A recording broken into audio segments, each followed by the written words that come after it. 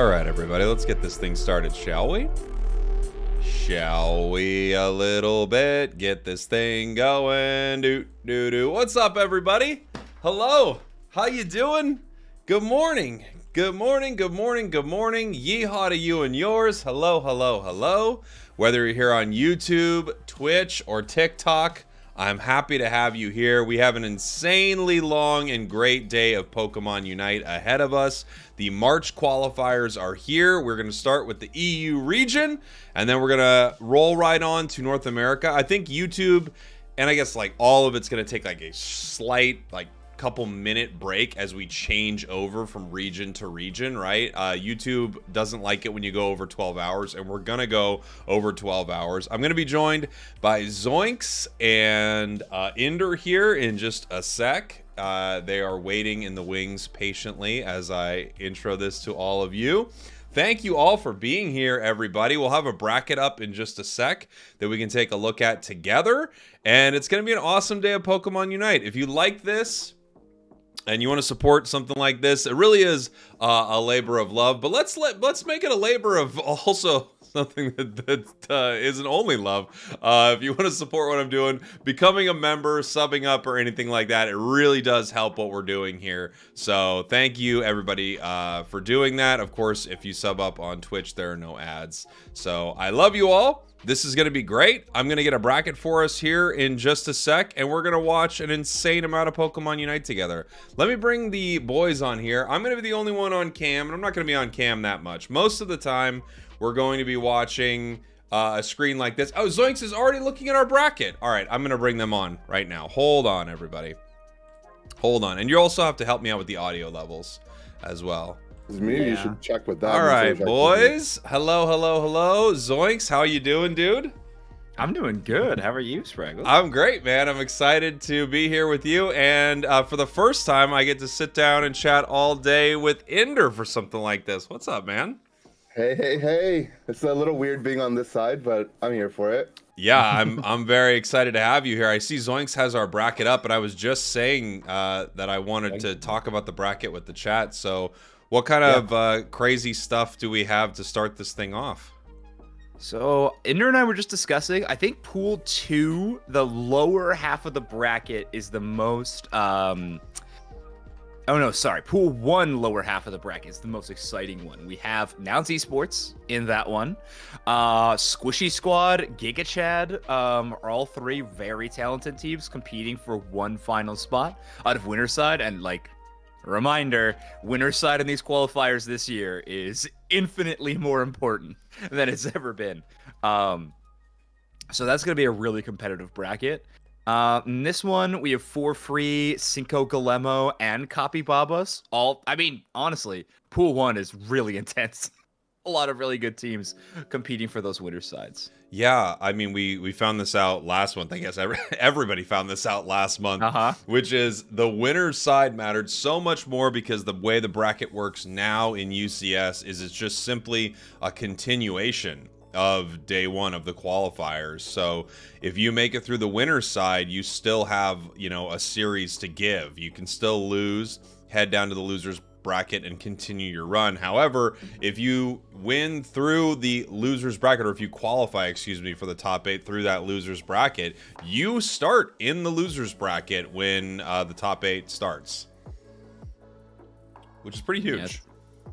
It's essentially just making the 2-day event truly a 2-day event, just separated by a week. It's a big change.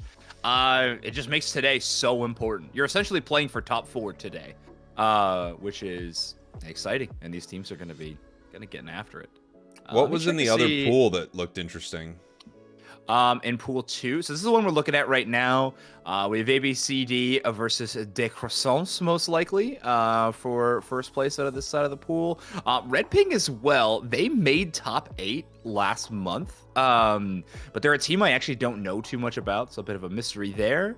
And then the final bracket, the top seeded teams are Yalla Bingo and Team Uwu. Yeah, I guess for me, and jump in whenever you would like, Ender. I guess for me, I'm wondering what we see from Yalla Bingo, because we really just saw a team kind of implode in the grand finals last month. A team of like stacked players too. Yeah, so stuff like that can happen in the grand finals, but I think they've had a full month to come back together. It's a brand new format, like with 2 bands now as well. I think that is reason enough to give like a mental reset, and I don't think anything that happened last month is going to have a bearing on it this month. Hopefully, I'd love to see them play their best. Yeah, we talked about this team a lot on our podcast. They made one roster change. Lunder, who is formerly on Illusion, will be playing for them. Will be playing attacker on this team, which obviously really opens up their evolution matchups, allows them to have just a rock solid Mew player every single game, which I think in this draft is really, really exciting. Because are you saying opens up their evolutions as if another player couldn't play an evolution? You saw the grand final. Anyway, is that something where you're like, could we get anyone who could play one of these evolutions, for God's sakes? Yeah. All I'm saying is the other side of this is I've heard very good things about this team from Screams. I've heard Yalla Bingo's been performing extremely well. They're great. They are a great team, and I totally agree with what Inder was saying. Like that last month, it is what it is. It happened. They had a tough run in the grand finals. Look, they made it all the way to the grand finals. They just had a tough go against a particular team, and sometimes a team just has your number. But it will be really interesting to see them, because I feel like the comeback is greater than the setback. So you want to see what happens once they kind of are able to collect themselves and, play again here in this situation. For Free, on the other hand, I mean, they must be riding high in a moment like this. And you have to wonder, is this that moment where they get a little too stressed about being maybe the top dog and they have to prove it again? Or is this just momentum carrying them through, Yeah, Ender, you've been one of those perennial winners. I think back to a moments in history in Unite where it looked like your team was incapable of losing. What is it like entering a tournament with like kind of having the crown on your head? Is it more stressful? How does that feel? I would like Zoinks, by the way, shoot me over that bracket link. Sure. I'm just gonna get that set up in the chat while you and Inder can chat a little bit about. That's the one pool. Let me here. Yeah, I don't know how else to deliver it. Oh, here, take this link instead. Take this link. So I'll have it up for the chat here in a sec, everybody, where you can just exclamation point bracket and you'll be able to get it here. Yes, the technology. We have the technology. We can make it happen, so there's no reason not to. The biggest concern about coming to a tournament, winning the previous one, it's less about the stress and it's more everyone has a target on your back. Like, you're the team to beat, which means that everyone's scouting out your scrims, which is something that is able to happen just with how Unite is set up. Right. Everyone's playing around a meta where like they're expecting to beat you. Like, okay, how are we gonna plan for free? Because if we're gonna have to beat them, if you're in their pool, if you're in the other pool for this tournament, it might not be it, but the main event for this is only a week away. So I'm sure everyone's prepared some kind of counter matchups. And now that there's 2 bans, my concern with some of these teams is players that don't have very deep Pokemon pools might start to get exposed if teams are ready to bring that to the table.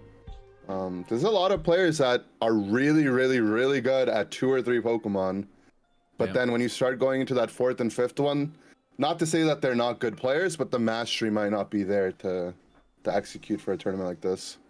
Yeah.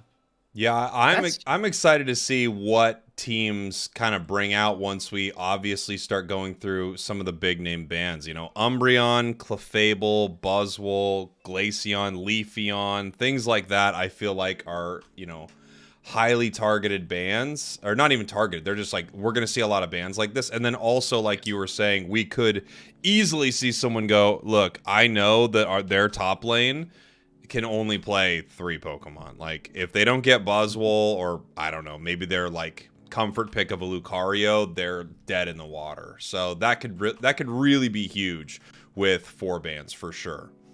That's actually one of my favorite aspects that a player in Alter Ego Kratos and I talked a lot about in the past is these players, especially the top teams, have been playing against each other for over 2 years now of gameplay. So the understanding of specific player skills and maybe lack of skills in some areas is extremely high at this point between these top level teams. So sometimes weird draft decisions, weird laning decisions happen, but like you gotta kind of color it in with the context of, well, this team really knows how to exploit blank, which is a really fun aspect that we've kind of gotten to now in Unite, with just like the community being around for so long, which I think is pretty cool. Yeah, it is awesome, right? I mean, you want I want the draft situation to feel, the more bans you have and the fact that they're no longer blind, you are able to start targeting players. And it you already feel like a lot of teams win or lose the game in draft, you know? But just with more bans and with them not being blind, you just have more and more opportunities for teams to actually start to outplay each other just before the match even starts, which is really exciting. Yeah, that's true. I'm interested to see what we see bans that we may not expect, or the Pokemon you start to see picked that we may not expect. You know, I was gonna say the bans we'll see after the game in the stat screen, because unfortunately with Spectate we won't be able to see them happen before the match starts. We can always check what they were after. I think we could guess, which is fun. That's true. That is true. You get to guess which 4 bands. I think they're going to be a lot of the same stuff, obviously. But, you know, we also could see what would happen if like both teams decided to like burn the entire support roster in bans, you know? Like what would a match look like if that happened? It would be very cool. Yeah, I think things like that are definitely possible to happen. I've heard of teams trying to choke out the defender pool as well. Now there's like a lot of defenders. There's like a big 3 or 4, you know, Umbreon, Tree, Crustle, and Blastoise. And then after that, it's like a bit of a fall off. And if a couple of those get banned, considering a lot of those Pokemon can flex into another role as well, we might see some really interesting picks. Yeah, lack of a top tier tank, I think, is huge in this game right now. That's a cool draft strategy. Yeah, I mean, what are we looking at for the top 2 defenders? Is it just going to be Tree and Umbreon, and then Blastoise is sort of that third pick? I feel like Crustle's ranked higher than Tree at this point in time. Crustle's up there. The thing about Blastoise and Tree is they flex into the top path just as well as defenders. So they kind of take priority in the draft for some teams. But other than those 4, there isn't really like another defender that's on that kind of level in this meta.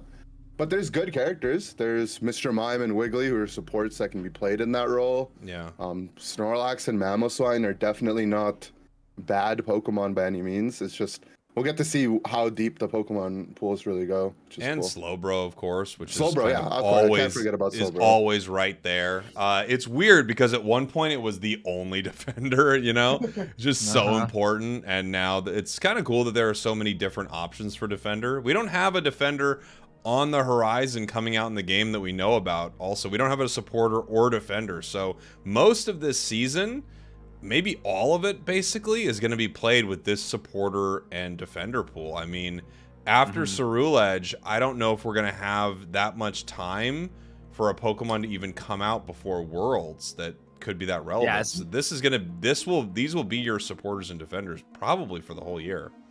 Isn't there a pretty big gap between like I think there's a pretty big gap between Failings and Ceruledge too. So yeah, I think that it would definitely put us at a range of having another one added.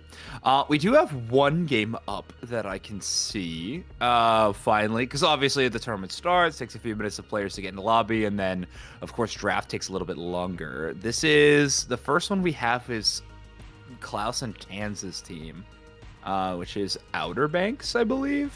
Where are they at?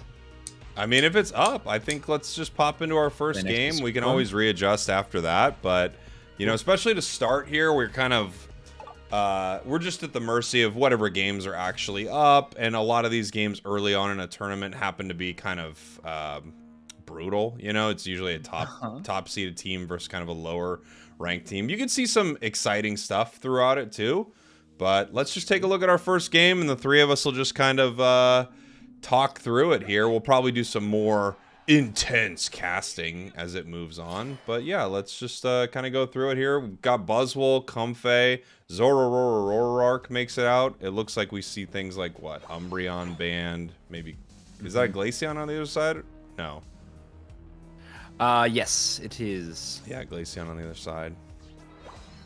Looking like we might have seen one of those defender strats that Ender was talking about, actually. Yeah, I do know when it comes to Snorlax, there just happens to be like a big comfort in that character for a lot of teams. So they might be relying on comfort, or, you know, considering Trevenant Buzzwole made it to the pool, Tree might have gotten banned here as well. Maybe even a Crustle. Oh, Crustle's there. That could have happened. Yeah. What are our team names, Zoinks? I'm gonna update that real quick here. So this is a weird one. It is Outer Banks is the purple side. Okay. The other team is XD Superclown Pepe. Okay. So do with that what you will, I guess. I guess that'll be XD Superclown. XD Superclown. So we got Outer Banks, our purple team, XD Superclown, our orange team right here. Man, I gotta tell you, gents, I really want some Glaceon nerfs. Please, please, please. Buzzwole's at the top of my list personally. But yeah, Glaceon second up for sure. At least Buzzwole, you have to aim the move. At least you have to aim it. It's not hard to hit, okay? I'm not saying it's the most skill-intensive thing in the world. It's insanely overpowered, but at least you have to slightly aim what you're doing. Sure. Yeah, well, that is true. I can't really argue that. Yeah, I mean, for me, as someone that plays a lot of defender and supporter, I can't stand Umbreon. Just every mean look combined with its Unite move. Like, I just don't get to play Buddy Barrier in my games if there's an Umbreon. That thing needs to go. Yeah, Umbreon is crazy. With 4 bans, it feels like Umbreon is gonna definitely lose, you know, a lot of value. Just the fact that you're probably not gonna see it much, you know? Obviously, it's so powerful that people are gonna prioritize banning it, but still. I love this Espeon build, by the way. I think it's pretty underrated just because every EV is broken right now, but I think Stored Power Psybeam is like a really legit attacker build. I agree. I think it's probably the most slept on Pokemon by a lot of people. And some teams value it just as high as some of the other characters, some of the other Pokemon. But yeah, it's got everything you could ask for. Yeah, it's got sure hits. Psybeam is stuns and hits multiple enemies. It's great for secure. It's so strong. It's really good. I mean, I can't believe I'm singing the praises of an evolution, but when the rest of them are all so dumb, how dare you? I guess it's fine. Yeah. Ooh, that's a fun idea too. Who's at the top of your list for slept on competitive Pokemon, Ender? Okay, so we already talked about Espeon. So I guess we can skip Espeon for that. Okay. Let's see. I think it's kind of weird to say, but I feel like Mew is not on anyone's radar. But but Mew as a Pokemon is fine. It still does everything that Mew does. It's got all the disruptiveness. It has utility. It's a good laner. So I want to see some Mew. I think Mew is one of the most exciting Pokemon to watch, and there's a handful of really good Mew players in EU as well. That's true. Do you think we see any reality where people start bringing out some of the auto attackers just because we have so many bans? Like, teams might try bringing it out. I know they don't have a Slick Spoon, and they've just been outclassed for a long time now, but does anyone just go, you know, with all these bans and with people targeting things, I'm playing Greninja now. I'm just bringing it back. Yeah. I think Greninja is... we could see some Greninja today. Dragapult, even though it got nerfed, is not a bad Pokemon by any means. Honestly, I think these Pokemon can all work. It just requires the right supporter behind it, so you usually need something like a Blissey to enable them, and the players have to be willing to play it. I think there's a meta where we could see Dragapult and Greninja definitely being splashed in. Very cool. Something that we were definitely sleeping on, like, in the West, and I still think is totally fine, like, the nerf doesn't seem that impactful, is Dragonite. I think Dragonite's actually... I was sleeping on it, too. I kind of just wrote it off a little bit, just because you didn't see it much, and it felt like maybe it was getting outclassed, but it's still crazy powerful. Its auto attacks are insane. It's really easy to put out a ton of damage, and then it's also got a great secure. I wonder if we could see some Dragonite. Even with its nerf. Yeah, that'd be a big one. I think Delphox is the one that I think I'm always shocked I don't see more of. I feel like it just straight up wins some bot lane matchups, like, so extremely hard. I think it rocks, like, this defender meta that we're kind of finding ourselves in these last few months. I'm surprised we don't see so much more of that Pokemon. That's interesting because I think it's bad in the bad in the lane matchup. I think it's bad. It's like sure. It takes a long it takes a long time to get online. However, with the new fire spin buffs, I think you're right. I think we could see it, and it's even more annoying now. So it's like a great support attacker. I'll tell you one that we've got to see, and people are foolish if they don't use it, is Volt Tackle Pikachu. I think it's really good right now. Yeah. I feel like the lane matchup's bad, but you can give it blue buff these days. You know what I mean? Like off the initial clear. Like kids these days giving it blue buffs. Come on. Yeah, exactly. That's what I'm saying. Yeah, no, you're probably right. You're probably right. Yeah, what are the days where Leafeon just like walks in, does a little tap dance, and their jungle's already at lane getting 2 KOs? So I think it's time. Yeah. My issue with Delphox, and it's a little bit less the case after the Fire Spin buffs, but in a lot of ways it feels like a slightly worse version of Gardevoir. Like, they both can do anti-healing now with Cursed Incense. Gardevoir's Unite move is almost the same cooldown. That used to be Delphox's big thing. But Gardevoir comes online at level 5, whereas Delphox needs at level 6 for their first big burst move. And I mean, Fire Spin's great lockdown, but so is Moonblast. And playing into Moonblast for some all-rounder and speedster matchups can be really, really aggravating. Right. Yeah, that's true. But I do think it comes down to a matchup territory there. Like, if you're playing into Assassins, Gardevoir has some, like, toolkit, really good into Brawlers, but, like, Delphox, like, into Blastoise Trevenant, I feel pretty good about that. Yeah, no, I think the AoE definitely makes a difference there. One thing I wanted to point out about this game, we were watching the Zoroark Comfey really dominate, and Klaus is, world level Zoroark player. But I really like that the Comfey was detaching when the Icicle Spears were targeted on Zoroark. This Comfey goes invincible during their detachment phase, and they can actually soak up those Icicle Spears, basically nullifying some of that damage. So it is a bit of a soft counter, or it's a fun matchup that Comfey players get to do, and it's good to see even in the first round matchup that they're taking it seriously. Everyone's trying their best here, and I love to see support players introduce their techs into the game too. Yeah, it is a really cool play. I think smart play right here by our orange side. They really have no shot right now. It's just rip or, it's over. And obviously it's over. Like, level-wise, it's a really tough matchup. 361-0 right now. That is a really cool play. The invincibility frames on the kind of like right when you bounce off, you jump right into the spears there. And we did see it multiple times, which is pretty sweet. I wonder if they're going to continue running, Zoroark into some of the more difficult teams to face, because I feel like a lot of teams, at least last month, a lot of teams were staying away from sort of the higher skill expression Pokemon, and they were spending a lot more time with the easier stuff.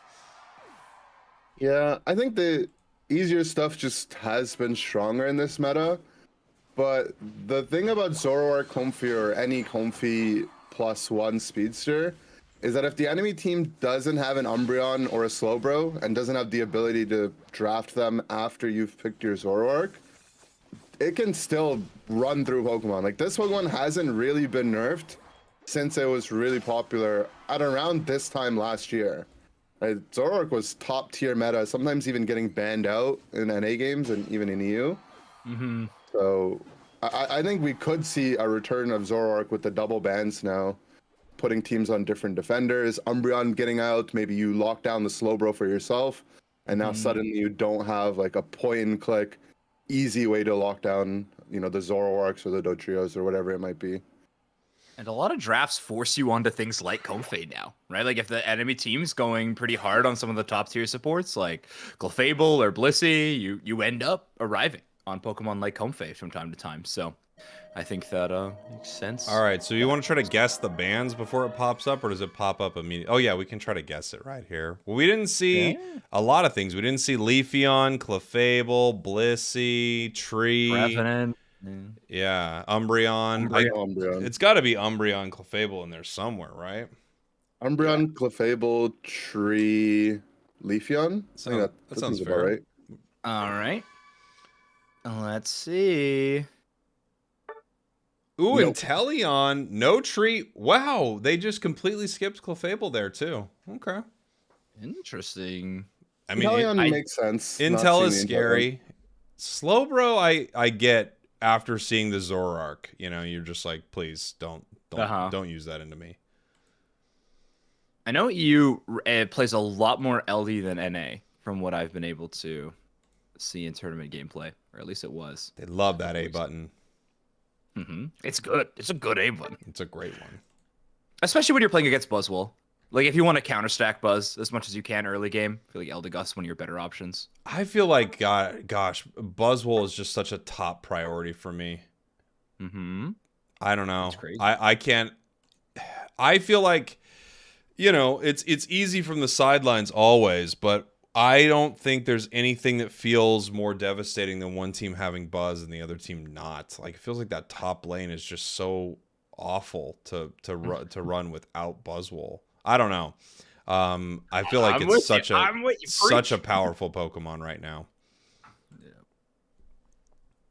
The support matchup can help swing ways for the Buzzwole lane, but yeah, I mean, Buzzwole, even just in the end game, it has too much control.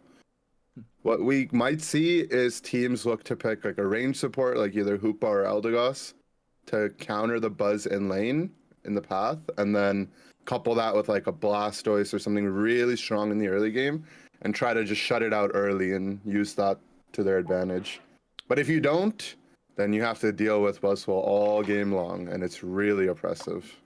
Coming from the chat right now, Mr. Silverwhite says, Glaceon ain't too good, in my opinion. Mr. Silverwhite, I don't know what to tell you, buddy. I think this thing is insane.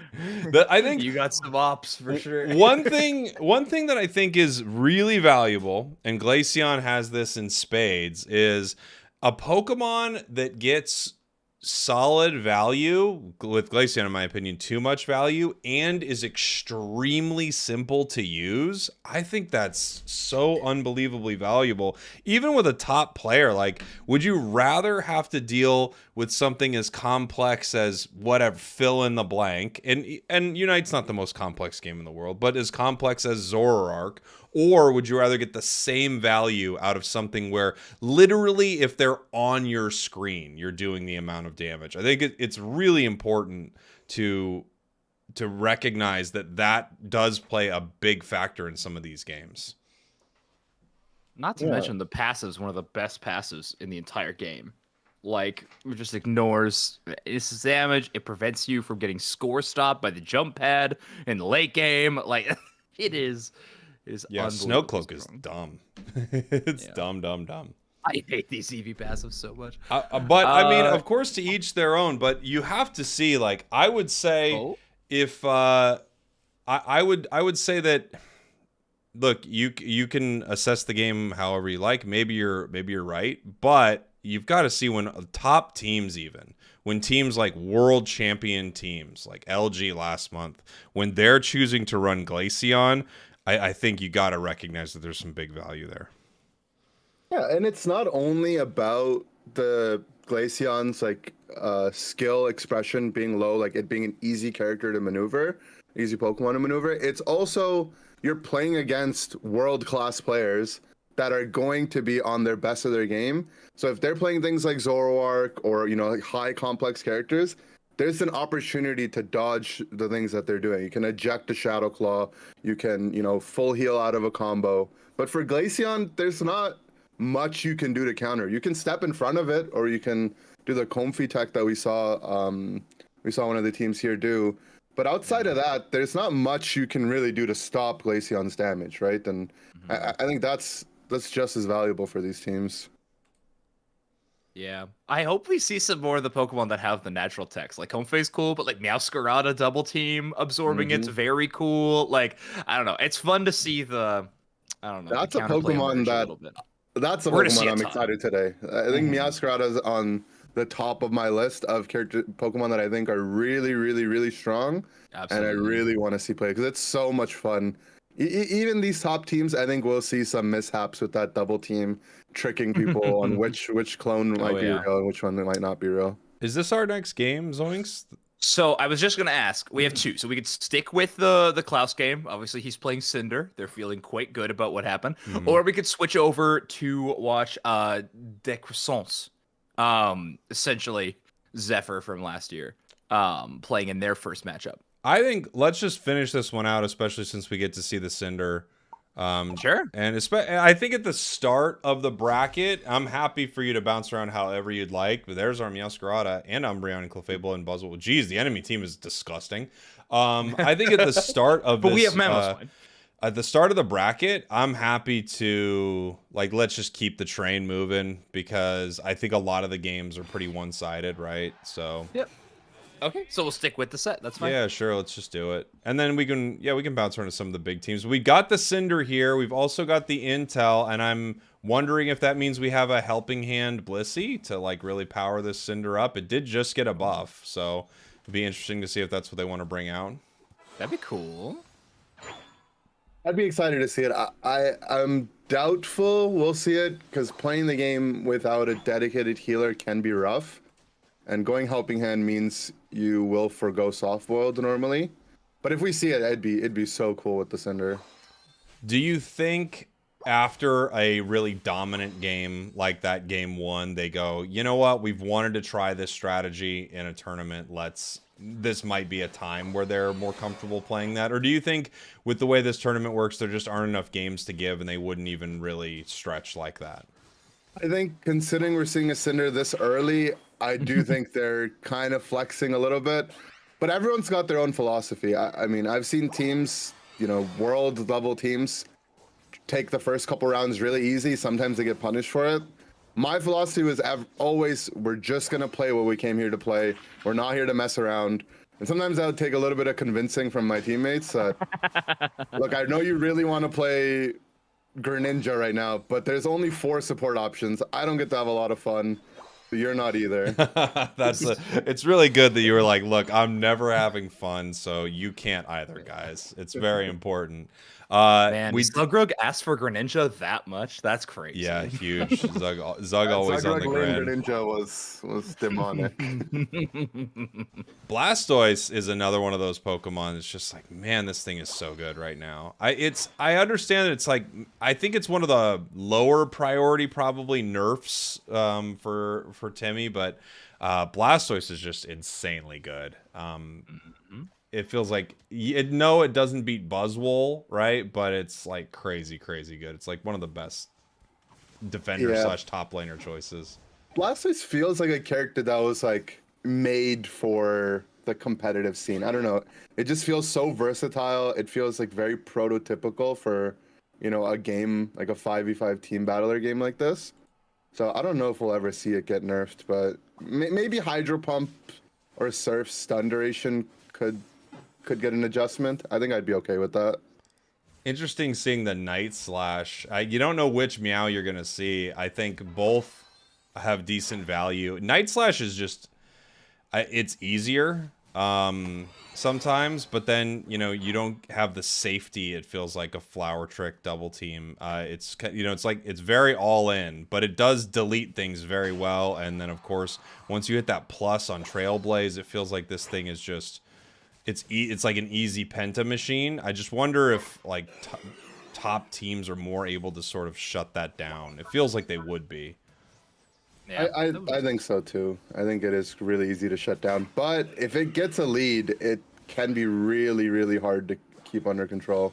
Yeah, and just like right there, you just saw it, like beautiful play right there. We didn't get the nice eject on that Unite to finish off the Inteleon, but as soon as they got the KO, they got another Trailblaze, bounced to the next target, jumped in with a Unite move. A little combo like that, another KO pops from the Unite, you know, you hop back in with Trailblaze. It's pretty easy to start wiping entire teams. It's also why it's so dang good in uncoordinated play right now, because it just is an absolute beast. That's so strong. I think one of the things I'm excited for with this team in particular, the Outer Banks squad, is that we're just seeing Kid Tans on Inteleon. Like, obviously, Tans is an exceptionally strong player. We saw them ban out Intel in game 1, which I think sometimes can be a sign of attacker players just relying on other picks instead of the Inteleon. It's good to know they have it in the tank, essentially. Like, you know, they might be dominating this game. However, this game looking a little trickier for them. But it is it's just good to know that the pool is there for Tans. And Tan's in a little bit of trouble right there, having to use a Unite move to get away from Meowscarada. Meowscarada actually does end up taking it down, bounces back up. Gonna have to deal with this Regieleki. It looks like they're just gonna try to push onto this goal, though. Buzzwole pushing it back. Huge Blastoise Unite catches 4 as we have the Meowscarada jump in, saved by the Bliss assistance right there, so Cinder's just fine. They're gonna continue this push onto this goal zone. A lot of damage. Looks like this Reggie is probably going in. We don't have anyone else from our orange team coming up here. What is it? XD Superclowns are going to lose that top goal. And now they're all just talking about it. The amount of math that's happening. I know. You just saw Unite math right there. And they're like, wait. I'm going to stack. I'm going to get my Unite back right now. It's about 10% of your gauge every time you score any amount of points. So Blastoise could have its Unite back in like 1 second, and it does. It does. It has. It does. It has its Unite back. It's crazy. Poor Blissey though, being sent to the bottom lane, and Klaus being like, "Hey, I need the XP. I'm already level 12, but get out of here. I need that." Oh, Central players. Oh, I love Mamoswine so much. I know this Pokemon is not top tier or anything like that, but just I really do think if you need to pave the way into a team fight, there is no better defender than a Mamo. I love this thing. Nice Umbreon Unite to take that entire Blastoise shield. I mean, this is already going to be a pretty miserable fight here for the Clowns, but it was a great call on their part. There isn't a lot they can do here. Obviously, again, that Blastoise was just ready to go with another Unite move. And the math is happening once again. I love it so much. Wait. There's the full-on stun. Did they completely screw up that math? Am I right? I don't know. I mean, I guess it doesn't really matter that much, but I think they just missed it. I think they did. Yeah. He stun locked for that long. Everyone on Twitch is saying bad math moment. So yeah, okay, they screwed it up. That's what I thought. But what does TikTok think? Shout out to my TikTok chat. TikTok doesn't like you, and they're my favorite. How dare they? It doesn't matter if you like them; they don't love you. It should matter. We got Meow in a lot of trouble right here. Level 14 Cinder. Yeah. Ender, who's your favorite chat? That's a controversial thing to bring up for sure. That's true.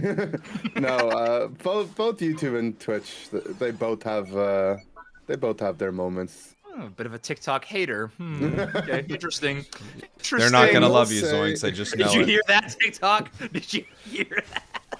What I love about YouTube chat is whenever people start talking about Cinder, it gets highlighted for me because it has Ender in it. And YouTube doesn't know to differentiate between Cinder and Ender. So I just feel like everyone's talking to me, which is awesome. That is very fun. And maybe they are really. Maybe it's just a sneaky way to talk to you right here. Tan's in a little bit of trouble. Giving up a nice big KO right there. We still have a Ray fight. What is it that Kello says when there's a Ray, there's a way? Is that a Kellosaurus thing? I feel like I've heard her say it. Sure. So we'll see what happens here in about 15 seconds. They're not as far behind as they were last game. The levels are more in line, even though, I mean, the entire side here of our purple team, I'm already forgetting all of these names. Outer Banks is, a lot more stacked, but we've got, level 14, level 13. on our side here of the clowns, so we'll see if they can get a good fight. One nice catch, and they could be in a good spot. It's going to be hard, though, with that Bliss Assistance to catch Cinder or Inteleon. I think everything's going to rely on this Meowscarada, and I want to see how they look to position here. Because their Unite move is really what can wipe down this team. Over the back cap, actually, at the time being. Oh, no, they're roping around. Let's see. Oh, yeah. They got caught out, unfortunate. Bummer. Oh, but Buzzwole does get an angle. Kale's before the Bliss Unite move. That's huge. Klaus in danger, but they got eject still. They're probably okay. Clefable and Wish Umbreon healing is a whole lot of healing. This Buzzwole is living way longer than I would expect. Yeah, Clefable now being targeted down. Cinder's able to pick that one up, jumping on in on the Umbreon. Espeon with that Unite move top against against Blastoise. I guess it just had to use it to survive. I didn't really get to see the entire fight right there. It felt like an unfortunate Unite. Meowscarada coming back in, but it's just looks like too little too late. They're setting this Ray up. Meow looking to jump, but it's just getting completely zoned right there. Nice stuff. GG's. Very good stuff from Outer Banks. Once again, I almost said once again, Outer Banks. I'm talking like Bane already. Oh, I pictured you with a monocle when you were doing that. Once again. Take back your championship series, Outer Banks. Let's go. Good stuff. Cinder being Cinder. What do we got coming up here? This is Gigachad's potentially their maybe their first game. And then I think the second game for the Beijing Ballers, which is Vizid's team. Yeah, whatever you like. Let's pop into it. We just saw a Cinder. Maybe we'll hop into one without a Cinder. Cinderace is taking over, apparently. The wave of Cinderace. Okay. Yeah, let's look at the Beijing Ballers. He's got 5 people. So, it's right. Starzerg's playing this time. Okay. So on your left side, it will be the Beijing Ballers. Mm-hmm. And on the right-hand side will be... Let me find them. Coming from the chat, Kid Tans is probably the best Inteleon I've ever seen. I feel like there are a few top Inteleons out there. Tans is a great one, for sure. There's Tans, there's Toon, there's Tano. Basically anything with a T. That's true. It'll It's the get one it. prereq. Flareon's, I think, is one of the up-and-coming intels that I'm always just like, wowed. And then Roland. I play with Flareon sometimes. They're terrible. All right. No, he's great. Demon. You should see Inteleon's Hoopa. Inteleon's Hoopa is one of the only Hoopas I feel like they can like hold a candle to like people like Ender and stuff. Like Inteleon's Hoopa's insane. Or sorry, Flareon's Hoopa. Flareon's He's Hoopa. Inteleon's now. Okay, sure. Once they This is finally add Beijing Flareons- Ballers versus Pizza and Wurstel, by the way. Okay, so it's Ballers vs. Pizza is what I got. Sure. Yeah. Do we know if this is game 1 or 2? It is game 2. Beijing Ballers are up 1. Okay. Oh, chat says we forgot about Muck. Doesn't have a T in his name. Doesn't count. Yeah. Oh, true. Sorry. Well, Dat Boy, if we include the Dat Boy, it would include a T. Dang it, you're right. All right, Muck's in there. No. Muck's made it back in there in the Inteleon conversation. Hey, and there's our Dragonite. Starzerg likes it. Man. We got a Leafeon in there, Meowscarada. This is a cool change up for... So Starzerg has been like a coach in EU for the last couple of years. So seeing them play... I know they were particularly pretty excited to like give playing a shot this year. I think it's going to be kind of fun to watch this player throughout the season. It'll be a good time. What, it's actually another slept on Pokemon in somehow another evolution slept on. It is this it's both Sylveons, but definitely Mystical Fire, man. You see it on some squads, and it really is just so unbelievably annoying to deal with. Yeah. So I'm kind of surprised they're playing it into this comp though, right? Like Umbreon and Crustle. Well, I mean the rest of the comp, I guess Mystical Fire looks a little better, but just Only one special attacker to make use of Mystical Fire's special attack reduction. But I think the mobility really helps in a matchup like this. And just having something to hop over the rock tombs, I mean, that alone can warrant sometimes just going Mystical Fire. Even though we just saw him get stuck right there. Ooh! Oh! It was such a close move beam. Off a seed! No! What was... Sorry. What was that? Just waiting on the... Was he basing? I didn't see. I don't know.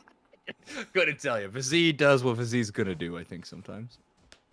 All right, we got the train coming. We got the Curse Horn Leech right there. I think it's you love to see it, especially now that Curse got that nice buff. I wonder if we're going to see some Pain Split today. I wouldn't be surprised. We already had teams running it before it got, you know, like rebuffed. It's weird. It was buffed, and then they kind of nerfed it almost right away, and now it's buffed again. So yeah, it's genuinely really strong. I've been playing a lot of Tree. I enjoy Pain Split quite a bit.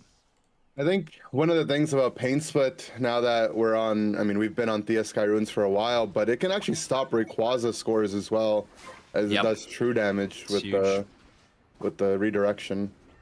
Oh yeah, yeah, it's massive. Pretty huge. One of the 3 Pokemon that have true damage instances, right? Well, I guess others Urshifu have and... true damage, but it doesn't. Some of it doesn't go through shields, right? Like So Urshifu has the ability to go through shields with Inner Focus. Yeah. So it pierces. It doesn't actually do true damage. But yeah, it will stop the Rayquaza thing. And then T-Tar and Tree are the 3 that can stop it. Absol is the other character that has true damage. But if your Absol has their true damage at Rayquaza, something's gone wrong. Because you're only level 4 or whatever. Yeah.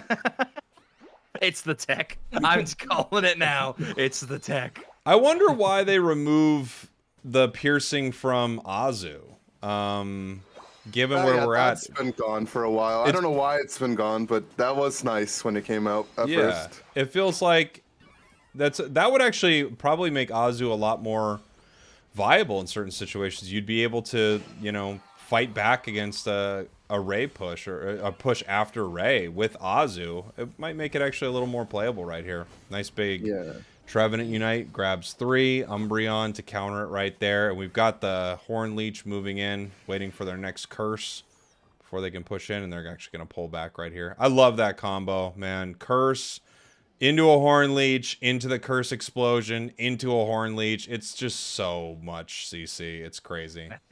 Yeah, it's solid. Talking about stopping Rayquaza scores, though, a Pokemon we haven't mentioned a lot is Mimikyu. Both Mimikyu and Slowbro, their Unite moves have this bound feature, essentially, that can go through Unstoppable and stop those scores. So Mimikyu's not high on my radar, but I'm curious what you guys think about the Pokemon. I think it's awesome. It feels like in coordinated play, it does struggle, but especially in uncoordinated play, like Shadow Sneak, Shadow Claw, even play rough. Yeah. But Shadow Sneak, Shadow Claw is just so incredibly mean.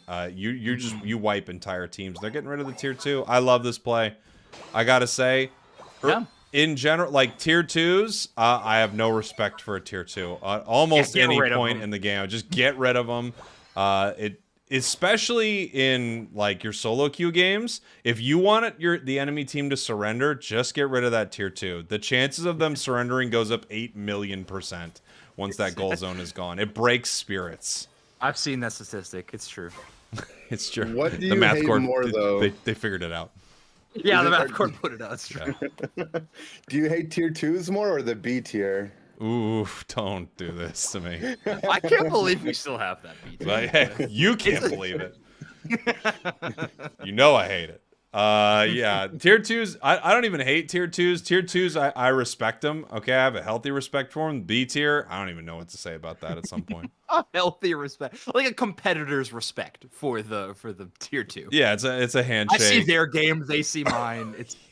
We both know what the other one's up to, and we understand it. Okay, we might not agree all the time, but we understand it. If I see tier 2 at a party, they're like side-eyeing me a little bit. They know what I'm capable of. Yeah, of course. Extremely close game, though. I mean, Beijing Ballers pushed to the limit, 216, 241. They don't even have the lead, however. Uraeus able to cross through. Oh, I love it. Well, a bit of a fumble on the 1 yard line, but other than that, pretty sick engage from Meow. Yeah. Oh, I mean, this is the thing Meow can do. If it were able to pick up any of these KOs, it just keeps it going right there, you know?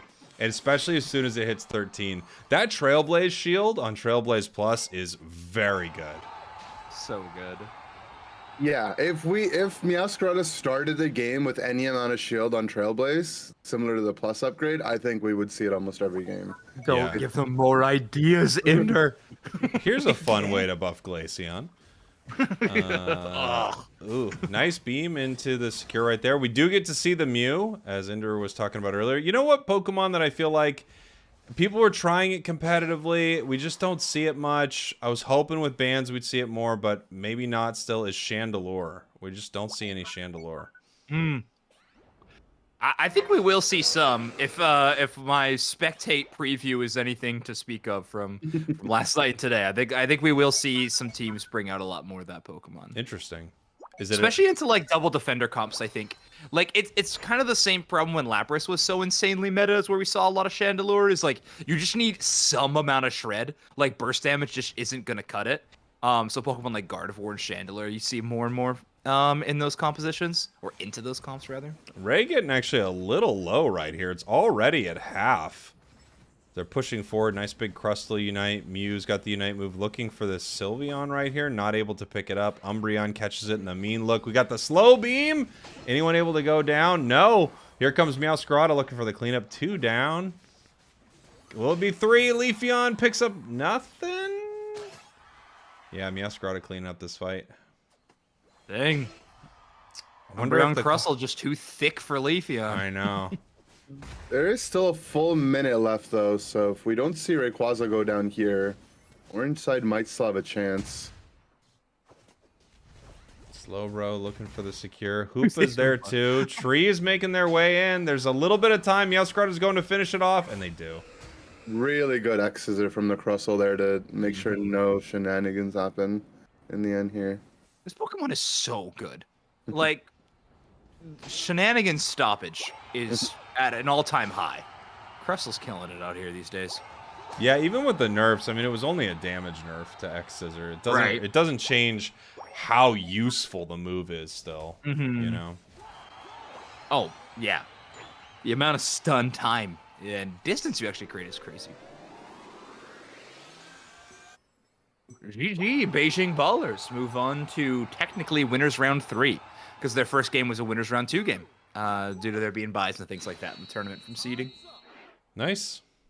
That was we a got close to see game. a lot of our picks there. We saw Dragonite, we saw Mew, Meowscarada. Yeah. That game is any telling. I think we'll see a lot of really fun Pokemon today. So what did we get to see for me, banned out here? I wasn't paying enough attention. I assume Buzz got banned out, right? So Buzz and Teleon, Yeah. Blastoise, Yeah, and Glaceon. Glaceon. Yep. Yeah. That makes sense. Pretty standard. Yep. And no Clefable. I guess into Glaceon, Clefable isn't like, if there's no Glaceon, Clefable isn't as necessary. And Buzzwole, right? Those 2 picks being gone allows you to get a little bit more creative in the support pool. Okay. So that is, what do I have up? That is a Decroissance and Yalla Bingo's games. I'm assuming this is game 1 of Yalla Bingo that I could jump into. Yeah, we could watch Yalla Bingo. Okay, let's do it. So this is Yalla Bingo versus Goldenrod Press. And they are currently at 0-0. Okay. Ooh, Potato Metagross. Metagross Another is... Pokemon we haven't talked about. Yeah, Metagross is good, dude. It's so good. I'm so excited to see this Pokemon. And I think it's like also very different from the other type of Pokemon we've gotten lately. Like it really is a late game, you know, tanky all-rounder that needs to scale and get its levels towards the late game. Almost like that Tyranitar or a pseudo-legendary type of Pokemon. Zoinks, the chat, by the way, says, Zoinks, please show damage. You wanted to see damage from that? I guess that game was a little closer. My bad, Chad. No wonder the chat doesn't like Zoinks. Gosh, come on. Shout out to my TikTok chat. What's up? Zoinks shut damage. He's like, really? You actually want to see that? Okay. Oh if I have to. Potato looking for that first really cool stack. website called Unite API. Yeah, API that last game, everybody. All right, here we go. Nice defense right there. Even with the Espeon coming up, they shut that down completely. I like being in my villain era. Also, does Sparkle Spray still sparkle while Sobble's invisible? Ooh, good That question. would be really... Because it does really bad. on my POV. Ah, I that's a really good wonder question. if it does, because it did when I was watching him in the rollout, but I don't know if it does for the enemy team or not. I really hope not. It's be so funny. It still gives you the extra stats.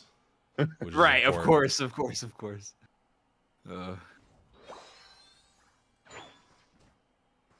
What do we think about the Metagross versus Lucario matchup? It's just kind of a wash. Like, I don't think either side theoretically like hard wins it. Yeah, I think if they're both left to themselves, it might just end up being a skill matchup. But we did see both sides add some additional support. Like the Hoopa got the red buff and walked into the top path, but then the Espeon came out of the jungle a little bit early. Pika. So yeah. Thunder Pika. Not Volt Tackle though. Yeah. Looks like they're going. To be fair, the enemy team doesn't have a lot you want to Volt Tackle, right? I mean, Sure. they don't have it. Nothing's coming in. Except for a meta, I guess. More Night Slash. It's easier. It's not bad. It's not bad either. And it is easy. Like sometimes like you could just easily rip something like just right there, you know? You just get massive KOs. It's not bad. Sometimes I think people think I'm like dismissing it as bad when I say it's easy or something, but I do think there's really is a lot of value. It's like, can I just get in and do something big without like making the most taxing play possible? Yeah. That's true. And it's just good. It's not even that it's just easy. The build is actually really strong, right? Which Yes. is a big part of it. It's true. But is Flower Trick stronger? That's the question. I think different situations call for different movesets. I don't hate the Night Slash this game. It has the potential to really just find a flank onto the Espeon or Inteleon and maybe a 1 or 2 crits, another reset, and it could be the game in the end game even. Ooh, true. E-Speed Lucario though, which is always fun to see. Heck yeah. Oh, I miss it so much. Thank you. Thank you, KPX TV. I do not love E-Speed Lucario. I'll never love It's pretty easy, right? That's why. Yeah, Season it's too 1 easy. having to play into Overlord and OG E-Speed all day. I don't miss it at all. I still have nightmares. Welcome to retirement, my good friend. Nice on this side. Yeah. I'm just a pup believer. I just, I've just always been a fan. I just like Well, how it's it powers easy. up. It is easy. Give me that power up punch. Get out of here. 1 punch. I'm not gonna do 5. Oh, it's so sick. I love Metagross. Beautiful Unite move right there. They're gonna push on this goal easy. 3 down. Meow's in trouble. Nice snipe shot. Picking it up right there with the gyro ball. Huge. Points raining in. Didn't want to charge the Unite. Just wanted to score him real quick and try to get out of there. Get out of there. Hey, get out of there. Magnet Rise. No, I actually did see a decent amount of Zen Headbutt games in a tournament the other day, and I was rather shocked. I don't think we'll see that again. I think Really? I think Zen Headbutt is totally valid if you're going Meteor Mash, that is. It's not that difficult to land it on a speedster, and once it connects onto the speedster, regardless of what they do, you'll follow them. So if you hit it on a Zoroark that's feint attacking, or you just have to hit it in between their dashes, which is a lot easier said than done. But if it Right. lands, you're following them through wherever they're going and knocking them up. So it can work for sure. All right. I'll believe you. Yeah, I think it definitely could. For me, I always just look at the move. I feel like it's too much of a liability because at least with Meteor Mash, you can even have that moment where you're like, I'm heading in. Whoa, no, I'm not. Or you can, maneuver around a fight really, really well. Did I say Meteor Mash? I meant Magnet Rise. Magnet Rise is also easier, so. Yeah, and guys, Spragels loves I easier. love easy, okay? I love you too, why? Oh boy, Crustal Unite. It's too far away. Yeah, you see a lot of secures from Crustal Unite these days. That move is pretty crazy. Crustal Unite is absolutely insane. It's been insane for a while, but A Rebel Rouser. I guess they said it's 4 minutes on the clock. I got nothing else I can do with that Unite move. I like Internal's choice to go Cotton Spore on Eldegoss here. Something I feel like a lot of support players aren't. Well, nowadays they are willing to go into it, but it's just there's two divers on the other team, Meowscarada and Lucario. You can knock them out of Hoopa portals and prevent people from going back. So I think it's a really good pickup. Yeah. Yeah, this Metagross, man, I really think teams are undervaluing it. I wonder if we're going to see more of it. It's just like things take time, obviously. It takes time for teams to be able to really figure out what's going on with it. I remember seeing TTV running it a little bit in February, right? Ender, you guys were running it a bit? That was actually my draft plan, and I can talk about this now that I'm not playing anymore, but the idea was that if we can get Buzzwole banned out, and maybe if we have the Blastoise on our side, two of the really more annoying things for Metagross, in the late game, there isn't much stopping it, at least from the meta that people normally pick. You put like a Blissey, even Eldegoss behind it, and it's pretty much unkillable at level 14. I love it. I think it's I love really the strong. Blissey synergy. That was my favorite part. That was when so played that in pretty. draft. I thought it was really, really well executed from y'all. But I see your point about the LD being really strong for it as well. I really do think that Blissey Metagross is kind of a match made in heaven. It's just one of those synergies that just makes sense in Unite, which is cool.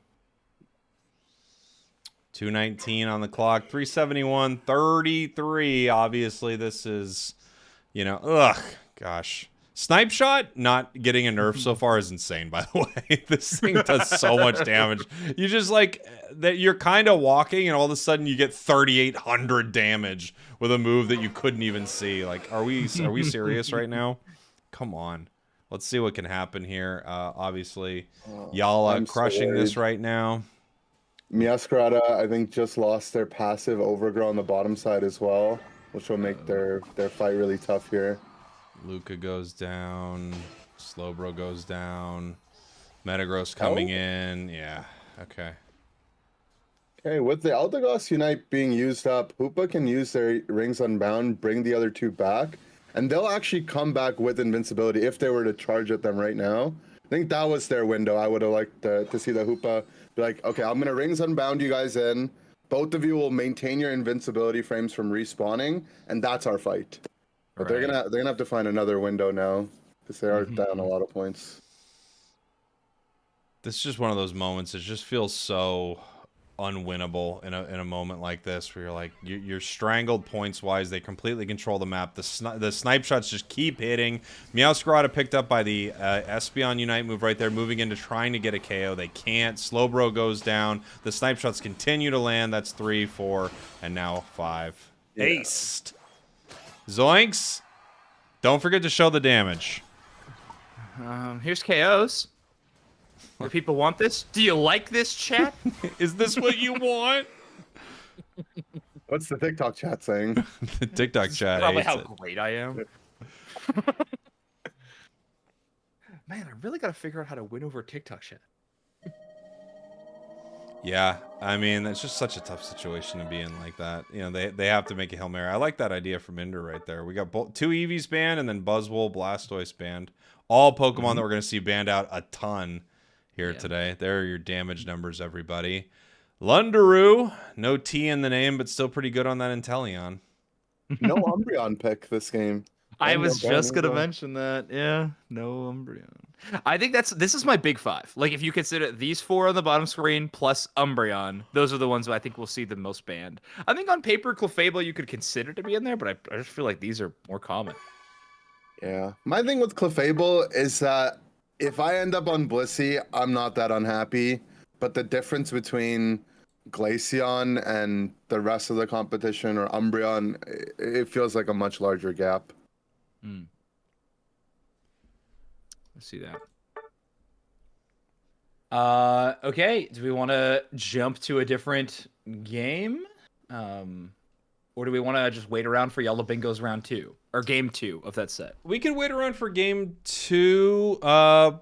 How's our bracket looking? When do we have what are we looking at for some other teams like Nouns and stuff like that? I'm curious when they go we're up. starting to get into those games now. They will be arriving pretty quick here. Let me look at my friends list. Like they're on a team, Squishy Squad's in match, For Free's on a team. Like so Nouns just started their game. We can wait around for Nouns game if you'd like. Either way, I was just curious when we were going to see some of those teams as well. I know at the start of the bracket here, a lot of those teams have buys. It takes a little while to get into those games right there. We could watch round 2 of Yalla. Here we go. Did you like that TikTok chat? It's me, Yalla Bingo. Yalla Bingo. Let's see. Ooh, we got the top Leafy path on. tree. We got the Leafy on. I was playing Top Path Tree. Actually, I played Top Path Tree with Ender when we did the little whatever it was. What was that tournament called? I don't know. Twitch Rivals. We did Twitch Rivals, and I was playing Top Path, and I was playing a lot of tanky things up there. And I liked Tree up there. This was before the buffs, so see, it was an even worse decision for me. So we're gonna see Hoopa going for an invade here. I want to see if this goes successfully or not. Let's see. It isn't the Leafeon. Stun. Oh, just a little off the mark. Now Hoopa's in danger. It's actually a pretty good Pokemon to invade because you know exactly the timing to a T of what Leafeon's gonna do right there. That's true. Yeah, you arrive right as the red buff's almost KO'd. That makes sense. It's kind of perfect. I like the attempt right there. Yeah, it's a good try, and I mean getting that red buff will change the entire pace of the early game, but failing to get it has the opposite effect. Of course, Leafeon allows shenanigans like this. We're gonna give blue buff over to the Inteleon.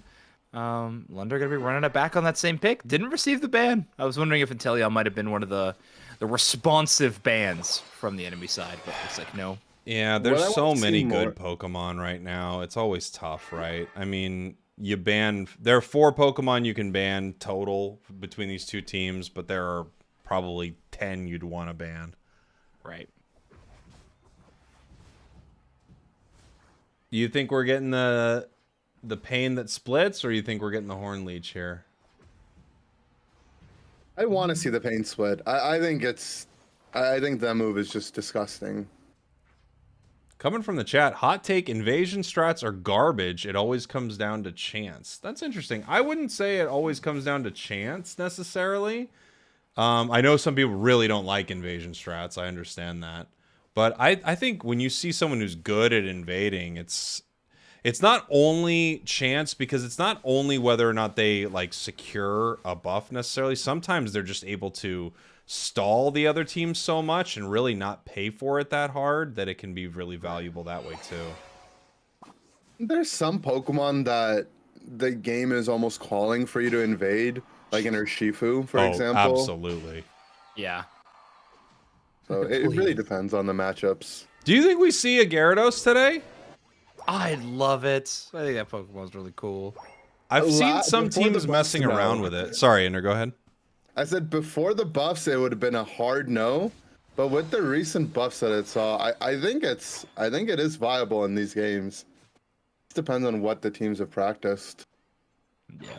Yeah. I guess the question is like in tournament play, is it strong enough? I feel like it's a viable option in ranked and stuff nowadays, but Coming from You the know- chat, we have a super chat. Thank you so much from Michael Jordan. Oh, he's in here once again. Michael Jordan. Get back to gambling, you silly goose. He says, will we see Greninja or will it get a buff? I think we could see Greninja. We were talking about it earlier. It also is a Pokemon that could get some quality of life buffs because I feel like it's been power crept a bit. But I'd love to hear your boys' takes. Greninja's, I feel like a character, and I hate saying this, but I feel like it just should always be. It should have a time. It should have its time. It's such an iconic Pokemon. It's so cool. It's one of the early designs, and I think it could definitely use, like you said, some quality of life buffs.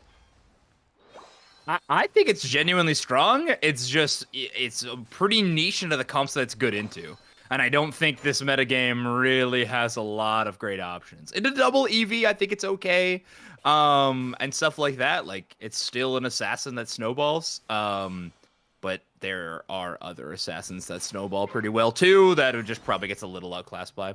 But hey, at the very least, we get Pain Split. There we go. Zoinks, we got from TikTok, MV3 says, can I get a shout out? I think they're talking to you, buddy.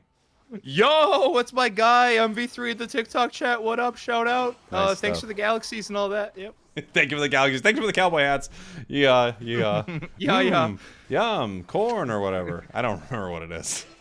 Yeah, I'm pretty sure that's it. I think you nailed it. Yum, corn. TikTok's a weird world, man. All right. Ooh, the snipe shot. Are we stacking? No. Beautiful. 268 to 0. These are these early tournament games, everybody. Yeah, welcome. It seems Yalla Bingo coming at it with the strategy that Ender said that TTV brought to these tournament games. We go hard all the time. Kid Tans in the chat. One of the hey, best Intellions, not only because of how good they are, but also because of how he has a T in his name, which we found is very important. Shout out to their biological parents for creating the ability in the game of Pokemon Unite. Yeah, shout out. Zoinks are doing all the shout outs today. Well, I'm pretty sure Tanza's parents are in the TikTok chat, Yeah, so they I'm are. just making sure that They love the TikTok cover chat. my bases really well. yeah. Absolutely. There's no EX Pokemon for this tournament today, and I don't think we'll see it next month at EUIC either. But last year, Zacian did get available for Worlds, so do you guys think, I mean, I know Miraidon is the obvious one, but other than that, do you think we would see the Mewtwo's and Zacian if this tournament allowed for it? I think we'd see it, but I don't think the game is unplayable with them in it right now. Miraidon's obviously busted. But I mean, even if Miraidon was in the game, it would be a sad place for our bans to be. It would just be banned every game. I don't know. I'm actually surprised they didn't allow it. I mean, I don't make any decisions with UCS, but if it was up to me, well, no, I just make I decide what's banned and stuff like that. But I don't make any UCS decisions. But if I did, I would have them playable, except probably for Miraidon. New Pokemon, I'd probably just have gone for a month. But I don't know. Well, I don't see why they're not here at this point. Yeah, I think Zacian and Mewtwo both could see some play. I mean, they definitely would get picked, and it would. Yeah. I think it would add another level to the game as well. I don't want them, but I No, I every personally team needs a don't. leader. So Yeah. Did you forget? Yeah, I did. That's my bad. I want them now. Now that I've got the realization about the team leader, it's a good point. I'm back. We're so back. So I love EX Pokemon. Yeah, I think the dang. thing about EX Pokemon, when you play a regular ranked game, even though there are other things that are just as busted as some of these things, when you play a ranked game and you look to the other side, you look at the other team, and they have Miraidon, Mewtwo, Zacian, Clefable, Umbreon, you're just like, this sucks. Would you have the one per team limit of the EX licenses in competitive play if they were to exist? Yes. I don't know. Sure. It feels weird to say it though, right? I don't know. I think it would make it better and it would make the draft more interesting, but it is weird. Yeah. I don't know. I don't know what you do Unite. with it. The things are just dumb, man. But Really nice Super Unite from the backside Yeah. here. I love that flank. Very cool. God, snipe shot. Watch this Meowscarada Unite. Doesn't end up connecting on much though. That snipe shot's just so crazy. Espeon went down to, I mean, I think I'm about right here, maybe 15% from one snipe shot. Strunk. Yeah, I mean, it's things like Inteleon and Buzzwole in the metagame that make you, like, consider EX Pokemon to be fine. You know what I mean? Like, a Mewtwo Y is unbelievable, but when you have Pokemon like Inteleon being in their, like, lane matchup, maybe it's fine. You know? I don't even know. I wonder if we'd even see Y as much. I don't know. Really? Well, it's good. You're right. It's really good, but it is like a weird auto attacker, and it kind of does feel like it takes a while to start like really doing some damage. I think the Mewtwo Unite move in competitive play Yes. is just one of the strongest things to ever exist in a MOBA. And I You think it's powerful to be able to hit any character on the screen, plus any objective, plus any farm, plus stun them? I don't know. Well, Reduce their I don't know special if it's that defenses. strong, but the fact that it gives you vision of all of those is honestly really where it tips the ledge. Yalla Bingo takes game number 2. Looking pretty fantastic here. Again, early in the tournament, so you've got high-seeded teams going up against low-seeded teams. Show the damage. Wait, what? They like forgoed their second ban? They just said They must forget have it? just not picked it in time or something. Huh. I think it would have been their first ban technically. Oh, yeah. Considering the like where it's slated. I don't know. I actually don't know how the game UI determines it, but there's your damage, Twitch chat. You happy? Now you don't like Twitch chat? From the chat, we've got if EX Mons are leaders, in my opinion, only one per team. Okay. I mean, now we're breaking it down based on how many leaders you're allowed to have now. Oh, that was I don't know if you all listened to our podcast when Doob Snakes had a pretty good rant about it. It was strong. I did not get to hear the Doob Snacks rant. Oof, bummer. We could get into Nouns Esports first game if we want. Let's do it. All right. So this is Nouns Esports versus All Starmies. Very cute name. Wait, how can they Don't say have any that? Armies. Huh? I thought you're not allowed to have Pokemon in your name. Well, if you make top 8, you're not. Open bracket. They don't really enforce any of those. Okay, so. all right. You're right. so good. But what if Nouns they're just Esports, first Army? Nouns game of the day, everybody. You get to see what they're bringing to the table, and it's a whole lot of what we've seen before from them. We've got the Buzzwole, Bruv on the Crustle, Toon, Slimothy on the Inteleon. Again, got a T in the name, so they are one of the better Inteleon players. We got a Decidueye on the other side, first one we've seen today. Yeah. Invades happening from both sides here. Eldegoss and Snorlax on opposite sides of the central area. Oh, he gets got it with his Cotton Crash, the passive ability, triggering as he gets hit, I think. Yeah. Wow. It's clever. Just throw your body at the buff and you'll take it. I like it a lot. Decidueye has one secure move, right? It's not awful, but yeah, it is a easily invadable Pokemon. And now we already have Utah in the top path here. Moving into the central area here, coming down with the Hyper Voice, looking for another KO on the Desi. Oh, you sweet little bird. Oh, no, you're not going home. Oh. Can only run so far, it seems. It's kind of cool to see Nouns come together because Adesu, who was on Nouns last year, kind of was the first one to start doing this in competitive where you get one buff on the Sylveon, you get that red buff or the blue buff, and then you use that to invade the central area. So you see Utah doing it, but Adesu kind of being the one to really start bringing that to competitive play. It's just nice to see him, pass the torch off to Utah there.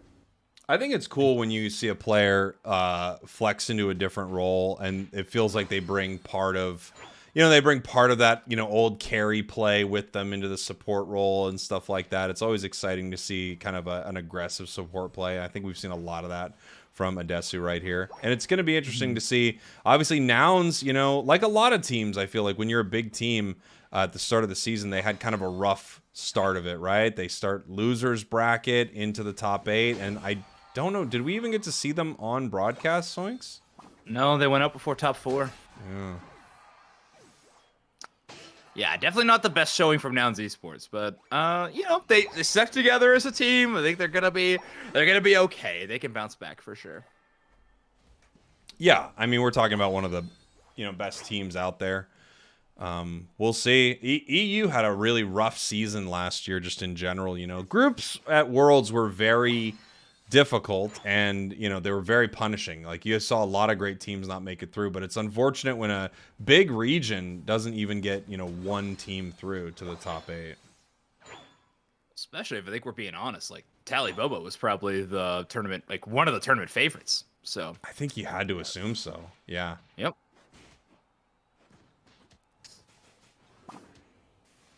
Leafy almost level 9 already. We've got the Spirit Shackle. That's online. But we also have the Snipe Shot. Yeah. But at least it's something. They got the chance to make something happen right here. Nice big X Scissor into the Hyper Voice, and they are completely gone. Big stuff. I love seeing Bruv on Crustle. It's because, Bruv's normally known for his mime gameplay, and having another character he can use to set up walls. I think it's, out of all the defender players out there, it's probably his specialty to find those chokes and set up those walls. Really good at that. Level-wise, things are just looking pretty bleak here for All Starmies already. I mean, we got level 10s on the side of Nouns right here. The highest we have is an 8 on the side of All Starmies. And, when you have a Leafeon, you expect it to be a high level, and you kind of need it to be. Leafeon does really dominate, but it doesn't without a level advantage. Like a lot of speedsters, you just need the levels on this Pokemon. Yeah. That's a good point. Nouns are gonna win the fight. They do lose the Regieleki Solo Blade Secure, pretty wild. Also got that stronger, damage reduction buff recently. So Leafeon able to live long enough to knock out Regieleki at least. Toon Slam. The Toon Slimothy. Yeah, and they're just clearing out their central area right now. Real hard one, but I mean, you're running into Nouns Esports in game 1. Obviously, this is going to be really tough. That's true. Ender, Otter or Toon, better attacker player?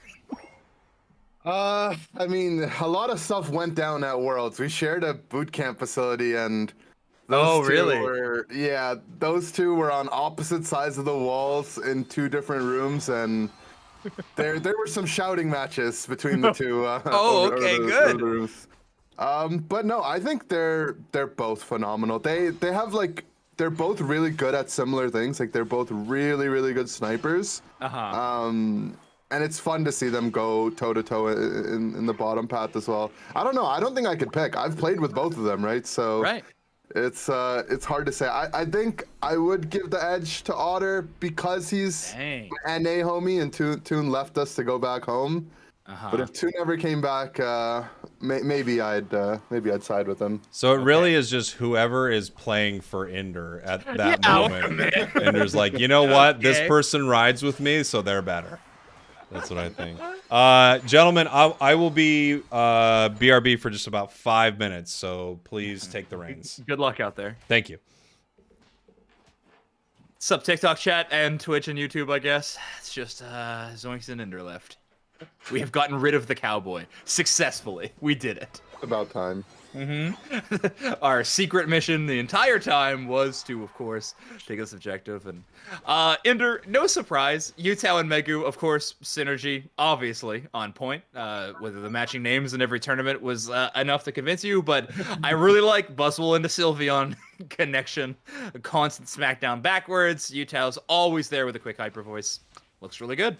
Yeah, I think Unite, for just pretty much since its inception, the top path players in the central area kind of need to work together, right? Like in Absolutely. season 1, it was like Toon and Cinder Lutano, and yes, Overlord, Luca. you know, Jungle Book, Cinder, Luca. And we're kind of seeing the same thing here. Utah taking the 1 buff on Sylveon, setting up the pace of the top path as well. So there's an opportunity for them to work together in a real meaningful way here too. Yeah, and they've been putting it together so far. I mean, we're at 3 minutes left. We're almost at the 300-point mark. Not a particularly close game, but things can always go awry in a game like this. However, against a team like Nouns Esports, well, you don't see that too often. You don't, but you'd be surprised. We've seen some things happen in Pokemon Unite when it comes to Rayquaza. They are playing with a tier 2 level attacker player compared to Otter, apparently. So. That's true. This is now that you're a caster, this is my eternal goal, is just to force my casting partners to make predictions and choose favorites, which they never do. Jake specifically is extremely good at avoiding it.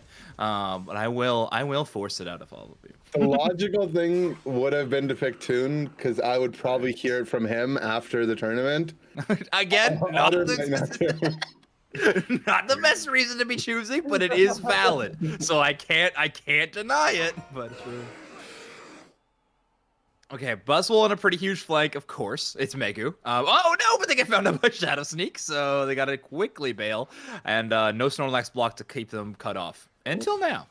We don't see Megu using their eject and potentially getting caught out, but knowing the limits of their character. Leafeon with the Unite move as well. If they can bring down this Buzz, they have a chance, but between the Pollen Puffs and the Eldegoss Unite, they just don't have the damage. Yeah, no firepower, right? They got a decent amount of crowd control. Espeon Unite, Snorlax stuns. They just don't have the damage to close out. Full team ace for Nouns Esports. They're going to win their game 1 pretty handily. Oh, it's best player in the world, Toon Slim, and the KO the Ray.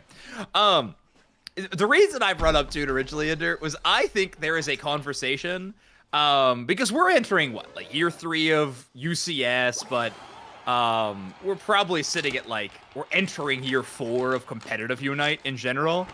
I think Toon Slim has an argument for greatest player of all time. Yeah, I mean, I could take definitely the arguments there. I know tournament, Worlds results is the only thing kind of eluding him, right? Like that is, however, substitute for Blackhand Season 1, you gotta count it. But he's kind of been a part of every dominant team at any given time, especially in regular season results. So I think if Toon wins Worlds this year, I don't think there's a shadow of a doubt anymore. So, Nouns Esports wins. Toon Slim, greatest player of all time. You heard it here.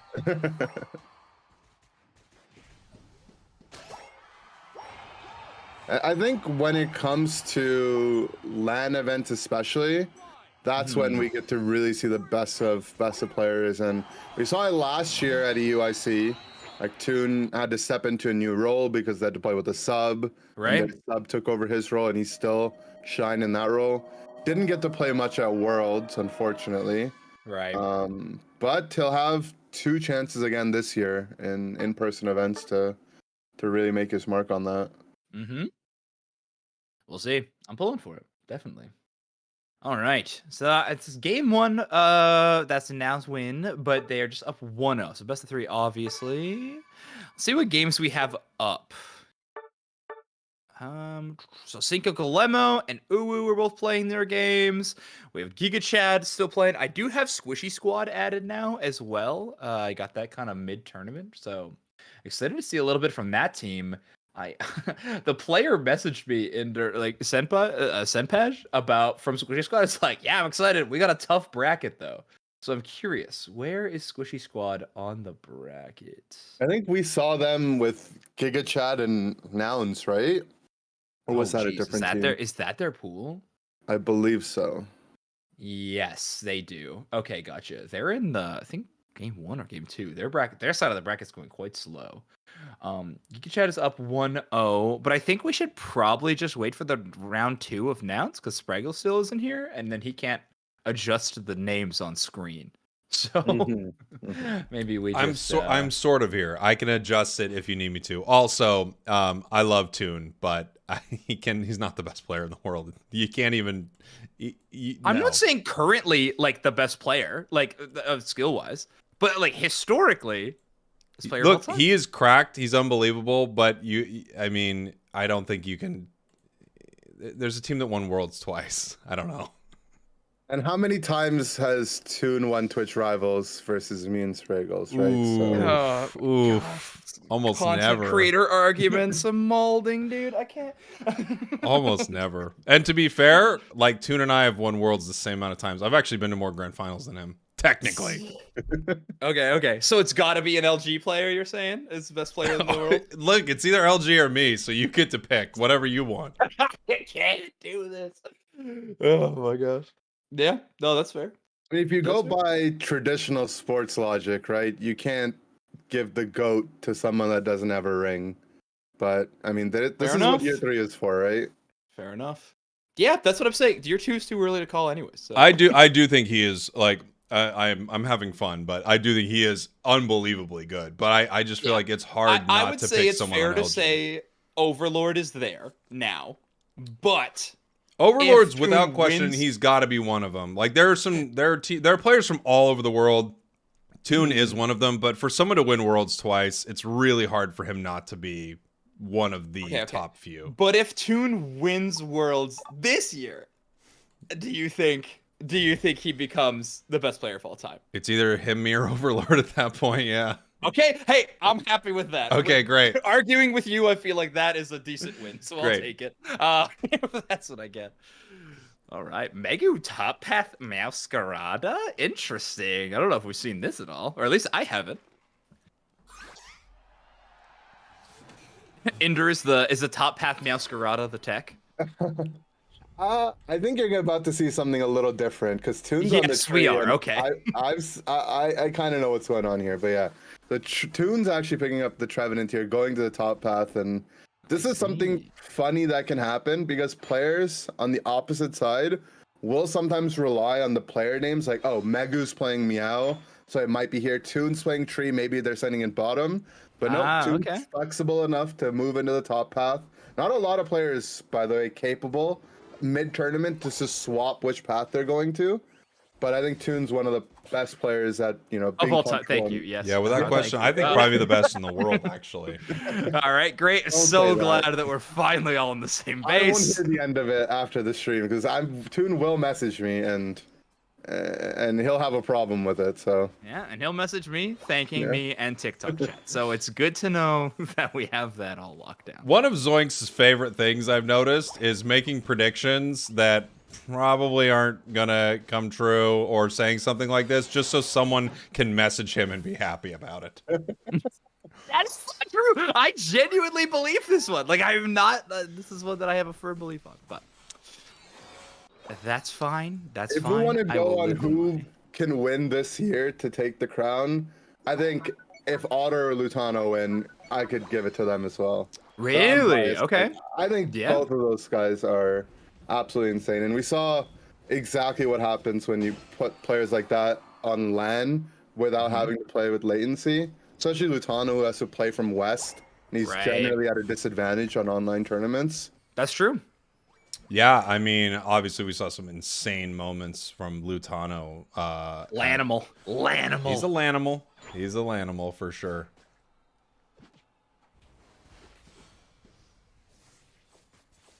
And you got to give Otto the shout out mostly just for playing on Joy-Cons like an absolute mad lad. I don't understand. I really don't, but shout out to Otter for that in particular. Ooh, we do have the flower trick coming out Yeah. from Megu right here. And of course, we talked about it, the little bit of natural synergy to try to slow down Glaceon. It worked once, doesn't actually work out twice. Bruv can't absorb enough of the Icicle Shards. They get that KO, so nice from the Starmies. Glaceon is countered by two things that kind of provide invulnerability. Therefore, it is bad. It's also really easy to play. There's love. YouTube chat. I see you. You're here.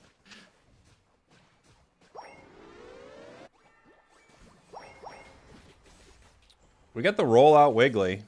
Even without Umbreon on the other side, we've got the rollout Wiggly. It's definitely a choice. I mean, I think it does much better early than it does later, but you can get some big plays with that. I mean, it's a knock-up. It gives you a huge shield, and it gives you a huge shield every single bounce. So you can kind of do some pretty dumb stuff with it, but yeah, we'll see if they're able to make something work here. They're playing a lot better than Game 1, I have to say. They're doing a much better job.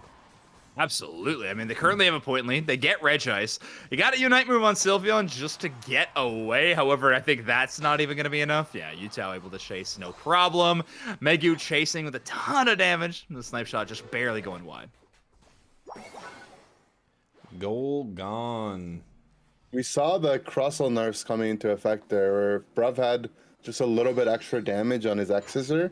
He might have been able to come up with the steal on the Reggie there. Oh, it's true. Some of the nerfs we've seen recently, even some of the buffs too, there have been a few that are out of line, but actually the balance in the game, outside of a few notable exceptions, they've been doing a pretty good job with a lot of the nerfs and buffs. Like, they missed a lot of nerfs last patch, and then of course we have Miraidon, but there are very few things that are buffed to the point of, like, ridiculousness like they had been doing in sort of, like, seasons past. There's no doubt that Crustle needed to get a little bit of fine-tuning in some way. It's just the fact that Umbreon in the same patch didn't, well, I think what was a little shocking from a defender perspective. Yes, agreed. Yeah, I think the Woodhammer change as well is fine. Yeah, like, I think that on paper it made a lot of sense. Again, just no Umbreon change was a little shocking. Yeah. I think that is the thing. If they had that same patch, again, outside of Miraidon, if they have that same patch, but they also mess with Clefable a little bit, Glaceon a little bit, Umbreon, like some of the more notorious, ridiculous Pokemon, it wouldn't be that unreasonable, because it does need something. Mm-hmm. Yeah, true.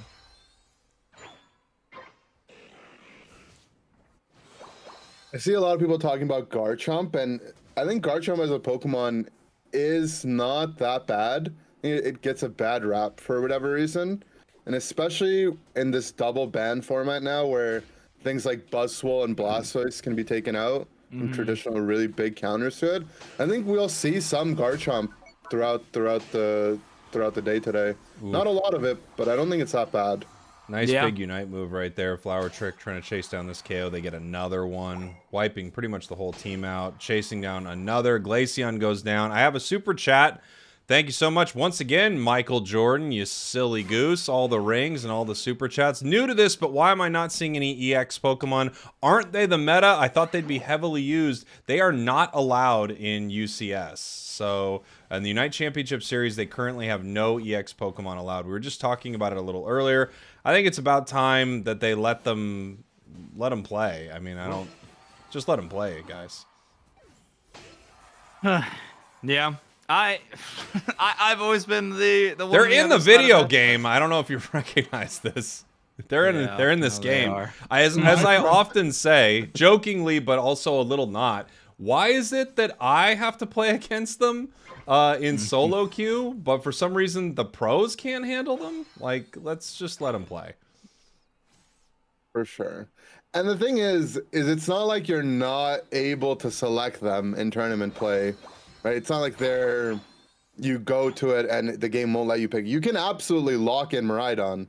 You'll just get penalized by the admins right afterwards, but the game does let you pick it. So I think they should just open the doors, let Miraidon through, let Zacian through, let it all in. Well, I guess this guy retires and is like, let's just watch it burn. I said the same thing last year when Zacian was at its peak. That put it in the game. We'll ban, like, second pick, we'll ban it every single game. But I'd rather the game be set up like Spragels said, to have parity between ranked and tournament play. Really I agree there. I think that is important. Well, let me also say this, and like, if we want these Pokemon to be balanced better, like, there would be more pressure on the side of the balance team, because obviously the people who oh my gosh, what a shot. The people who run the tournaments and the people who balance the Pokemon are different. I balance the Pokemon. There would be more pressure. I run the tournaments. And run the tournaments. There would be more pressure on the people who balance Pokemon to balance them if the tournaments are going, hey guys, look at this. This is not good for the tournament scene. So it's just another way to bring more balance to the game. I don't know. At this point, it seems weird to me that they're not just going to let him play. Garchomp goes down. Nice try with that Unite move, but big save by Adesu.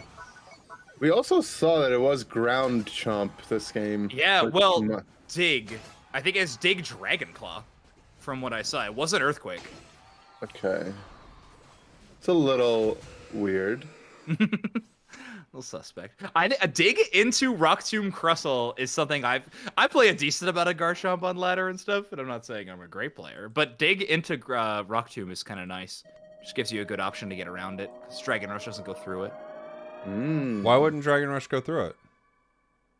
Doesn't it not? I think Dragon Rush Plus definitely goes through walls. There might be something where early game it might not, but I think it should be fine to go through it. But it does look cool to go underground under Why the am I rock thinking this now? Now I'm in my own head about it. Who knows? Oh Either way. gosh, TikTok chat's gonna turn on you now. No! I only had them for a second. Oh my gosh. All right. But yeah, Esports moves on. By the way, we also had a very nice super chat on YouTube from 5 Swag saying Ender's my goat. Thank you so much for the super chat, and thanks for the shout out to Ender. Ender is the goat. Thanks. If you use Dragon Rush, you don't drag people through walls. That's probably what you're thinking. Oh, yeah. Okay. That makes sense.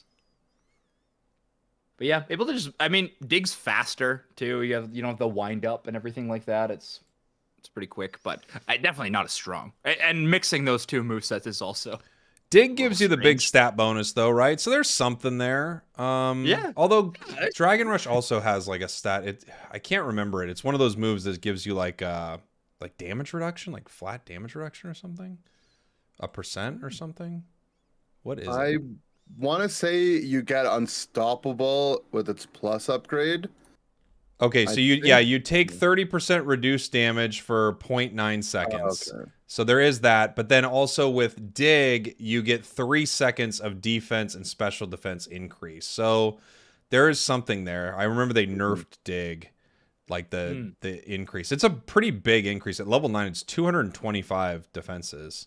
So it's actually a sizable increase, but yeah, it doesn't combo, so you don't really run it. Neo Century Red just lost to Brinbambu. Okay, Brinbambu is a kind of a French who's team from what I can tell. Yeah. These French who's teams. Well, it's like Solini, Volto. Oh no, Italians in there too. Solini, Volto, Keep, Panda, and Aki. I think one fun thing about EU is they really do have teams that are more split out, like based on like their nation, which is kind of fun. Yeah, it is. And true. in NA, we really don't have that same kind of thing. We're not like, yeah, it's the whole team's from freaking Oregon, bro. Like we don't have any of that. Tri-state, baby, let's go. Team Canada would go kind of hard. You could put together a pretty good Team Canada team. There are a lot of great Canadian players. Yeah, Ender, we're going to have to crack you out of retirement for it, but we'll get you in there. Yeah, I mean, Team Toronto, when we had the community event, was pretty good. We had Zug, Uzi, myself, Elo. Pretty stacked squad. Espo's not Toronto, but that's like Canadian up there. Is too, Canadian, I think, yeah. I just know he's near. A good team. But there's only like one West Coast Canadian. I think it's Faz. I think it's like the only West Coast Canadian player that I know of. That might be it, yeah. Who is here on the West Coast with me? Oh, well, West Coast states, I mean, you have Lutano, Rin, Kratos. Oh my gosh. We're going to crush you guys. West Coast was not. I'm assuming that I'm picked. We're going to crush you. Well, you do make the tournaments. Yeah, you got to have one team leader, don't you? You got the EX Pokemon, now you got me. I will say, I feel like you guys have basically convinced me at this point that it is time for the EX Pokemon. I think it is time. I don't see.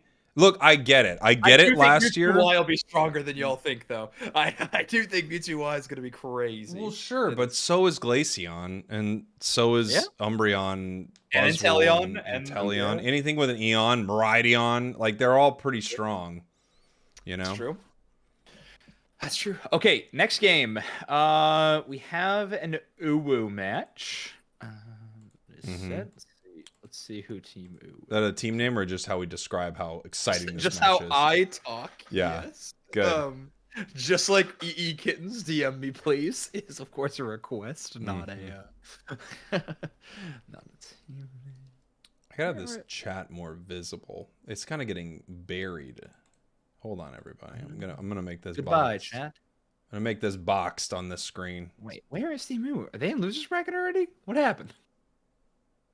Who's losers? I think Uwu might be. I think they're in losers bracket. No, they can't be. Better. More visible. Am I misremembering, or was Zacian already allowed this UCS season? Not this season, GG, sweet HP, but last season at Worlds, yes. I don't know if it was in ACL. It may not have been. It was in ACL, but it wasn't in any of the Worlds qualification Asia tournaments. No, I sorry, ACL this year's ACL? Year. Yeah. It was not allowed in this year's ACL. Interesting. Yeah. And they played Fearless Draft, which was something else. Okay. What else do we have? Oh, we could do a CincoGolemo game. We can do CincoGolemo versus Renegade. It's their first game. Sure. Of the set. So CincoGolemo will be on the left-hand side, and then Renegade will be on the right-hand side. Okay. Renegade. Ooh, we see some sword Shout out and to Venusaur. Oh, sword? I don't know why, but I have this last couple seasons an insanely high win rate on sword. I'm feeling the blade again. I love it. Sword is actually a little slept on. Into Glaceon, it goes nuts. Yeah, it can, but into Bugswole, Inteleon, Slowbro, these types of characters, Pokemon might be a little terrifying.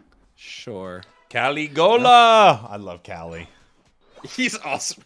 Best drip in EU, potentially. Best drip in EU. Spent most of the time me talking to him in London, saying that he didn't like America. Or more clowning on America, which is fine. You know, I barely control what happens here. I just do balance in tournaments. No. Nice stuff. I'll just...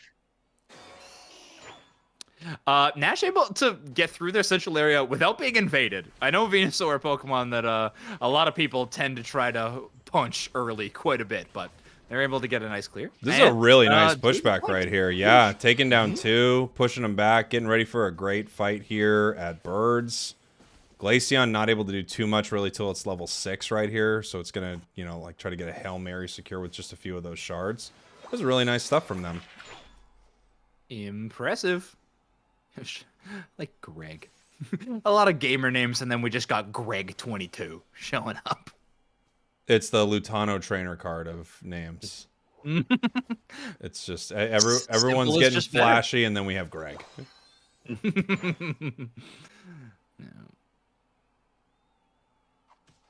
There's a lot to say about the trainer card meta for sure. I just think it's disrespectful.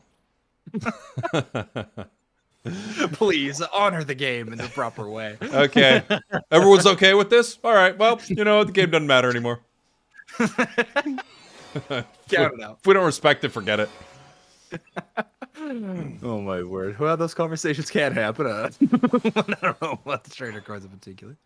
From the chat, hey, what about for free? We're definitely going to see some for free today. I don't know if we've had them pop up available yet, but we definitely will see something today for sure. I think they've just dodged me on when we've come out of games for the most part, but their side of the bracket ran a little slow too. I think they were waiting on a buy round for quite some time. So I think that was part of it. Interesting seeing, you know, Sludge. I feel like you do find some options to run Sludge on Venusaur, and without a ton of dive on the enemy side, it's really just Buzzwole. I feel like it's a good opportunity to run this moveset, right? And it is pretty powerful. You know, you get some special defense shred, you get some slow, especially at its plus move. It's a really nice area, so it's cool to see, even though it's probably not the more common build in tournaments. Espeon gets the benefit too from the shred, which is nice.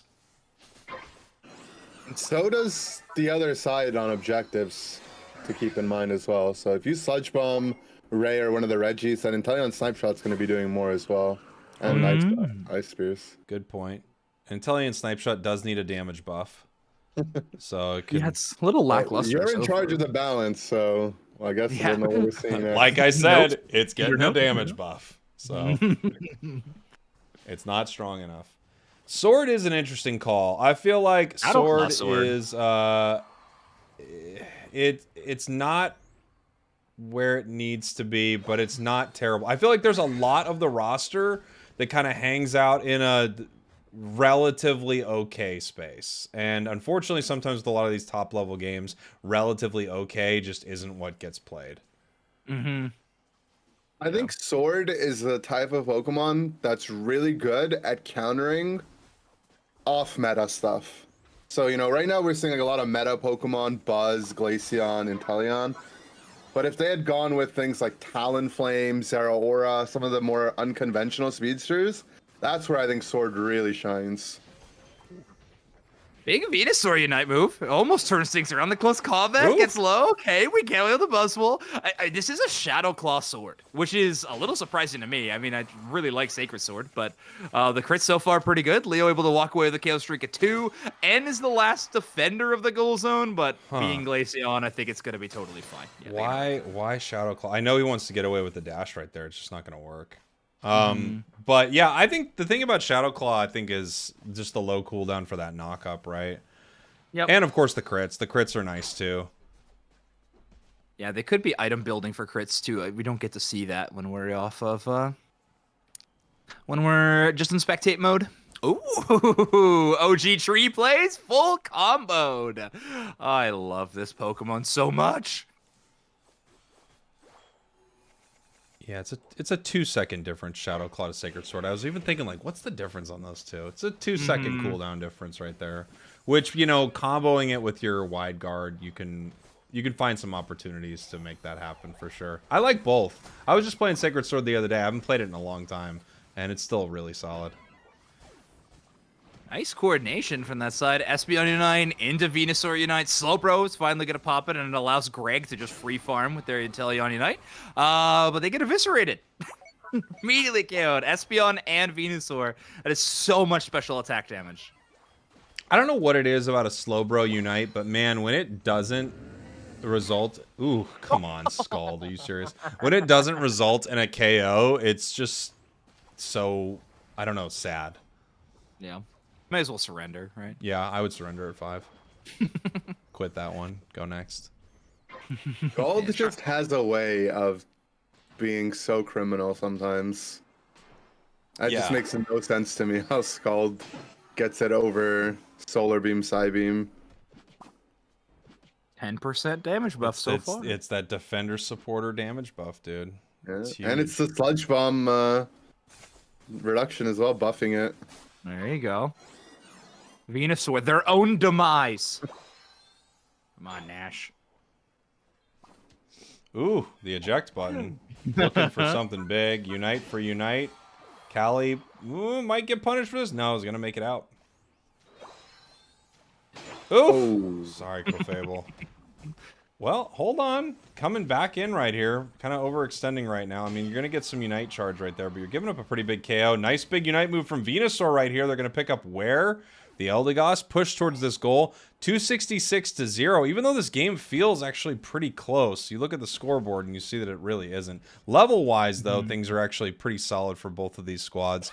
Buzzwole is going to be charging its Unite. Venusaur is going to be charging its Unite. 2:45 on the clock. We're getting close to Ray right here. And again, outside of score, this actually feels like a pretty close game. Yeah, Ender, like, are there win cons for Orange side? Like, where would you... What do you think they really have to do to pull off a W? I think it's all in the tree. I think tree is the Pokemon I've seen cause the most upsets across regions. And I'm not sure how to pronounce his name, if it's Gerarwi or Gerarwi, but he's been looking really good on the reverse woodhammers. Is that a floatstone tree? Is that what I'm seeing, or what is Jesus, it? zooming. It might be, and it's something that I see EU teams do a lot, just to help out on their positioning, and it does buff the damage on all of his moves. Yeah, of course. Yeah. I like floatstone. I think floatstone's actually pretty underrated. Oh, yeah. So they're looking for these catches right there, and you can see how he's lining up that wood hammer. If he catches them, he not only stuns Buzz, but he pulls it closer to the team with the way he's positioning that wood hammer tech right there to catch him right, kind of like on the outside wing and pull it to the center, like right there. Yoink Gaming. Yeah. Yoink Gaming. Forces up the Slowbro to eject, so I mean that's a good trade for them. They still have enough time to make something happen. I think he's gonna look for it when he has his wood hammer up again. Maybe even with an eject on his own side. Scald. So sad. They have Clefable to kind of out-heal the poke from Inteleon, which is kind of nice. It allows them to play really, really safe. Which is good. CG can't put on too much pressure because of that. Here we go. There's the eject. Oh, and he doesn't get the wood hammer right after. Slowbro Unite. Vina Unite going right back at it. Looking for a KO right here. Here comes Buzzwole trying to pick something up. Ooh, nice Unite from Buzz right there. Stopped by the gravity, though, but they are able to take out Venusaur. LD and Inteleon living on a prayer right now, but they are living as 4 members almost down here. 3 still. Clefable trying to keep the tree alive. 42 seconds left, though. They're going to need to make a play. It's another 46 points going to the tier 2 right there. 3-12-0. With only 35 seconds on the clock, there really is not much they can make happen right here. Espeon Unite moves in. Callie still fighting, taking down another. Tree goes down, and that's going to be it. Yeah, Buzzwole doesn't get KO'd with Espeon Unite. Just got him over. And walks away from that fight. Nice look from CG so far. I mean, there were some good team fight moments, definitely, for the other side for Orange. But man, a good LD, it feels like a good LD has the same like value as a Bliss Assistance. Not exactly, but if you know, an LD that's able to really like use their Unite in a heads-up way for the squad is just so valuable. I think value-wise, absolutely. Like, I agree with you there. Like, obviously, they're different functions, but I do think it's bringing the same value. It kind of exists in the middle ground between Blissey and Clefable, where you get a lot of AoE healing through Eld, kind of like Moonlight might provide. But if you need to turn it up with that Unite move, you still have some single target like healing as well to be able to keep your teammates alive. So I'm a big fan of Eld. Just got a tweet from Pokemon Unite. Panic Parade is back, so we're actually going to stop watching this, and we're going to do Panic Parade for about 6 hours straight, and that'll be the stream, everybody. I'd love. Should be a good time. We got For Free coming up. Do we want to watch this? Sure. Yeah. Would you rather do that than? Yeah, let's do it. It's up to you guys. Whatever you'd like.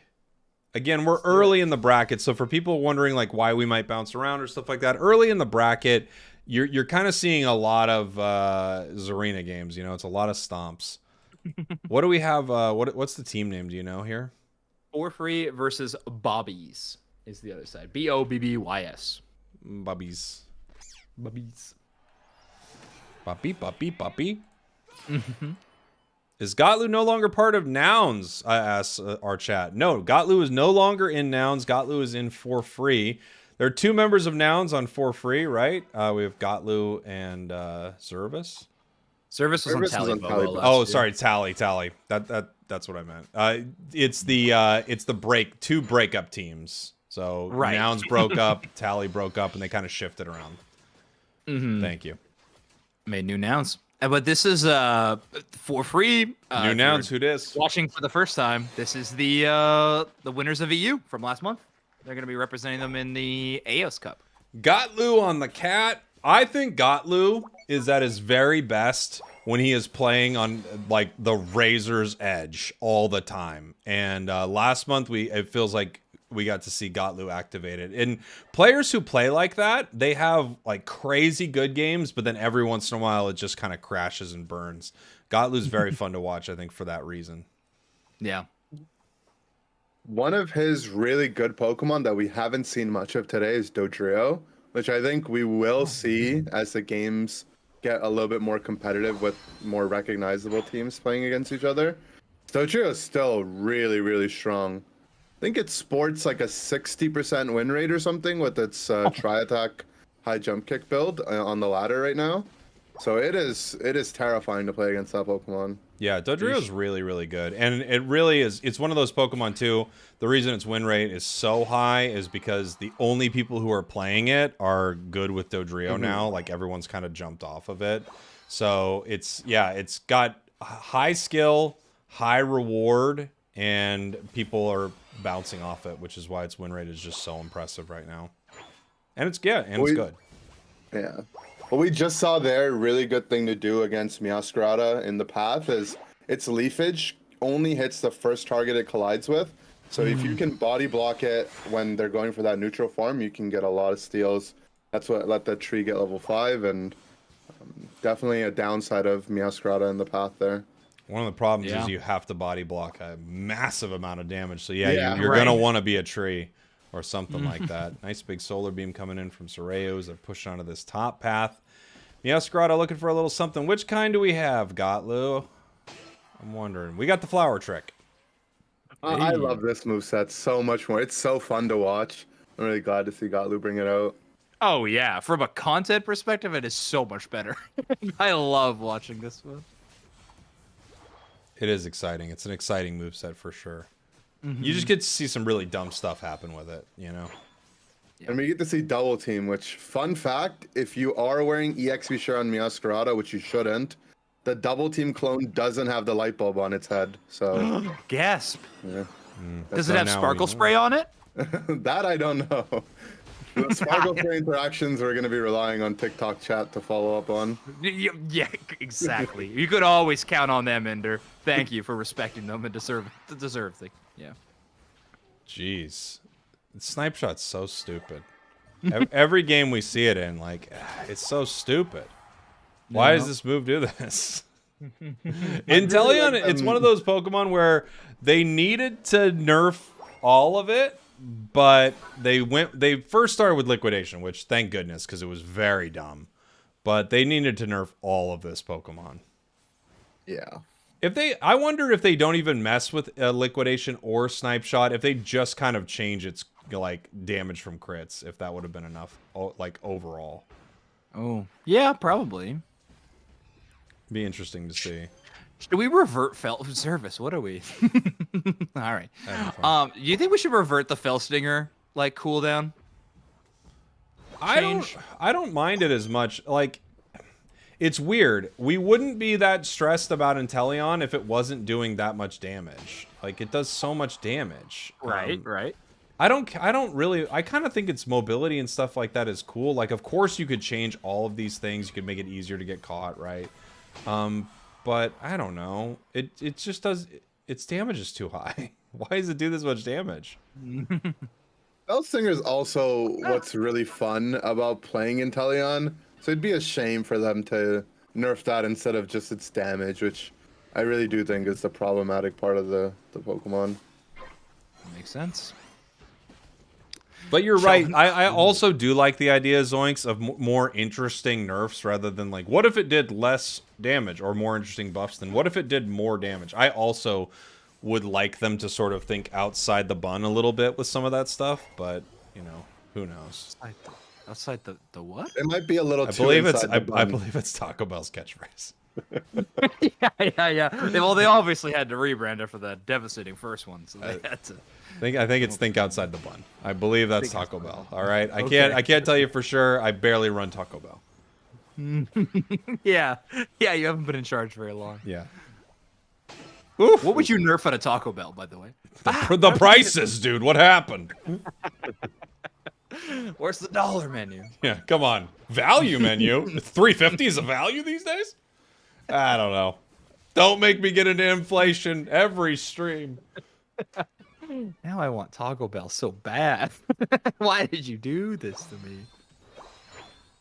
Sucreosucre, level 11 here in the central area. Once again, not an insane amount of dive on the other side at all, so we get to see that sludge. The reason I bring this up is so if the enemy team has anything that dives you pretty hard, especially like a good speedster, you can play Giga Drain, and you can kind of survive a dive from the enemies. But without it, you actually get to run Sludge Bomb, which is pretty fun.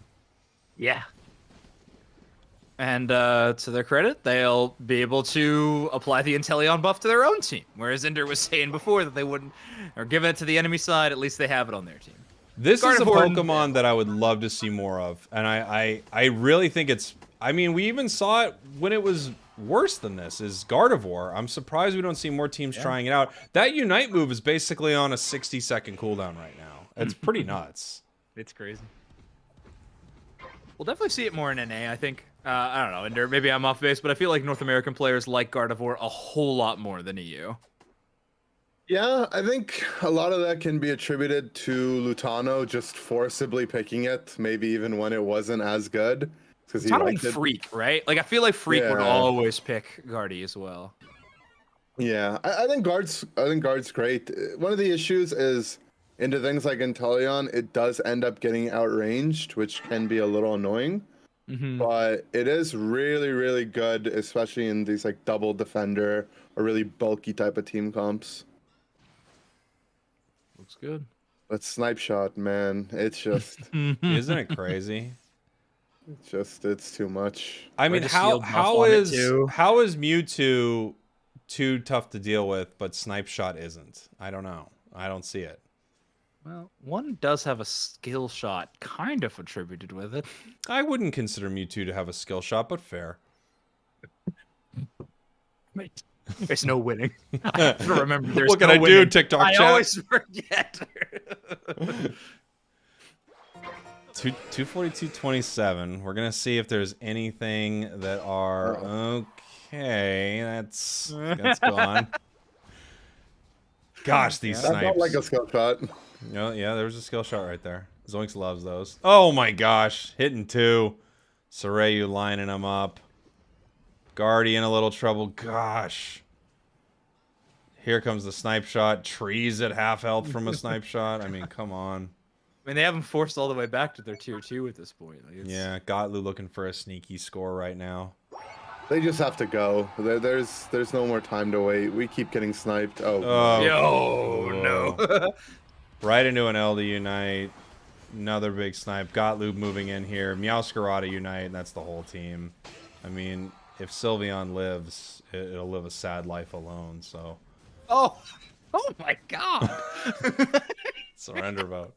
That was devastating.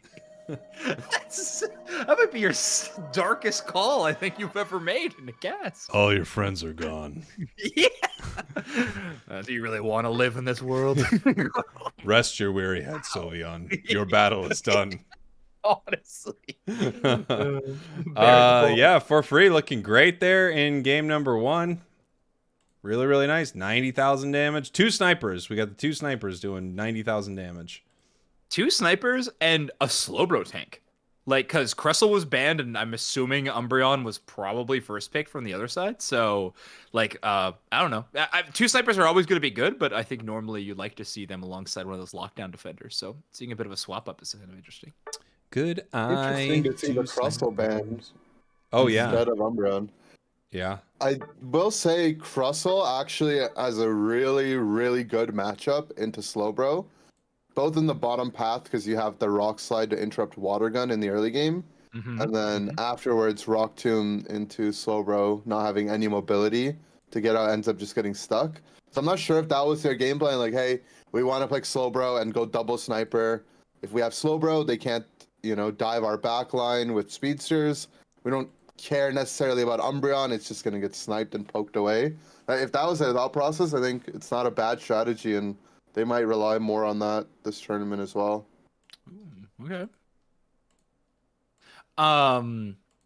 Okay, so in terms of games, we could wait around, stick with that one. We obviously have these following matches in front of you as well. One of our first winners quarterfinal matchup is queued up. It obviously hasn't started yet, but it is queued up. It's between Yalla Bingo and Outer Banks. That'd be a really good game. Yeah, I'm happy to wait for that one if you want to do that. Sweet. And then I can go take a quick bathroom break. That sounds great. Yeah, perfect. Run to the restroom, and then I'll put the camera back on my big head for a little while, and we can get ready for this next game. So we're heading to, Zoink said, what is it, quarterfinals?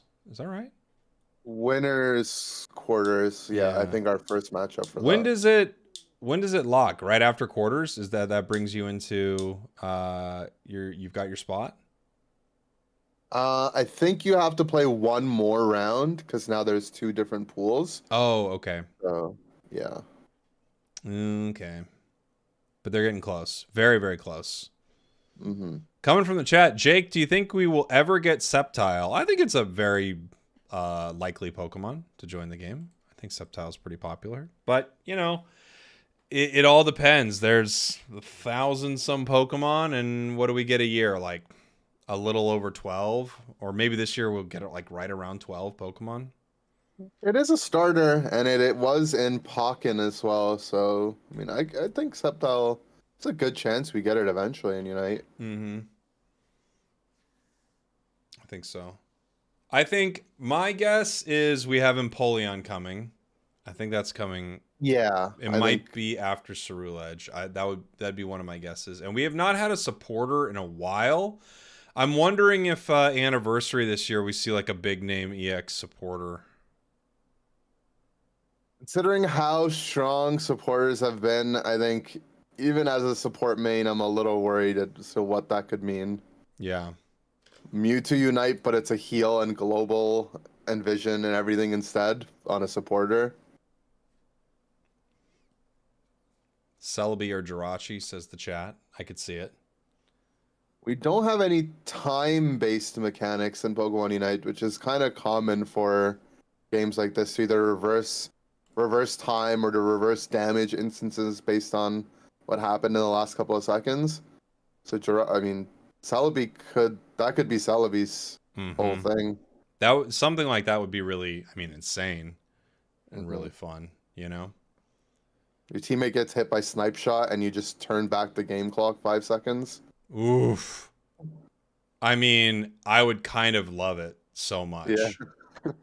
And then of course I would be like, dude, your whole team blows all their Unite moves, and then all of a sudden you just see on the other side like do do do do do, and you're like, no.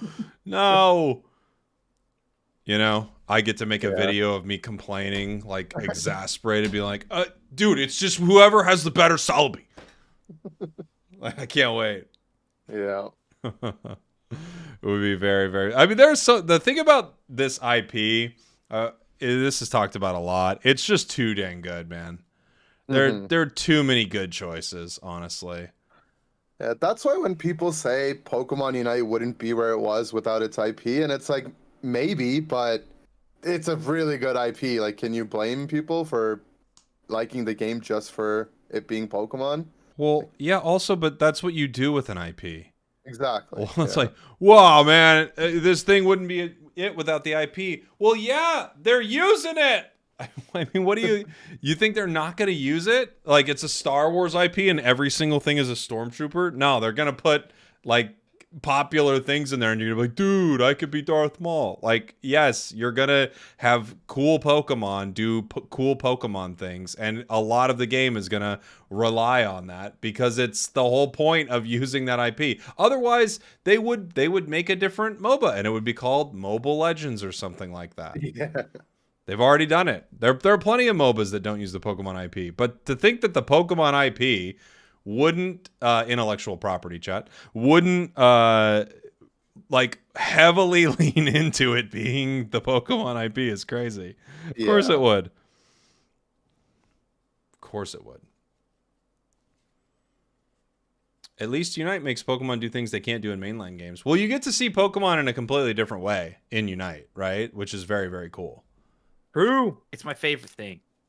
Zoinks is back, everybody. I am back. Wake up, TikTok chat. Zoinks is back. Hey, what up, boy? I've said this before about the Pokemon looking different in Unite compared to other games. One of my favorite applications of that is Surf. how like Surf looks different for every Pokemon that has it in game. I think it's just like a really cool way to describe like how a Pokemon in game would use Surf differently. I I think it's kind agree. of fun. I think them showing like different ways, different ways multiple Pokemon interpret water gun, different ways they interpret water pulse, like all of that is very cool. Apparently it's all water Pokemon that do this, but Yeah, wait a minute. it's very cool how they have like, or how each Eevee has a different version of Swift, and you feel like, oh yeah, that's how that one has Swift. That's fun. It's really fun that they get to do that. That is cool. You think the game devs are like, oh, we have to design another Swift? Come on. No, I think honestly, like literally every morning, all of them are like, can we get another Eevee in there, please, please? I think every morning they're begging for more Eevees. I love that. One of the cool things about, I mean, evolutions and cool is kind of hard to say, but I really like how all the Eevee's Unite moves are based on dance moves or something to do with theater. There's like Fairy Frolic, Glacial Stage, Emerald Two-Step. So I kind of like how they reimagine the Pokemon in different ways for Unite. Yeah, I agree. I think that is very cool. I think they do so many cool things with Unite that I think it's easy to overlook how unique it is inside of the Pokemon world for sure. Yeah. And the Pokemon just feel like, to me at least, and I think a lot of people would agree, that they feel like the way you would expect them to feel. Like, yes, I look at Greninja and it's like, that's Greninja, you know? It's not, that's a Mobile Legends character skinned as Greninja. Like, no. The water shurikens, the way it dashes around with Surf, like you said, and Buzzwole, like all these Pokemon, they come to life so well. They do. I think a great example is Dodrio. Dodrio feels like Dodrio is one of my favorite Pokemon in Unite, just because of how it feels like, wow, why did they pick Dodrio? I don't know. But they did, and it really feels like that is Dodrio inside this game. Like, what a great representation. He's like manic and like insane in that way. I love it. It's really good. I think some of that stuff is so impressive, and I agree. That's one of my favorite things about Pokemon Unite is, when you play Snorlax, you're like, this does feel like what Snorlax would be doing. And when you're playing another Pokemon, you're like, yeah, this feels like Blaziken right now. This feels like what this thing would be doing, and it's pretty cool. Okay, we were talking about doing the Yalla Bingo game, right? For Free does have a Gyarados queued up though, which, do we want to just jump into that, or do we wait for one of the more highly anticipated matchups? What are we thinking? I kind of do want to see this Gyarados. I got to be honest. Okay, let's go to For Free's. I think this is their game 2 technically then, right? Yeah. This would be For Free versus Bobby's game 2. Yeah, I do want to see that. All right, here we go. We're jumping into game now. And a Talonflame, this is a treat to watch for sure. That's another. I mean, we keep talking about Pokemon we think are sleeper, but I really do think Talonflame, ever since it got the Aerial Ace buff, that moveset is really, really scary if it gets going. Here we go. Pokemon that can punish Magikarp early very hard as well. Yeah, like there are only a few of them. All right. You two want to cast this game, or? Sorry, I wasn't being nice to you. I was being unnecessarily just sniping your comment. You're not wrong. No, you are right though. But Magikarp is just like so weak early. But you are right. We see Meowscarada with the invade off just the red buff on Talonflame. I wonder what's gonna happen here. Has its passive still. Doesn't get the healing though. Dodges the acrobatics. Really well played by Sarayu. That was a great dodge. I love Sarayu so much. This player is awesome. He goes from mages to speedsters to all-rounders, like really a do-it-all style player. Meow getting some points in. We got Glaceon in the bottom path right here. The only problem with Glaceon, and I'm fine with this problem, is it's not very good until level 6. But it's already almost there. Gotlu with the 20. Obviously, a KO means a lot for Gotlu right here, but It doesn't even really need it. It looks like they're going to be able to evolve here in just a sec either way. Yeah. I wonder what kind we're seeing. I'm guessing we're going Dragon Breath Bounce. I've not really seen much Gyarados competitively at all, but I feel like that's probably what most players are going to play. That's got to be. I think I'm in agreement with you. Is there any love for Waterfall, or is Aqua Tail the only other viable move on this Pokemon? Waterfall, it's weird. The damage of Waterfall is pretty solid. The way the move works is so clunky and weird. They actually made it clunkier. I don't even understand what they were thinking. Really? Oh, yeah, okay. it like has a bigger stutter between its first and second movement of Waterfall. But the damage on it, I actually can chase down KOs pretty well on it.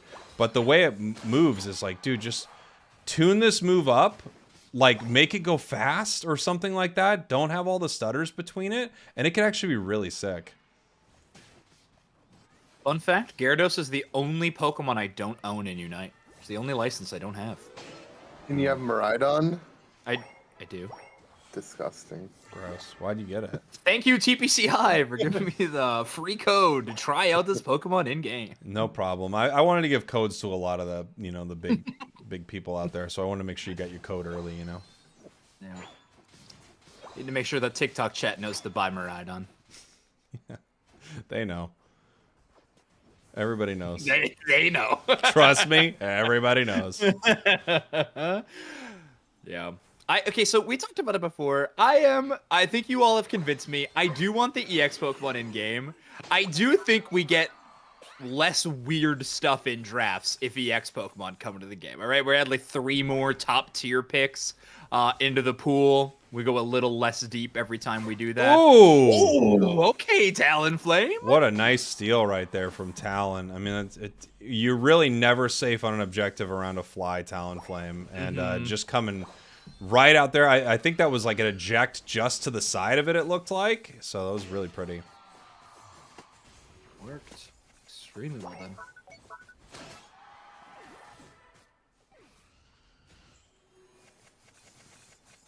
Talonflame kind of doing it all.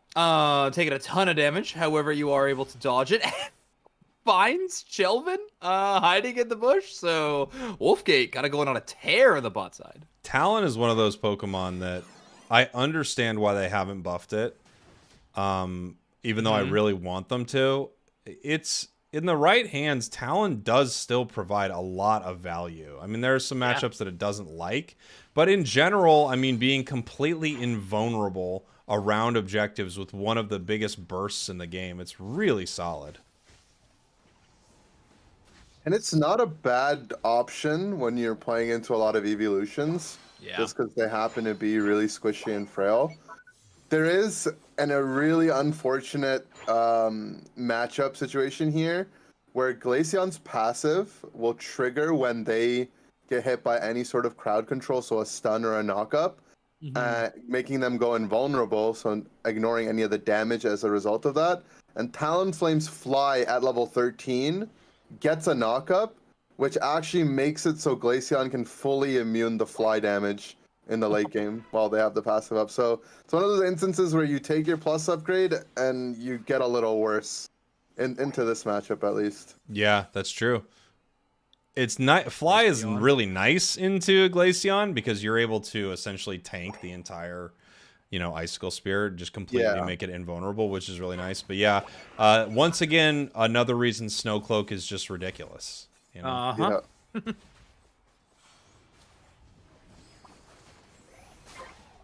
Crustle with the secure right there. LD in the air, throwing down that Unite move. Umbreon in some trouble. Talon coming in, looking for something. Big Unite from Talon. Pushes the Glaceon out. Glaceon unites right back.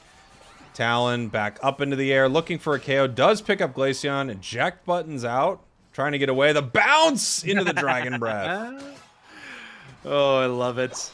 Beautiful. Yalla using eject button there to further their distance of their bounce as well. That was really nice to see.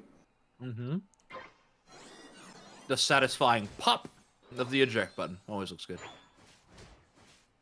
What's cool, and I'm sure that this is something that these players have worked on or even considered, is Zervis on the Hoopa puts down the portal for Gatlu, and Gatlu can channel their bounce, giving him unstoppable, making it so that he can't get knocked up or out of the portal. So in the late game, it can be a really clever way to just use that bounce, unstoppable charge, even end up canceling it. It won't go on full cooldown, and giving Gyarados a really good amount of survivability. Yeah. Right. As well, Bounces- pushing with this point, Blastoise, I guess, would be their best option to counter Hoopa portals with. So Yeah, Talon knockup I think might do it. Eldegoss's Unite can knock them out, but all the Unstoppable would stop all of that, and Talon Unite as well. Talon's actually cleaning up some of these fights pretty well. I mean, nice big Yeah. plays there. Glaceon finally shuts it down. they're 2 for 1-ing though. Yeah. Obviously. Ooh, big hyper voice. Trades with shards. What a wonderful move. What a wonderful move. This Pokemon's gotta go. What a one. I mean, how great. It's unbelievable. Oh my gosh. I'm telling you though, don't say bad things about Glaceon. Just the Glaceon mafia is real. I don't know how they exist. It frustrates me to no end. Your video was perfect. The People are Glaceon, trust me, they will not like it. If you say anything bad about Glaceon, they will not like it. crazy. Not like. All right. Good to know. Yeah, I mean, Also, its hair is stupid. Like, why does it only have hair on the front of its face? Why does it have the skullet? It makes me mad. Anyway, sorry. I didn't. I indirect cut you off for. No, a I nothing mean, sentence. I was just speaking nonsense, seeing people say, oh no, Glaceon's definitely not overtuned. And No. there's always people coming out to defend Glaceon. Yeah. Glaceon's not overtuned. Scissor's real. Like it is what it is. Where's Goodra? Yeah, every game should have Gudra. I love Good. Wish it was better. Wish it was better. Gudra's a weird one. I think we saw some Gudra in OCE. Gatlu went for a back cap on the top side. I think he tried to retreat, or maybe expecting to get a Hoopa Unite out, but Talonflame catches him out. This is an interesting 1v1 happening on the wrong side of the map here. Flying type versus flying type. Gatlu can find a way to get out. Ooh. Unites for it. Ejects back onto their goal zone, picking up the shield. Have Gotlu his low. bounce back What's up happening here. in center? Are they hitting? No, they're not hitting. Well, there wasn't many to hit with. Just LD and Umbreon, the only ones in center at the moment. Here comes the Unite. Nice. Catches 2. Yeah. 436 to 102 as this fight's just getting cleaned up. Talon in a little bit of trouble right here. Can't really... Hits the clone with fly. Unfortunate. 4 down. Talon's alive. Oh boy. It's not able to go home, so now it's just done. Yeah, That's the there's Glaceon the interaction. exact Glaceon interaction we talked about. Yeah. Rayquaza goes down. I never knew about that, Ender. That's a really good call out. And It- unfortunate to It see. is very unfortunate.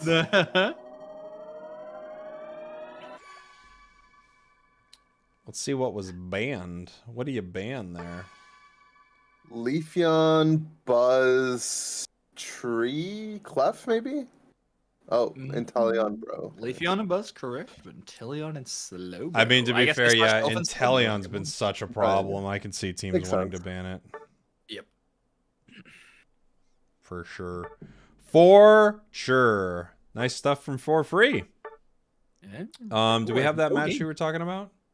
No games No. queued up yet. Okay. But we are winners quarters. I think is kind of across the board now. So we're getting into very good games. Let me bring up the thing on screen. Yeah, and when do we start? When do teams start qualifying? Winner of this round will then go on to the win and in round. So Okay, two so rounds yeah, left. it's in the I guess. semis 2 rounds where left. they qualify. Okay. Yes. So For Free versus M through Z. Funny that they're taking that name. Is it? No. Some of these teams, I feel like they don't want you to talk about them. I think this team that actually might be true for reasons. But it's fine. What are the reasons? Now I need to know. It's like Sazero and Rezu and that It might team. be like an illusion. Yeah, oh, that's a good way to say that. Yeah. Be an illusion. Might be a different account. Who knows? Anyway. If It's A B them. C D E F G H I J K L goes up against M N O P Q R S T U V W X Y Z, I'm in. Oh, I'm not gonna lie. Yeah. I'm way in at that point. They're That was different impressive. pools, unfortunately, but it would be good. So yeah, it's 4-3 versus Evan, M through Z. Cappy versus CincoGolemo, should be a very good game. Squishy Squad versus Gigachad, very cool game. And then Nouns versus Bamboo, which I was saying is kind of like some really good French and Italian players. And then pool 2, ABC versus Beijing Ballers, Decroissants versus the Plush Keepers Alternate, Yalla Bingo versus Outer Banks, and oh, that's where Team Uwu is. Going 1-1, so they haven't quite made it to that edge yet. But Okay. tournament moving along pretty well. Yeah.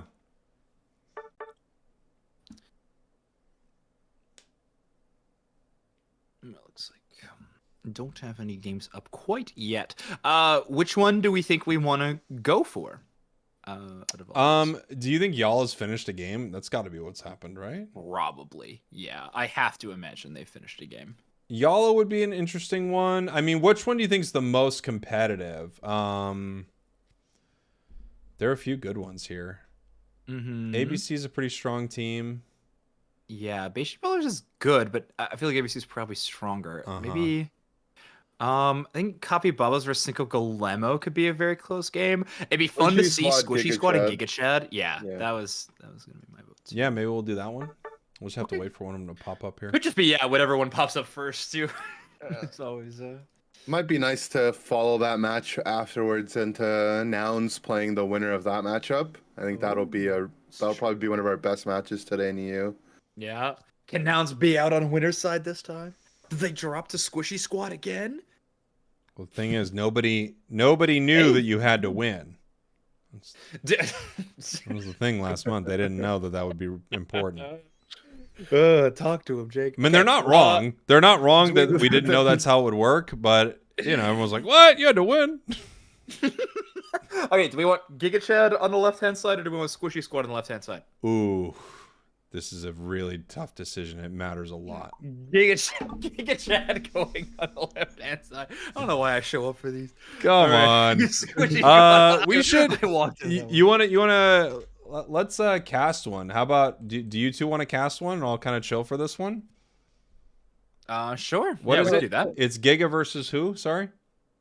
This is going to be Gigachad versus Squishy Squad. Giga versus Squishy. Gigachad, your purple team. Squishy, your orange. I'm gonna be quiet for a second. We'll do a full-on cast. Good luck, boys. Thank you so much, Jake. Here we go. Enter game 1 between Gigachad Gaming and Squishy Squad. Not the winning in technically quite yet, but we're semis. We're getting into the important games now. Yeah, and I'm surprised to see Cinderace make it this far into the bracket. We saw some of it in the earlier rounds, but I'm happy to see it. It's a change of pace and in a really important match. We'll see what it can do.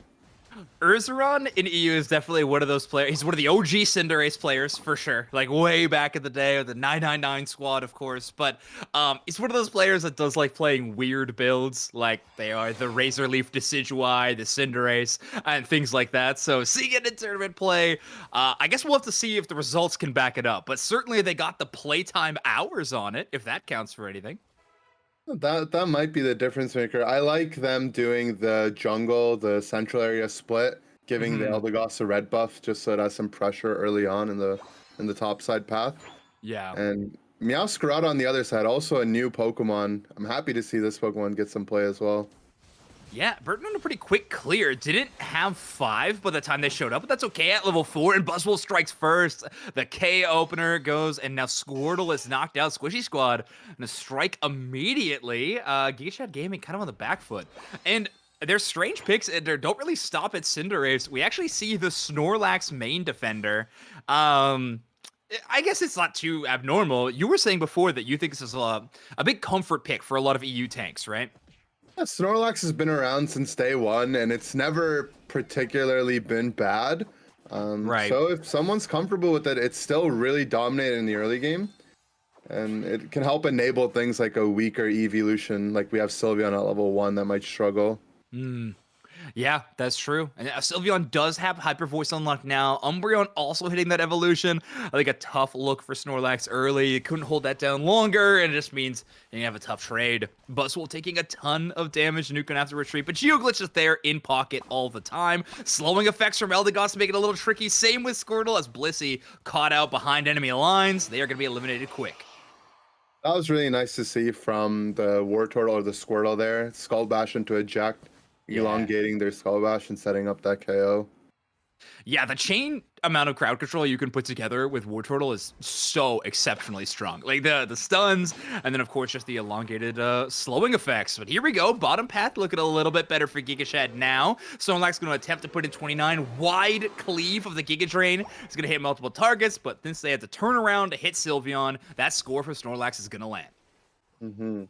Squishy Squad actually has a full Season 1 comp. All these Pokemon were available in the first year of Worlds, and they're all making a comeback here. I love that. That is true. The OG Squishy Squad hanging out. Or I guess that would be Gigachad Gaming with the OG squad. Yeah, no, all good. Venusaur gonna, I guess, stealing away the Registeel with the Solar Beam. However, a full 4-on-4 fight, tough to call that a steal. Burden is going with that Night Slash build of Meowscarada. Dives in, doesn't find anything they like. With the Unite move, though, that could change. It's gonna add up to enough damage to find the Eldegoss KO. With the help of the Venusaur, but not much more than that. They don't really have the stopping power to push onto the enemy goal zone right now. Yeah, I mean, it definitely was an unfortunate steal. Like you said, it was 4v4, but that Solar Beam always giving the pressure to have any objective go your way, and leveraging that and the bonus buff getting there to pick up some extra knockouts. Yeah, it's huge. Fenrir does Unite move, however, the damage coming up a little bit shy. Squishy Squad kind of scattering as soon as that Sylveon Unite lands, and they double down on the damage in a huge way. Eldegoss does take out the Meowscarada as a big level 10 target being knocked out, so a lot of experience set the other direction, but still, the team fight popping off quite well for Squishy Squad, and all things considered. Yeah, it was nice that Gigachad finally got the knockout on the Meowscarada, but unfortunately, it goes the way to the supporter in Eldegoss. And when you have the EXP share on, you really want there to be a non-EXP share holder to take advantage of all that comeback experience. Yeah. So the Eldegoss will get their Unite move much earlier than normal, but we would have loved to see that on the Sylve or even on the Blastoise. Yeah, a silver lining maybe muddied a little bit just by where the KOs have to happen. But when you're looking for a bailout, I guess they just got to take whatever they can. Speaking of level differentials, though, Nuke having a gigantic lead over their opposition of the top path, almost level 11 to just lower Tush's 8. No Unite move available for the Blastoise quite yet, but Nuke's been holding on to the Super Soul Slam for quite some time. No 1v1 scenario against Blastoise has really made it look good to use it, but now we have another little bit of a team fight, maybe a skirmish kind of happening on the bottom side. Senpai caught out by quite a few targets. They snarl in the middle. Umbreon Unite move to steal some shields, and all of that, including the speed boost, is enough to make it away. And somehow, in the end, it ends up being Eldegoss KO'd by the Venusaur from max range. Yeah, this does put pressure on Squishy Squad to start this objective, because if they're to take this refight, they'll be down both Umbreon Unite and Venusaurs. So you'll see them start the objective here. Snorlax Unite to get some stalling in, Eldegoss Unite, Bliss Assistance as well. And that's what I was talking about. They were on a timer. They were down to Unite moves. If they don't pull that objective right away, Gigachad's going to come back with all their Unite moves, and they can make a comeback in this fight. I love that. Yeah, like in other games, we'd call it like alt economy or whatever, right? I guess we could call it Unite economy if we really wanted to. In this game, really well done from Gigachad Gaming. Understand that they had two huge Unite moves lacking. I mean, the Umbreon Unite move being gone is massive for Snorlax. They're not worried about donating all those shields towards the enemy team as soon as they take their power nap. So Toby able to lock down with the Snorlax in a perfect timing. And yeah, objective goes their way and signs of life for Gigachad. Absolutely.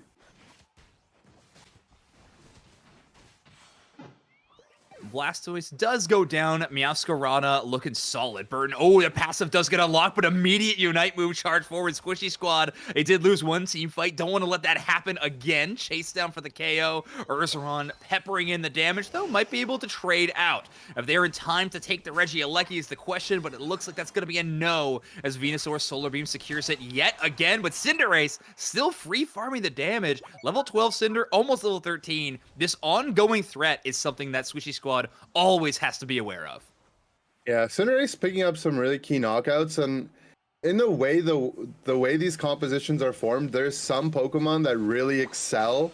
Oh, and Meowscarada going down to Sylveon as well. Some Pokemon that really excel when the Unite moves are down. Meowscarada being one of them, but Cinderace also, having a lot of consistent damage, even without their Unite moves. Sylveon still picking up 2 KOs on the backline. A lot of much needed experience for them. That'll put them level 13, potentially level 14 at this Rayquaza fight. And that could make all the difference. Yeah, an extremely close game between these two teams, but I love what you're saying about that Ender. Without the Unite moves, something like we call like the neutral, right? Like the neutral fights look exceptional for a team with Cinderace, but you're right, Meowscarada being on the other side does quite well. I think we could attribute that same accolade to something like Buzzwole, a Pokemon that does great without its Unite move. Does pretty good with its Unite as well, but the final stretch is here. Early pepper damage into the Rayquaza from Gigachad Gaming, setting the pace, trusting their Blastoise to create enough space. Snorlax trying to do the same. Meowscarada gets close. Bliss assistance onto Burton. Tons of space gained. Hydro Typhoon to cut them off. Rayquaza back to full HP. Umbreon strikes first, though, and the Cinderace already out of this fight. Ursaron was doing a good job making space for them in the fight, but they just unfortunately run out of resources. And if you want to talk about characters that are good without their Unite moves, that's where Buzzwole really shines. Just reset after reset, smackdown into superpower. But they do need to take down Rayquaza because Cinderace is respawning with their Unite move, known for getting these cheeky Unite steals. So if they don't get it down in time here, we could see a steal, even from the Snorlax here. If they gave it another 2 seconds, so I think the Cinderace might have had a really good shot at it. Genuinely. Yeah, Urza absolutely could have gotten in range to get the Blaze Bicycle Kick. Oh my gosh, I'm so sorry, folks. I hit the mini-map. My bad. Take a look at Ellie, guys. So, a couple of scores. A few Hundo Burgers later, and Squishy Squad has taken the lead, 196 to 109. Nuke is most likely going to go down to the Sylveon. They do. With 46 seconds left on the clock. Ray Shields, I don't know who has them available. We do have one on Blissey, who has a full 50. They are going to double dunk on this goal zone. Gigachad Gaming, the bar for success got pushed a whole lot farther forward. They're going to need a huge team fight win if they're going to take this match. Yeah, it is still doable with 27 seconds left on the clock. I would be surprised if Squishy Squad will spend too many resources defending this tier 1 pad. They do have their Unite move, so they can afford to expend it, but they could also hang out at their tier 2 pad or even at home and still be comfortable to win this game. Yeah, due to those huge scores, they were able to get a little bit earlier. But I don't think they'll even need to retreat to that Tier 2, as Tier 1 will be left untouched at 80 points in 10 minutes, as Gigachad Gaming takes the loss in Game 1. Squishy Squad able to win the fight at Ray pretty handedly. We saw that the gas just kind of running out of the tank for Gigachad Gaming. Squishy Squad take Ray, take the game, and we have a 1-0 lead for them. Yeah, it sucks to see. It was almost like old school versus new school, seeing Buzz and Meow on one side and all year 1 UCS Pokemon on the other. But it wasn't a bad showing for Cinderace. Like Urza didn't make it look too bad, and if like I said, if there was an extra like 1.5 seconds there at the end, Urza would have been able to get that steal with their Blazing Bicycle Kick. Yeah. I completely agree. The team fight, the neutral was super important in this matchup. It just felt like the Buzzwole Meowscarada combo, maybe a bit too much to answer, with a Pokemon like Eldegoss or Blastoise to kind of be the peel needed to make that work. Coming up a little bit shy, however, damage numbers looked amazing for Fanry. 117,000 on the Sylveon. Now, if there was a bright spot, I think, on Team Gigachad Gaming, it was Fanry. Their Sylveon was getting a ton of trade KOs, or even having good situations where they were able to find them and then immediately get back to base. So really good look from a few individual players, but we're obviously going to flip sides. Well, I guess technically they don't have to. It's going to be up to the side of Gigachad Gaming to determine what side they want to go on. Ender, I'm actually curious from you as a player perspective. Would you How often did you all like to switch sides? If you got the loss, would you what side would you prefer to take in draft? Every player has their own philosophy. In my Mhm. mind, I feel like in most metas, I just respect the first pick. Um, Yeah. it feels like almost a bad omen to intentionally take second pick. It's like you're giving up your priority. It feels weird to me. I know a lot Mm. of other players will swear by second pick, and maybe Okay. this is a meta where we see that like what second pick gives you is the advantage to have the final pick in the draft. So a pick that Yes. can go unanswered that you can use to respond to anything you want. But you do give up your priority on having your first chance out of the gates through the bans as well. So it's really Mhm. player preference. I think personally, I would still lean towards first pick, but if these teams have a pocket pick or something interesting waiting in the back, second pick could be, something they could opt to take for sure. Okay, cool. So it's a bit of a split decision amongst Yeah, the player community then, huh? But you definitely. are team first pick. Yeah, I can't see myself giving it up. Like, I don't know why. It might be a mental thing more than anything.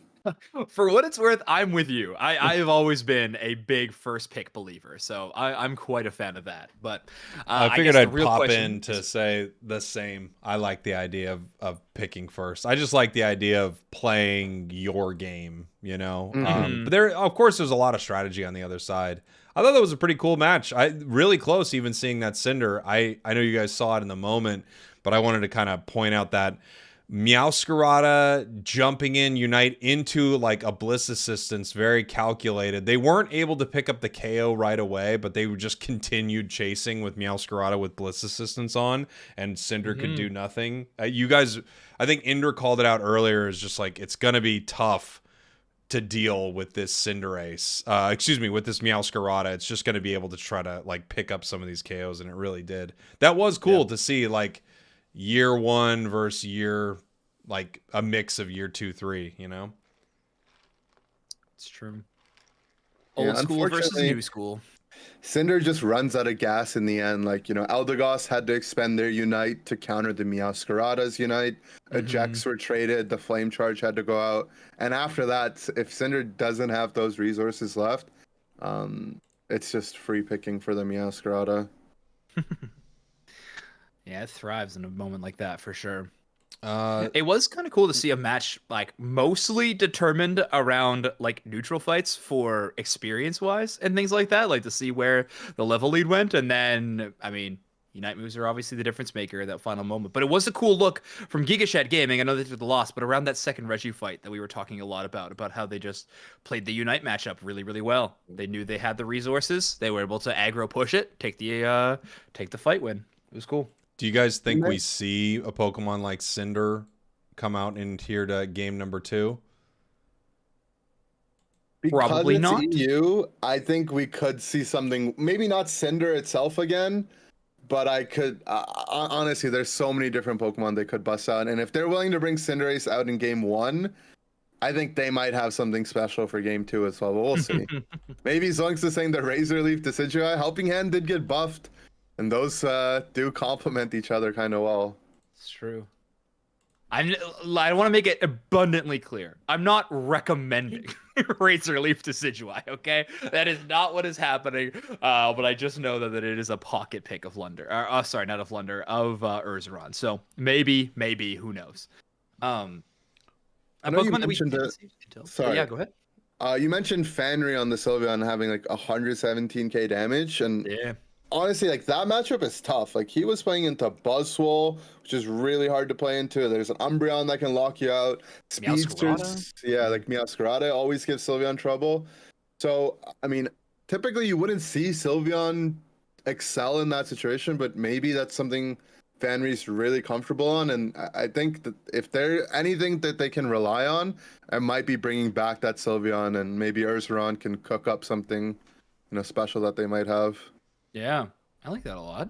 How about you, Spragos? Any big changes you'd like to see from these from Gigachad Gaming, maybe on the bounce back? I mean, it Other is than tough, just right? dropping Because I Cinder? actually thought they played a pretty good game. I mean, Mhm. yes, they got caught in the final fight, and it was something that was going to be tough, like as Inder talked about, thinking about it as like your resources. Like, you've run out of dashes. You have no other way to get away from this Meowscarada, and it's, you know, gonna continue to jump at you as a Cinder. I'm kind of not shocked to see so many. Well, I'm shocked to see so many Cinders. I'm not shocked to see people pick it up, though, because I think there are some really good opportunities to play Pokemon that maybe haven't been meta for a little while. But I do wonder if we see it again. I think they might do something a little more expected, I guess. Never mind. Never mind. They run it back. Oh, okay. And this was actually the change that I was really hoping to see from Gigachad Gaming. We're dropping Snorlax and we got Crustle. So obviously the bans must have gone a slightly different way. I'm a big fan of the Crustle. I know Snorlax is just kind of fine, but I do think that Crustle is going to bring a lot more value to the situation. But no Sylveon. We're going to have to swap up over to the Glaceon this game. All right, boys. I'll let you finish this one out. I'll see you in a minute. All right, Ender, here we go. Game number 2, Squishy Squad versus Gigachad Gaming. And some new looks, some old looks. What do you think of this draft? Well, we were hyping up the Sylveon from Gigachad here, and to see them pick up Glaceon, I think it's an adequate replacement for the character. Glaceon is definitely good enough to take over that role, and yeah, I like the Crustle pickup as well. Snorlax, obviously, really nice to see come back into the competitive game, but nothing. Crustle is just a different beast right now in the defender role. So good. I really, really enjoy Crustle. I mean, it's been filling up most of my ranked games. I've been playing a lot of that Pokemon. But speaking of Pokemon that we kind of expected to see a little bit, you were talking a lot about how we were going to see a lot more Mew, maybe this week in this tournament. So far, I think it's been kind of hit or miss, but now we have Luigi dropping the Mew pick in this game. Their matchup is going to be against Crustle and Glaceon. How do you feel Mew Umbreon fares in the early game matchup in this particular sense? In the early game, it's really good. We were talking about how Glaceon really needs that level 6 to excel in the bottom path. So Mew does have the early game advantage here, and you do see Mew being up a full level here. And despite that, they are getting a little bit of pressure still from that Glaceon. I believe it's foul play Umbreon as well, so we'll have to see the impact of that a little bit later. Maybe Garchomp. Oh, nice little play from Nuke and a eject button and Dragon Rush. Prevent the portal reset and, of course, earn themselves a KO. Now Squishy Squad's got a whole lot of firepower pushing towards this top tier goal zone. Cinder is able to stop the Gabite from scoring, but not the same for the Meowscarada, who is at level 6. Obviously, they've hit that final evolution. But unfortunately for poor Eldegoss, I don't think you're going to make it away from the burning damage. Geo Glitch goes down. 4-player push on the top side. Yeah, that's the benefit of having Hoopa on your team. You get to make these early game advancements on enemy pads, send 4 people on your team on one side, and then you can bring them right back down to defend as well. Yeah, it's awesome. I mean, I talk about Hoopa quite a bit in a macro sense. I think it's extremely strong. It gives you a lot of options. I think Hoopa, one of the best things it has, it also covers up your mistakes quite well. But just having 4 members, of course, is going to be its own boon. Sorry, let's take a look down into the middle section. Ursaron positioning very, very aggressively. Obviously, the auto attacker wants to make sure that they're getting enough damage to really be relevant. Senpai takes a world of hurt while caught in that rock tomb and does not have the HP to run away. Eliminated by that Glaceon sure hit move. And that's that combination with Crustle, putting them in place with the Rock Tomb, and then taking all the damage from Ice Shard, Icicle Spears. Good combo. Lock him in a house, put him in the freezer. Whatever you want to come, we'll come up with a fun way to say it, I'm sure. All right, Registeel gonna be the first Reggie of the game. Hoopa from Indigo tries to get a little bit of vision, drops the portal quite aggressively. Crustle's gonna go home. Senpai again just takes too much damage, tries to snarl in, earn a shield, and stun a couple of targets, but it's not enough. Registeel going pretty far away from its initial spawn, definitely in danger of leashing, and there it is. Registeel back to full HP. Squishy Squad got to start from 0, and Ursaron is back. Almost at level 9. Unite move now unlocked, but already found themselves 1 KO. Luigi and Burton and Senpai, the only members left down here around the Registeel. Yeah, it does look like it's going a little rough for Squishy Squad, but one thing to remember, they do have a Garchomp in the top path who is able to scale and almost getting level 9 in their own right.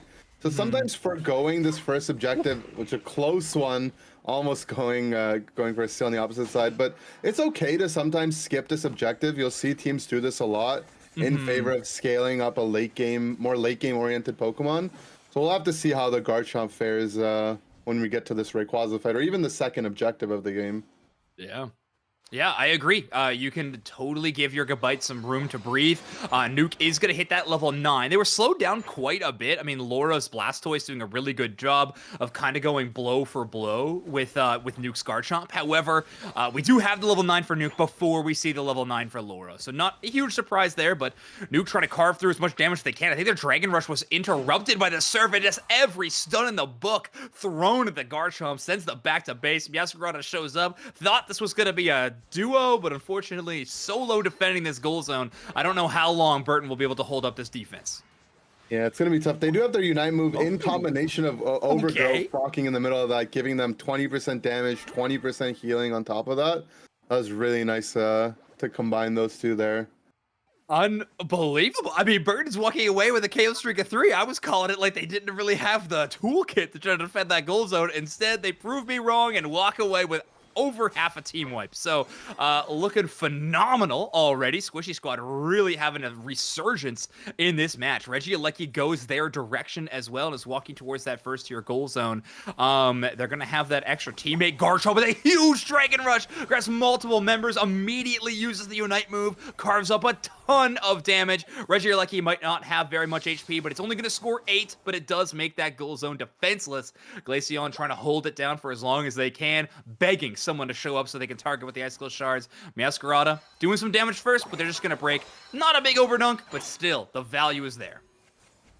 Yeah, unfortunately, every member of Squishy Squad had more points available than the remaining score on that pad, so they weren't able to get a really big overdunk. But that being said, they still get the Regieleki to walk in, and they are able to take down that top pad, and the first pad going down this game.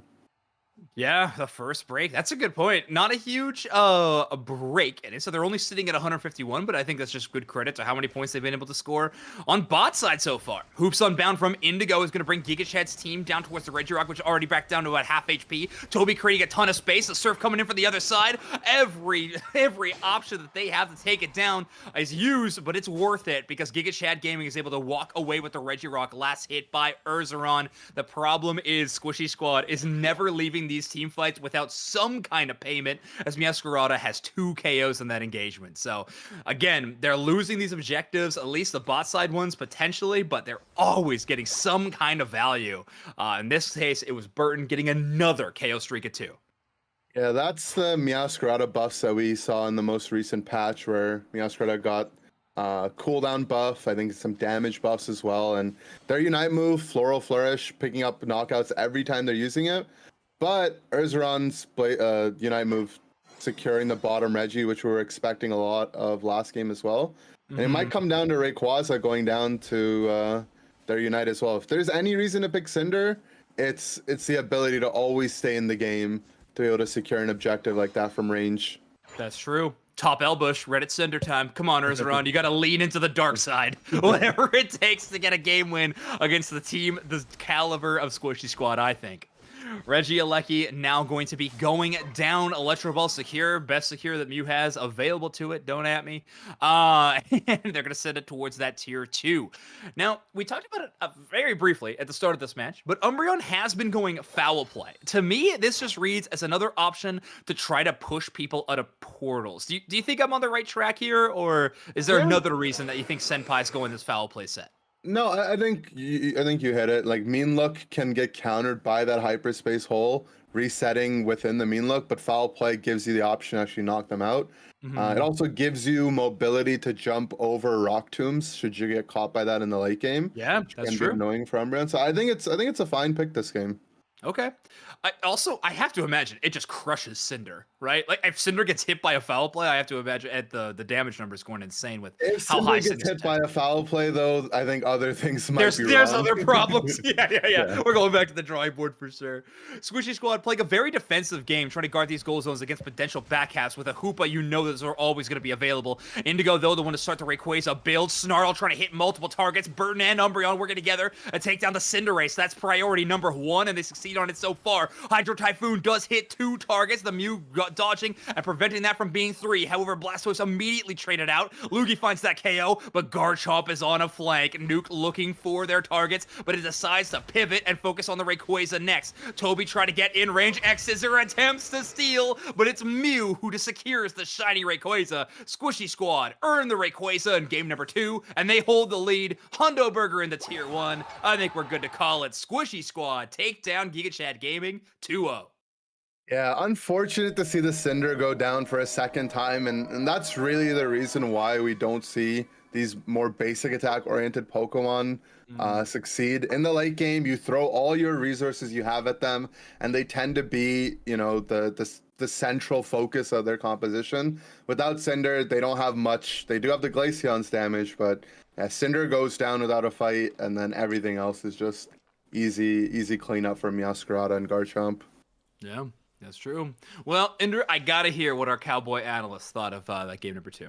I mean, I love seeing Cinder. I love seeing Pyro Ball. It really just does feel like it's outclassed, and I feel like Meowscarada is one of those Pokemon that just it really makes short work of some of these like squishier things.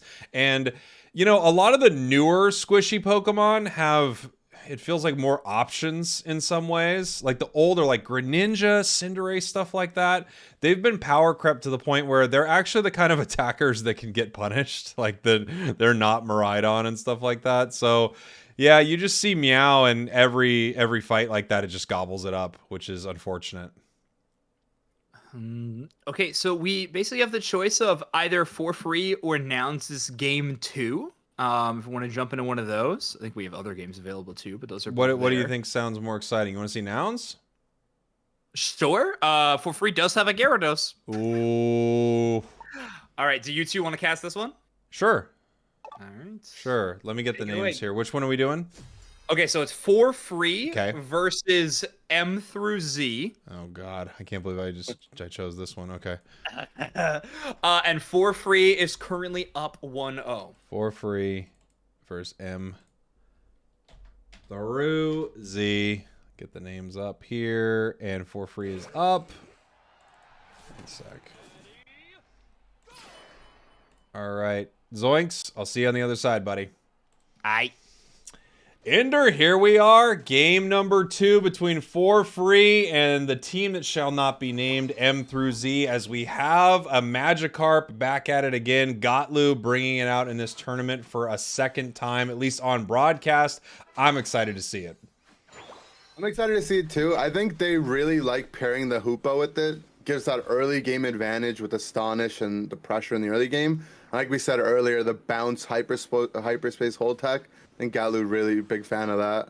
Do you think now that, I mean, I'm looking at these comps right here, is it that we can play this Magikarp when they don't have Buzzwole on the other side? I don't know if it's one of those things where Buzz is banned, and then at some point we're like, all right, the top lane is weak enough where we can play something like Magikarp. Obviously, we see M through Z even heading up here trying to punish it. You always want to punish the Carp lane, but I'm wondering if the real difference maker there is just no Buzz. Yeah, I think that's what it is. Buzzwole really polarizes the top path and makes a lot of the picks much harder to pull off. Without Buzz, I think Magikarp can definitely find a way to get an early evolution. Here we go, pushing in for this fight right here. We see Blaziken able to pull a lot of that over to the side, but they're not able to secure enough of it. You know, when you have Gyarados on your team, you really do have It's something in your path, but it's really not much. We can actually see they actually sent it to the central area right now. Top path, they're going to be playing with the Combuskin and the Hoopa. Gotlu looking to get as much experience as they can here in this central area. They should come out of this on time, I would hope. Well, Magikarp's slow, but they should come out of it very soon as Gyarados, hopefully early enough to make it to the center for 8 o'clock. Yeah, it should come in a good time, and I like the decision to send the Combuskin to the top path. It's got Blaze Kick, use it to drag around the neutral farm, and they might not need the Gyarados here, like this Blaze Kick, bring the Alterias down, set it up for Zanti, and they end up getting the most of them there. Yeah, and they did get Gyarados. They didn't get it early enough. It really does have a massively slow clear, but they've got Gyarados now. It is level 6, so we're going to see what that Pokemon can do. And you know, the cool thing about Gyarados is, yes, it's hurt early, but it does get 2 moves at, you know, its evolution, which is really exciting. They're 2 very strong moves. Yeah, that's the gamble you're making. You could have a character online as early as level 4 in Gyarados with 2 really good late game moves, or in this case it can take even past the 8-minute mark to see that evolution. You know, a Pokemon that's like Lucario used to be like, especially Extreme Speed Lucario specifically, used to be like the original cruelest thing around bees at the time, now birds. Gyarados is unbelievably mean with Dragon Breath around any objective like that. Just the ability to hit 1 Dragon Breath and have your attack speed go absolutely insane makes it a real powerful force around any objective like that. Not objective, but any wild Pokemon grouping like that. Yeah. I know we looked a lot at the top side of the map here, but on the bottom side, we had Zanti on the Sylveon getting level 9 to when the Slowbro was still level 3 on the other side. So ball lane really having a strong showing with a what would be considered typically not a strong early game set of Pokemon in Sylveon Umbreon, especially into an Inteleon. So they must have had some really good secures on the wild Pokemon. Nice mathing right here from the side of 4-3. We got a big score there from Gyarados. Now they're just pushing right in. And it's very cool to actually see that Blaziken on the squad too, playing in the central area. You know, foregoing kind of the early tough moments there where it needs to get to its level 5. They give it that for free. They give it that for free, basically. And now it's just able to fight and secure big objectives. One of the only teams that I've seen running Blaziken consistently here has been 4-3. I don't know, Blaziken, definitely one of the newer Pokemon coming to the pool. Hasn't seen a lot of player success. I will say, I think Hoopa is an excellent Pokemon at enabling a character like Blaziken, similar to Gyarados. They both have unstoppables that they can leverage to prevent any shenanigans through the hyperspace holes. They benefit from those resets really well, diving in really deep. And I think it suits Sario's playstyle really well. He was one of the original E-Speed Lucario players back in the first year of UCS, and he's really good on the Blaziken as well. Blaziken's really awesome. It's weird. It's really powerful, but it does feel like one of those Pokemon that you also want to play with a bit of an advantage that your team already has, given that it doesn't have sort of a, you know, a Unite move. Its Unite move is essentially just a move switch. It kind of doesn't have that extra pop that sometimes you need inside of a fight, but you're seeing a lot of the great Blaziken players are obviously able to make up for it, and the teams know what they're getting themselves into. Beautiful secure right there from the Blaziken, even though it took the huge move and then just a little kick. Yeah, and Blaziken definitely struggles in the 5 versus 5 big Unite team battles, but if you can survive that early part of the fight, Blaziken's a character that, you know, like you said, it has that move swap instead, so it's consistently strong, but it lacks those big peaks. All right, now we've got Gyarados in the top path here. They don't really need to start the objective. They have this weird thing with Dragon Breath where Dragon Breath does not activate off of these objectives. So their attack speed really isn't increased. It could still rip it up decently with its autos, but having Sylveon here helps a lot. Here comes Lucario looking for a secure right there. And yes, able to get it with the Unite move. They're going to try to punish Lucario. Close combat coming in as now Eldegoss, Meowscarada moving up to this top path. Here comes the Unite move from Inteleon as they're pushing onto this goal zone. And it looks like they actually might have have to peel back here. Yes, they're deciding they cannot make this fight happen. They're running down to the bottom goal zone right here to see if there's anything they can do. Meowscarada with 40 points. LD right behind him with 34. Here comes the big time snarl. LD still able to score somehow, however, and now they are being pushed back. We have the rest of For Free making it down to the bottom path. The big Gyarados Unite move takes LD up into the sky. Flower Trick pushing back the other way as they're now fighting on their tier 1 goal zone, Ender. Yeah, the really good heads-up play from both sides. Service getting forced to use their Rings Unbound on the top path brings their team to help defend that Regieleki. Orange side, they recognize that, hey, we need to get away from this Hoopa Unite move. They gun it down for the bottom path. Eldegoss able to get their scores and continue the fight in the bottom path. But just both sides playing really strong macro play. Whether it's responding to the enemy's plays or setting up ones for their own. Really, really impressed to see that from both teams. Yeah, I love that. You're right, from both sides, too, because For Free obviously noticed the play that was being made right away. You saw M through Z decide that they couldn't take the fight in the top path, so they moved down to the bottom. Registeel now getting chipped up. A lot of members of both teams down here right now. Big time snarl. Registeel almost done right here. We're looking for the secure from both sides. We had the snipe shot. We had the overheat, and it's Blaziken that takes it right there. Yeah, it comes down to these small moments for these secures. Good try from M through Z on that Lucario trying to secure it with their power-up punch, but the new school takes it again with overheat. Yeah, there is something called power creep, and it feels like newer things are a little more powerful than older things, you know, that they're just shiny, new, and exciting here as we head towards Rayquaza. 2 minutes on the clock. We've got the little dance going on right now, Ender, where we try to figure out how these two teams want to fight this. We've got Unite moves fully ready for both sides of the map. Nice big snipe shot here, but it does land into an Umbreon, able to reset through this hyperspace hole. Yeah, this is one of these annoying matchups where you're snipe shot into Hoopa being forced to use your really long cooldown to reset off snipe shots. I'd like to see them go for a snipe shot once it lands and they force out that hole, then to go for a really big team fight if they can. Here we go. Nice little snarl right there. Shelvin in a lot of trouble right now. This could be the fight. Inteleon starts with the Unite move. We have Gyarados Unite move coming in, and Rayquaza is completely gone. It just evaporates off the map. Inteleon picking up the secure right there. No shield on... No, there was a shield on Intel. It was just camouflage. I couldn't see it. It tricked me, Ender. Points are raining in now. 200 to 244. 344 as we have an attempt to score in the bottom path here by For Free. Stopped right there by the Meowscarada. And now we have 58 seconds left on the clock as 3 members of For Free are down. They're going to need to make a push here, but there are more shields on the side of M through Z. Yeah, this is what you get to see in this Inteleon matchup, and I really like the explosiveness actually from both teams, and For Free hitting that surrender there, but For Free recognize that, hey, we got sniped, this fight's about to start. Same thing from M through Z. Both of these teams, I feel like, know each other really well, really on top of the meta, and it did come down to Rayquaza, and you know, it's anyone's game with all these different secure moves available on both sides. Taking a look at our bans right here. Blastoise, Crustle, Buzzwole, Leafeon. A lot of Pokemon that you're going to see banned out. And obviously they didn't worry too much about the Umbreon going over to the side of For Free right here. They were totally fine with that, picking up the Slowbro instead. Obviously not a lot of fighting, as we can see here from a lot of the damage numbers. Big damage really coming out just from the Sniper mainly.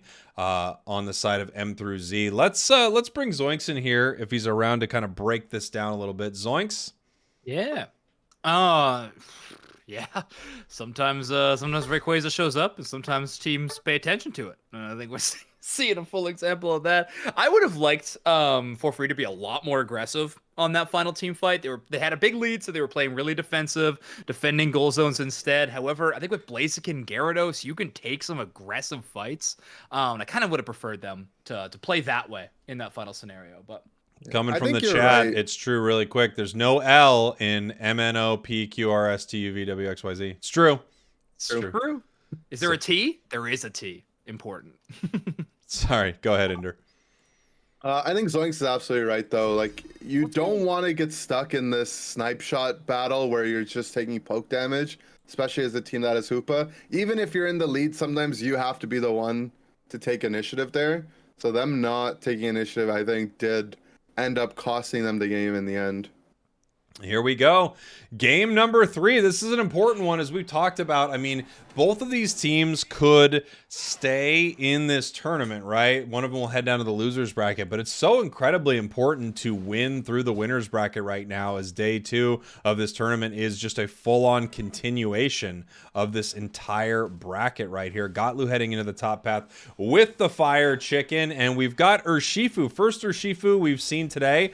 I have notoriously been a bit of an Urshifu hater. I don't love it, although some teams do pretty well with it. Yeah, its weakness really comes in the early game here, as we see Sylveon potentially invading it as well. Not many options when you're just a Cubfu to start the game. Yeah, it's just such an abysmal start. Who picked that one up? Did he get it? I think Cubfu might have got it there. I can't tell. Cubfu did look like they got it, yeah. Yeah, Soryu now in a little bit of trouble right here. Nice secure. And now we see Sylvie so close to picking up one of the 2 KOs. Not able to get it. Hoopa coming down to help out right there. And we do have our Dark Bear hit the map. I don't know if we're going to see Water Bear for a very long time. I wonder if any teams will bring that out anytime soon. So we're getting ready for these 850Bs, and they're going to have that Wicked Blow. Yeah, if we want to talk about new school versus old school, Wicked Blow is really just a newer version of Power Up Punch, it feels. Despite it not being in the greatest spot right now, and he does end up getting taken down as well. He gets Power Up Punch, and that's important. Gotlu in a little bit of trouble right here. We got another Power Up Punch that can be charged as soon as they come back. Huge scores right here from M through Z as they're taking over the start of this game. Unfortunately, the Sylveon invade didn't provide a ton of value, but it didn't really matter. They're still able to win that fight in the top path. We do now have the Combuskin, and now we have them fully inside their central area with 2 Pokemon. Yeah, I'm just having a bit of technical issues. I got booted out, so sure, no I can't problem. see anything I'll right just keep running it for a bit here as we are watching the Dark Bear moving on into this central area right here, trying to get some of this farm, and they are able to get a little bit of it, head back through the hyperspace hole. Inteleon now leveling up as we are watching Dark Bear running up to the top path right here. Lucario in a little bit of trouble. They miss with the Wicked Blow as they push towards this tier 1. Snipe Shot also misses, so they should be able to defend pretty well right here, even though it looks like we do have 4 members here of For Free up towards this top path. Inteleon now peeling back down to the bottom path. We've got the bird spawning in the middle here at 720 in the top and bottom path. And it looks like both sides are sort of resetting almost, not deciding to continue pushing. As I say that, Lucario jumping on in with the help of the Hyper Voice, getting a big-time KO. Dark Bear does go down. This Lucario has been picking up big KOs all game so far. Already level 8, just playing in path, equal to that of the central area Pokemon on the other side. Again, no points scored yet for Free as we head down to the bottom path here. Regice getting hit already at half. Here comes the Wicked Blow. Yes, big time secure, and that's the reason that you pick a Pokemon like this. Able to charge that up and just get a huge, massive secure on any objective they're standing around. As we have Lucario now moving up to our top path. And it looks like, you know, without the help of Hoopa, everyone's going to have to take the long trek up. Mew staying in the bottom path right here to continue farming. Those 2 tier 1s are up as we head to our top path right here. Gotlu watching this tier 1 goal zone. Moving up towards Regieleki. They do have some good positioning for it and incredible secure on the side of For Free. Like, they have 3 of the best secure moves in the game right now. They're all getting ready for it. The question is who's going to start ripping it. Doesn't even really matter. Huge secure right there. Once again from the Wicked Blow. Regieleki pushing towards this tier 1. The Hyper Voice being thrown out right here. It is inside the goal zone, so now they're going to need to do a little math right here. Something Pokemon Unite players are particularly bad at. We've got 30 on the goal. Hoopa can make a big play right here as we have Gotlu continuing to stack up in the top path. There's the big time secure with the huge 40 points there from the Urshifu, bringing it 139.66 For Free, kind of taking control of this match finally. Yeah, and I'm finally back in. I got to catch that secure setup at the end there on the Regieleki with the Wicked Blow, Overheat, and Snipe Shot. If I had to guess, that's probably something Gotlu cooked up, you know, even going back as early as Season 1 under Random Gaming, which ended up becoming Nouns. That was one of the things I know Gotlu loved to practice on his streams. whether setting up a Hyper Beam with Dragonite with a bunch of other secures, Lucario, or nowadays it's Wicked Blow, Snipe Shot, and Overheat. We might just see them take Rayquaza right off the gate if they do get the space here in those last 2 minutes coming up. Yeah, I think, last fight, they definitely came down to, a very chaotic flip situation, and now they're putting it, right to their opponents, and they're saying, look, if you try that, you're running into some of the best secure moves inside of Pokemon Unite. Regice getting very, very low right here. Someone needs to do some damage to it right now. The Wicked Blow actually, going all the way through its charge and being put back on cooldown right there, but they are still able to pick it up. Yeah, your secure is only as good as the damage that you can put alongside the secure, and all 3 members of For Free having to charge up their secure moves, it is going to come down to the support and defenders to put that damage through when they're lining up their secures. I don't think I've seen the Urshifu's Unite move yet. Maybe they used it and I just missed it. I'm wondering who the big target for it is. Possibly they would want to go after Lucario or something like that. It feels like a lot of these other Pokemon just have so many get out of jail free cards. It would be tough to throw it at them. You've got Mew's Unite move, Sylveon's Unite move, Eldie's Unite move. I'm wondering who the big priority target is. It will be tough. If they can get an eject button right on top of the Eldegoss, I think that might be their best bet. Get him before he can react with the counter Unite from Eldegoss. But we'll have to see who they're able to pick up. Oh, thank you from the chat. They did use it on Lucario after the Regieleki fight. So that makes sense to me. That's kind of who I'm thinking would be the target here. You're throwing it onto Mew right here. Again, Mew not really able to go down from it. Mew able to use their Unite move as a little bit of a counter to it. I don't know how many Pokemon are running full heal on the other side, though, because you can literally full heal your way out of that second bit of damage there from that Unite. Soraya in a lot of trouble right here. We have the Overheat being charged up, and they make it home through that hyperspace hole. Really nice stuff there from For Free. That was really nice, and we do see a mean look this game as well. So it does get countered out by that hyperspace hole, as we saw with Hoopa. And I think For Free really relying on the Hoopa picks here. Hope to see a little bit more of this, because I feel like Hoopa's been a little bit forgotten in competitive play, at least over the last month or so. Yeah, it does feel like a lot of teams are picking something that just has a huge burst of healing, right? Like something that protects from, someone like really targeting them with a KO, something like a Bliss Assistance or even Comfey, depending on the speedster you're picking or something like that. Registeel getting very low. Once again, secured by the Wicked Blow. And it really does feel like M through Z has not had a good opportunity to do much of anything this game. 15 seconds now till Ray. That being said, Slowbro does get picked out here, and they might look for a flip, but I think For Free's like, hey, bring it on. We still have all 3 of our secures ready to go. Yeah, here we go. Nice big snipe shot. Sylveon in a little bit of trouble right here. We've got the Pollen Puff and the Cotton Guard. Another snipe shot lands, and it's just, continuing to put that damage down. Pollen Puff looking to save it right here. Gotlu picks up a huge KO on Sylveon right there. That's going to be perfect for Free, as they had a Pokemon down that is now making its way back. They're getting really aggressive around Rayquaza right here, looking for a possible sneaky score in this bottom path. Now that Sylveon's down, snipe shots continuing to land. Slowbro in trouble once again. Huge close combat, but makes it home barely through that hyperspace hole.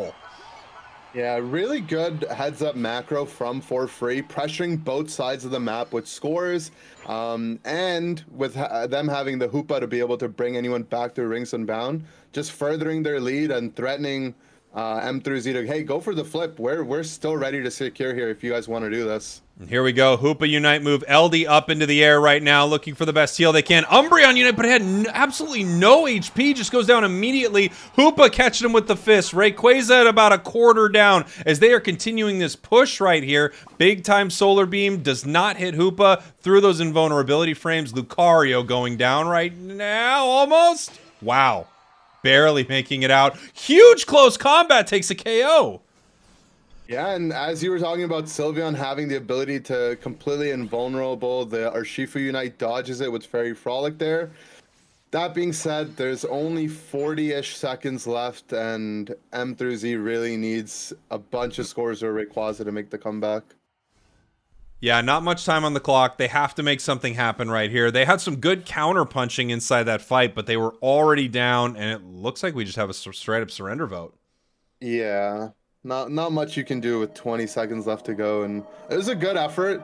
I think for free really showing that, hey, we won the last event. This is why we're the team representing EU in the AOS Cup finals. That's going to be happening in London, and I think, like, from my experience as a player, when you're down a game or you get put on the back a little bit, your idea might be, hey, we're not getting flipped on ever again. We're not going to let it be close ever again.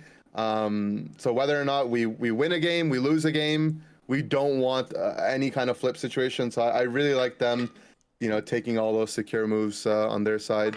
Yeah, same. Zoinks, what do you think, buddy? I thought it was a great game. It's good to see For Free playing that well, like what we kind of expect from them. And yeah, I think they responded to what they thought was the best part of the game from M through L, or M through Z, sorry.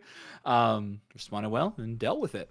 Bracket update. Bit of a beep, beep, beep, beep, beep. Outer Banks takes out Yalla Bingo 2-1. Which is a pretty huge upset. Wow, that is, yeah. So that's Klaus and Tanz's team is able to send Yalla Bingo to losers. And Outer Banks is waiting on two teams who I'm not gonna lie, I don't know too well. Vivid and Sucreosucre, I don't know how to pronounce it. We could watch though for this next game is Squishy Squad versus Nouns for the winning in. Yeah. Which is gonna be sick. Obviously, there's context behind this one, seeing as Squishy Squad was the team that took down Nouns and Winterside last tournament. So yeah, bit of bad blood between these two teams. I'm gonna go ahead and update this right here. Interesting draft. What do we look? Okay, cool. Let's go. It's Nouns versus cast this one. Nouns Squishy. Yeah, you want to take a quick little break in there? I'm gonna go make some coffee and I'll be watching on my phone. So. You guys got it. Good. Love it. See you in a minute. Okay, so yeah, Nouns Esports on the left-hand side and Squishy Squad on the right. Let's see what we got. We've got ourselves an Aegis Slash. We've got a Garchomp. I mean, a lot of surprising stuff right here. And then on the other side, Inteleon. We have Meowscarada. We have Blaziken. Just a lot of good options, like a lot of newer good option Pokemon on the side of Squishy. We're going to have to see what's going to happen with this Garchomp. I don't know if I've seen Megu on Chomp. Maybe I have. Yeah, maybe. I've seen them play it from time to time to tournament. I know they usually, when kind of the top tier meta picks are gone, they prefer the Blaziken, but that's gone too. We have Squishy Squad picking that up for Nuke, and the original trade, Red Buff Eldegoss, or Gossifleur at this point, a little too strong, and Megu sent back to base immediately. A Desu on the Umbreon support, by the way. Yeah, that'll be interesting to see. We've got the mean look happening right now, and you know what? It is incredibly mean as we have Utah moving in here. We saw Sword earlier on the Shadow Claw. This is the more standard Aegis Slash that you would expect. This is going to be your Sacred Sword Aegis Slash, as we now have this fight getting ready to break out right here. Nouns in a commanding position right here. Meowscarada in a ton of trouble, caught by the mean look. One of the just most oppressive moves inside of Pokemon Unite. There's not a lot you can do when you're stuck in there and 4 members of Nouns are against you. I don't think Squishy Squad expected the 4-player push from Nouns Esports either. They throw all 4 members, and now they're looking for more than that as well. Red Buff attempted to be stolen away, but Nuke's actually able to pick that up with the Ember. Now we got the Combuskin. We have Blaze Kick, a huge displacement move, but no target sticking around long enough for them to really find. Adesu's able to brawl for a little bit. Toon Slim trying to see if they can get a KO onto the Florigato, but it's going to be Bruv taking credit for it, but still huge value there. But now Bruv caught out in the enemy central area. It might take 3, but finally, Crustle brought down. It felt like a little too, I don't know. I think they were trying to shine a little too hard on the side of Nouns right there. We had opportunities for multiple members to actually get out of that fight. Instead, they give up a ton of big KOs. However, there's a lot to be said for the insane amount of pressure that they're putting on their opponents, and they're not afraid to do it as they continue to push right here. Inteleon in a ton of trouble, picked up the KO right there by Utah with the sword, continuing to push. Another mean look out on Meowscarada. I'm telling you, as a speedster, like, I love speedsters. One of the worst things you can see on the other side is Umbreon, because you're well aware of what it has. It has mean look, and your life is horrible. Yeah, those two things are true. Yeah, the early pressure, definitely they give up a little bit to the enemy's central, but that last team fight is huge for Nouns Esports. We have Megu with a full level advantage over Nuke, despite how bad those early couple of minutes were for Nouns Esports. Megu does miss that Dragon Rush, but still the level advantage is there, and they almost have the Unite move. Nuke's got some friends, though, to back them up, and all of a sudden, Megu not alone on this goal zone. Yeah, Nouns obviously were in such a great position in that bottom path. There was really nothing that Squishy was going to be able to do in that moment. They just decided to move the fight top. Very good call right there. Huge Unite move coming in, however. Are they going to pick up 2? No! And misses a big-time Dragon Claw and goes down right there, giving up a level 9 KO. Regieleki getting ripped apart right here. We'll see if Nouns can make it in time. They're on their way. The Rock Tomb. No, the Overheat takes it right there. Toonslin moving in with the eject button Unite move. Big Psybeam looking for a KO on Inteleon right here. Once again, diving super deep for it and getting punished.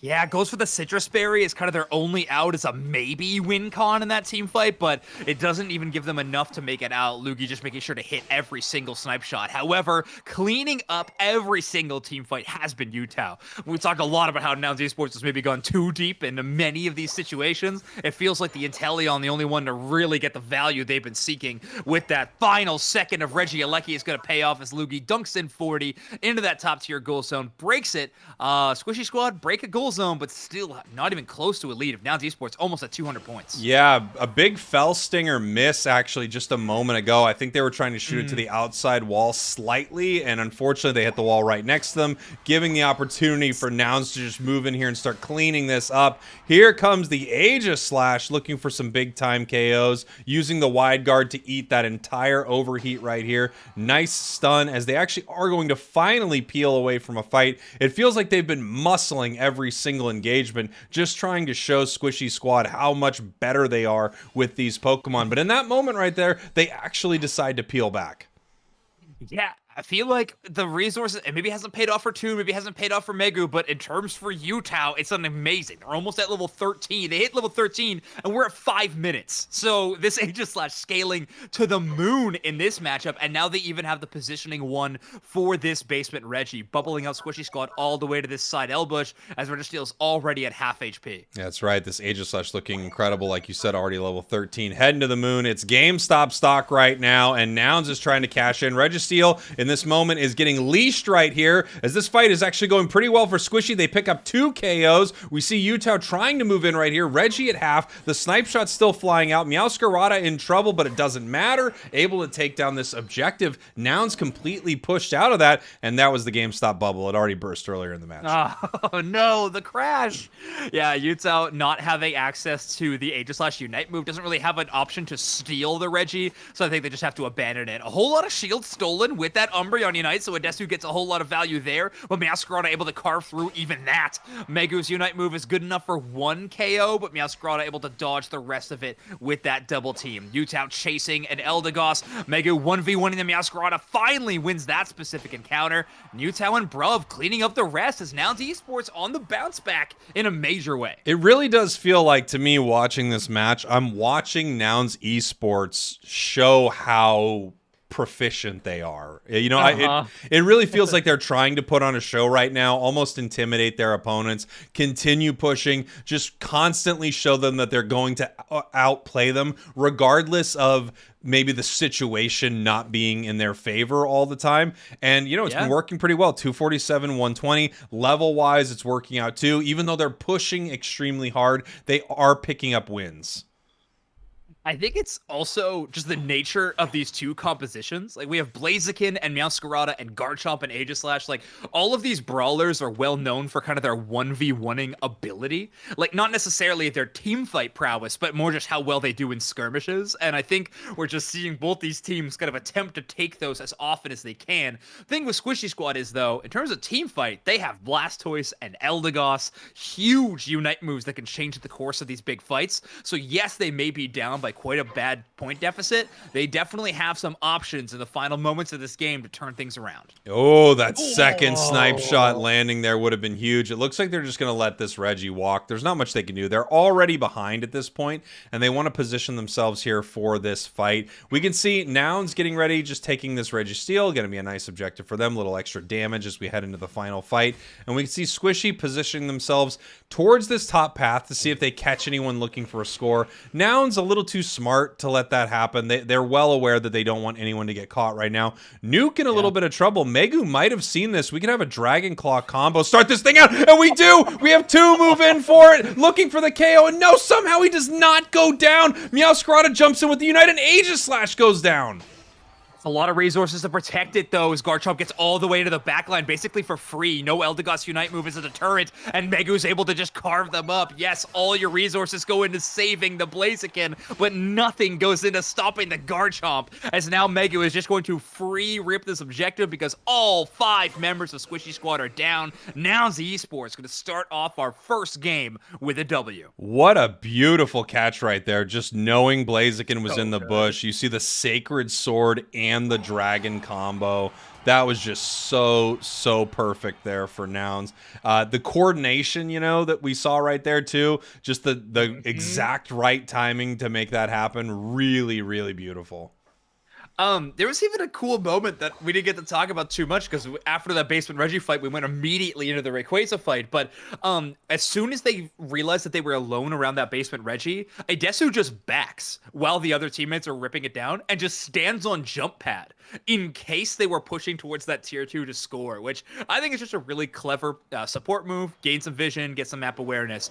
Squishy Squad pushing towards this first tier goal zone. Immediately, we're going to have Megu and Idesu doing the same thing on the bottom side just to try to outpace in terms of scoreline. Of course, they have the Ray Shields to help out in that scenario. And now Utah is joining the fight on the bot side. We're in garbage time for these last 30 seconds because I don't think we even have enough points on the side of Squishy Squad to really even things up. Yeah, it would be really tough. They have to KO every single member. They do have enough. They just have to KO every single member of Nouns right here. 2 down. And then the problem is the time just keeps ticking. You know, there's just not enough time to make it happen. Maybe if there was plenty of time, there would be a way to fight back right here. But it's not going to happen. Nice big catch there with the Dragon Claw and the X-Scissor. Nouns takes game number 1 with a beautiful Rayquaza fight. Sick. How good is Umbreon's support with Aegis Slash and Garchomp? You know, like being able to cast that wish, earn HP, but also the damage reduction on any of your brawlers, I feel like is so important. Really cool setup from Idesu, Megu, and Utah in that way. I don't know why. There's a comment in the chat that says Chomp is Megu, and for some reason all I have in my head is Zendaya is Michi. Chomp is Megu. Common is Stonebreaker. I mean, it's all I have right now. Inder, are you here? Yeah. So one thing I noticed in the that probably was an implication of the draft here was we saw Squishy Squad take out the Trevenant, lock down the Blastoise, expecting Nouns to ban the Buzz, which are all your typical top lane, top path mons. They took away the Blaziken, which I think Megu has really relied on. And I think maybe they were trying to choke out Megu, see what Megu might show up with. Megu ended up putting on the Chomp, and I mean, he put on a showing. He really showed that he knows how to lock down with Garchomp. So I thought that was an interesting draft maneuver if that's what they were going for. But yeah, Megu stepped up. It didn't end up mattering at all. 11 KOs. Yeah. Yeah, let's focus on a different player if you're Squishy Squad, because if we're going at it in a draft strategy like that, let's try to choke somebody else out because, yeah, Mega looking great. Yeah, that was a really exciting game number 1 right there. Obviously, Nouns looking incredible. It was really cool to see. As I said, I really felt like they were just trying to outplay their opponents the entire time, and they can. It really looked great, and what a final fight from them. Yeah. If it wasn't clear up until this point, I want to just formally apologize. Meta's lit. Meta's lit with 4 bans now. I'm excited. It's awesome. Wait, you didn't like? There was a time where you didn't like it? No. I did. I was just from the first couple of tournaments with this format. I think teams were being very safe and very careful because no one really knew the landscape yet, and I think we were seeing a lot of just kind of the same stuff again and again. But now we're seeing a lot more experimentation. Like the teams have had enough time to practice, and it's getting to very good results. So I'm happy to see EU showing out in a good way. Yeah, I mean EU's a pretty exciting region here at the start of this season. I'd say last season awesome, with yeah. EU, it was interesting, but it was just the story of two teams, right? And there were other teams that were good, don't get me wrong, but the real story was who was going to win, Tally or Nouns. And right now, I do feel like EU feels a lot more competitive, again, at least at the start here, than they did last season. We'll see how it shakes up as the year continues to move on. We have some interesting stuff going on with some of these teams. I don't know if they're all going to stick around in their current format. Part of me thinks no. Seeing some of the results from some of them, but seeing For Free, seeing Nouns, seeing Yalla, seeing a lot of the teams we've looked at, EU feels a little more like NA did last year, which I love. Yeah, that's a perfect description, I think, Spragels. Like, the parity's there. I mean, so much so, this game between Nouns and Squishy Squad, like, I mean, Nouns was, I would say, ahead the whole game, but yes. It did feel like a competitive game. Like, yes. Hold on. Wait, why is Klaus on Charizard?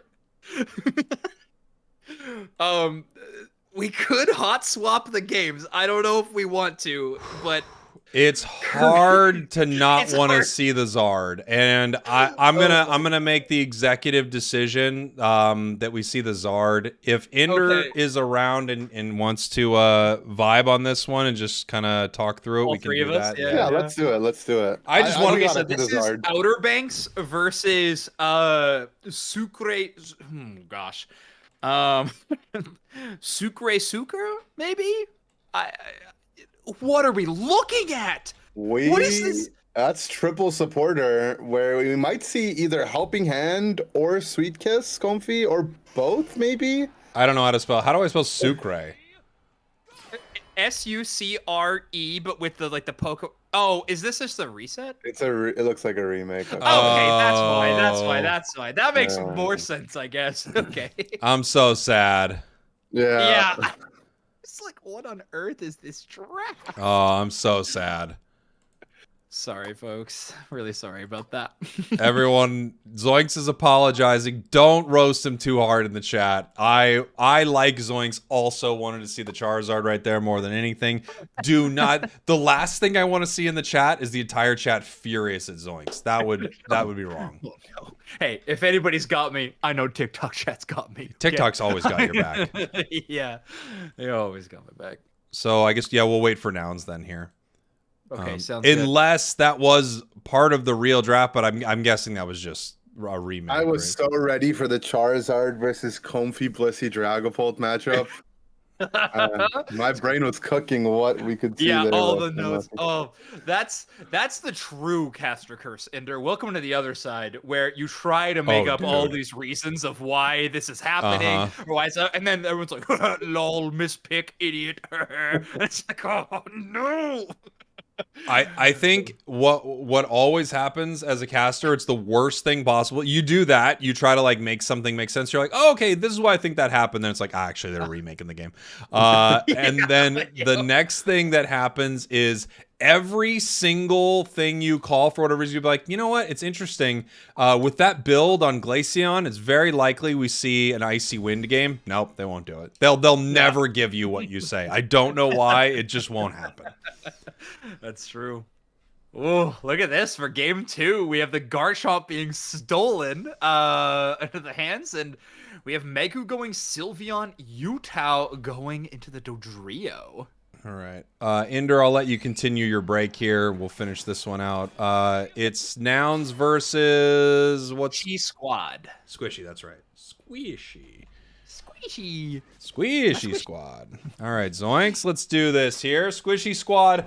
Taking that Meowscarada out of center, I have to say, one of the things that was toughest for them last game, that Meowscarada was like level 11 at Ray. Yeah. And the thing about these speedsters, as someone who really loves playing speedsters, I swear, if you are under-leveled, you're just in so much trouble.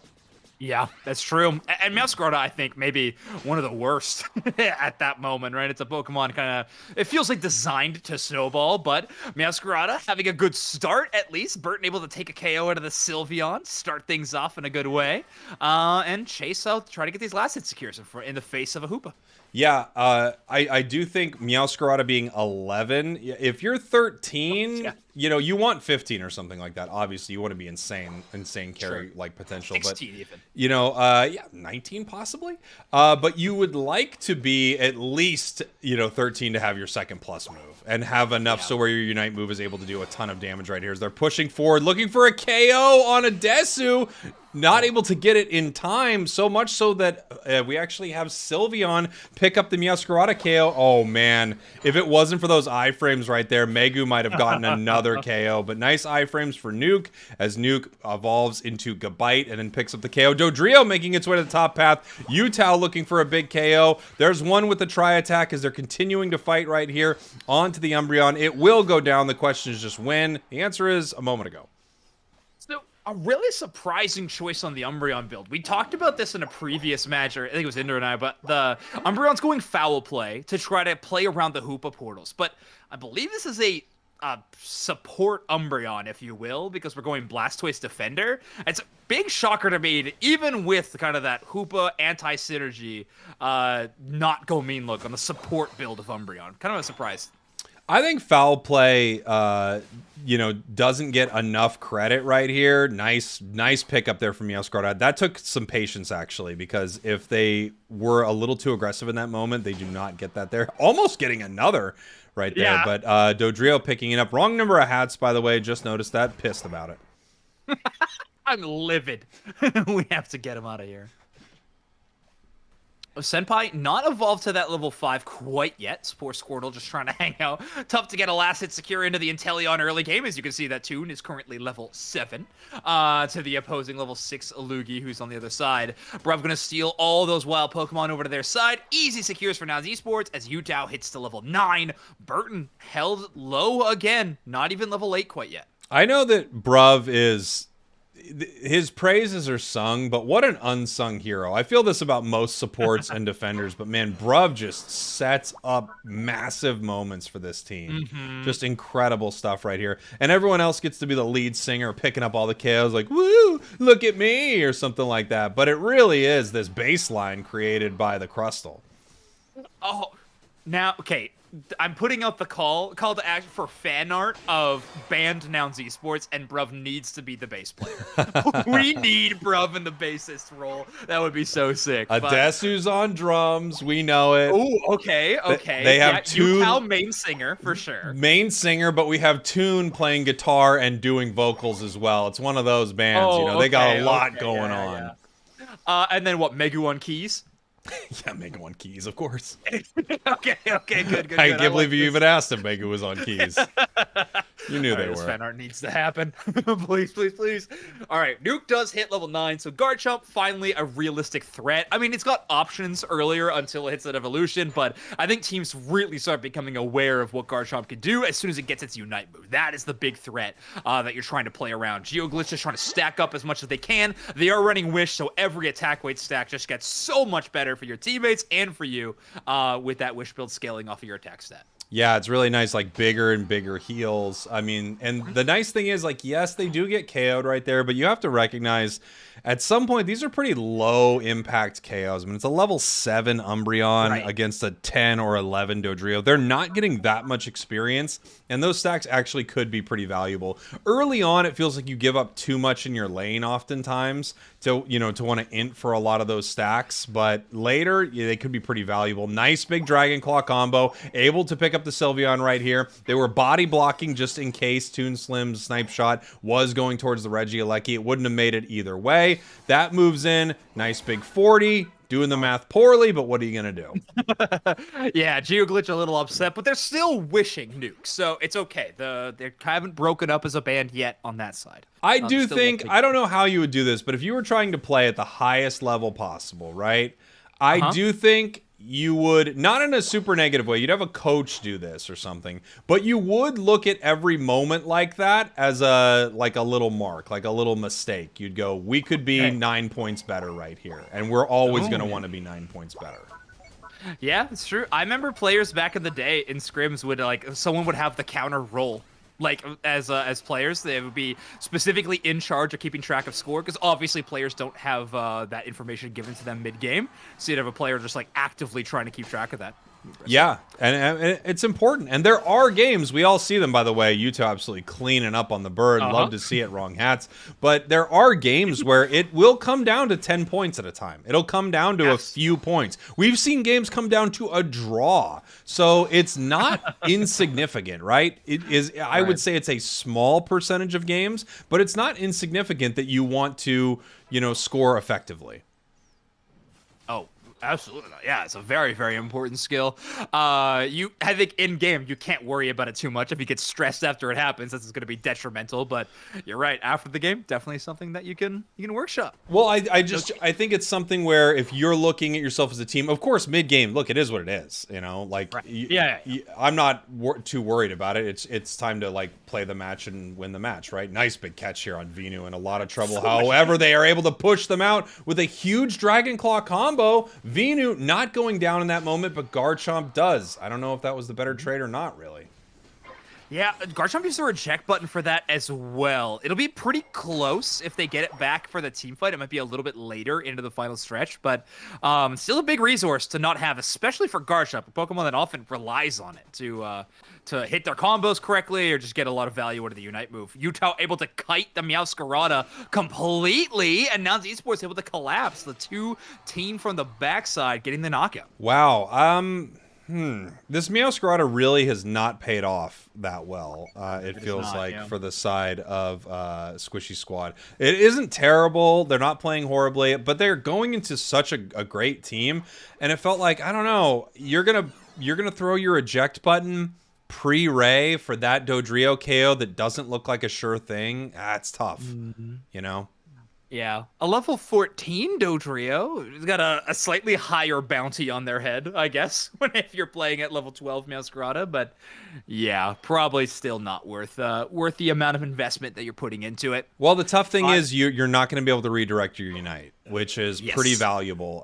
Very tough. It can be the difference between picking up KOs or not. So, it's not the end of the world, but it is another consideration to make. It's like losing a focus band at 245. You're like, now why do I have this item, So we'll see what they do. Obviously, Squishy knows they're behind right here, poking them out here with a few snipes.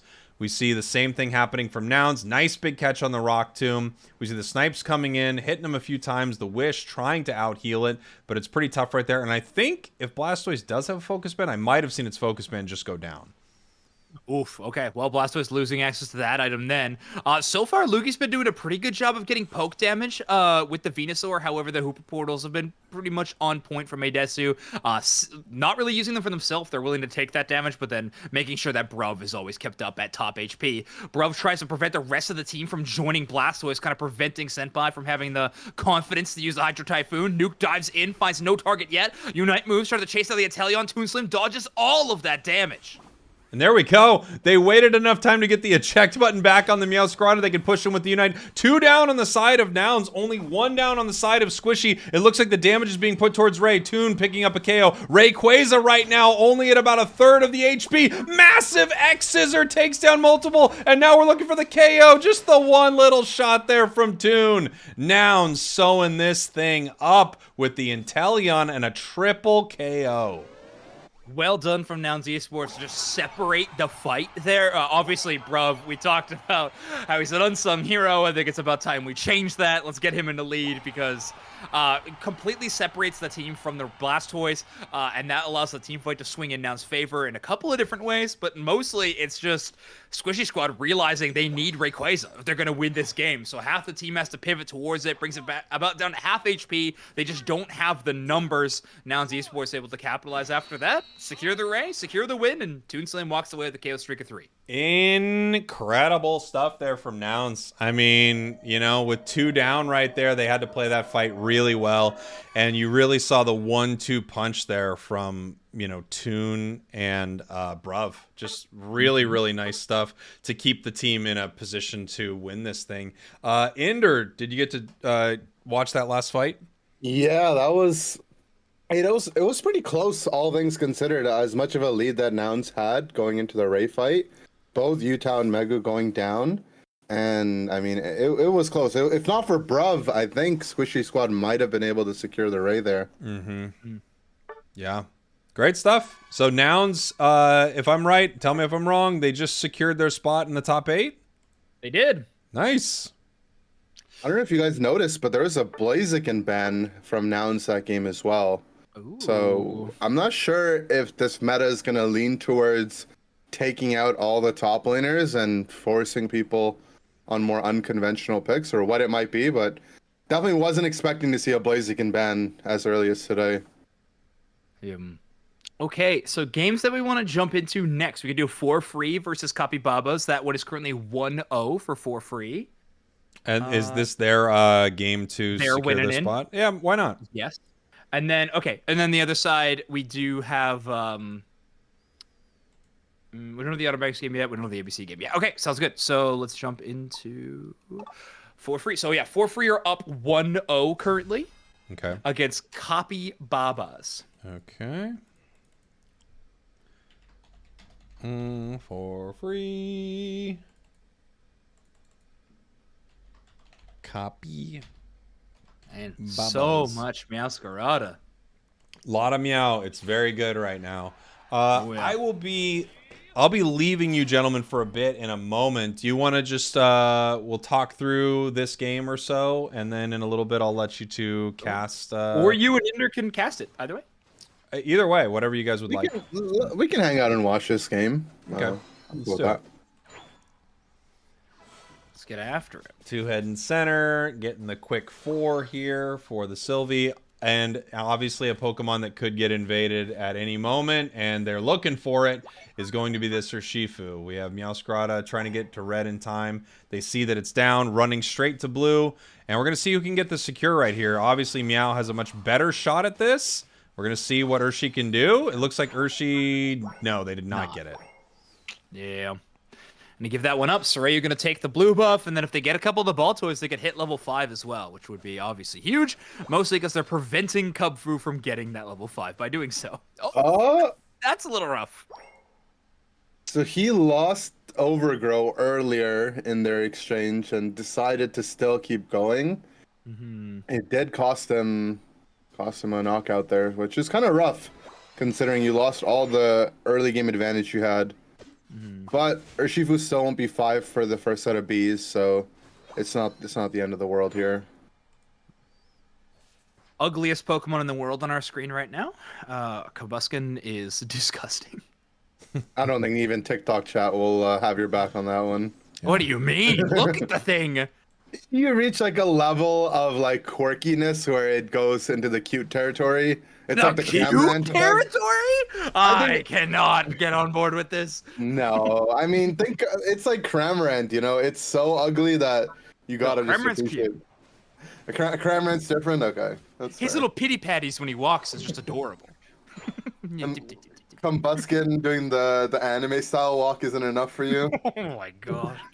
Oh, thing's terrible. Looks like the Cornflakes mascot. Tony the Tiger?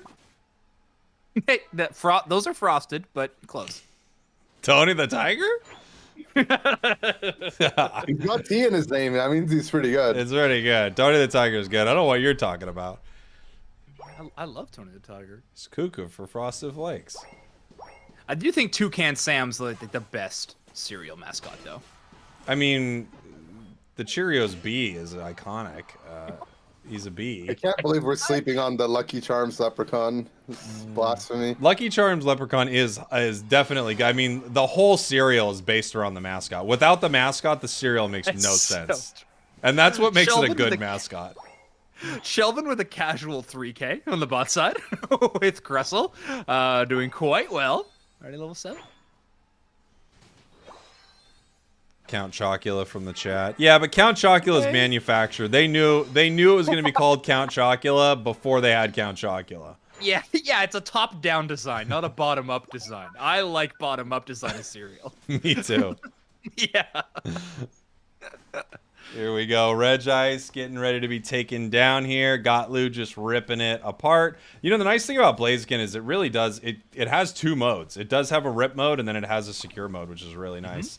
And here's the secure, able to out-secure the nice little snipe shot right there. I love Blaziken. Blaziken is so much fun. Definitely one of my favorite Pokemon to play. I played it a lot last season. I haven't played it too much this season.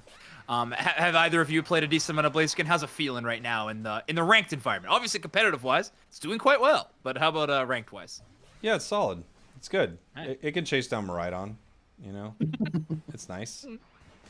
It really feels like we're watching like the development of what the new meta is going to look like under 2 bans, where there might not be a lot of buzz, but that makes room for things like Blaziken and Meowscarada to finally shine. Yeah, the only thing I would not like, obviously, about the EX Pokemon being added is, like you were mentioning, Zoinks, you'll get less of this, right? Which I don't particularly want. I just want, selfishly, I just want the game balanced for everyone. Yes. A very funny sentence. Yeah. Selfishly, I just want what's good for the world. Right. No, I think I'm with you. We add EX Pokemon and give 3 bans? I wouldn't mind it. Honestly, I wouldn't mind. Yeah. The problem is supports at that point. And defenders a little bit once you start having that many bans. There just aren't enough of that role. But you could still get away with it. Or the alternative is that EX Pokemon are such good leaders, you can't ban them. Oh, yeah. How could you? You can't ban a leader. Come on.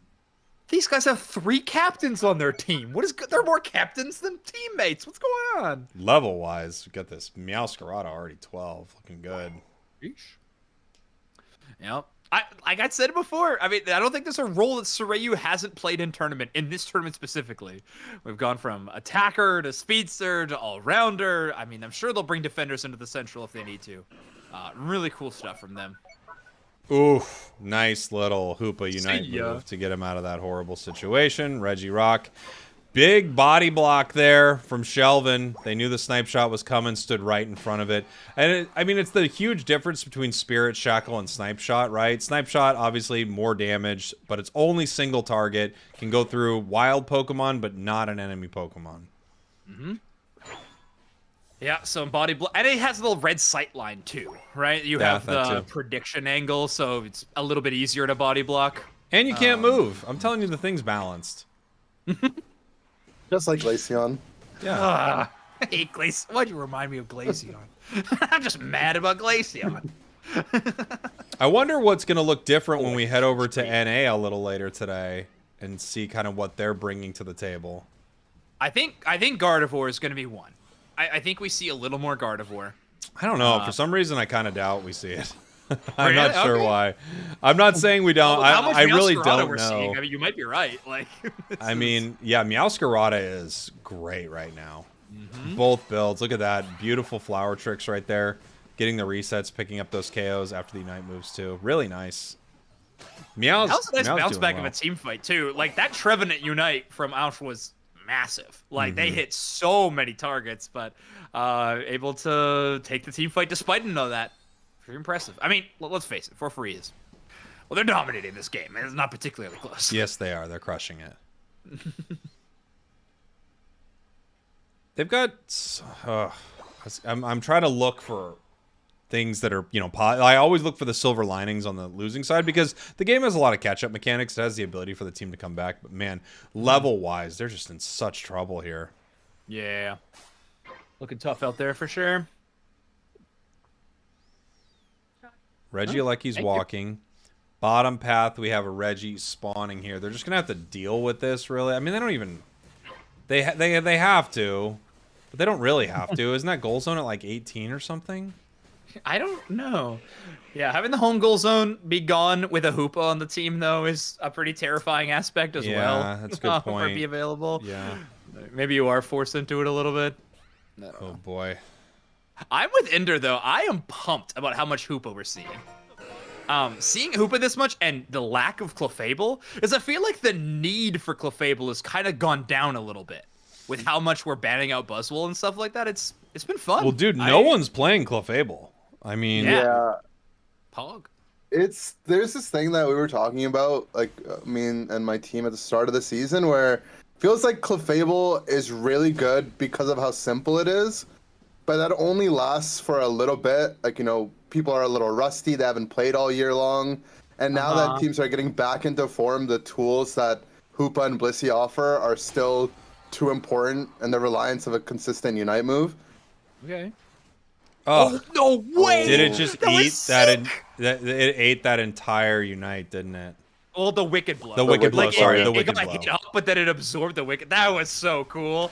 Oh my word, Meowscarada's sick. Meowscarada is nuts. What man. a world we live in where Urshifu got power crept. Yeah. Oh man, that is true. Great stuff here. Oh. Nice snipe. I Snipe mean, shot almost takes it. I almost had a shot there, but great stuff here from For Free as they are going to secure their spot in the top 8 for March. How important are stats, or should I bail out of this match? I mean, we can see stats. I'll play it. I'll play it. Don't want chat to hate me. What do we think the bans are here? I mean, clearly Buzzwole and Glaceon for sure. Yeah, Leafeon, maybe. Yeah. What else? We haven't seen any Leaf. No, we did see Leafeon. We saw a Razor Leaf Leafeon today, and a Solar Blade Leafeon. We've seen 2 Leafeons. I mean, I guess It's they been banned a lot they too. could have banned Clefable, I guess. I don't know if teams are even doing that right now. Let's see. Oh, they There did. it is. Yep. Oh, Blastoise. No Glaceon ban. It's the Blasty boy. Yeah, no Glaceon ban with no Clefable on it. Wow. I mean, it looks like For Free doesn't really care about playing the squishy range. They just want to run at you with, you know, Meow, Blaziken. They're playing Gyarados earlier. And it's kind of scary playing Glaceon into that stuff too. Mm-hmm. So it makes sense why it's going all the way through the draft. If For Free is like, hey, we got what we wanted. We don't really care about it. If you want to take it, it's up to you. That's true. Yeah. Okay. So that's that. Pool 1's winner side is now complete. So For Free and Nouns, the 2 teams, gonna make it through the winner's side. Cappy Baba's gonna go down to the loser's side of the bracket, where they are in position to take their win it in game. They're gonna be waiting for one more opponent, and that'll determine if they make top 8 or not. Nice. Does that mean next week the first round matchup we'll see is Nouns versus For Free? Yes. Yes. It does, right? That'll be an interesting first round matchup. I think a lot of people would expect that to be the EU, like the 2 strongest teams in EU on paper Yeah. at least. Absolutely. Seeing them take it out in the first round would be interesting. That will be. Okay, so we can look at our game. I don't know if this is game 1 or 2 between Des Croissants and ABCD. Okay. I don't know only because it's only been going for 3 minutes, so that would make me think it's game 2, but it might be game 1. So here we go. It'd be Des Croissants on the left-hand side and ABCD on the right-hand side.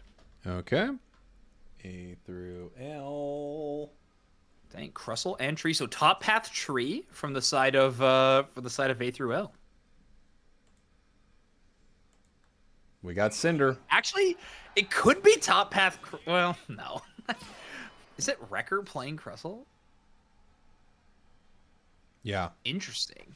He's got the XP share on though, so he is going the bottom path. I'm just more surprised that that player is playing that role. Mm-hmm. Like, who was their normal tank player? in the Oh yeah, past? weren't they playing like Absol last week? Yeah, Or yeah. last month, Wrecker's- excuse me. Yeah, Wrecker's usually their central. I don't know. Well, weird. Swap up our roles and at least this game. All right. Top path here. They've got the Leafeon early. It's very mean. Have we seen any Aerial Ace Razor Leaf yet? We haven't, right? Still Solar Blade? We saw Razor Leaf, but I don't think it was Aerial Ace. Oh, interesting. Wait, no, we didn't see Razor Leaf. I think I'm literally thinking of your stream the other day. You're thinking of last night in OCE. Yes, Yeah. OC. Thank you. Yes, Yeah. that's where it was. How did it Saw work? Razor Leaf. Did it do okay? It looked all right. It was definitely really mobile, but I mean, Solar Blade is just, I feel like what Leafeon's known for is that long range secure. It lost, yeah. Oh, well, then it's terrible and useless. But there we go. You can't ever use it. They lost that one game in OCE, then you can't use this Pokemon. Results, baby. It's all that matters, okay? I care about hard facts. Did it lose? 100% win rate? Nope, 100% loss rate, dude. Get rid of it. Now, this is a good Stage 2 Pokemon. Raboot, or Stage 1, I guess, technically, we're going by that mechanic, but Middle Evolution. Raboot is top tier Middle Evolution. Incredible design. No notes. I mean, it's no Wartortle. Wartortle's the goat to Middle Evolutions, but Raboot's pretty good. All right, well, to each their own. Yeah, Raboot's good. I like Wartortle. I love Wartortle. I will say that. I do think they're great, but Raboot just is so cool. Raboot is very cool. Thank you. Ooh, Neverix getting the KO. And now the full fight in the middle. Sam goes all the way in with the clone, seeing if there's any target low enough, but looks like nobody low enough HP for the Meowscarada to dive in on. That double team, it's interesting. Like, you play against Meowscarada a couple times. You know it's the double team, but it still is very annoying. I mean, you do accidental damage to it. It explodes. It can jump in at any moment. It's really keeping you on your toes the whole time. It's very good. That's the thing, is sometimes it's not the double. Sometimes it is just going to become the not double team. You know what I mean? Yeah. Boop. Sometimes you can just run in as Meowscarada and pretend that you're the clone. I love that. That's awesome. No, guys, trust. It's just the clone. No, don't even worry about it. That's clone behavior. I'm a great clone impersonator. Yeah. I like to think that my gameplay really mimics clone behavior. Just make sure you don't have EXP share on, otherwise they'll figure it out. Or maybe Sparkle Spray. We or don't know. Yeah, we really just need to learn the mechanics. Ooh, we have a Stealth Rock Crustle. Interesting. Yeah. Okay, not a lot of Stealth Rock believers. I like Stealth Rock. I do like it, but it just feels... I don't know. We'll see. We'll see. Maybe they'll make some good plays with it. Huge flower trick. Yeah, right. They cast it before the Unite move, too, right? So they go in with the Unite move, they do a ton of damage, and even if you're able to escape the Unite, they just click the flower trick button. Nice play. Yeah, that's it's very common to start with that flower trick, you know? Or even start like you flower trick, you stun the double team, then right into your Unite. And it feels like no matter what happens at that point, you're probably getting the KO. Eesh. Oh, man, I always click this stupid minimap. Okay. Magnemite was looking good, though. I'll give you that. Ooh, goal zone left edge just at 2. 20 to 175. Do we know where they're at? Is score wise of this series? Let me see if brackets updated. I believe it's zeros. I think it's 0-0. Okay. It might have just had a really slow start to getting into the game. Okay. That might be the case. So yeah, this might be just 0-0 at the moment.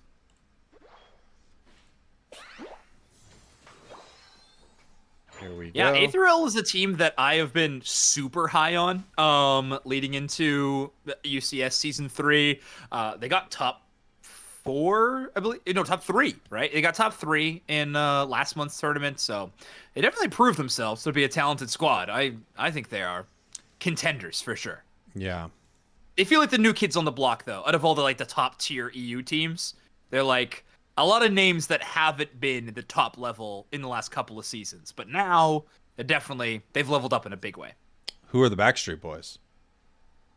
Ooh, I love this band talk. We need more band talk in our cast. Yeah. I think this is good. They're the new kids on the block. Who are the Backstreet Boys? Come on. Here we go. Ender, were you alive when the Backstreet Boys? Okay, anyway. We'll go into it. My mom really liked them. Oh, no. He's heard of them. He's seen them in that old grainy footage. My mom was really into the Backstreet Boys. Like, you used to listen to them. Like, you had these round discs that you'd have to plug into things. Oh, yeah. I remember those. Nice. Leafy on Unite. Picking up a big KO right there, level 12. Hoopa Unite brings the whole team down except for Meowscarada. Rest in peace.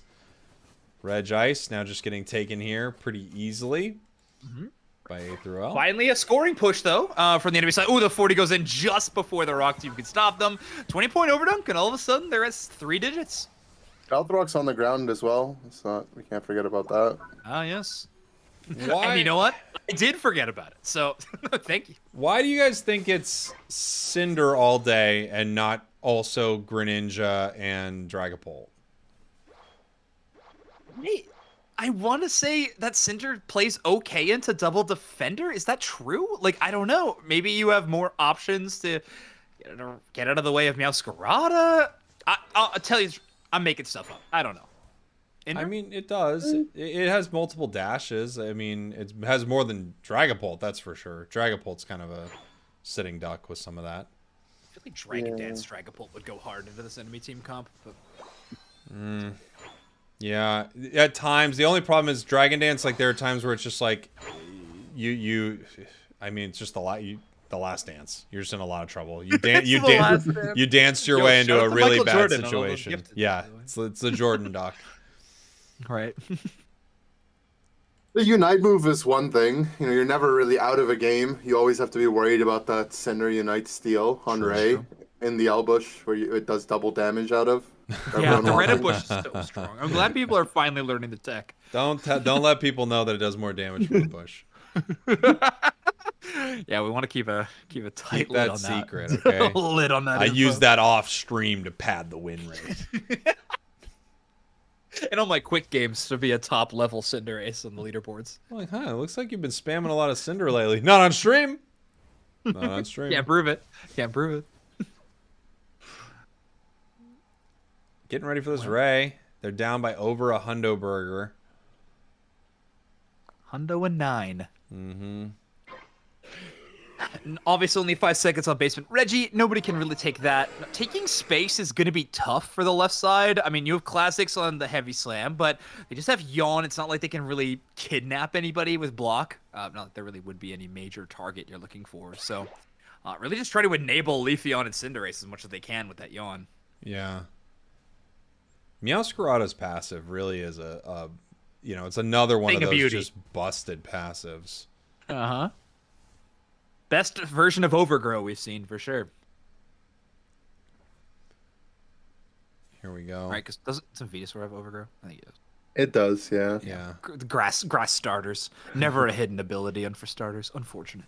They do long reach for Desi, and Inteleon's got the snipe, but yeah. True. Here we go. Rayquaza already at half, being ripped up right here. Glaceon putting the damage on it right now. We got the Secure looking for it. Meowscarada gets a KO, but who gets the secured? Snorlax. Wow. Okay. Classic's able to get it. Hundo Burgers, a start. 200. Let's go. Huh. RJ Pain Split.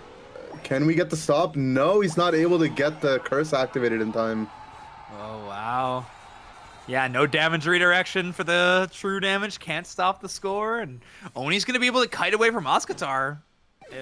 Not for terribly long. That's the best part about Pain Split, by the way, is the Glaceon matchup. You cast it on a Glaceon, and they just KO themselves. It is fantastic. What? When? Huh? How? Okay. I don't know.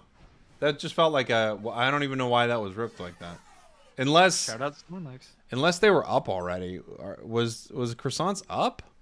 No. They were down by a Hundo 9. Hundo 9 burger. I don't know. That's just quite a rip. Glaceon can do that. Yeah. I wonder what the stats are if we could get one of the analysts out there to see the team that has more EVs, how often do they win? Oh, dude. You don't want to look at that number. You don't need to know. You don't want to see that number. Yeah. For every it's a EV you three-digit add number. to your team, your win rate goes up another 10%. For sure. Reitao 0 KOs, Ikelos 0 KOs, Oni 0 KOs, and they win the game. Cinderace is absolutely busted. You saw it win here. That's all it takes, right? It didn't do it. It wasn't the least on their team. I mean, literally, you just take a look at this damage line right there and the KOs, put them side by side. Just every game is winnable. Like every game is winnable. every game. Believe. No one's fighting. I mean, look at this. No one fighting this game at all. Just like really low damage throughout the entire thing. Yeah. Too many stealth rocks. You couldn't. We did see double. Yeah, I mean, I was gonna say that though. Like, there's double defender, but neither of them have any crowd control, right? It's Curse, Pain Split, Rock Tomb, Stealth Rock. There's some slows there, but it's just kind of just standing around. Weird. Yeah. Okay, so this bracket still hasn't updated with score, but I imagine that's Croissant's 1-0 over ABC so far. It's at least 1-0. That might be the end of the series. It's yeah, I know the 36 timer's minutes. so long. Yeah. We'll have to see. Sometimes players report on StartGG, sometimes they don't. I don't know. I definitely never did. So yeah, I know. Let's go to a different pool. Yeah, so we have For Free and Nouns winning on this one. This is the losers bracket side for Pool 1. It's Gigachad waiting here, Bamboo, CincoGolemo, and then M through Z are kind of the top-level teams, so waiting who their opponents will be. But it's Cappy, Babas, and Squishy Squad who are on the win-and-in trajectory. Where's Yalla Bingo? Down here? They are in the other pool, I believe. Oh, okay. Let's take a look. Yeah. Well, let's take a look on their side. Yeah, they're in losers as well. So they're waiting right here for the winner of Red Ping and Zenith 7. So Red Ping, a team that made top 8 last time, so definitely no one to sleep on. Yalla Bingo is, once again in a precarious situation. It'll be interesting to see if they can claw their way through this losers bracket here. I would definitely like to see them make top 8. They're an exciting team. They're going to go against the loser of AH. So they'll go against the loser of the team that loses this matchup we're watching right now. That'll be who they, or if they make it to losers quarterfinal, that's who they'll have to play. How is Outer Banks looking? Because that's kind of like a new roster formed after a bunch they of are tied 1-1 in their match. Ooh, and that's a win game. That's a play-in, yeah. Yeah. Do we have a? Why did I call it a win game? That really means nothing. What are the win games you hear? Is this one of those good old-fashioned win games? Hello, gentlemen. Are you talking about Pokemon Unite? Is anyone winning got his today? monocle on again. Oh. Yeah. Do we have a player from that? We have someone from Outer Banks, right? Yep, I got Klaus. Okay, great. Friend didn't be able to watch. So if they show up, we can grab them and go immediately to that. If we All want right. to. So it's very likely, not even very likely, it's definitely happening that I'm going to be leaving you two gentlemen for a little while. So please be kind to the chat while I'm gone. I'm just going to remove the team names from the screen so it's not confusing as to what's going on. I'll still be here for a little bit, but I figured I'd let everybody know I'll be gone for a minute. If we happen to run through EU before NA starts, I mean, I should be back in plenty of time, but if we happen to, I don't know what you'd like to do, whether you'd like to just even vibe with the chat, play Panic Parade or something for a little bit while we wait for the next games, but I figured I should mention in case we just run to it, whatever you'd like to do, go for it.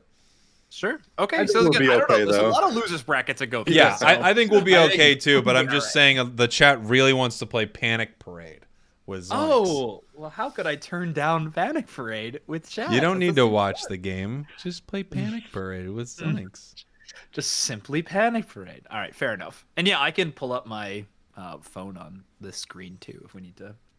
I need to entertain people with some games.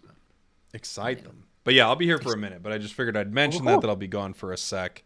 And then for everybody watching, the stream will have to restart when we head over to NA. I have a separate stream on YouTube just because YouTube doesn't like it when we have streams that are like 12 hours long, which today should go over 12. So I figured I'd let you know the stream will like stop down for a sec and then we'll be right back. We'll be right back.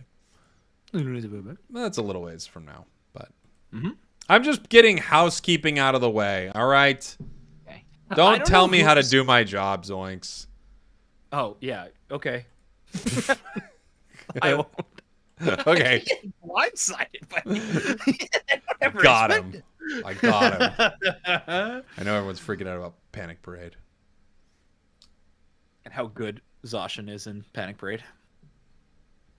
And I pray tier list win. That's what I need.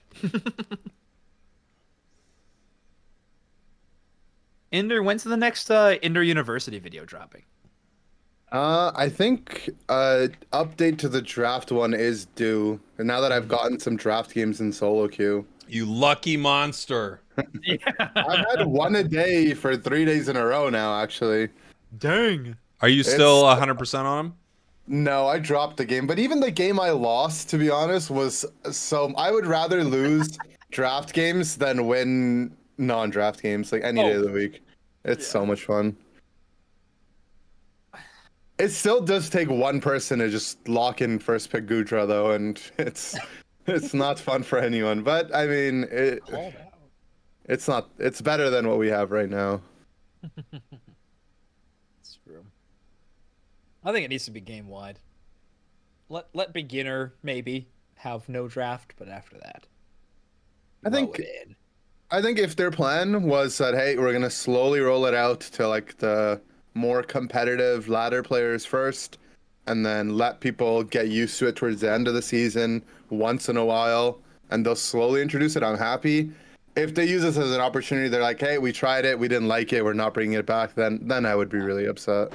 I think that I honestly, something that nobody was thinking about, which I think the Unite people are thinking about because they know themselves, it was bugged and it was freezing people's games. And if they would have rolled that out to master rank, literally in the middle of the night, someone would have been calling people over at Timmy and being like, you just froze, 100,000 people's games. They can't play this. And it would have been a whole thing.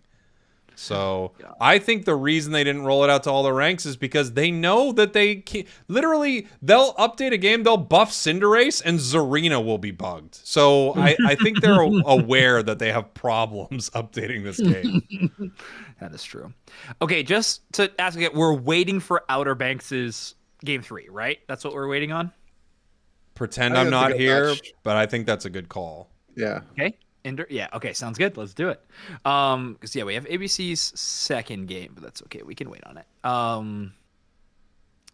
Metagross. Yeah, Navoix is got scammed by this Chris Hero's heart, by the way. I saw you add them earlier. I don't think did I get scammed? I don't think we don't think is this the Chris Heroes? What? I'm watching their battle. Yeah, of course that's Chris. We'll inspect. Of course that's Chris. They might be in the tournament. That's what I'm wondering, but I don't know any of these players. No. I mean, these do look like tournament legal comps, and there are 5 potions on the bottom side of my screen. Apparently they like Chris Heroes. That's what the heart means. I don't know if you guys are I'm like looking into it right now online. We are also on a different map. Yeah, this is real. He's really playing. I want to see real Chris Heroes play that comp on remote stadium. Yeah, me too. Yeah. I would love to. I think you might want to get that person off your friends list. You should get Chris off anyway. Yeah. Wait, hold on. Where's Chris? Yeah, get him off. Fine. I'm gonna block him. Chelvin and I are friends. 2 out of 20. It's so exciting. All right. I don't want to miss. I don't want more of that. I want to make sure I don't miss the game show up between the Outer Banks. Don't want to miss a game. Man, yeah, they've been going for an hour at 1-1, so who knows what's going on over there. It is an interesting team coming together with Tans and Klaus, who both had some personality for sure. They had to settle their differences. I actually asked Tans this morning. I was like, "You guys cool now?" And he's like, "We both want to compete, so we had to put it aside and come together." So that's always nice to see. Okay, yeah. That's like us with casting this morning, We're like, can we handle this? Like, this is a group of 3 guys who truly despise each other. Yeah, like, but of course it wasn't like, let's all do it together. It was Ender and Jake were like, yeah, we could take down Zoix probably. And then that was we have to fight against TikTok chat too. It's not really a fair battle. It's hard, man. You've got TikTok on your side. Tough, but I'm here. It's not easy. Yeah.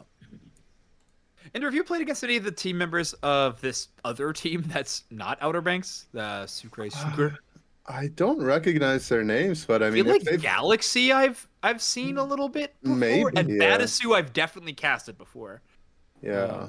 But They made it this far though, so they must be doing something right.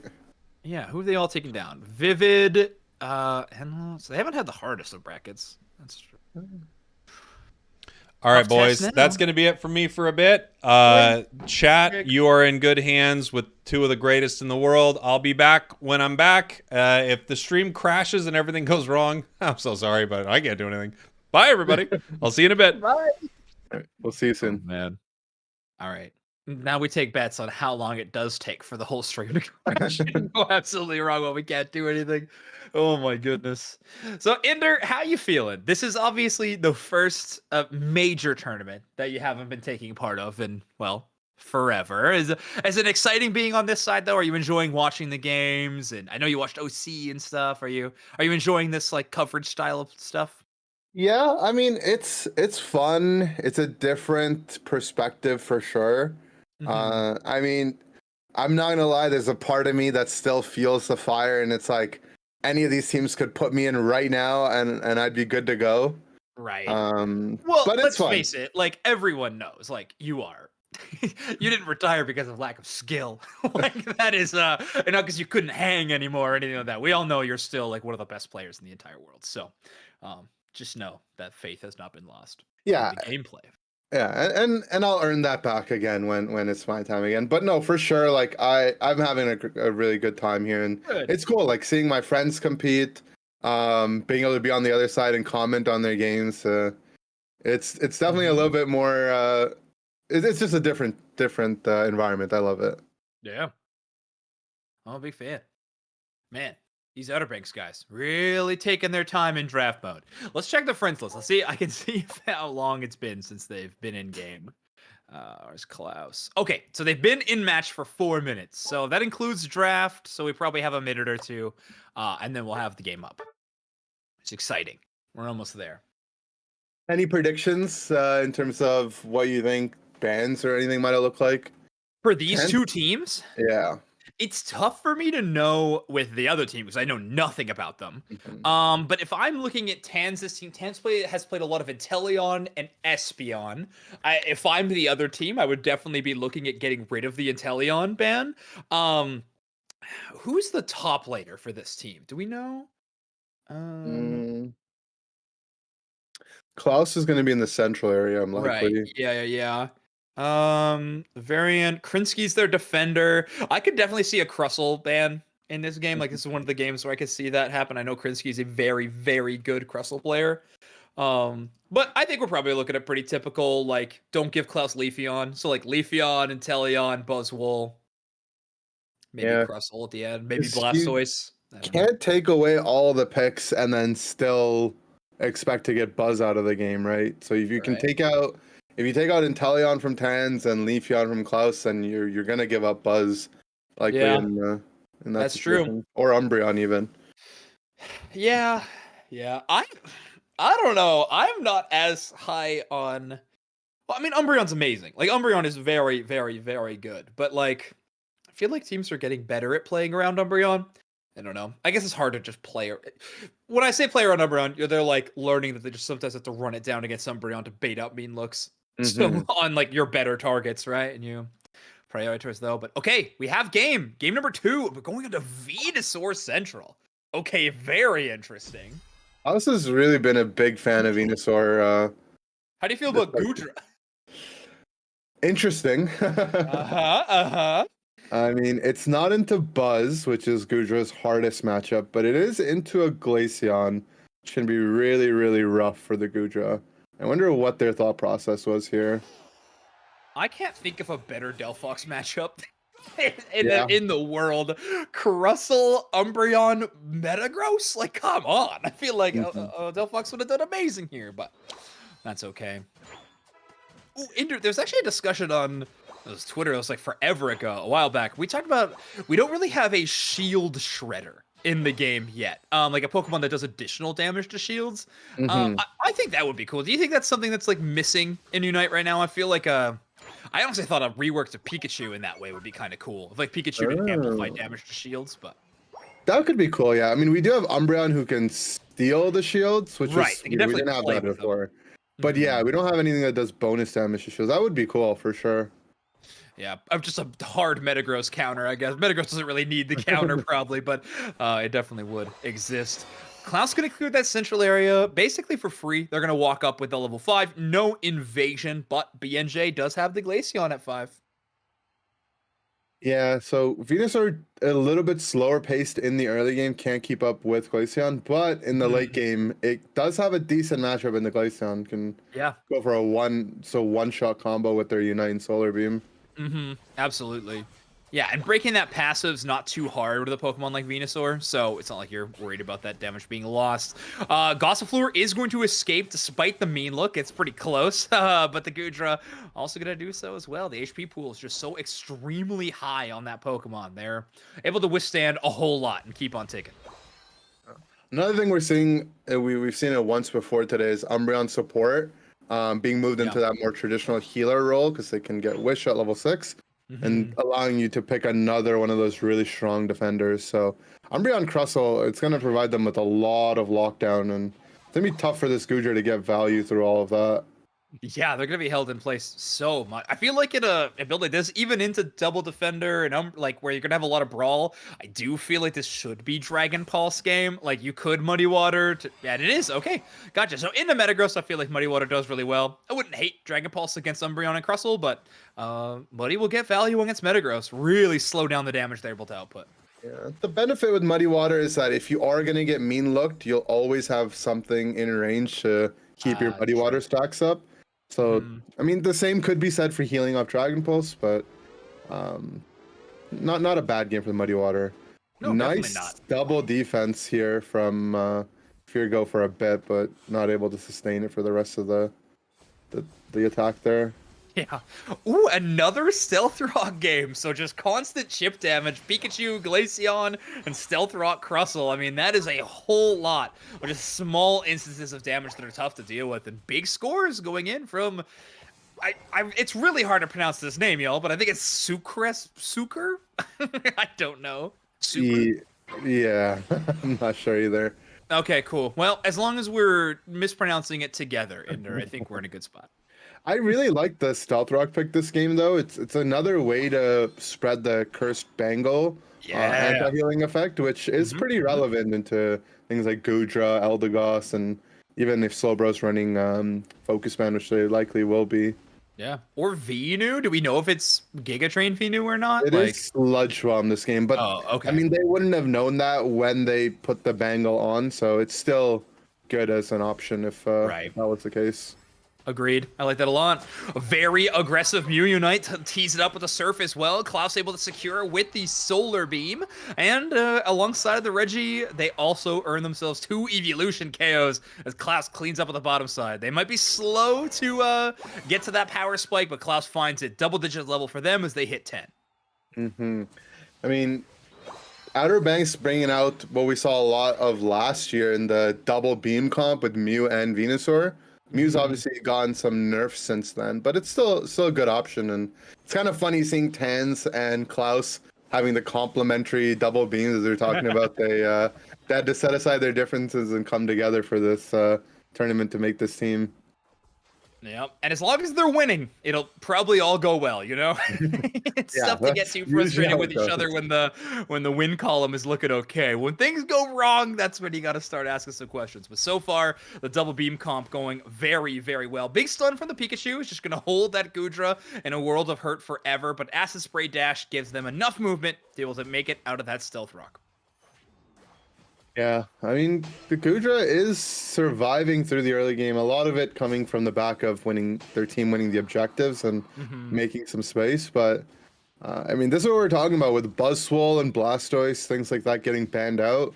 The top path pool is going to go deeper and deeper, and some teams might have the Goodra to pull out from there. Yeah, we get into some weird instances when that happens. I think that's true. I love, though, that we're getting a lot of Buzzwole bans. I love that Pokemon, but I'm glad we're seeing some new stuff because it has been It feels like years of Buzzwole dominance in the metagame, so I'm glad we're looking at something new. Big Solar Beam gonna land. Metagross does Unite move the Eldegoss and the Venusaur, but they're buying a decent amount of time. Solar Beam lands up, and they only lose about half HP in that whole engagement. Umbreon steals a little bit of shields, and with the Wish healing, they're gonna be just fine, but Metagross does eventually go down. Levian is gonna use the Goodra Unite move, but not even that is enough to save you through a full Glaceon combo. Icicle Shards rip through the Goodra. And a bit of a wash on the team fight, I guess. Trades either direction, but the Regieleki stopped before it hits tier 1. Yeah, Link's doing a really good job understanding that, hey, this Metagross Unite's about to go off. Likely it scanned, the Compute Crash scanned 3 Pokemon, so the walls are going to come up, and they immediately Unite move before it even connects in anticipation of all the damage. And it was a difference maker to keep Klaus alive there.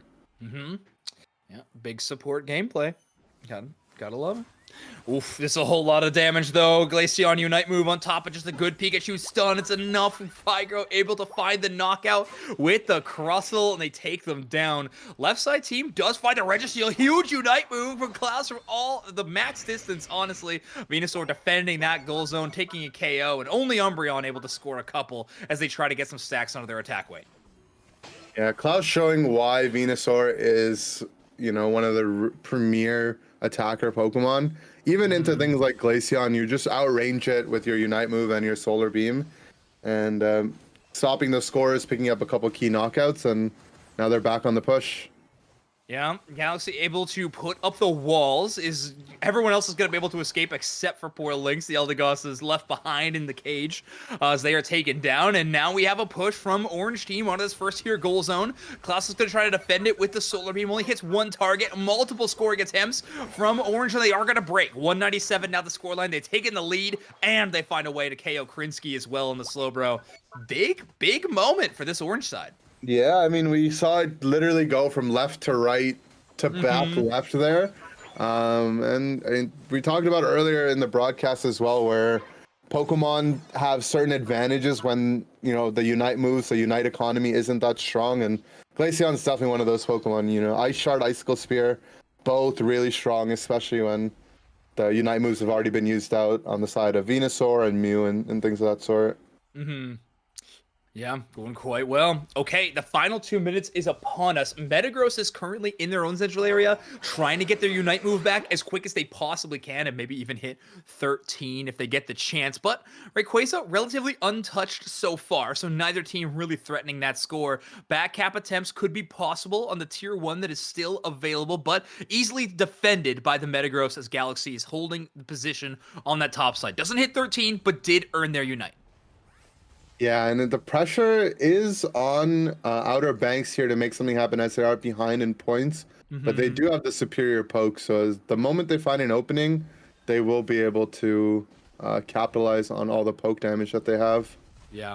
Yeah, the Wish healing is strong, but it's certainly not going to outpace Double Beam, right? That is going to be constantly dealing way too much damage. However, the Stealth Rock's also going to be dealing that on the other side to some of the more squishy targets.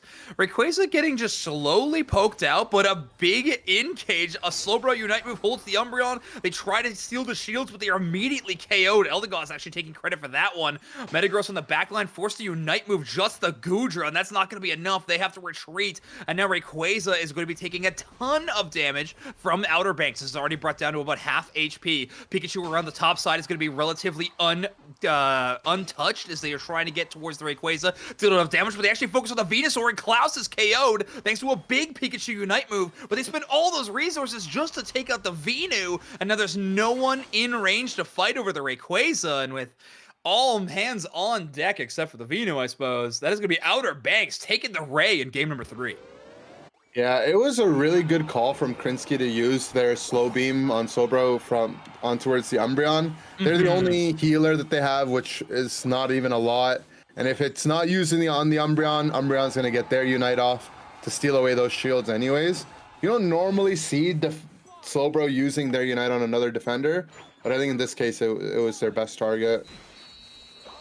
There you have it, Goodra, 100% win rate in competitive EU tournaments. It stings top tier, so please stop sleeping on Goodra. We saw Goodra, we saw Cinderace win deep in the tournament as well. I mean, True. On 2 teams. On 2 teams, yeah. It's crazy.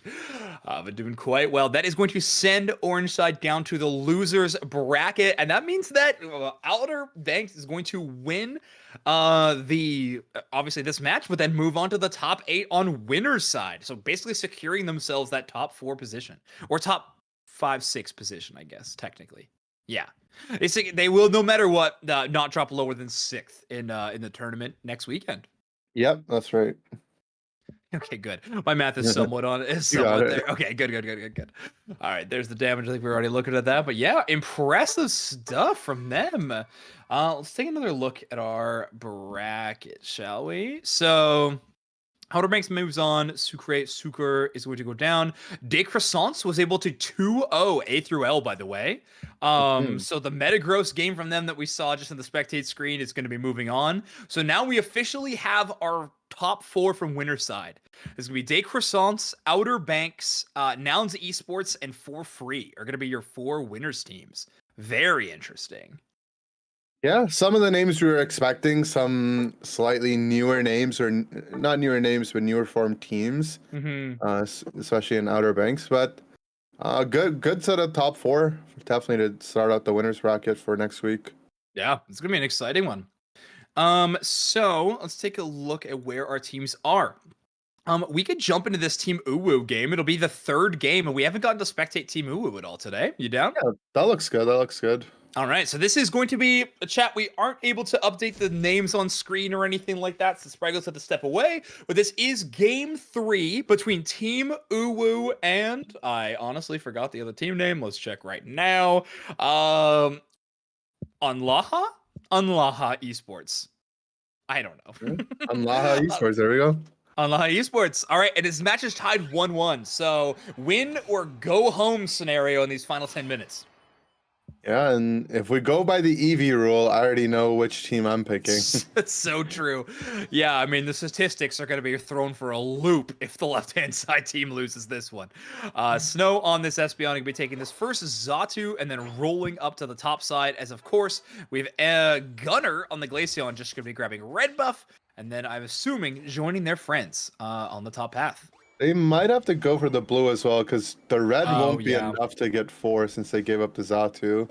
That's true. They're going to have to double clear through that direction. Sox trying to hold down this goal zone as they have 2 members of the enemy team trying to stack in their face. And that is going to be the double defender set, so they're going to be able to repel a whole lot of that damage. Topside, Buzzwole is here, tries to get an early KO to Hirai. Fell Stinger does a ton of damage, but not enough as they're going to retreat all the way back to the goal zone. And yes, Gunner did take both of those buffs and is now approaching that bottom side. Yeah, traditionally you want to be aggressive towards Inteleon, because Inteleon can't really do much to defend. Gunner almost going down, but they have the safety net of Glaceon being able to come back and help alleviate some of that pressure. Yeah, that makes sense. It helps, especially with kind of a non-natural clear that you see with EVs. I don't know. Stuff always gets crazy when EVs head into central area because it's never what you expect. Or if you were expecting it, you got to be quite prepared. We do have the Buzzwole hitting 5. So obviously they've hit their power spike. It's going to be really tough to try to contest some of these fights. However, Eldegoss and Espeon, a formidable top path duo. The slowing effects of Eldegoss and just the natural damage that Espeon can do. It's making it tough for Buzzwole so far. It's kind of just become an even matchup here. And Inteleon making a smart rotation up here to try to counter gank here on the Buzzwole Clef side. And they do get a knockout here. They're going to try to go for some scores. Buzz might end up going down here on top of it, all of it as well. That's massive. We're going to have the Inteleon finally hitting that evolution mark as well. And of course, a big surge of scoring from Team Uwu. The fight around the middle is going to begin, but I think you'd be hard pressed to really call this a fight as it gets completely cleared by Team Uwu. A level 6 Dartrix for Dr. Gallo TTV is not going to be enough for them to really contest that fight in the central. Yeah, they probably elect to try to get some stacks. Buzz and even Buzz, Clef, and Decidueye, probably all 3 of them are stacking up here. But not a bad option to, set up on the top side, maybe even give up their bottom pad if they really have to. Oof, we are breaking this tier 1 goal zone, sending a Phantom at 7 minutes back to back to their home base. This Team Uwu absolutely dominating the bottom side territory. There will be a basement Reggie spawning in soon. Inteleon and Glaceon, the only 2 members needed to take that objective, as nobody else from Anlaha are going to be even showing up. So now it is just the Reggie Alecki fight that both of these teams have the majority of their players present for. Yeah, I like Team U sending their support and defender up top, not letting the Reggie Alecki go down because they know that basement Reggie is going to be all theirs. Yeah, a really good play call. I mean, it's just good macro knowledge. You got to make sure you are in the best position on the map at any given time. So great call from them. Reggie Alecki just brought down extremely low. Espeon Unite move not in time to steal it away as a Spirit Shackle is going to grab it. Decidueye Unite move does clear a bunch of space, sends Team Uwu running all the way back to their goal zone. Buzzwole trying to get a score just before they go down, but it's not going to be in time, and Team Uwu's response is immediate. A couple of players knocked out, Reggie Alecki gone, and now it's just Decidueye and Clefable trying to hold down this goal zone. Make that just Decidueye. Yeah, these evolutions all hitting their power spikes, having access to all 3 of their Unite moves this early in the game, definitely does make it a little bit rough, but Glaceon ends up going down. Ooh, Blastoise Unite move just to stay up. I don't know about that entirely, but I guess they didn't get knocked out, so the intention does succeed. It is Rapid Spin Blastoise, which I personally love in a triple evolution. I think it's a really good call, and your team would be lacking a little bit of damage without it. I mean, you're still running Curse, Trevenant, Decidueye, and even Buzzwole, but having just some natural chip damage might be lacking a little bit. So Osu gonna be bringing that in spades with this Hydro Spin. I think it's definitely a good option, especially like you said, triple evolution, and even an Inteleon on the side, so they have 3 range characters, all that can be kind of squishy into the Blastoise. So good adaptation here. Yeah, you can chase him down a lot, and you get that giant defense boost. I don't know the numbers offhand. I'm assuming you might know them, but the Blastoise defensive buffs when you're in Rapid Spin, it just helps you deal with the Glaceon a little bit more, or even the Inteleon snipe shots. It's not going to save you sometimes, but it certainly will be a difference maker in a few of these team fights. At level 13 is where where it really shines. So you get about like anywhere from like 300 to 400 defense of each kind. So yeah, it does actually make a difference late in the game. You're absolutely right. Sox trying to defend this goal zone, but they're getting picked up and slammed down by the Buzzwole. It honestly all set up from a huge Trevenant Unite move from Claude. The problem is Team Uwu just really answering back every single time. They might lose that team fight, but at the very least, they earned themselves the basement Reggie, getting that natural buff towards their entire team and forcing a score onto the bottom side. And I don't know the exact numbers, but since they're sitting at 245, I have to imagine it was a healthy score.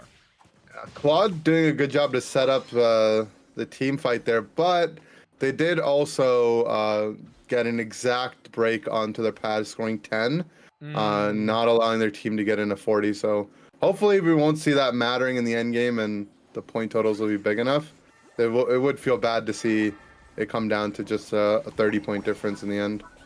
Oh, and well, now that you said it, I think it's going to happen. Oh, no. I think it would be impossible for fate to let that one just swing by. But I imagine we are going to be seeing that. Buzzwole going to be clearing up this middle farm very, very quickly. And despite how well I think we've said these team fights have been going for Team Ewu so far, the scoreline... Yeah, obviously it wasn't the biggest break we could have had on the top side, but it is looking a lot better than some games that we've seen so far in this tournament. Anlaha having 190 points, just shy of 200, so not losing by too much. I mean, under 100-point difference between these two squads. Yeah, Anlaha really staying in the game. They have been doing a good job getting experience around the map. They've gotten some stacks on their key Pokemon as well. I think they might have four Pokemon stacking in this game. So depending on how that went for them and the experience, which looks fine too, I think it's just going to come down to a big team fight at Ray to decide the game. But how do you feel about 4 people stacking in a match, Ender? That seems pretty precarious. Might be a descriptive word I would use. Or foolhardy. How do you feel about 4 players stacking? I mean, it is asking a lot, but all of these characters benefit so much from the stacking that I don't blame them. If they all are, we don't know because we don't get to see the items through the in-game spectate. But I would be surprised Decidueye's not. I'd be surprised if Buzz wasn't. Rapidspin Blastoise, Moonlight Clefable. These are all really good scaling characters. Trev could Tree looks good on. We've seen the Eos Cookie Defender tree. Yeah. In the past, and to note, even though it is a Defender tree, they still opted for the Curse, which we normally see them go for Woodhammer in these spots. Yeah, wow. I am surprised we're not seeing Woodhammer into Triple EV. I feel like it would be pretty good to yoink a couple of those and enable your Decidueye a little bit more, but maybe just the raw damage is what they're looking for. And a bit of a, not a back cap necessarily, but just Reggie landing is going to put Anlaha over 200 points, and now only 35 points separate these two teams. And Teleon Secure is definitely going to have a little bit of a stronger push, but we have a Blastoise back cap. Claude goes immediately down, but at least they got their Unite move off. Buzzwole trying to take a full capitalization of that if they can, but they're knocked out mid-air by that Glaceon. Gunner carrying absolutely nothing for the Buzzwole Super Swole slamming. Instead, it's just going to deal a ton of damage in response. Rayquaza relatively untouched so far, until I say that, of course, but the Decidueye lands a huge Spirit Shackle, tries to follow up with the Decidueye Unite move, but everybody on Team Uwu completely kiting out that Unite. Yeah, even though the Unite move does get kited out, still the Espeon going down. It does buy time for Buzzwole to come back alive. Even though Glaceon on Gunner finds a flank, Clefable's in the air with Fly. Gunner's going to end up going down. Okay. And this fight is turning around for the orange side team here. Yeah, and Anlaha have that point lead too, thanks to that huge back cap from Blastoise. And Neon is going to get chased down by the Buzzwole. Super Swole Slam is in range, and they Buzzwole full combos, knocking out that Inteleon. I'm really curious what the bans were in this matchup if we're seeing Buzzwole versus Inteleon on that bottom side. 40-point attempt from the Clefable, going to be stopped by Snow from Team Uwu, who's going to shut that down. But we are in the time region of this game where there is no way you are going to be knocking out Rayquaza. Umbreon attempting to dash and score, dodging the Eos energy for a quicker scoring attempt, but a great Decidueye rotation to stop that, and Buzzwole's gonna get themselves a hundo burger on the bottom side. Team Uwu facing elimination as Team Anlaha are gonna be walking away with this win. Yeah, I mean, I didn't know how real the Caster's Curse was, but to start that Ray fight, Anlaha was actually, they saw that they were behind, they got the message they were behind, and had they gotten a better overcap earlier with the tree instead of the tree scoring, they would have been ahead, and they could have played that game completely differently. Maybe the Blastoise doesn't go for a back cap in that situation. Maybe the teams are set up. So I'm glad to see it didn't end up particularly mattering, but there was a point where it was only a 30-point differential between the two teams. Well, now you've learned. You've learned, Ender. It has power. It's real. Yeah, very interesting bans, by the way. Crustle and Sylveon, the bans for Team Anlaha. I don't know if that is specifically to try to counter what Team Uwu is doing, or maybe if those are just the pocket bans that we'll see from this team, but hopefully we'll see more from them as Team Anlaha is going to be moving on in the bracket, and Team Uwu is going to be sent home. Yeah, and that was 3 evolutions as well, so statistics might not be looking good. The stats are in shambles. All right, let's take a look at our bracket. So Anlaha versus Beijing Ballers. They're going to have to go up against the mighty power that is Vizid in the next matchup. And that's just this side of the bracket, of course. We have Blazing Globero chilling and waiting for the next matchup. Yalla Bingo and Red Ping have not reported a game quite yet, but I don't know where they are at. Let's check Pool 1, shall we? Pool 1, we have Gigachad Gaming currently 1 over wrong overscorers. At least they know it, and they're naming it and claiming it. I like that a lot. CincoGolemo just going to be starting their team, their match against Team Allegiance. Very cool. Who do we have on Team Allegiance? Let me check. I don't know if I recognize this roster. It is Rops, Linksy, David, Vitzer, Daniela, and Ivan. I don't think I know anybody on that team. David, I feel like I remember from season 1. I could be misremembering though. But I'm pretty sure I remember them from back in the day. A weekly pump enjoyer, it seems, on Start GG, and I think, and they played in the AOS Cup as well. A Spaniard, if that brings to mind anybody. Yeah. Very cool. Okay. Let's jump back into the bracket. Sometimes I click the wrong button and start GG, and I am lost for 20 minutes trying to find my way back to the bracket. At least it's not on mobile. Because this website does not work on that port. All We right. can potentially catch the Beijing Ballers versus Anlaha match as well. Yep. We just saw in Beijing that's Team Vizid. Right? Yeah, we could follow them. We could follow Yalla Bingo Yalla into Bingo, their game yeah. number 2. Yalla Bingo. I think I have people from the other side too. I forget which one. So we definitely have games coming up. We should be good to have games all the way through the losers bracket. It's just now we're just less teams playing, so we're gonna have less teams coming up. But That's right. we talked so much about what we wanted to see, the stuff that we were kind of making predictions at the beginning. Has there been any big surprises for you in terms of Pokemon selection in particular? That's a pretty good one. Right there. That would be one of them. Wow. The caster's blessing is also real because that's unbelievable. I can't say the Cinder has looked particularly great, even though we've seen it a handful of times today. They certainly like playing it. Like, they're still doing it. Yeah, I mean, it's... Do we want to jump into that game? Yeah, let's do it. Okay, so this is... sorry, I will let you continue talking about the Cinderace, but this is Gigachad Gaming versus Wrong Overscores with a 1-0 advantage for Gigachad Gaming currently. Okay, well, there's the Gardevoir that you were hoping to see. All right, well, obviously, I have a lot riding on this match personally, so I'm really pulling for Gigachad Gaming. I know I'm supposed to be impartial, but, well, my entire reputation is being built on this game, so we got a lot to ask. At least they have Indigo on Clefable, and Indigo is an incredible Clefable player. Yeah, Clefable definitely, if we want to talk about surprises, I think the lack of Clefable is definitely one, even though I think some of it can be attributed to the resurgence of Hoopa coming through in the meta and that just taking one of the spots away. I am surprised. I definitely did expect more Clefable to come out, and it's still a phenomenal Pokemon. Yeah, that is true. Yeah, it might be outclassed, some people might say, by the tools or just like macro options that other supports have. However, just the raw healing numbers are hard to argue with sometimes. Yeah. When you're able to just win team fights on Moonlight stacks alone. So, so far, so good. Laura gonna try to play this Trevin in the top hat to contest the Buzzwole. Not a matchup I think I would want to find myself within. But on bot side, Wrong Overscores doing quite well as the Sylveon has hit that evolution and is able to put a world of hurt on the Squirtle. Yeah, one of the things that I'd really like to see from these teams, now that we have draft and things are a little bit more consistent, is people bringing Assault Vest in the bottom lane on these defenders. So I think I saw one on Slowbro earlier. We might have another one on Slowbro this game as well. Okay. And just something for people to keep in mind as you're playing your own draft games. If you notice like a lot of special attack Pokemon and you're playing a defender, Assault Vest can be one of your best tank items.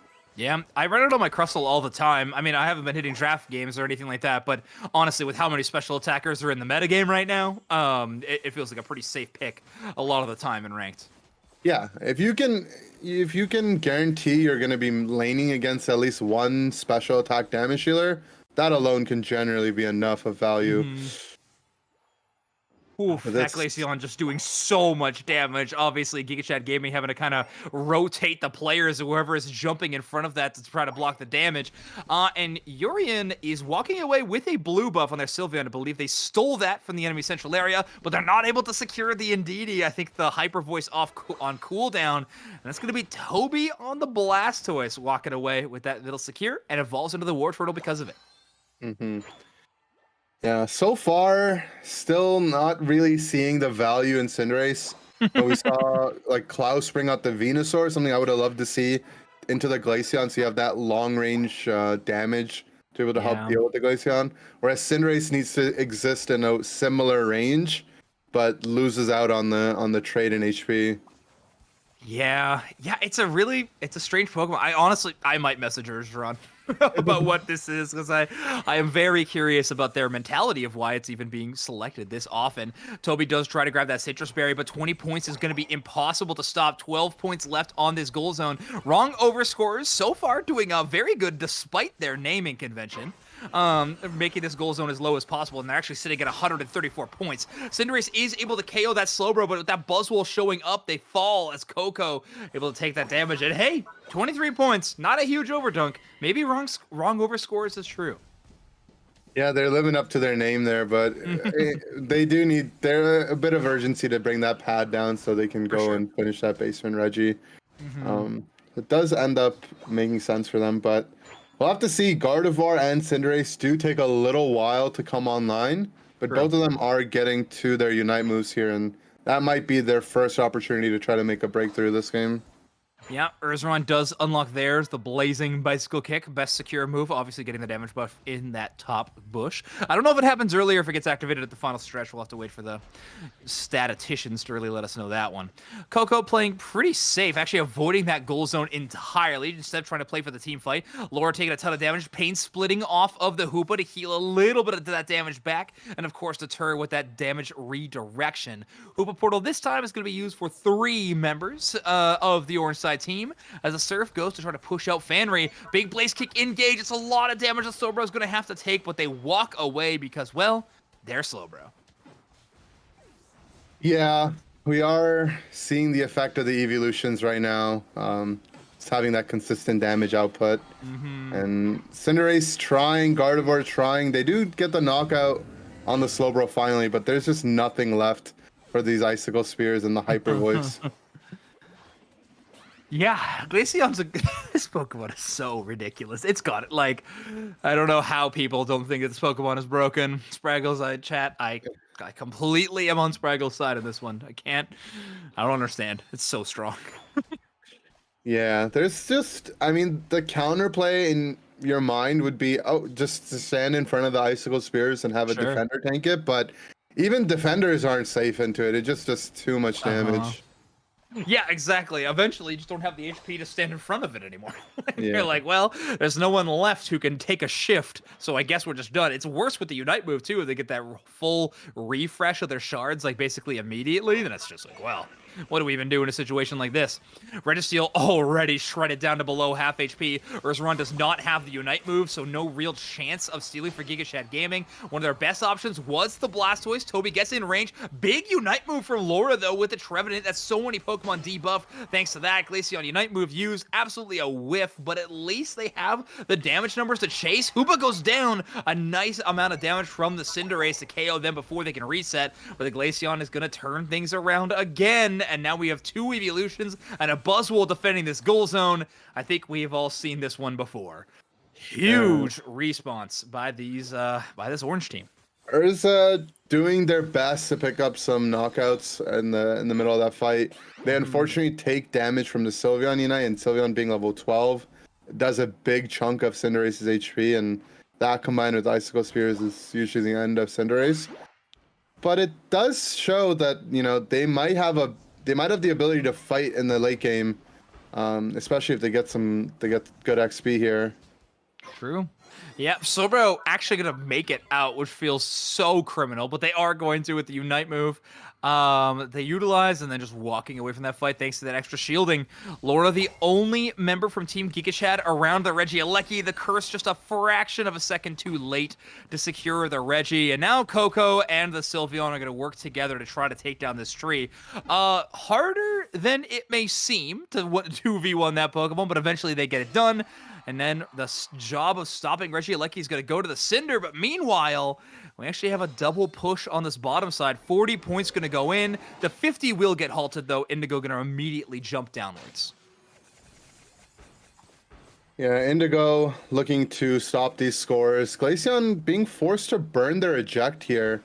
So that might be troublesome at the Rayquaza fight. There will be about a 30-second window where Glaceon will be down their eject. And that might be enough of an opening for Urza and the rest of their squad to be able to find a win here. Yeah, it's an easier Gardevoir Unite move too. You're almost always going to be catching Glaceon in a situation like that. So maybe we could see a big prioritization from Fanry in that way. But I mean, you can't really blame Cant for that situation. You can't give up a level 14 KO at a moment like that. Experience alone, but I have to imagine the respawn timer for Cant would have been absurd. Yeah. That timing too. The path that you have to follow, the line you have to follow is you just can't be there in a situation where you could lose your eject. That is true. We could go even farther backwards. Yeah. You're right. That is important. Ursaron in the best bush in the world already, but leaving it. Can't really agree with that decision.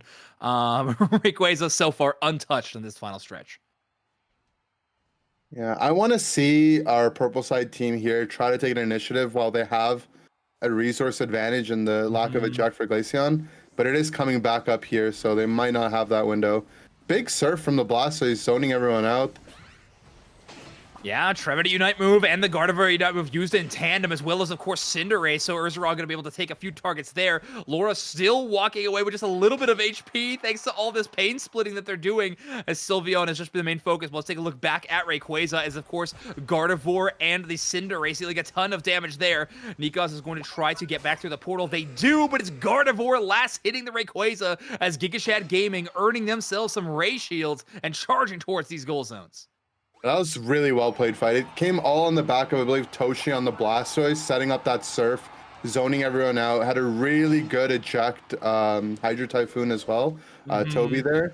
And I mean, if there's any benefit to characters like Cinderace and Gardevoir is once you win that fight, your damage on objectives is so high that you don't leave enough room for the enemy team to respawn and have any chance to come back. Yeah. It's massive. And with that, Gigachad Gaming will be winning that matchup 2-0 since they were headed into that scenario 1-0 already. They're going to be taking down wrong Overscores and heading into losers round 6, awaiting their next opponent. It will not be their winning in. They will have to win the next one and the following against Cappy if they were able to make the top 8 to happen next week. Still impressive stuff from them in that game to really come back, right? Like, I mean, they were hurting up until those final moments. They were, yeah. And that's the problem in the late game where if you, like you mentioned, the Glaceon was going to have a long respawn timer. They go out, they're knocked out for 30 seconds at that point, and that's all the time you need to secure Rayquaza. Right. Yeah, they didn't even have to, like, hyper burn, right? They could play it safe. They could pivot away and try to do enough damage to the Hoopa to stop them and then still turn and get the Ray. Like, it wasn't... They weren't really pressured because of that situation. When you have, I mean, a Glaceon who was doing 92k overall of the whole match, keeping them away from the fight. Very, very cool. All right, let's see if we have any other games set up to go and watch. We have the Beijing Ballers game. Let me just check what the score is in this one. But if it began 8 minutes ago, I have to imagine it's 0-0. Let's check.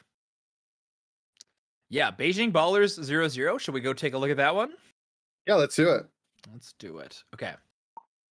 So either that or wait for Yalla Bingo, but we might get more Yalla Bingo later. So, this is going to be the first matchup between Beijing Ballers and Anlaha Esports. Now, we saw Anlaha a couple matches ago. Oh, no, they're already starting to blur together, Ender. I guess. We saw them take down Team Ooh, I believe it was, right? They eliminated them. Yes, that is true. That is true.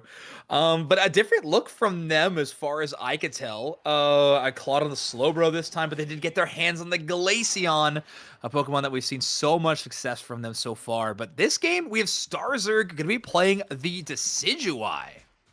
It's a Pokemon I feel like it's been a good Pokemon. We haven't really brought it up much today either. But we saw even Dr. Gallo in their series, Anlaha series into Uwu earlier, had the Decidueye. And I think Desi's weird to say, but it does feel like it's going under the radar. Yeah. Spirit Shackle really good at dealing long range damage into the evolutions. Good objective rip as well with their basic attacks. And just I feel like, you know, when I think of a Pokemon that I feel is in a good spot balance-wise, like Desi's definitely one of them. It can feel really, really strong, but it does have its downside. It does need to scale up. It's squishy. So, you know, I like seeing Pokemon like Decidueye. Yeah, agreed. I think, yeah, if we're talking balance game, I do think that this is a good example of what Unite can look like when it is done best. Rock Tomb trying to hold Claudes in place, but really just trying to slow down the enemy. At this stage of the game, you're not going to see too many crazy moments like that. Dr. Gallo eyeing up that Dartrix, seeing if they have a chance to chase that KO. They are going to walk forward. Wicked Blow actually aims towards the wild Pokemon instead. I don't know if that was a mistake or intentional, but either way, the Astonish follow-up, maybe not as strong as we'd like to see. But that's okay. They get a second try at it. They're able to take out one KO. Bot side, though, going very, very well for the Beijing Ballers. Yeah, I think it was a heads-up play from Dr. Gallo, recognizing that Clefable was going to enter their evolution iframe, instead opting to get as many of the birds that they can. And, I mean, they followed it up with a knockout anyways on the Decidueye, so not bad. But it didn't result in the Urshifu being able to stack, which is what you really want to see from their first gank. So despite the knockout, they weren't able to get a bunch of stacks. And Espeon with a really clever rotation here. Oh, as I say that, they go down the first. Yeah, it's jet buttoning in there felt a little weird against a cursed tree, but yeah, I mean, the rotation I think does make sense. Spirit Shackle goes a little bit wide. Dr. Gallo had that throat chop available to escape. X-Scissor can't push you out of the goal zone when you're channeling that Wicked Blow. Giving you that unstoppable is a huge moment for them, as they aren't really threatened in that specific scenario. Dr. Gallo, though, now going to chase that Decidueye again. I feel like we're going to see that on repeat all match long, as Urshifu is able to take down one, take the portal back, and show back up for this team fight. Can't let the Glaceon take all the credit, as Urshifu going to come back for the KO streak of 2. Yeah, Urshi with the KO streak of 2, but I'm going to give the credit in that fight to Hide on Bush with the Hoopa play. They set up two really good portals, and they actually, earlier in the fight, they had stunned using Astonish onto the Desi that was channeling Spirit Shackle. A Spirit Shackle that would have KO'd Dr. Callow, not letting him get into the portal. So really, really well played by their Hoopa there. Yeah. No, it's true. It's very true. But I just know that now I have to deal with Doof Snacks always trying to praise the supports and Inder as well. So it's good to know. Regice brought down to about half HP already. Secure Tool with Snipe Shot really hard to contest, but not even going to use that for the Secure, as Espeon and Glaceon are well out of range of being able to take that Regice in question. Spirit Shackle does land on the Espeon, but they immediately heal up thanks to a Citrus Berry. The big push from Anlaha is here, as the Decidueye is the first to fall. Ebon Fist sends the Inteleon sky high mid-Unite move. Great counter to that one. If you're going to try to Unite move, I'll just punch you real good. Great play by Dr. Gallo. Now it's just a support defender core holding down the goal zone. A KO streak of 4. Hoopa takes away the Penta. Unbelievable. Yeah, unbelievable. This is why you can't praise support players. They always you let it go to their head is what happens. Yeah. Dr. Gallo looking good, though. My question is Dr. Gallo a real doctor or not? A PhD. It's an honorary doctorate, I'll say. It's due to their incredible accomplishments in film and television, but maybe not their academics. Oh, okay, makes sense. Yeah. But a doctor nonetheless, as they do have the title. Glaceon Icicle Spear almost takes that Crustle, but a team effort is bound together to try to defend against that. But Espeon going down due to a Spirit Shackle at maximum range is going to make this next team fight really tough. This could be what Beijing Ballers need to kind of come back in this game. It's currently they're sitting at only 21 points to 173. Yeah, that was actually both the snipers lining up. It was a snipe shot into Spirit Shackle. Pretty much Eevee's worst nightmare there. Finally, we found the counter. We finally did it. Eevee's no more with the double sniper composition. I mean, it genuinely plays extremely well. Alex Kidd on the Crustle, locking down a few targets. Actually going to walk away with this fight with a KO streak at 2, almost 3, but the Trevenant, after effects, the martyrdom KOs, as they are going to be earning credits of those while in that home team base. Yeah, we saw Anlaha try to make a defense there, but Vizit actually ended up rolling Hyper Beam, which put out a lot of unexpected damage from the support roll. Whereas if it was a block, that push might have gone a little bit differently. And good thing you never roll block in big tournaments, right? Yeah, I don't want to talk about it. The real reason Inder retired. Tired of Yeah. rolling block in tournaments. I'm out of here. All right, 3 members hanging out to try to defend this goal zone as we have the Evolution pair, maybe looking for a back cap, maybe looking to steal some central area on the other side. The question is Beijing Ballers going to have the firepower to break through? And so far, it's no. A Hoopa Unite move is actually bringing the Evolutions back for the defense as well, and Beijing Ballers kind of stifled in every sense of the word. They might be walking away with the Reggie buff, but other than that, I don't think they got much value. As I say that, a snipe shot does take out the Glaceon. Good snipes for sure, getting that return knockout. But that was some good macro play from Anlaha. They had sent their 2 evolutions on the top side of the map. They got some scores there, understanding that Hoopa can bring them back on that defense whenever needed through Rings Unbound. Very true. Now, we're going to have a Regieleki spawning in about 10 seconds. And Inder, I'm curious, your perspective is obviously top player. I'm sure you did a lot of shot calling for your team when you played for them too.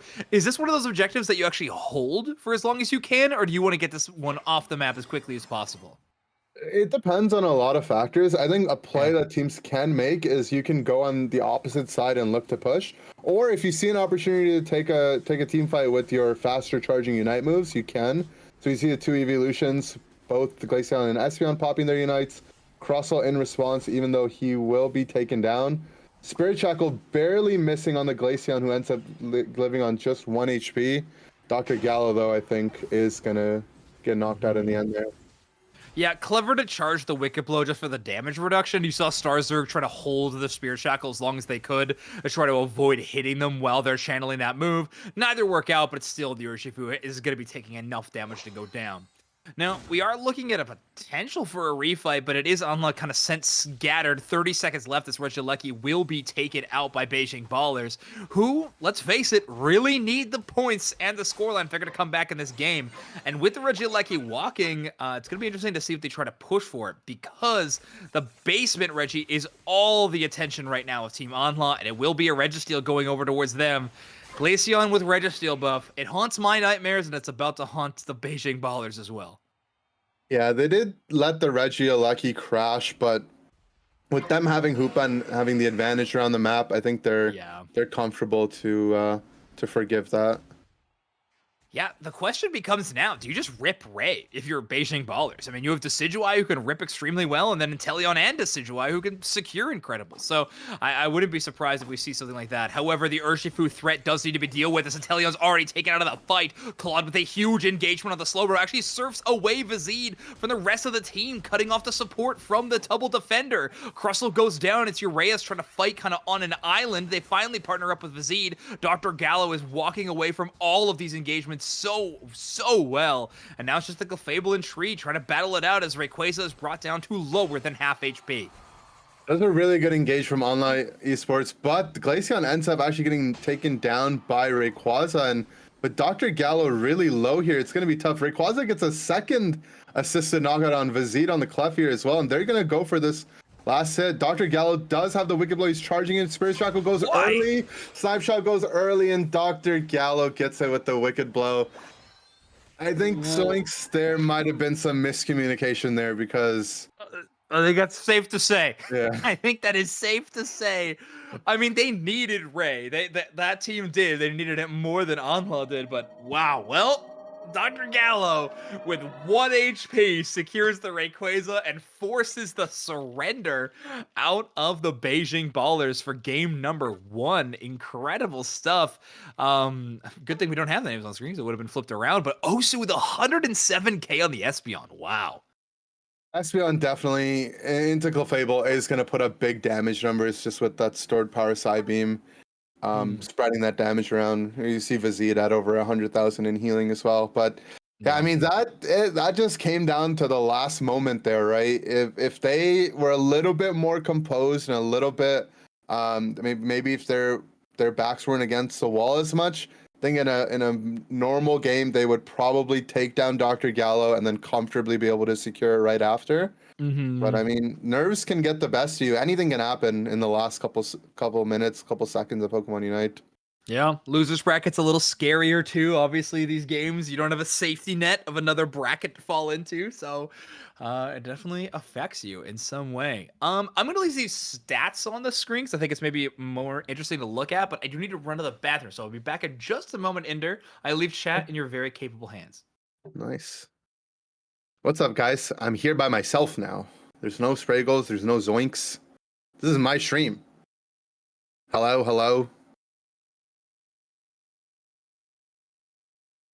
We have any Ender licks in the Twitch chat? Can I see some licks? You guys get some licks in the chat.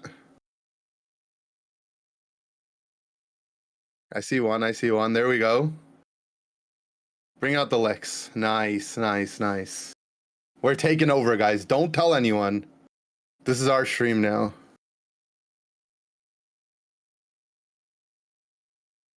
When's the next match? We should be getting the next match pretty soon. It might be ready. I think Zoinks is just going to be setting it up when he returns. Looks like he's back. Me? Yes, Yeah. I am back. You're good. All right, we jumping into game 2 of this same game? We may as well, right? Yep, looks good. And yeah, we will be watching NA after the EU games have done. I think Spragels will be back by then too, guys. Yeah. This should be the case. Woo, big stuff. The Delphox! Oh, my personal investment, my stocks. But also, shout out to my goat, Starzerg, for playing the Delphox.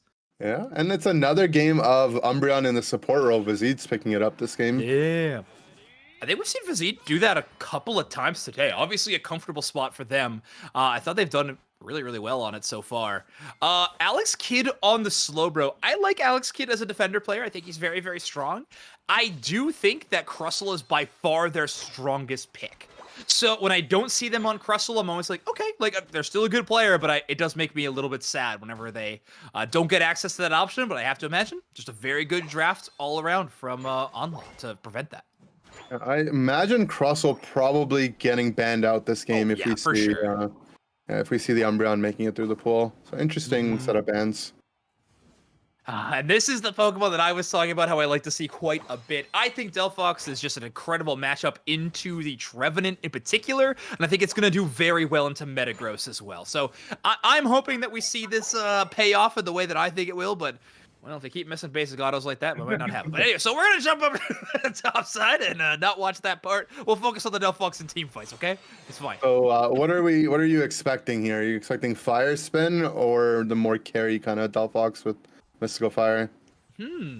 That's a tough choice. I just don't know Starzerg very well as a player. So I honestly, I think you could play either Mystical Fire, Flame Charge would give you a little bit more movement to get away from these brawlers, but Fire Spin also looks great, especially with Umbreon. You have so much crowd control. I don't know. We'll have to see. How about you? What are you thinking? I mean, I feel like it's almost always a Fire Spin game. Yeah. With that buff, it's so good too. Yeah, especially with the buff. But this early game being so dominant, Lucario already level 6, Dr. Gallo in the central area actually going for an invade as well with the help of their team here. This early game, if they keep their lead up, it will be really hard, even for a Delphox to get the damage onto this Metagross with how heady he already is. Yeah, I don't know. I'm not feeling great about my stocks so far.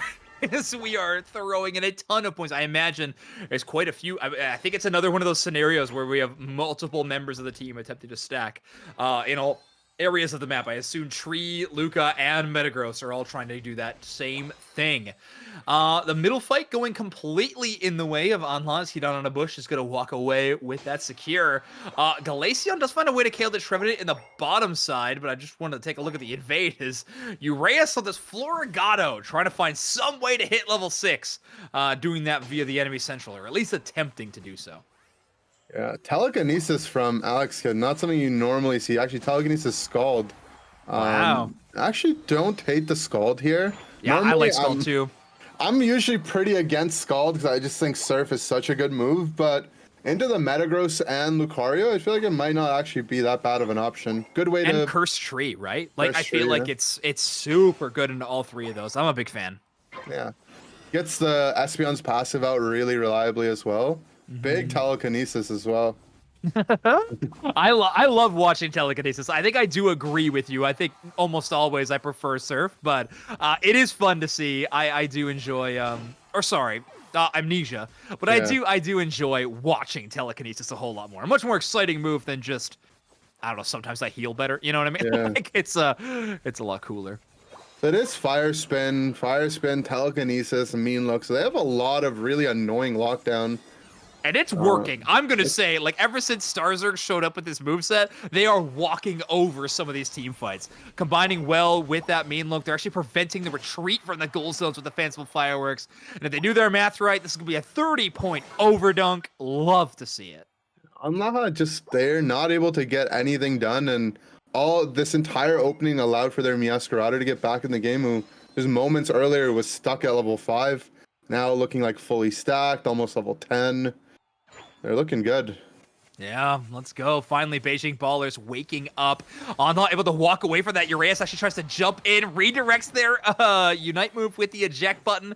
They will go down. Mean look locks the Metagross. After this, we're waiting for the fire spin and the fire blast, and it's good enough to KO the Metagross. Poor Metagross with that Magnet Rise too. Just nowhere to run. It just gets burst down by all that special attack damage. Yeah, all that special attack damage combined with the lockdown that the Beijing Ballers have, mean look again, fire spin. It's really, really hard for the Metagross to deal. Now that it's been KO'd a few times and no longer has that level lead, this is where Glaceon's just going to run through the entire team. Yeah, it's doing pretty well so far. He does get Pain Split, so obviously Rinks is going to take a ton of damage in return, but I think a KO streak of 3 still makes this worth it. Glaceon does get caught out by the Lucario, hanging around just maybe a moment too long, trying to play with Vizid in that top side. Alex Kidd going to grab the Metagross with Telekinesis. Vizid going to go down, I think now. I mean, there was a few times that I think retreat should have been called, but finally, we're now Beijing Ballers retreating to their goal zone to try to defend it. Yeah, it's been a common theme in this series and a lot of the games in the lower bracket where you just see teams going left and right and exchanging advantages here, where now we see Beijing Ballers back on the offense, being able to disrupt the push from the side of Anlaha. Yeah, Beijing Ballers did extremely well. I mean, Uraeus has got to be given a lot of credit with that Meowscarada Unite move, does so much damage, and Alex Kidd actually stops the Metagross with the Unite move. So is able to slow beam the Metagross, I think, before they could respond with their own Unite move. So Dr. Gallo not able to really show what they were capable of or publish their thesis, if you will. Yeah. Thank you for the pity laugh. I needed that. Thank you very much. I know. I got you. TikTok chat must have loved it. Dude, TikTok chat loved that joke. I'm so happy for them. All right, Regirock going to be knocked out. Uraeus auto attack goes towards the Trevenant with that Night Slash. So I'm not going to find the secure option. Basement goal zone will be broken. Glaceon cannot make it in time to stop that goal, and the entire team is going to be retreating to attempt to defend this goal zone against the Regieleki. But Claude and don't know how to pronounce Lucario's name. Faisal Som? I guess we go with Som. Som, great. Yeah. Som able to defend against the Regieleki very well. And Espeon, Osu, just out here, you know? Yeah, trying to traverse the map, I guess. But no, for real, Som Sucreosucre, he's actually found a lot of different picks throughout this game. And I think he's been really responsible for keeping them in the game. Couple of really good power-up punches. I saw also they go for a close combat eject combo earlier in the game as well. Ooh, I think if anything's going to keep them in the game, it's going to be on the back of Som Sucreosucre. Yeah, I totally agree. I saw a few, like, they're able to negate a lot of the fire spin stuns by either power punch or close combat. Like, both of those giving them that unstoppable has been pretty huge, and able to avoid a few scenarios. I think they did see Beijing Ballers head into that tall grass, so that is going to be the team call. They're actually going to try to push for a bit of a fight, but an immediate retreat from Beijing Ballers. They have finally learned that game plan, and they're going to walk away. Resources not really spent on either side, or at least not in the form of Unite moves. Yeah, they do end up getting some good positioning in the central area, getting ready for Rayquaza as well. I like them setting up early here instead of going back and farming some leftover Indeedis. They've taken control. But Som looking for a back cap to start this Ray fight to put their team into the lead. Yeah, they're going to power up punch towards it. Let's see what the response is from Beijing Ballers. Stars are going to start poking Rayquaza. Thanks to that, of course, they have Uraeus guarding that top goal zone, where Metagross looks like they might be aiming for, but the poke damage has slowly been getting into Ray. Stars are kind of left alone, and Lucario wise to that. They're going to immediately charge towards them. Vizid could try to lock them down. Big Fire Spin hits 2 targets, but again, the more Delphox goes out alone, the more worried I get. Metagross close to a back cap as well. Again, but the team fight is going to be forced into this corridor as a slow beam kicks things off. The fire spin going to follow up after. Metagross is going to get the back cap, but now Ray finally given the attention it deserves. Yeah, I like Psalm's attempt to look for the flank, but it's really tough into the Slowbro here, and Ray is getting down. Metagross's Unite looked a little weird there after the mean look, but they're out of juice here, and Charizard is able to secure down the Rayquaza, and it looks like they will be able to slam, what do you call it, the Hundo Burgers? The Hundo Burgers, yes. I love it. The Dupe Snack Special. Yeah. Yeah, it looks like we're going to be able to find at least a couple of those. Glaceon going to find one on the top side. And as we earn a KO, we'll throw in another Hundo Burger from Vizid on that tier 2. And there you have it. Beijing Ballers going to bounce back in this match and tie things up 1-1. And finally, the Delphox appears, and it really shows why it's so viable in a draft like that. Yeah, no, it really shined. The Fire Spin, I feel like, was a big difference maker that game. And there's not a lot of Pokemon that would be able to apply that much pressure in the way that it did into things like Metagross and the Trevenant. It was I agree. Really good pick. Especially when you got a Glaceon to rely on for damage numbers throughout the game. They will be doing just fine as, I think it's Rinks is able to come away with 110,000 damage in our game number 2. So quite a revival from Beijing Ballers. They definitely looked like a whole better team in game number 2. We'll have to see what happens in game number 3. See if that one's ready yet or not. It was one of those moments where we got into the game pretty late, which is nice, but I think we've caught up now. So we're going to be waiting a few minutes until that game is ready. But I can bring the bracket up for people if we want to. These two teams, I guess like have a lot of newer and up and coming players with some, familiar names, but they both do seem very evenly matched. So they're making some really good games. Agreed. So yeah, they are tied up 1-1. Yalla Bingo is currently tied up 1-1 against Red Ping. So facing elimination, very, very scary for them, for either Red Ping or Yalla Bingo. Let's see what happens with that match. We can take a look at Pool 1, though. Currently observing games from Pool 2, but in Pool 1, we have Gigachad Gaming still waiting their opponents, and M through Z still waiting their opponents. Oh, it's going to be CincoGolemo. CincoGolemo was able to 2-0. So it'll be CincoGolemo versus M through Z. That'll be a good game. Good game. Yeah, for sure. Cool. Yeah, no games left at this point.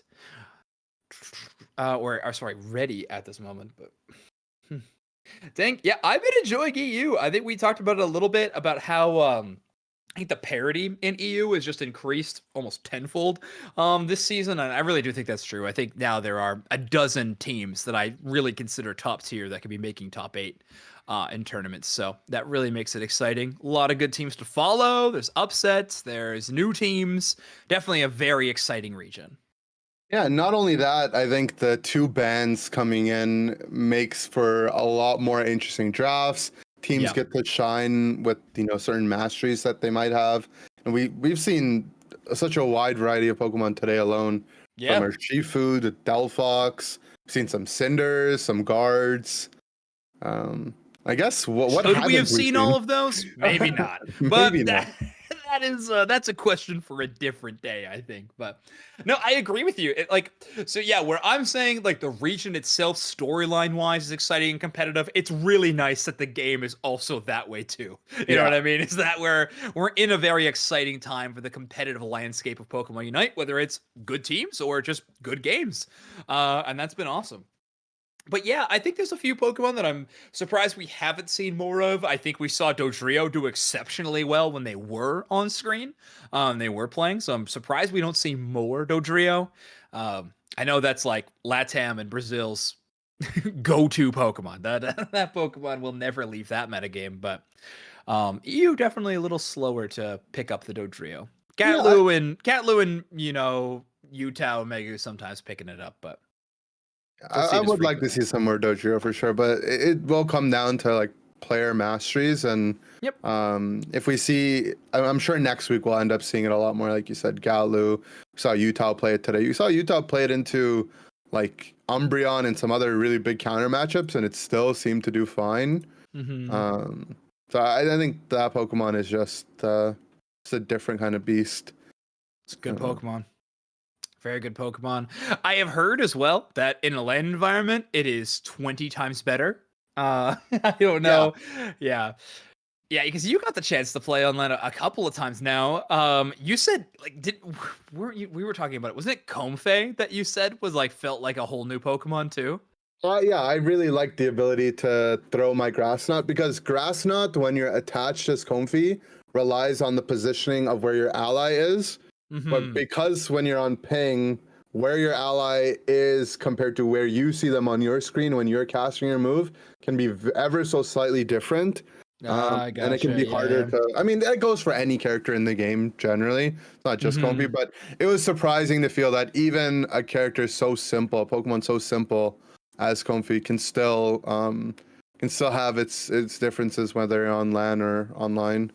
Yeah. But Dotrio for sure. There's nothing like Dotrio on LAN. You even just being able to dodge skill shots with your boosted auto is really huge for the Pokemon. Yeah. Trio, Zoroark, probably another like top Big of one. the benefit tier list, I guess. That is gonna be doing well with good ping. So And there's Pokemon that have the reverse effect, right? Where you have like a bunch of mini stuns, whether it be like thing like Mamoswine or Machamp Unite, Mr. Mime Unite, the ones that have periodic stuns. When you're playing online, you don't have the ability to buffer your moves in between those stunned instances. But on LAN, because you're playing on essentially zero ping, you can easily use a dash move to get out of Mr. Mime's Unite, easily dash out of Machamp's Unite, and you see the reverse effect happen on some Pokemon as well. ooh, there's a Pokemon though that we have not seen at all in this region, and honestly, we see it barely in others. But yeah, no Machamp so far, which I don't think is a surprise at all. But a Pokemon that obviously got a lot of limelight last tournament in North America with Machisel's insane Grand Finals gameplay. That was a lot of fun. We saw a lot of Machamp last year from EU, actually, right? Yeah, well, it was Shelvin, and now he's in Shelvin. Defender jail. So it's tough. Defender Machamp, though, please, Ender, thoughts? The quarterback, I mean, we could. I mean, I don't think we'll see it as early as this tournament, but the Machamp in general. Oh, sorry, go ahead. No, I was gonna say, I mean, with all the top path characters like going down the list, Machamp's definitely one we could end up seeing even today, maybe. Yeah, that'd be fun. I like watching some good old Machamp gameplay. Okay, here we go. We have game 3, and it's Vizid off the Umbreon onto the Blissey. But that's because they have Umbreon Defender on their side. It makes that Blissey pick so safe. And we have the second Delphox game, but woof, this is a way harder Delphox game. Yeah, so Dr. Gallo, I mean, I feel like Dr. Gallo's really been a focus point for their team. One of their main carries, of course. And seeing him on Zoroark's going to be interesting. Normally, you see Zoroark with a very protective support, Comfey being the really popular one. Blissey at times, even like Eld or Clefable that have some direct healing. Not always with the Hoopa. But yeah. I'm interested to see how they make of it. One of the really fun interactions with Zoroark is Illusion, which has a 15-second cooldown. Gives you a moment of invulnerability and cleanse as well, which you can use to dodge Mean Look. Yes. So if he's on top of his game, we might see a couple illusions on those Mean Looks. And of course, you Twitch chat will always remind you of that when you're playing Zoroark as well. You can just cleanse Mean Look every single time you're playing it. So you got to make sure you hit those moments, or else chat will roast you. Been there. So I'm gonna make it all the way back towards the goal zone. Nice meteor mash to make sure that path is a little bit more clear, as Uraeus is going to take that last hit. A Starzorg does show up, but Braxton showing up to take a flank against a Zoroark. Well, sometimes it's just over, but Dr. Gallo actually not able to land their full combo, and Braxton's going to walk away from that fight. Yeah, Zoroark's first gank normally is very scary, and we're seeing why it is here. They're not able to get some knockouts, so that's just as important as anything else. Because if they get some knockouts, that's some stacks. That means they can invade, and they might even look to invade the Braxton here as well. Mm-hmm. Yeah, I think that makes sense. You can't KO them in that first flank. You may as well head over towards their central area. Zed has not evolved. Neither has the Phantom on the top side. And there we go. Dr. Gallo does get the full combo off the Zoroark. No Comfey like you mentioned, but so far the synergy not needed. It is early game, and Zoroark definitely spikes early, but they're looking fantastic so far. When it comes to early. Yeah, a little bit early. When it comes to the early game central area invade, Hoopa's almost just as good, so it's nice to see that combo. But Alex Kidd, really smart. A lot of Umbreon players don't do this, but he held his mean look anticipating the illusion from Dr. Gallo. And there you go. You saw him land it right there perfectly. Still ends up going down, but good to see that both of these players, thinking about the way their characters interact with each other. Yeah, I mean, we're at the top level of EU now, right? We're not in top 8 technically, but we're definitely in those top 16 territory, where they're all good teams. They've been able to take down some very tough opponents. We're going to see great gameplay like we just saw. I do like the mind games between Umbreon and Zoroark. I mean, defenders versus assassins is always going to be a MOBA game, like mind game, I think, in any one of these games. So very cool to see. Fire Spin covers the retreat, but not far enough, as the Espeon from Osu is going to be able to find that KO, and a ton of score is going to rain in for the orange side team against the Beijing Ballers. Another game we're seeing telekinesis slow, bro. So wow, yeah. Okay, why this time? This confuses me even more than last time. Oh, Vizid! Vizid walks away with the secure out of the Registeel that boosted, earning themselves the KO, and well, Blissey infamous for doing just that and stealing away those objectives. Great smite from Vizid. Yeah, that was really important to bring them back in the game and to help slow down Zoroark's snowball in the early game.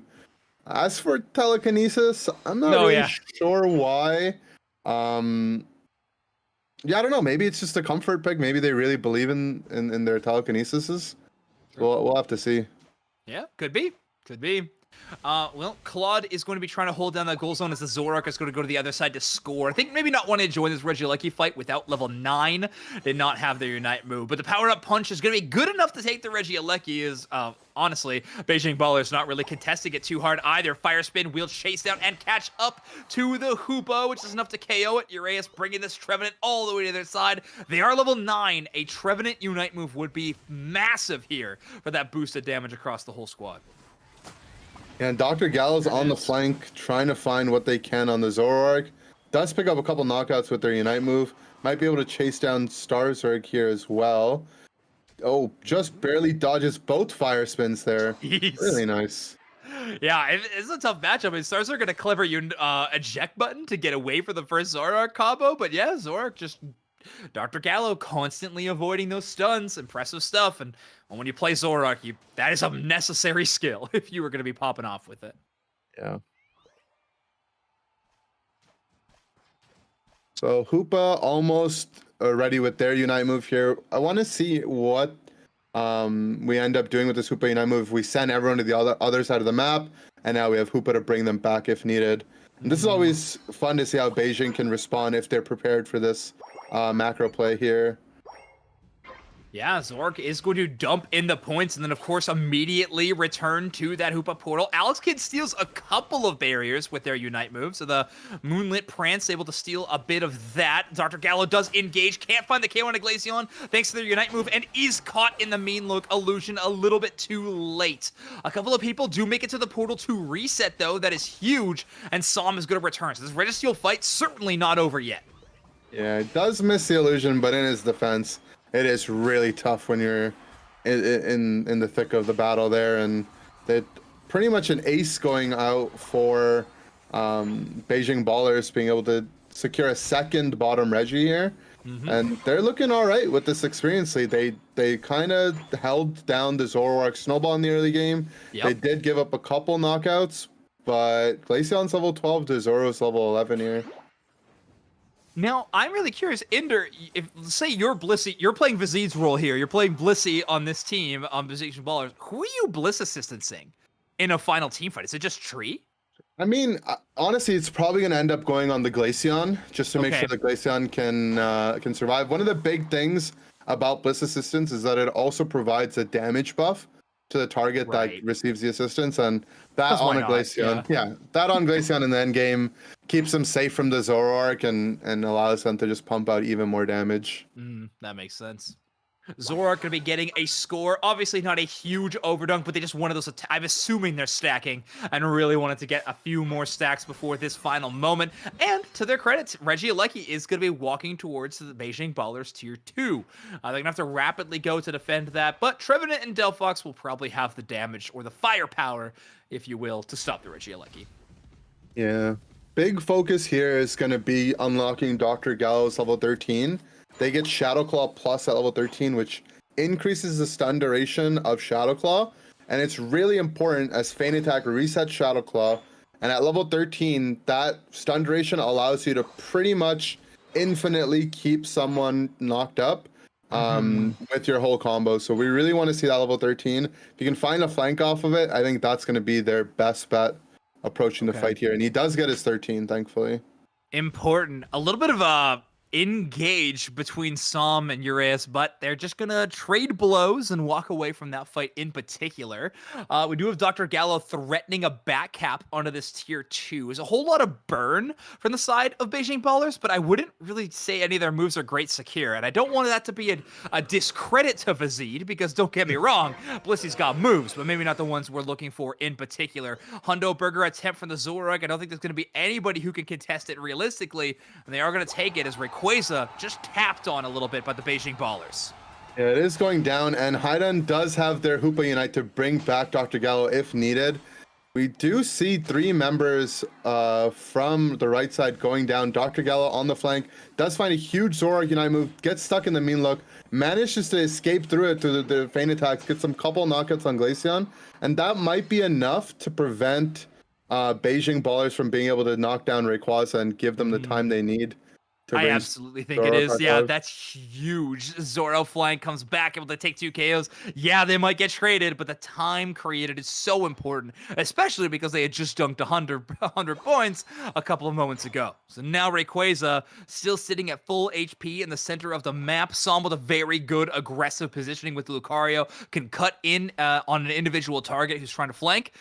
Now we have Claude and Osu just doing some poke damage from range, making sure that Rayquaza is not an easy target. That being said, there are 2 Unite moves still left on the side of Beijing Ballers and a level 14 Glaceon. With 45 seconds left, there's still enough time to pick up a couple knockouts and look at Rayquaza here. Yeah, Dr. Gallo does engage, but doesn't get a single KO. Uraeus tries to chase them down. Pain Split is going to be doing a ton of hurt, but Zoroark able to walk away and come back into this fight. Final hit goes to Starzerg. Unite move dropped on top of the Rayquaza. So much little chip passive damage due to the fanciful fireworks. So now there are Rayquaza shields in abundance for the Beijing Ballers. They are coming into this final moment with a deficit, but a double score in that tier 2 is devastating. Yeah, that was just Delphox Unite versus Lucario Unite, and it's hard to say who really has control over that that secure there, but Starzerg gets it, and that's the game of Pokemon Unite. It is Beijing Ballers gonna win this game and move on, knocking out Anlaha Esports, who had a really impressive performance. I mean, be able to go that toe-to-toe with the top team. Impressive stuff. Dr. Gallo walking away with 5 KOs, as well as Osu. Look at the damage numbers. Yeah, Starzerg currently making the Delphox 2-0, which of course I am forever thankful for. Yeah, I mean, Anlaha Esports, they are going home, but I think a strong showing from everyone on their team in their individual roles. They had some really good plays, and agreed. Hopefully they'll be back as the same squad for the next tournament. Agree, very much so. Okay, we have CincoGolemo's game up. I'll hit that, and I'm gonna try to figure out what the score line is for chat here. I believe this is 0-0. I think this is CincoGolemo versus M through Z is going to be our option. Or M through Z. We're both Canadian here. We can say Yeah. that. Yeah. It's interchangeable, you know. Sometimes I'm feeling a little more Canadian, other times and the American comes out. So. Oh no! Don't let that come out. No. I've been here too long. Don't let that come out. I've been trying to stop that little demon from showing up. But okay, here we go. This is game 1 between M through Z and CincoGolemo. CincoGolemo on your left-hand side, M through Z on the right. They are running the Blaziken, the Snorlax, the dad bod Snorlax, by the way. Underrated Hollowware. By far, but Agreed. agreed. It's no berry Snorlax, but it's good.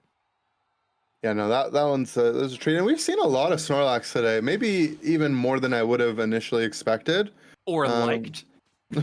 I love seeing Snorlax. I mean, Okay. it's fun fact actually. Snorlax was the first ever character I played in Pokemon Unite, going all the way back to the Canadian beta a year before the official release. Me too. That's crazy. That's wow. We're the same. Twins. It's also one of the only few Pokemon I have badged. Oh. It's like by far my most played Pokemon. I have Nice. so many games on Snorlax. Yeah, so I mean, Snorlax still obviously, like, you know, I don't think Snorlax will ever be a bad Pokemon just because of how good it is in the early game. It's just a matter of, can we find something that's better than it? And with the double ban system, I mean, I wouldn't be surprised to have seen maybe Umbreon and Trevenant get locked down. Maybe Blastoise got banned out as well. Yeah, And then Umbreon you're- Blastoise I think would be the most likely suspects to be gone in a draft like this. Exactly, yeah. Well, another cool thing that EU likes to bring to the table, and they're kind of infamous for this, is the Central Area Mew. And N is one of those players taking both buffs off the rip in this game and goes to the top side. No KOs there, is trying to help on the bottom side. Take one quick look at the top as Combuskin, Rezu trying to chase down a KO and a Cali, who is not going to make it out. Sazero going to take that boosted auto takedown. Yeah, we saw a lot of Mew Central Area when it first received its buffs late last year. It wasn't until it received a couple nerfs following that on its Solar Beam, I believe, and some damage overall, that we saw teams stop using it in the Central Area. But I think it's still good.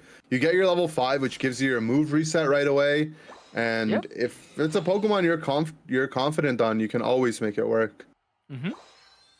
Yeah, it's definitely got options. And considering their entire team roster, a Pokemon, I don't really see who else you'd be putting down there.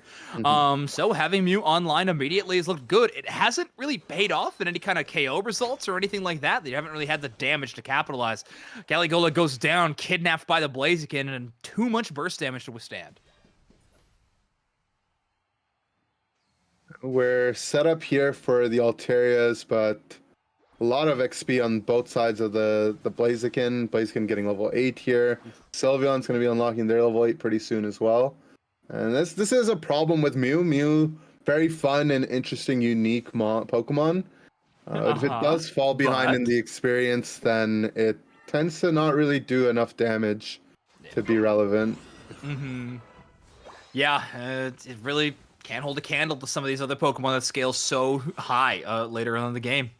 We do have the Snorlax getting healed up by the Pollen Puff. Hasn't been able to displace too hard, but does get a Heavy Slam Yawn combo. But Electro Ball is going to find its way to get that knockout onto the Snorlax. Espeon does a ton of damage as well. And N and Greg starting to kind of find this synergy that Mew and Espeon can output.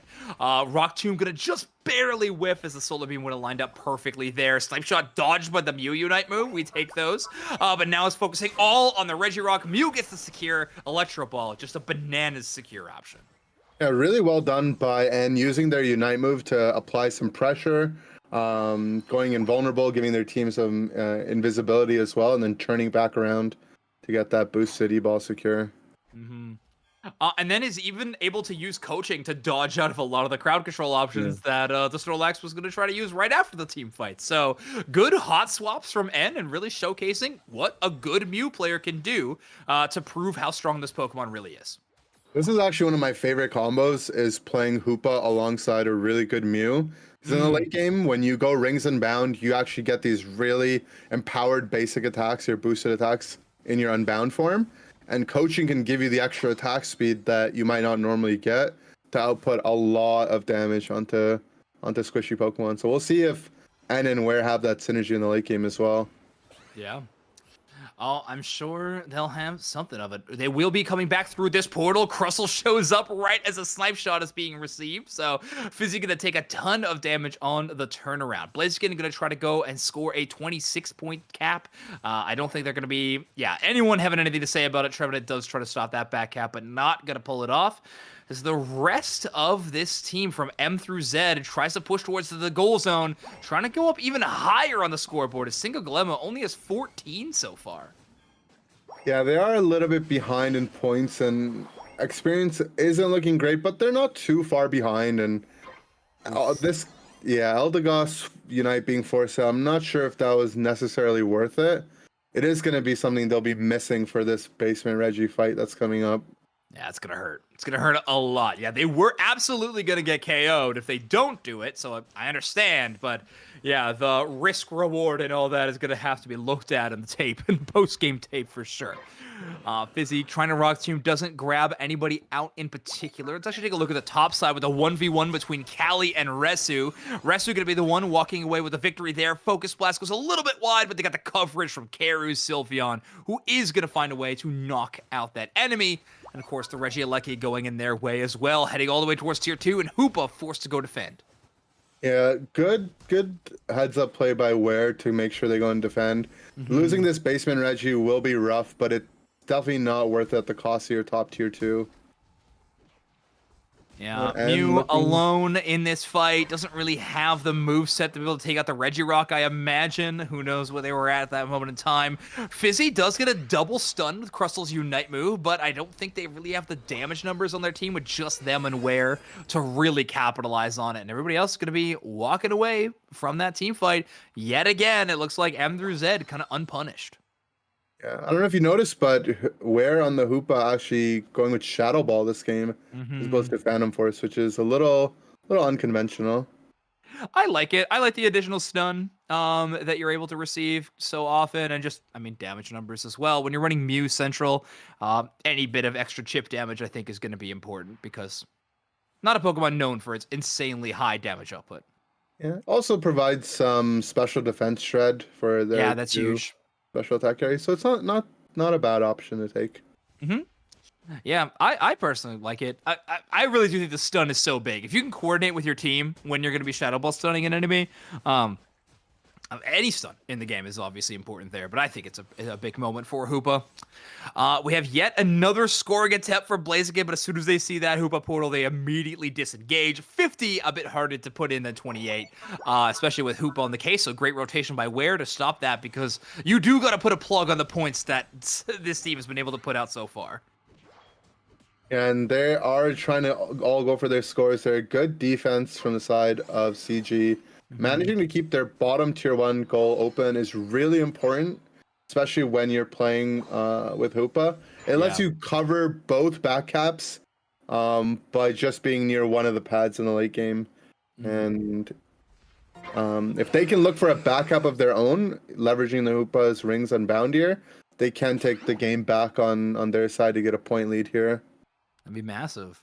Positioning, I don't know. In your opinion, who's winning positioning battle? I feel like because they have Resu in a flank position, that's pretty good for the side of M through Z. So they're feeling quite strong there. Trevenant will be spotted by the Blaziken. And actually does kick off the 1v1 against Caligula. I hate to take a look away from that camera-wise, but it seems like the team fight might be going down to the bottom side. Let's take a quick look at where Reggie is at. Basically untouched, as that skirmish quickly escapes being a 1v1 into a 2v1 scenario. Snorlax takes a lot of damage, but they're able to walk away due to just, I guess, CG not really capitalizing on the Snorlax positioning. Yeah, but this might be the start of the fight. Caligula goes for their Unite move to start out the fight.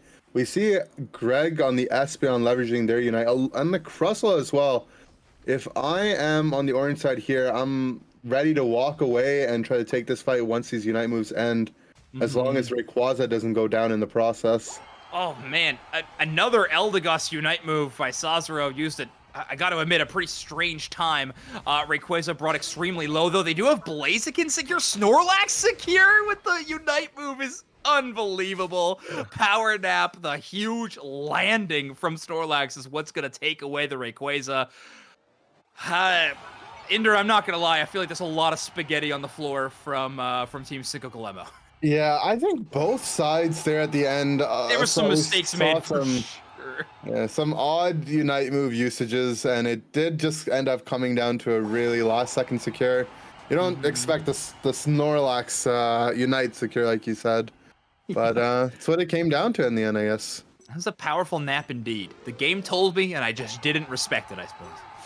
94 for the Blaziken as well. Rezu's entire game plan this whole game has been force 1v1 fights, which is where Blaziken excels, and then just score constantly to apply that pressure all game long. It worked out fantastic for them as, there's going to be M through Z with a 1-game advantage against CincoGolemo, and of course, an elimination match in our Losers Round 6. Winner of this goes on to play Squishy Squad for Tournament Top 8, but still, very, very intense game. Yeah, and it was well played by Rezu, standing in that top side of the bush there, ensuring that CG wouldn't have the opportunity to look for a score, being the team that's behind. Yep. And taking that aggressive positioning, level 14, really well played game of Blaziken. And I mean, that's what you want to see from Blaziken. That's what makes it really strong in the late game. Right. Yeah, like, I can't even think of a Pokemon that can kind of out-contend it 1v1. Maybe if we had EX, like, maybe Zacian is something that I could see. Probably Buzzwole. Yeah, well, that's true. Buzzwole as well. We have to give credit to them. Okay, well, that sets that matchup at 1-0 for M through Z. We'll probably just grab whatever matches up first, but just a bit of a bracket update for everybody. Let's see what we got. So, Beijing Ballers, Plush Keepers, Alternative, Yalla. So, Yalla Bingo was able to win their match against Red Pink 2-1. So, Yalla Bingo does move on to play Blazing Libero. Obviously, Cinderace Enjoyers, who've been having a pretty insane losers bracket run. Coming back all the way from losers round 3 to make it this far. So, very cool from them. Plush Keepers, Alternative were able to take down Bonafide. So, Beijing Ballers versus them, and Yalla Bingo versus Blazing Libero. Cool stuff there, too. I wonder if we'll see yet another Cinderace. I mean, we have to at this point. How could we not? It's just simply too good. I'm not looking forward to the... I mean, Gigachad's playing more, right? So I feel like we will. True. Okay, well, we have game 2 between CincoGolemo and M through Z. CincoGolemo at 0 in this set, M through Z at 1. As they currently have the lead in the draft they were able to put together. Maybe no Blaziken, but they did take the Inteleon onto their side. Did they have the Inteleon last game? I think it was always in the hands of CincoGolemo last game, right? No, it was not. It was not, because they had Mew Espeon as their two attackers, which had really not that much damage. At least CincoGolemo kind of covering for that fact this game, as they now have the Glaceon, and they're going to be putting the Blaziken into the central area, and hands on the Torchic right now. Yeah, if there's a Pokemon to say that's like shaping up the meta of today's tournament, I would say, or that's being an addition to the meta, is definitely Blaziken. We see both teams looking like they're fighting for it. We saw Blaziken get banned and Nouns match earlier today as well. That's true. I feel like EU last month as well was also hardcore on the Blaziken. There's a lot of those Blaziken enjoyers out here in Europe. Yeah. I mean, EU definitely, they were the first ones really to start using Buzzwole last year. We saw true. Potato, really bring it into prominence, and some of the other top laners as well. And it wasn't for a while later that the rest of the world really started catching up to Buzzwole. It did get buffed in between that time, and I think there were some meta changes, but regardless, I think Blaziken is probably going to be a new addition. Yeah. Mostly around the fact that there's double bans, and the stronger things are going to get banned out generally. True. This is an interesting game, though, where we see both Blaziken and Lucario on the same team. So CincoGolemo having two exceptionally powerful melee brawlers, and then kind of counting Glaceon to be their really only long-range or even mid-range option, if you will. They are going to get knocked out, or at least Lucario will, as Karu is able to walk away from that fight. Low HP, but they do find the knockout, and going to return to the central area, get at least the blue buff in level 6 before this 8-minute fight. Yeah, and I think these double melee compositions have a lot to do with the resurgence of Hoopa as well. Yeah. Hoopa really likes to have, bulkier characters that can reliably reset as opposed to, maybe double or sometimes even triple range that we see Yeah, that's a in great point. competitive. That's true. Enabling those picks is going to be really, really strong. Rezu does take a little bit of that experience, I think, but the most important is that N does walk away at level 7, having Blaziken evolved there. It doesn't have the stance change, but does have Blaziken, Overheat, and Blaze Kick now available. Yeah, we're seeing a little bit of a resurgence when it comes to Urshifu as well. Seen some good games from it. Seen Urshifu struggle today as well. But when you need a secure mover, she's always there. Mm-hmm. And yeah, just a delete move as well as poor Ware ripped off the map thanks to that wicked blow, completely deleted by Rezu. Cali threatens an engagement with that Lucario, but does not really have the firepower to back them up, I think. Greg's damage goes mostly into the Sylveon, but it isn't enough to take the KO, and Cali actually chases, trying to make a situation like that advantageous, but instead gets deleted by a full adaptation from M through Z. Yeah, I really like their use of their Shifu there. Big delete, getting a really pivotal knockout to start out the fight. But this is where Hoopa comes in advantage. You get to send your team down right away. And Shifu has their Unite move up, actually, ready for the Glaceon. Rezu's really, really scaling well here in the mid game. Yeah, good patience on Rezu as well to make sure the Glaceon passive was pop before they could really have any option to get outside of that Unite move. And somehow does make it all the way back to the Citrus Berry, so at least they'll get some healing. And Fizzy and Ware trying to hold down this goal zone, at least so the teammates can come and help defend it. Hornleech and Woodhammer, the two options to defend the goal zone, so we are going the grass build of Trevenant. I feel like we've seen so much curse all day long. We're finally seeing the old school build of Tree at this point. Funny to call that the old school build because Tree's first prominence the in mid-school build, I guess. We look at it that way. Yeah, but this is definitely what we originally saw from Tree back in the first year of UCS. That's true. That is true. Tree, obviously a great target to Sparkle Spray. Shout out to Fizzy for increasing their stats with the Sparkles. Can you imagine? Oh my word! I mean, we almost had to. Okay. We almost did. Swear we almost did. Regieleki, the next target, an extremely low-scoring game, especially considering what M through Z was trying to accomplish with their team strategy last time. However, Rezu obviously playing a much more team fight-centric Pokemon with the Urshifu, who's going to focus on that a whole lot more. Wicked Blow, in a rare moment of being just a little bit shy on the damage, is not going to take out the Regieleki. Instead, that is going to be going to CincoGolemo's side, and Regieleki going to be knocking on the door of the Tier 1 of M through Z. Now, it was really good patience by Caligula, not putting any damage into the Regieleki after he saw the Wicked Blow getting charged. And they do secure the Regieleki, but it is at the cost of them getting some knockouts after they look for this push. And I'm going to see some scores going out unless we can see Fizzy hold and no. Yeah, Fizzy actually drops the Unite move there too, which I don't know, definitely I would not recommend. But they do attempt to defend their goal zone with that. However, there's no members from CincoGolemo rolling up to help defend that goal zone. So it's going to fall a little bit short. Regirock will go to the hands of CincoGolemo, though, an exceptionally quick clear. Glaceon and Blaziken making very quick work of that Pokemon. Yeah, so we saw this Basement Reggie go down without the need of a Hoopa Unite. Now, this is like the part of the game where teams will generally try to make a play with Hoopa. We'll see if they try to send some of their Pokemon on the other side of the map, maybe redirect some attention to break that bottom pad, or whatever it might be around the map here. I like Punch Bros just facing down other Punch Bros. We have them just charging up Power Up Punch versus Wicked Blow. A lot of Unite moves being dropped in response to each other's aggression. However, N is not going to make it away. The Sylveon Hyper Voice doing too much damage. It's going to chase down that Blaziken to find the KO. Cali not out of harm's way yet either. However, they do have the backup from Ware, but that's not enough as Karu is going to take that knockout. And Sylveon will be walking away 2 KOs richer. Yeah, this good job baiting out Caligula and the rest of the squad to go on them. And look at their Unite move in response, but we don't see a Hoopa play. Hoopa's Unite being used defensively instead. And now CG is getting put on the back foot a little bit here. Yeah, they had a good forward push with that Unite move, but I think the response from M through Z is just a little too strong. So Unite move spent, maybe, the Inteleon. However, I think it paid off well. So they're able to respond to that push, get some knockouts of their own, and push them all the way back. And maybe most importantly, defend their tier 1 goal zone, leaving it at 3.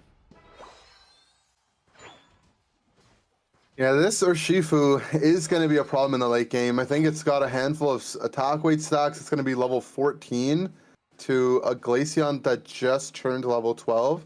Oof. And Glaceon, really powerful Pokemon, but no Pokemon can escape the reality that if you're 2 levels behind, you will still end up being at a disadvantage regardless of your matchups. Yeah, if we have a Pokemon like that, I think it's probably gonna have an EX next to its name in the license screen. If you can escape that reality, you know what I mean? But even them, I think Pokemon Unite is a game of kind of snowballing and holding on to absurd level leads. That is one of the best win conditions you can have, and to be fair, basically any competitive Pokemon or video game. We do have Rezu eject buttoning across, trying to chase down this Glaceon who has to run all the way back to the home goal zone to get some healing. But now Rezu maybe a little bit in danger as this fight is split all over the place. If we look at the Rayquaza pit, relatively untouched, and now a 2-on-1, N and Callie trying to chase down Karu. That's a Unite move being used in response to basically no damage, but he's going to walk away for free. And on the other side of the map, we saw Rezu actually go for their Unite move on the Glaceon, but they're not able to secure the knockout off of it. After all of that, they're like, whatever, we're going to go for the flip, and level 14 Urshifu is no match for Rayquaza. Your Blaziken and your Lucario are not available for that team fight. Yeah, I think that's maybe the best go button I've ever seen. You are going to rip down that Ray immediately. M through Z making the correct decision. They burn Ray without the 2 best secure tools available in front of them. Where was able to Unite move them in range, but it just wasn't enough as we're going to have M through Z moving on in your bracket, knocking out CincoGolemo 2-0, and they move on to play Squishy Squad for the win in the top 8. That's going to be a really good matchup for sure. It will be. Oh, I can't wait. But yeah, 30 seconds remain in this matchup, but I think we all know the result that we are going to be looking at. A heartbreaker for CincoGolemo, however. Making it into, top 16 range by being in this result. Still a decent amount of championship points. They played out the results well, so their season not over or anything like that. No, not at all. And they have many opportunities to come back to fight for a world spot. And good showing, good use of the Hoopa with a bunch of their melee characters, and the level lead in the end was just too much for them to be able to deal with. That's awesome. All right. Well, there goes another.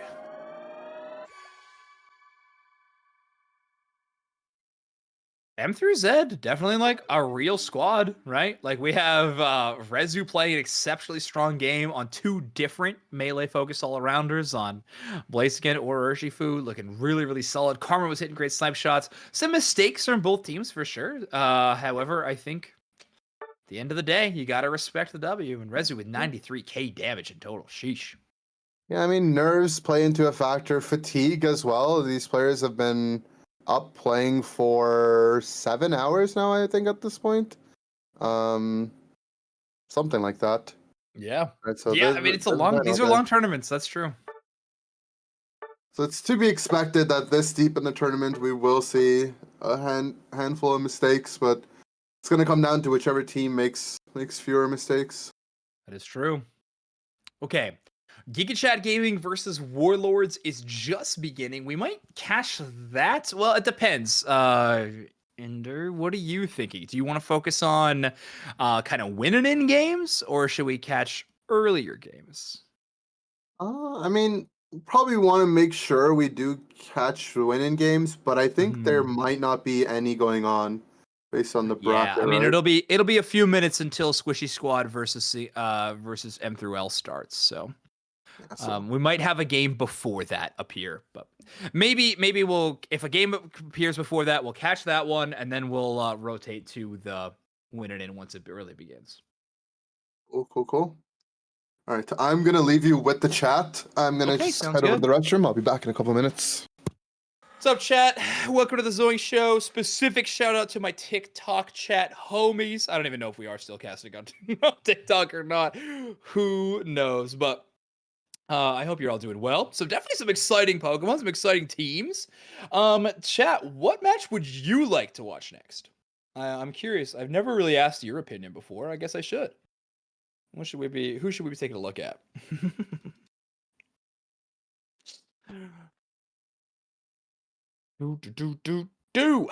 Dang, yeah, Urshifu had a bit of a comeback too. Inder was talking about that with our last one, a kind of a resurgence of the Urshifu.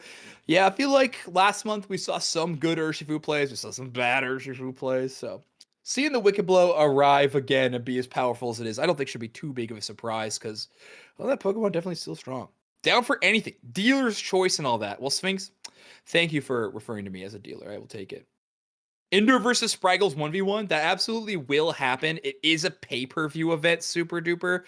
So it will be a $20 charge, but we will make that happen. I do want pay-per-view fights with Unite community members. I think that'd be hilarious. Would I run side bets? Probably. Would I tell any of you about it? Definitely not. I could not have that on my conscience. Okay, chat. Let's bring up the hi, Jess. Good to see you. Jess, are you competing today in North America? Are you playing? Yeah, let's take a look at the bracket. Let's see what's going on. Yalla Bingo going up against Blazing Libero. Definitely would be a upset when a Blazing Libero was able to work. So, Inder, have we seen the new LG roster? Yes, we did. We'll definitely talk a lot more about it once we start watching NA. But yeah, we did see the new NA roster. Or sorry, LG roster. Good. Pay-per-view fight. I might not. Yes, Doomsdax, and you absolutely would be. Is it called the headliner? Who's the title fight? Who's the top fight? Is it the headliner?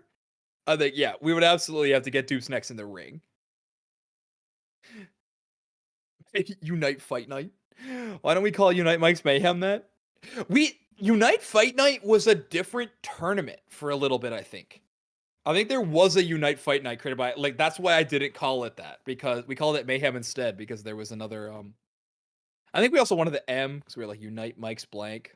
Main event! Yeah, main event's probably it, you're right. YouTube versus Twitch fights? Dang. It's too bad TTV on a roster to go up against, with fisticuffs against Team YouTube. We're needing a new Team TikTok. Yeah, Cloudbuster there for sure. Yeah, the deep lore. The Unite Mike's lore. That is true. That is true. Oh my gosh. Y'all, I want you to know. So obviously it's me, Ender, and Spragels will be back eventually casting this. I do want you to know Doomsdax has messaged me that he has been on dad duty, killing it in the background, but also casting every Ray fight to practice. For Doomsdax, the grind does not stop. He is the most hardcore caster you have ever met. Nobody works harder than him. Definitely. Showcase match. That doesn't feel right.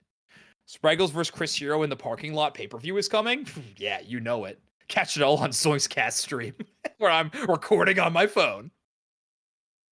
You're making Team TikTok and I'm invited? Let's go. I'm there. I'm so there. All right, we have a game? We don't have a game yet. Sorry. What a tryhard, honestly. What? It's not me that I'm casting all day for 16 hours, also tryharding. I would totally be on Team TikTok. New LG roster? Okay, well, if we don't have a game, I think I can show it. Yeah, let's do it. March Cup NA.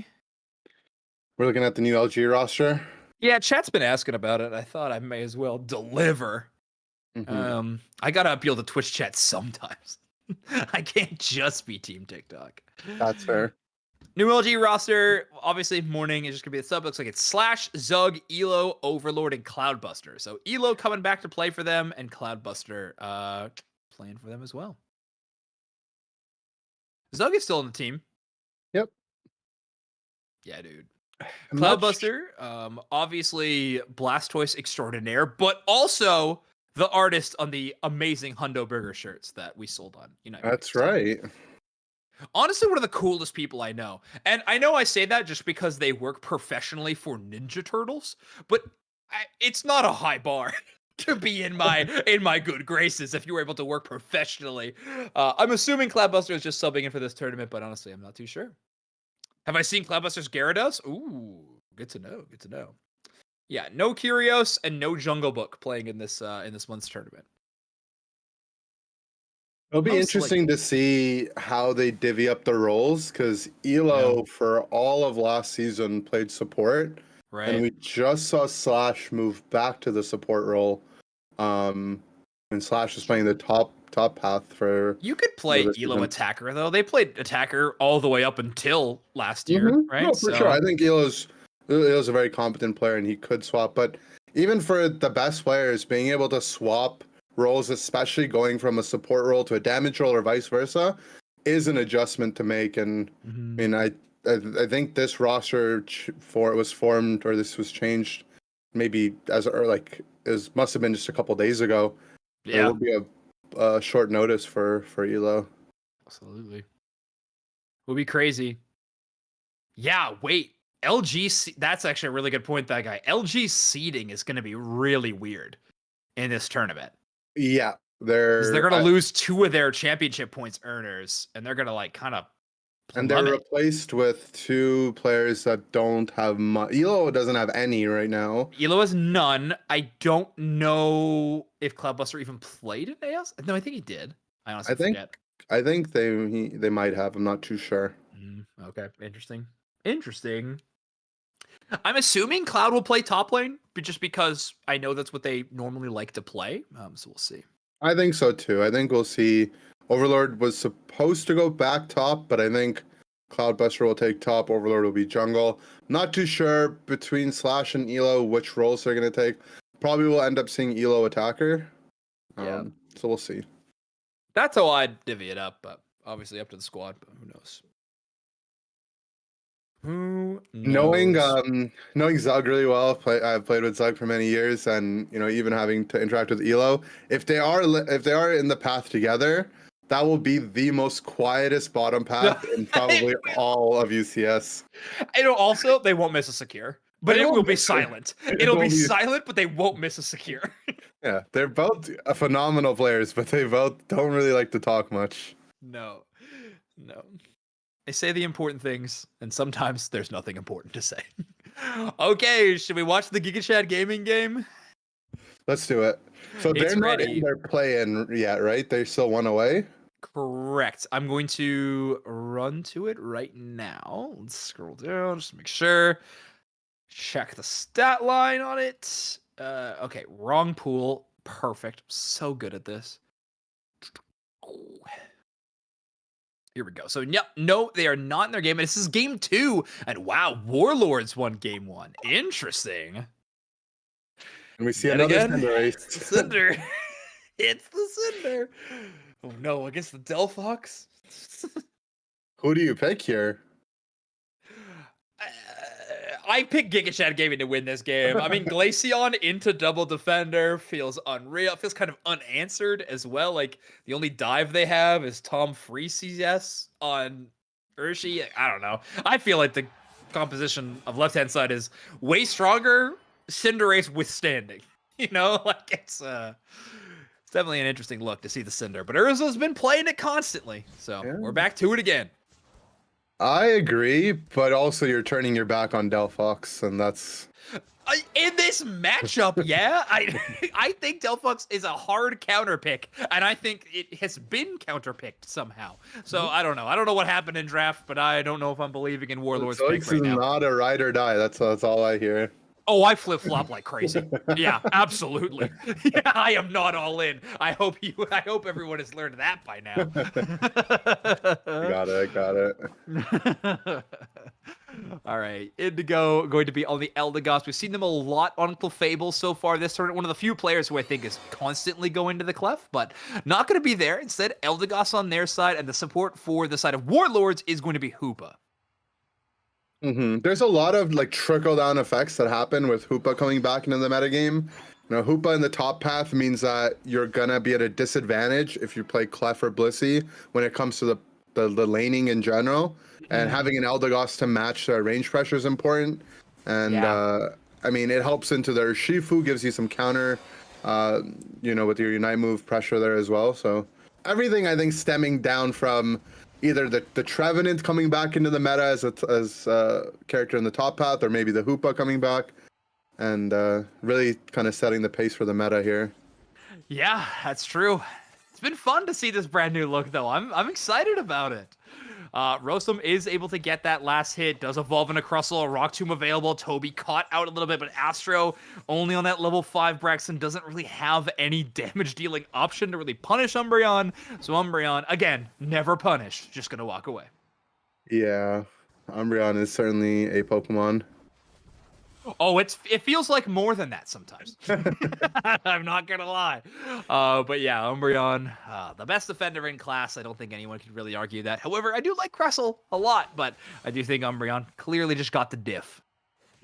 Interesting decision for Urza to forgo the mid birds and to try to apply some pressure on the top side of the map. They don't really end up getting much out of it, but I do like the attempt, because if they were to go and contest those Central Altaria, I don't think they'd get much over in Urshifu. Now, I know chat was asking where Spragels is. Well, ask no longer. We have conquered his stream. So it's over. Ender and I have won the long battle, and Spragels will not. Well, he will be returning, maybe. It'll be a big comeback story, though, if he does. I mean, this is what I've been setting up everything for, was to actually retire and then take over. It's the long play. Yeah. And then we get the announcement that TTV is back, and it's Spraggles on the team now. It's like, what? Crazy. Gosh, wait, that storyline would go crazy hard, though. I'm just saying, script writers, get on it, get on. All right. Regi is going to be basically dominated by Team Warlords. I don't see anybody from Gigachad Gaming going to be able to contest. Take a look at the top side, though. Will be Regieleki earned by the Cinderace, and only at level 8. That means Ursaron doesn't even get it with the Unite move. So, just great damage game from Cinder so far. Yeah, Urza is... I mean, he's playing his Pokemon full heal this game as well. Yeah. I like the full heal. It actually cleanses off Pain Split.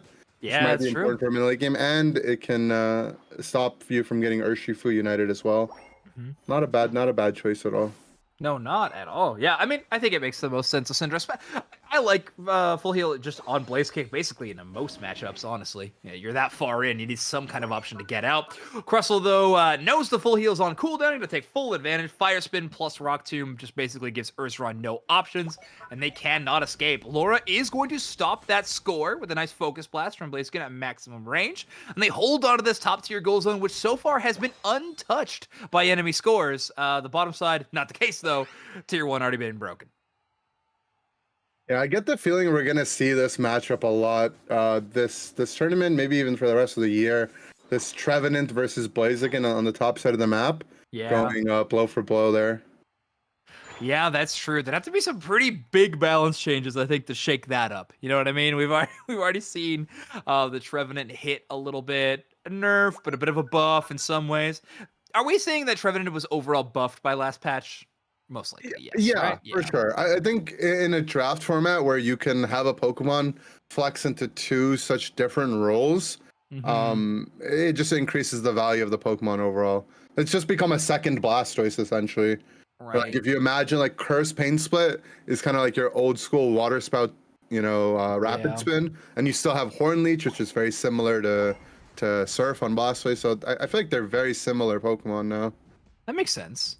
Yeah, a Pokemon that we think can kind of role swap, depending on how the draft goes. Blastoise is up there, Trevenant is up there, Umbreon, I guess, is another option. Yeah, Umbreon for sure. Mime, maybe, but I mean, Mime is just kind of so irrelevant these days that it's kind of hard to claim that one. We might see some Mime in NA, which is funny to say because interesting, really. Bruv's normally your Mime go-to, but Nemesis. Last match we're playing a good bit of Mime, so we might see that come back. A lot of Mime, a lot of Sableye out of Nemesis. So we'll see. We didn't really get to see almost any Nemesis last qualifier stream that we did, obviously a month ago, because I don't know how they dodged us the entire time. Unfortunate, but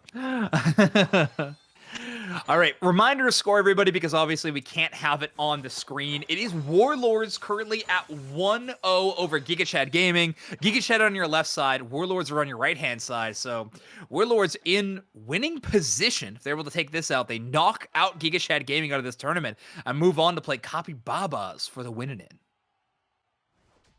Really important match to set up the lower bracket here. Yeah, it is. Every match is so important, but I mean, these are two teams that are exceptionally good.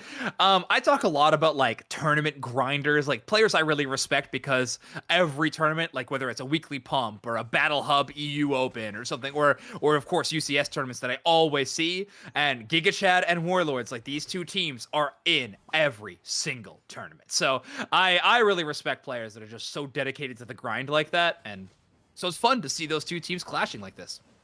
Yeah, that's good. And really deep Urshifu Unite going on the Blaziken here. He does get the knockout. Able to get out with the eject, but Ursa, nice job chasing him down. Ursa gets the chase down. Toby gets the shield. Bit of a two-pronged attack. However, Toby just going to walk away from that engagement.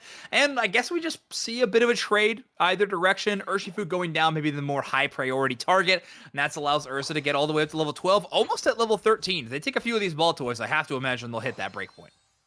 Yeah, they'll get their level 13. The concerning part for this Urshifu might be getting their Unite move in time for Rayquaza. Yeah. So it was pretty late, and their time is being invested in securing this Regice here too. Yeah, I'm surprised they even went up to Regice. Like, why not just go clear Central and take some buffs, take some objectives, and try to get closer to your Unite move? You will be a little bit late on the rotation. Reggie Alecki was secured by Gigachad Gaming as well, who already have the points lead, so sort of threatening in a few different fashions. Urzaron, of course, in the optimal bush, as Shiny Rayquaza appears in the center of the map. Yeah, they do have to let the Regieleki crash, and while the Urshifu is farming up their Unite move, they do have the opportunity to make space because they have the Hoopa. So we won't expect any flip happening here, but just patience until that Unite move is back, which it is now. Mm-hmm. Yeah, kind of a line in the sand drawn between these two teams. No one willing to cross it until Crustle finally shows up, just checking the tall grass, seeing if they can find an enemy. They don't with the Rock Tomb, but they do a moment later just by walking into it. Laura caught out, has to eject button over that Rock Tomb, seeing as they had no movement options left available. And Urshifu is trying to get that back cap on the top side of the map. Does threaten some damage onto Ursa. Ursa uses their Unite move to stop here. I'm not sure if they needed it with Laura rotating up, and now with this Hoopa Unite move, Warlord might see that as an opening to maybe go for Ray or go for a flank here on the side of Urshifu. Urshifu still has their Unite move, needs to try to lock down the Cinder or the Glaceon if they can, but they are just being kited around. Yeah, Cinder kind of, well, I was going to say untouched so far, but Urshifu finds where they are and immediately gets that KO. Toby's took a ton of shielding earlier on with the Umbreon Unite move, but it's not going to be enough, and now we're going to have a chance for Warlords to get up on the scoreboard. 190 to 158. They have earned the lead with that score, but they won't be getting any more information until the rest of the match because we are under 30 seconds. Rayquaza, not really in threatened nature of being KO'd, at least not in time to also score. Laura, though, knows it's their only option. They're going to try to focus on it right now. Yeah, the best they can hope for is one person gets a knockout on Rayquaza, and there's another score happening on the opposite side of the map, which they are trying to go for, but I don't think the time is available. Fanry not making it to the top side in time. Oh, they got close. I mean, the plan was there. At least the game plan was emerged. But in the end, it is going to be Warlords knocking out Gigachad Gaming. Our Cinderace heroes take a loss in losers round 6. Warlords move on to play Cappy for the win and in. Yeah, a tough day for Cinder mains, but an overall win for the general Pokemon Unite community. Wow! No. At the expense of Cinder, it is a win. That's so funny. But overall, like it did come down to a couple key moments. Laura on the Blaziken getting forced to use her eject just based off a Rock Tomb. And things like that can make the difference in the end game. Having one extra resource up, getting one extra knockout, then things can go many different ways from there. I agree. Okay, we are headed into our first win-in match of the losers bracket for EU. This is going to be Squishy Squad versus M through Z. A couple It's 0-0 right now. bunch of gold badges. Gold badge on Nuke for the Garchomp. I saw one on the Blissey on the Eldegoss. So a lot of mastery Pokemon here for these folks. Well, I watched Spragels' video, and that means they're bad. So we're looking at some pretty bad players. That's right. That's right. Nah, we saw Nuke's Garchomp earlier. I think if you're not a believer after that game, I don't know what's going to make you a believer, because Nuke actually looked unreal on the Garchomp. They didn't take the loss to Nouns Esports in the end, but to be fair, they're now 1-1 against Nouns Esports in tournaments, or at least UCS tournaments this season. That's fair. They do overstep there in the path here, because they should be expecting the Sylveon to come up at level 4. So a little bit of a misstep passing that halfway point when your team doesn't have something in the central area to match that pressure. That is going to set up a level 5 for this Lucario even before those Altaria spawn.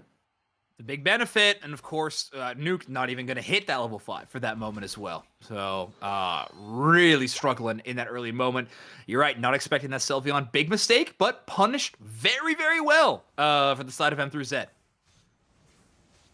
And Rezu already with the Power Punch, looking for the Meowscarada, whose pass is already broken out. Tries to go for the eject, has a last-second Power Punch. He does get the knockout behind their pad. Nuke might end up going down here as well, and they can convert these into some scores, into a potential central area invade with Rezu and their Eldegoss here as well. Would be a really good setup for the early game. That's exactly what we see. Eldegoss, understanding that they have the lead in the early game, this is where they want to pressure. They can't afford to give up any experience. Oh, agree. Lugi trying to hold down the goal zone. Actually, in a rare case, being out-leveled by the Mew. So early game going over to the Mew, not something you see every day. Sorry, everybody, I missed that, but I think Sylveon was on a bit of an invade, but they're punished.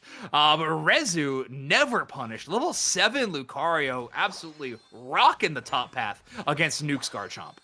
Yeah, they did go for the invade, and it ended up going poorly. The Umbreon had a solid rotation to help out as well.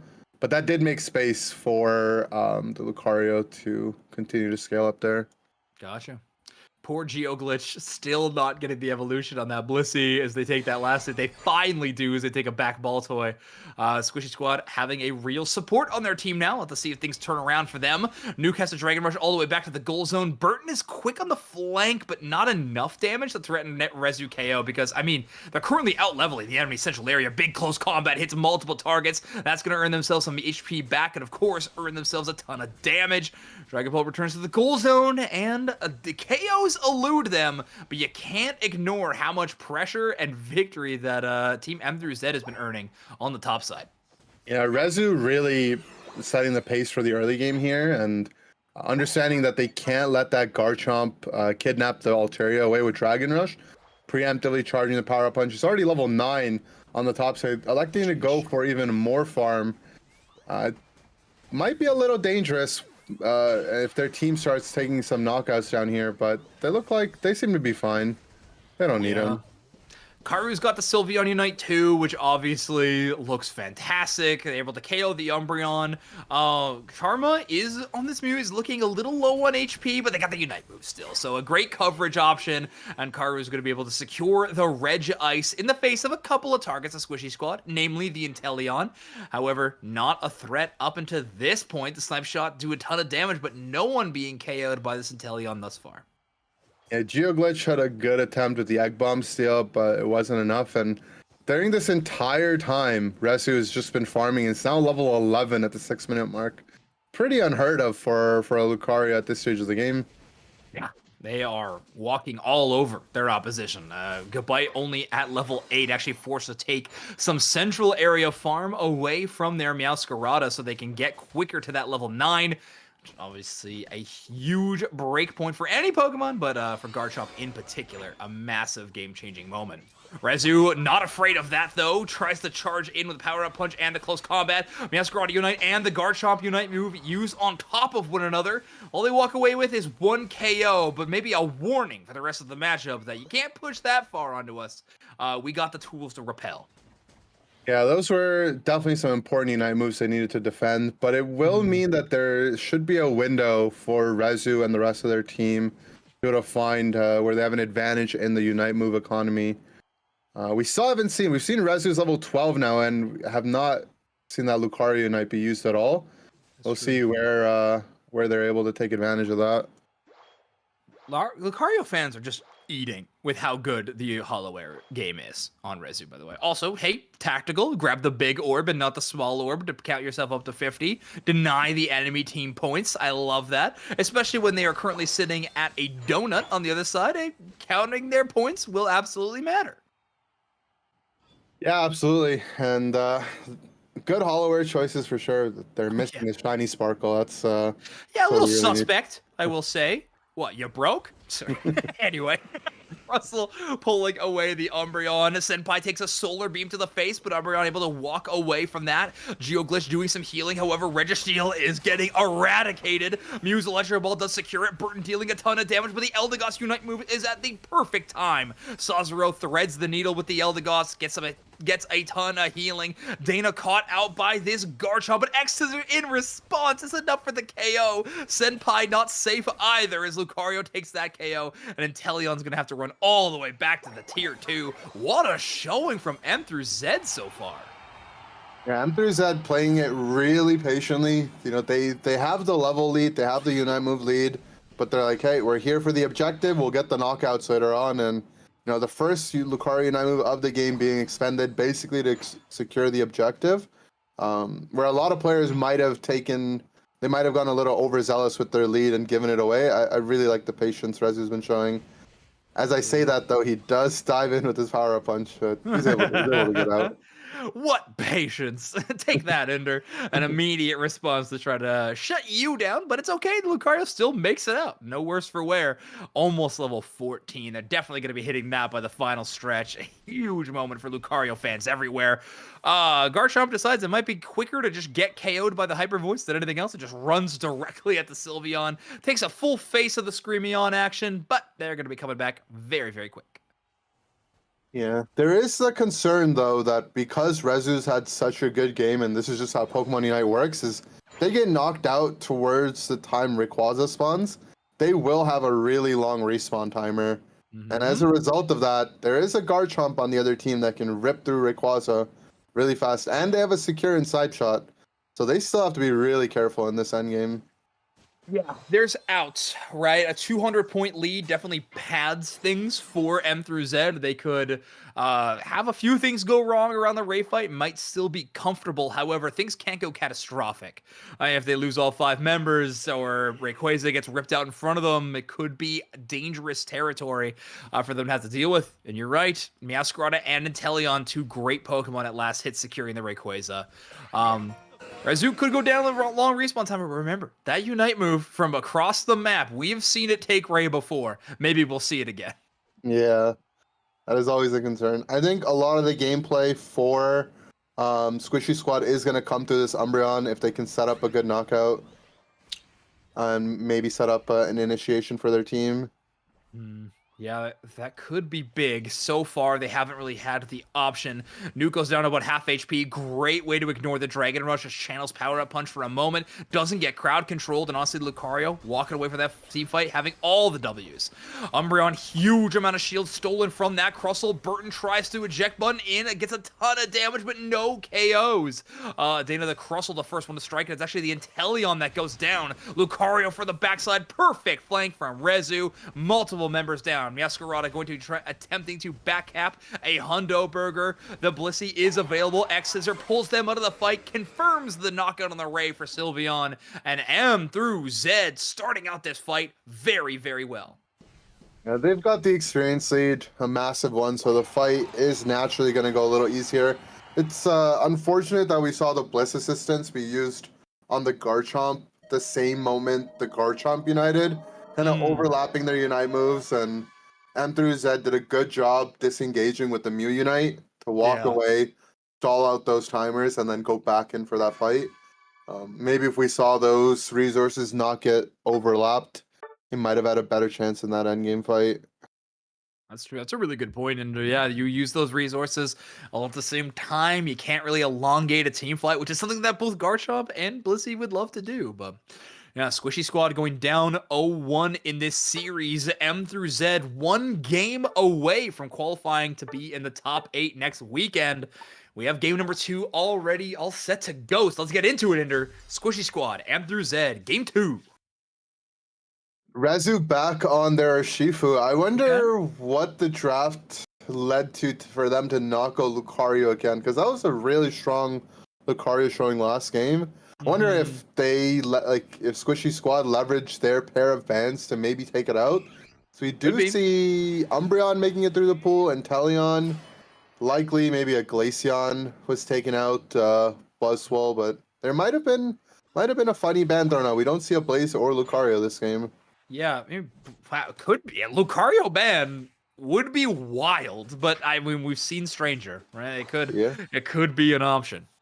Karma could be bringing this Mew to the bottom set. Sorry, what was that? Yeah, with 2 bans, a lot of times I think we are going to see some targeted bans, especially in the middle of a series. Yes. Like, just to get people off their comfort. Yeah. Which is why I am so excited for best of 5s in this format. I can't wait. It is going to be so fun to watch. Hopefully we get to see those soon within tournaments or even bracket resets. Like, same stuff. Yeah. Because obviously the monthly cups don't have best of 5 grands, but I still excited to see what we can as it shows up. As Gossifleur are going to take out a KO onto the Hoopa, as Nuke is not running the Garchomp anymore, is on the Trevenant this game. Yeah, Hoopa looking for that central area invade, but good job on the Gossifleur to protect and knock out that Hoopa, so Rezu can get their level 5 and electing to gank the bottom path. We don't see this very often. Yeah, no, not at all. I think, did they do it last game? I actually don't remember. On the Urshifu, I know they've done this before, so maybe just an old habit they seem to fall into. Burton does have the Gardevoir locked in for them, and from what I've seen of Squishy Squad historically, this is quite a big comfort pick for Burton specifically. They love this Gardevoir. They play it quite a bit, so I imagine we're going to see some good results from it, or at least that mastery you've talked about expressed in this game number 2. Yeah, I mean, comfort aside, it doesn't even seem like too bad of a game for Gardevoir. Gardevoir's Unite move, it has multiple instances where it pulls some targets in and stuns them, which if you activate it while Urshifu's channeling Wicked Blow, the moment that they let go of that Wicked Blow, there's a chance you might get pulled in by that Gardevoir Unite, nullifying the damage output as well. That's huge. So it can be a good counter matchup in the late game potentially, and we'll see how well Burton can perform on their comfort pick. Wow, Nuke playing top path Trevenant and going Woodhammer. Definitely not what I expect. Why would you go Woodhammer in this game, Ender?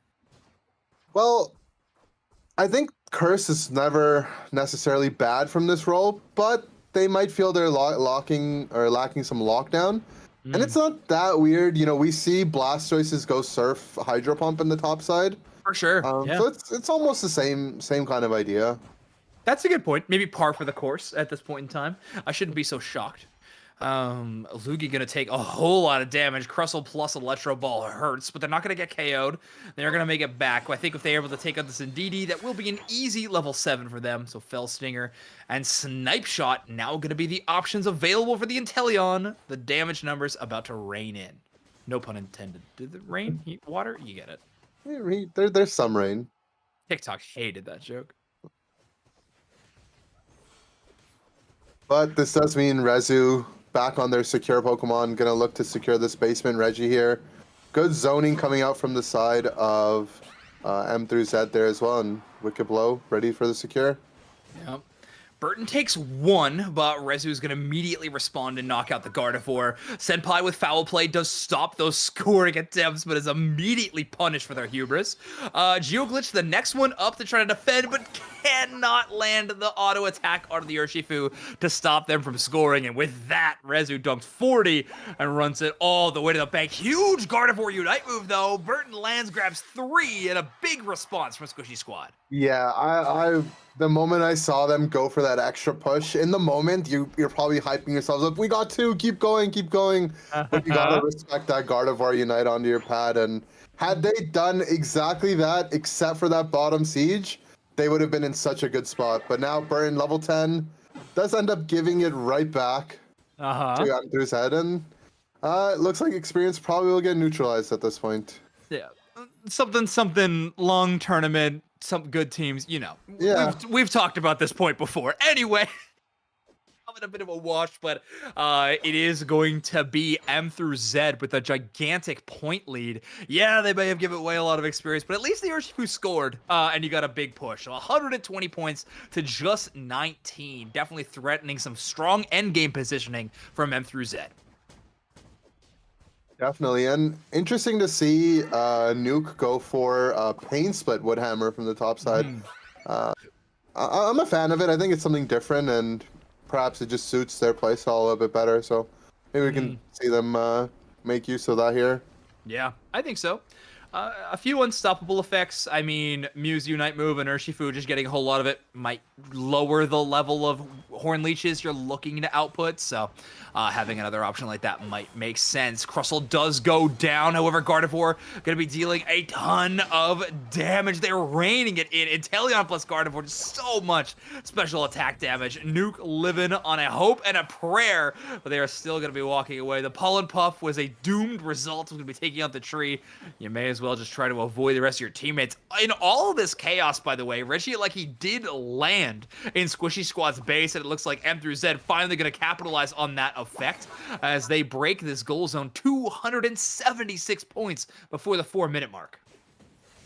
Yeah, they've got a solid point lead here, and even if they do end up losing Rayquaza, M through Z does still have a chance to maintain their lead, because talked about this earlier, but Urshifu's passive Inner Focus can actually deal damage through the Rayquaza shield, stopping those late game scores. So if they get any more of a point lead, they could put themselves in a checkmate situation here in the end game. I like Rezu pulling the trigger on the Ebon Fist Unite move. It's just take a Hoopa before they can get through that portal. No, it's not a lot of experience going over to you. Honestly, it's pennies when they're at level 9, but that's all right. You're not going to use that Unite move before the final fight anyways. May as well drop it. Yeah, one of those use it or lose it ones at around that 330 mark for sure. You've seen him. You know him. Geoglitch, it does hit level 10. I mean, the Hoopa Unite move obviously has been powerful, but we can't really forget how much their value in this game has been diminished by so many goal zones being gone. The teleportation has just been really tough for them to pull off, thanks to so many goal zones being broken on the side of M through Z, really stopping the mobility options that Hoopa can provide mid-game. Yeah, those mobility options being slowed down, as well as Urshifu just having that Unite move and docking out a target. Hoopa doesn't have the same defensive pressure where you might see from a Bliss Assistance, even a Comfy Unite. No direct healing, and that the Hyperspace Hole is usually not enough to keep someone alive through that combo. And yeah, I mean, Hoopa Pokemon we talked a lot about, but definitely having a tough game here. Yeah, that's true. Reggie Alecki sent down the walkway as well. However, the damage numbers are certainly not lacking for Squishy Squad. They're going to rip that objective out of the way and try to get set up for this Ray fight. Positioning, though, going hand over fist to M through Z as this Crustle is all the way on the enemy side of the pit and it's locked down the Hoopa. Yeah, thankfully they do have their Hyperspace Hole, but every second that passes is valuable time that they could have to contest this Rayquaza. Yeah, again, we have Rezu hanging out on the top side, waiting for a flag. I mean, if you're Squishy Squad, you have to know that the Urshifu, if you have no vision, is hiding somewhere around your top side. Spotted out by Geoglitch, is going to Phantom Force across the wall, gain vision, and take a ton of damage in response. Poke damage wars are kind of happening between Gardevoir, Inteleon, and Mew, but in the end, it really feels like it is the positioning that's winning this fight. Yeah, and Rezu constantly taking pressure of that top left Elbush, really important. Makes it so that the Squishy Squad doesn't really have much of an opening. But they are able to finally fight their way for positioning here. They are taking a lot of poke damage. They're going to need another reset. And you can see Rezu's back in his bush. He's even going deeper here for the flank. With only a minute left, Squishy Squad's on the back burner here. Yeah, M through Z does have to play a little bit separate to try to avoid the Gardevoir Unite move, but we have a big initiation, and you don't have to worry about the Gardevoir Unite move if they are gone. Target priority is perfect as they take out the enemy's central area Pokemon. Geoglitch also going to be knocked out. A 2 KO streak for the Mew. Espeon gets involved as Umbreon falls, and Trevenant nuke the lone defender around the Rayquaza. Not going to hang out for long as all 5 members are down. Team-wide ace. Urshifu takes the befitting last hit onto the Rayquaza. Rezu secures it, and they secure a spot in top 8 as M through Z knock out Squishy Squad. Yeah, M through Z looking really strong off the back of some really good individual play from all their team, to be honest. But Rezu really having a good showing in these last 2 games. Putting on the aggression when they need to, developing an early XP lead, getting stacked up. I'm excited to watch this team again next week. Yeah. And what was that, Indra? Sorry, I didn't hear your last thing you just said. These guys are going to be really fun to watch next week. I want to see Agreed. how they fare up against the rest of the top 8. Taking a look at bans, by the way, too, that we see in this screen. It's the Sylveon and Blastoise banned away by Squishy Squad. So I think the Blastoise, makes sense, especially if Buzzwole's already banned. You don't want them to have... You don't want to have no option for Buzzwole and give them Blastoise on first pick. So that's why we see the Blastoise ban from them. But Sylveon actually seeing a lot of respect given to Keru's Sylveon from game 1. Yeah, I mean, Sylveon is really scary, but I feel like Espeon delivers a lot of the same things Sylveon does, in some cases even more. So I'm not sure how effective that ban was when they just ended up playing against an Espeon instead. And also leaving up the Glaceon, which went completely undrafted in this series. Yeah, I think instead of the Sylveon, maybe I'd like to see a Crustle ban there. Would have been a bit better in my liking, but, tough to see. I guess Umbreon, Crustle, and Trevenant were all available, so maybe that's a little off base, actually, but that's fine. All right, let's take a look and see if we have any games set up. We have a Beijing Ballers match, it looks like. Let's jump over to Pool 2 and take a quick look at what is going on there. Yes, let's do this. It'll be Beijing Ballers, game 1 of their set. Sucreosucre, who they are playing against, for a win and into top 8. Nice. I know Sucre. Oh, we see an Absol Meow. Okay. I have went on record, and I am maybe ashamed of this. I guess this game will really tell. Starzerg's already proved one of my picks right so far, but I don't know why, Ender. I've been playing a lot of solo queue these last few seasons. I enjoy playing solo queue. I have been carried by so many Absols. I don't know what it is. The Unite algorithm has found me lucky and has given me all the good Absol players because this Pokemon is really good right now, I swear. Yeah, I mean, Absol is a ladder demon, for sure. I think in more coordinated games, it's hard for Absol to get off the ground running, but it's all going to come down to their first gank out of the central area, where they're going to decide to take their level 5. We'll likely see Pursuit as well. Yeah, and some of that does come down to crit RNG if they get a couple lucky crits in the early game. So we'll see, but before any of that even happens in the top path, Garchomp pulling out a KO. Yeah, Garchomp and Eldegoss combining red buff Gossifleur. Even on the enemy goal or on your own goal zone, you're not safe from that slowing effect. And yeah, Gible definitely hits a whole lot harder than many people expect. The Starzerg in position has hit that level 5, a dangerous threat. One of the things I like about Absol is I actually think its Crustle matchup is quite good. The Unite move is just one of those that can rip through a Crustle's amount of HP, which you don't see too often, but look at that! Galaxy E-Girl with the eject button chases down that KO, and we have Sucreosucre walking away with 2 knockouts in the top path in this first bird fight.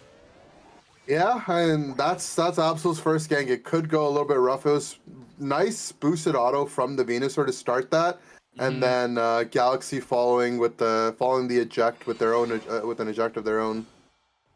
Ooh, yeah. I mean, Galaxy having a heck of a game to start this off. Already at level 7. I feel like every time we've seen Garchomp today on our broadcast, it's been, I mean, sticking as like a bite for far too long. However, Galaxy doing a great job in this matchup, looking really good.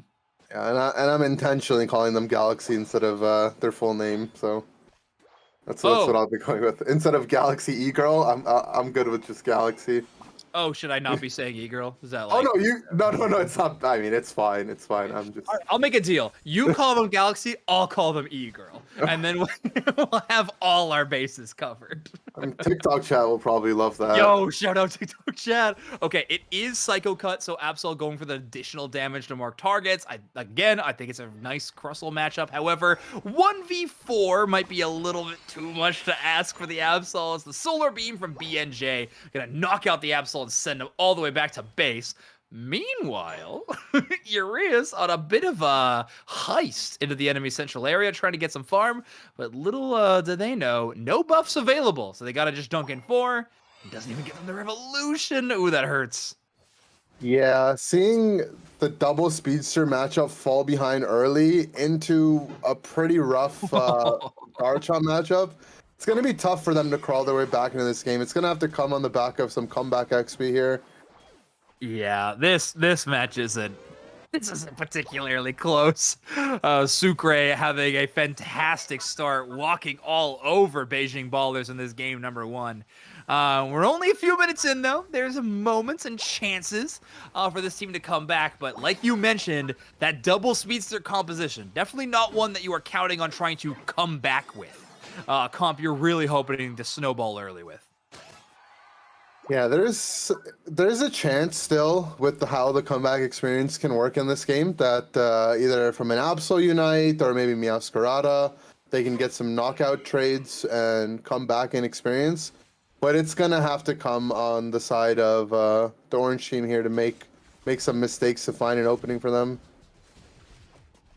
Garchomp Unite move doesn't find a single KO. However, E-Girl finding themselves in a tough spot. They walk away with 1 KO. It's got to be Drain Crown. It's not, but I mean, the HP recovery is phenomenal. Garchomp with a level lead like this, able to 1v3 and walk away from that team fight unscathed. Unreal. Yeah, I mean, that's just max stacks, over-leveled Garchomp, getting some crits with some big lifesteal, and couple that with the Eldegoss actually flying in with their Unite move to save as well. Yeah, it's true. A lot of support behind every good Garchomp is a great Eldegoss. You know, I've always said that. I have it crocheted on a pillow. It is my Facebook status, my MySpace status as well. So, big shout. I believe it. I like it. Yeah, don't look. But I just believe, okay? All right. And it is that Cotton Spore build, I think the much more popular build of Eldegoss these days. A good anti-dive option. It's a double speedster. I think you're going to want to use every tool in your chest to try to stop that. Yeah, you know, you can leverage the Rock Tomb setup for it. It's good against double speedster. Good to get out the EV passives. Definitely a solid option here. Snipe shots hurting a whole bunch as Zivit able to throw in a few of those, essentially running the double beam. I know a snipe shot not technically a beam, but it's counting so far. Yeah, these double sniper compositions, normally you would expect them to struggle into double speedster, but with a start like this, it's a little bit too much to handle. Yeah, we're looking at one of those matches where the conclusion feels very foregone already.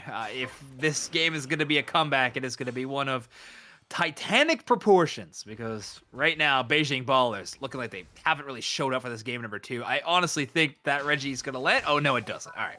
quick response from the jump pad, and means they're going to stop that one from landing into their tier 2. Yeah, and it sucks to think about, but there's always a chance that there might have been a misclick in the draft.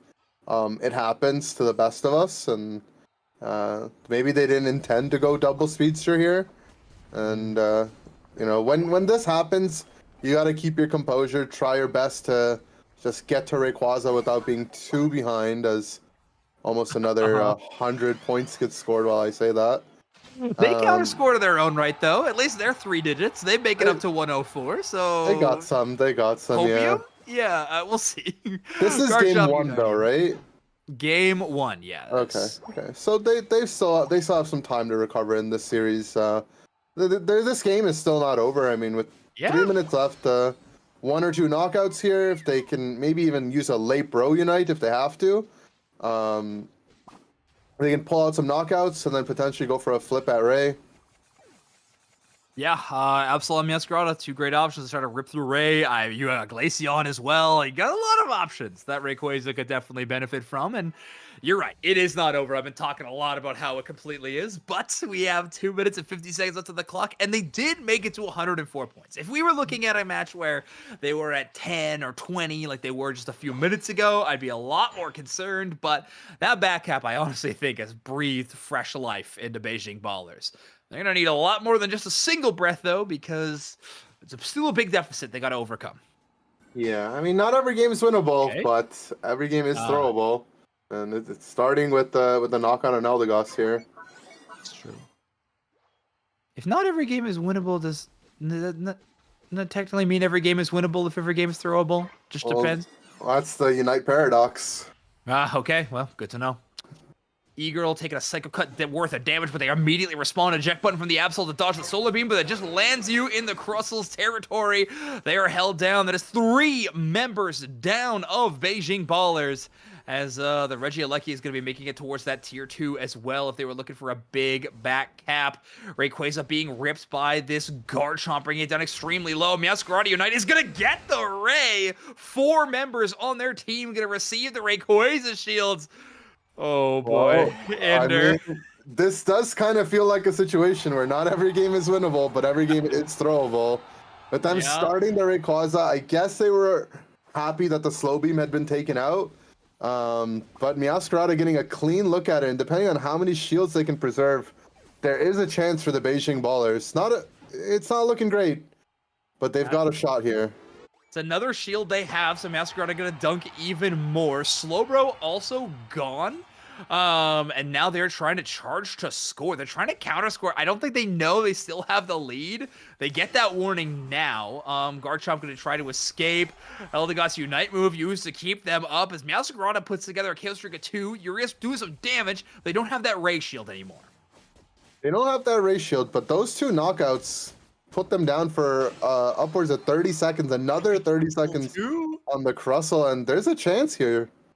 That's a very good chance. It's just Garchomp and Eldegoss going to try to defend against that goal zone. Starzerg just stands there trying to get some vision. Doesn't want to be knocked up by that bounce back from the jump pad. And Meowscarada Unite was going to take out 2. No way. 404 to 441. I mean, it's over. Beijing Ballers bounce back. It's over. This is the caster's curse right here. You called it over. And they you know what? It is the caster's curse, but it's also Starzerg just being the best player to prove Zoinks right. True. So many games in a row. My absolute goat as Starzerg takes another win. 1-0 lead for the Beijing Ballers in this set. Yeah, I think a lot of people will see that game, and I can already see it in the chat. People saying Rayquaza needs to be nerfed. But you have to think about it. If you're the team that's in the lead and you start the Rayquaza, you're opening up the chance to potentially lose the game there. Right. I'm not saying it was the wrong call. It might have been the right call. We would have to go back and really look at it. But you're opening up that chance. I think so too. I'm on that side of the fence. Yeah. I think it was absolutely the wrong call. They're up 300 points. The enemy team has no Unite moves other than Meowscarada's left. Mm-hmm. That's true. I just started hearing myself somehow. That was freaky. But yeah, no, I mean they opened the gates for them to be able to lose that game, and yeah, I mean that's a bit unlucky. Yeah, I don't know where you heard yourself from. I heard you twice too. I don't know.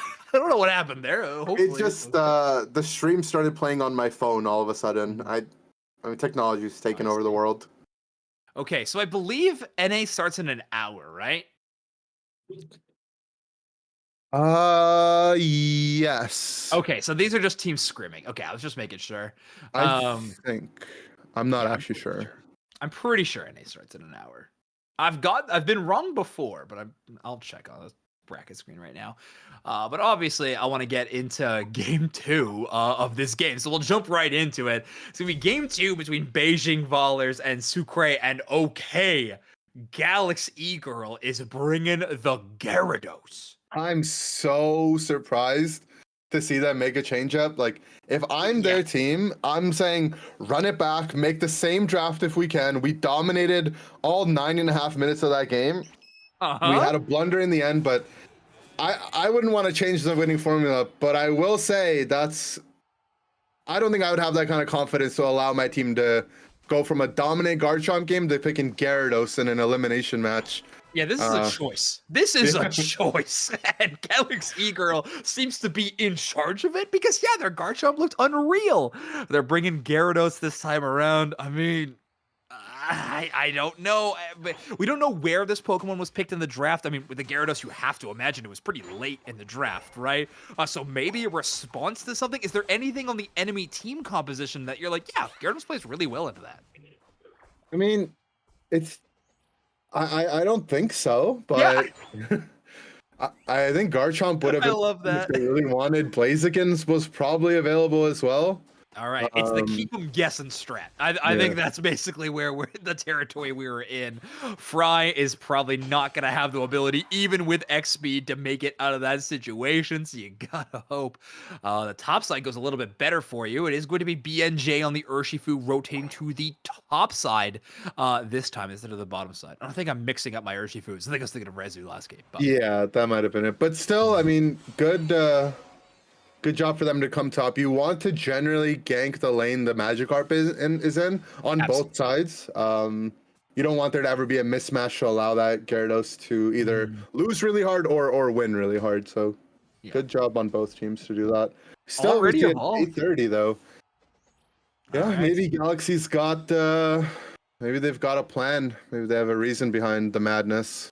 I hope so. If they don't, well, you're on tournament elimination right now. I certainly hope we got a plan. It is the Dragon Breath bounce build, which I don't know. I think it's kind of the discussion is over around that specific pick. I feel that we are basically seeing it every single time at this point. The rapid boosted auto attacks we're going to see very often from that Dragon Breath. Urias even has to give respect to it, but Z doesn't give him the same as they get KO'd by the Gyarados. Galaxy Girl, they understand the matchup. Yeah, these early knockouts are really important to allow Gyarados to continue to snowball, and another one off the back of good setup there from the Crustle as well. And they might be able to push onto the top path with Lucario running all the way across. They're trading 30s. Yeah, not too bad, Urias. Just understanding they are one of the bigger win conditions for their team is that the Lucario gets leveled up enough to be relevant. So you may as well run it down for a few stacks if you got the chance. Can't get a KO onto the Gyarados. Maybe that would have swung some EXP your way, but now it's just up to poor Umbreon and Clefable to fight over the birds, and Alex Kidd of Azid will not be able to hang around too long as Galaxy Girl rips through the enemy opposition. Yeah, I mean, Gyarados looking like doing a similar thing as Garchomp with just those really fast damage dealing basic attacks. And it seems to be working. I mean, they're finding success with it right now. They're not still a Magikarp, which is a difference compared to some of the games I have seen Gyarados involved in. So I think that is huge. Do have access to their Unite move now. A really interesting Unite move. I personally like it from a competitive standpoint. It is fun to watch because like you are what I'm trying to say, you're benefited the longer you wait to use that Unite, which is kind of interesting to see that Jaws-esque, like, dun kind of movement from the Gyarados. But already it's popping off. Chaos Ring at 2 in the enemy central area, and make a third. It's a three-peat for the side of Orange Team. Sucre on an amazing start to this matchup. Looking like game 1 all over again. Yeah, Galaxy doing a great job setting up some knockouts with Gyarados, and it's starting to look like they're doing much of the same as game 1, like you said. True. Trapped in a mean look, Starzerg is going with the Mystical Fire Flame Charge set this time around. I think just maybe wanting to have a couple of options to try to escape the Gyarados and the Urshifu if given the chance. However, Galaxy Girl not trying to give them that option at all. Unite move is used in response to the Umbreon and the Clefable, and it's going to be an immediate Delphox deletion, and of course the Umbreon and the Clefable to that. This Gyarados is looking unreal. Yeah, it's almost like Beijing Ballers is surprised every time they see the Gyarados here. I think they gotta start showing a little bit more respect to Galaxy. Yeah. Wait, what does this thing do again? Wait, what? Oh my god. Yes, they are all immediately KO'd. At least they got the Lucario all the way up to level 10, able to compete. Crustle Unite move used in response really just shuts down that dive completely. Lucario can't walk away from that. Crustle takes a KO streak at 2. Starzerg can't close the gap on the Crustle, and well, a heck of an Uno reverse card to completely reverse that situation. Yeah, but if last game was any telling, that's true. It's not over until the shiny snake sings. Shiny snake, yeah, that's true. Yeah. All right, poor Lucario now getting knocked sky high by BNJ. Full Unite move and a Wicked Blow combo. And now their whole team gets a Regice buff as Galaxy Girl was able to take it down to the bottom path. So now they, of course, have that HP recovery to boot, as well as a little bit of extra experience. Alex Kidd trying to close the gap. Unite moves and very aggressively chase down the Eldegoss, but no value gained again. Snarl hits multiple targets, but they are immediately removed. And yeah, yet again, Sucre just looking untouchable in these team fights. Yeah, we saw Vazid offer himself as a sacrifice there to keep Starzerg alive. So, you know, always goes a little underappreciated for support players, but that's why I'm here. I'll point out everything a support player does just so they get their recognition too. Man, we're digging deep for support recognition, huh? If we're, wow, they tactfully died. Nice. Okay. But it's true. You absolutely are correct. As a support player, sometimes getting knocked out is the optimal choice, especially if your carries are the ones able to escape and not forego that experience. But yet another landslide team fight for Sucre as they take out all 5 members. A full team wipe as Regieleki lands, brings it down close. No 39 points scored by the Gyarados, but we have eclipsed 400 points for the orange side. Yeah, it just feels like they have no answer for this Gyarados. Like the Gyarados has been running away with this game. Yeah, like it hasn't been getting trapped in mean looks. Even if it does, like it just threatens too much damage for anyone to get close enough. I don't know. Yeah, it doesn't. Gyarados is an answer. We were talking about why you wouldn't just run back the Garchomp. It did so exceptionally well. Well, maybe I guess when your back's against the wall, that's when you show your secret techs, the cards that you got hidden up your sleeve. And for Sucre, seems to be the Gyarados Urshifu comp. I mean, it's looking good, and we'll see if they've learned their lesson from game 1, and maybe this time they don't even start the Rayquaza. They just continue to take team fight after team fight. Another Regia Ice goes to the side of Orange Team, or Sucre. Lucario and Umbreon maybe threatening a back cap. In fact, the entire squad actually positioning completely around topside. They do find the Gyarados. Unite move forced out from them. They can't get the KO before that instance happens. Starzerg brought incredibly low. The Gyarados is going to bring them down. And Lucario, who stands a little bit too close to that Dragon Breath. That's 3 members of Beijing Ballers already eliminated, as Clefable and Mew weren't even remotely close to that team fight to actually help in that engagement. Yeah, Beijing Ballers really smart to pick out the Gyarados there, but Gyarados' Unite move proving to be too much. Hyper Beam, not again! Oh no, Bazid! There's no way. There is simply no way. Bazid gets the hyper beams. They've got a full set of Rayquaza shields. If they can keep these alive, I mean, if we see a repeat of game 1, I don't even know. I don't Fox ends up know. stopping their own score, and they lose their shield to the Glaceon breaking it. I don't know if they have enough firepower to keep the siege up here. Yeah, I mean, the hope was instilled for them for sure. Beijing Ballers almost makes it happen, but they are going to be brought down. Alex Kidd can't even score 2. Uraeus can't score either, as Urshifu's able to hit below those shields at first, but then now the shields that are vanished, they're just going to rock into this Lucario.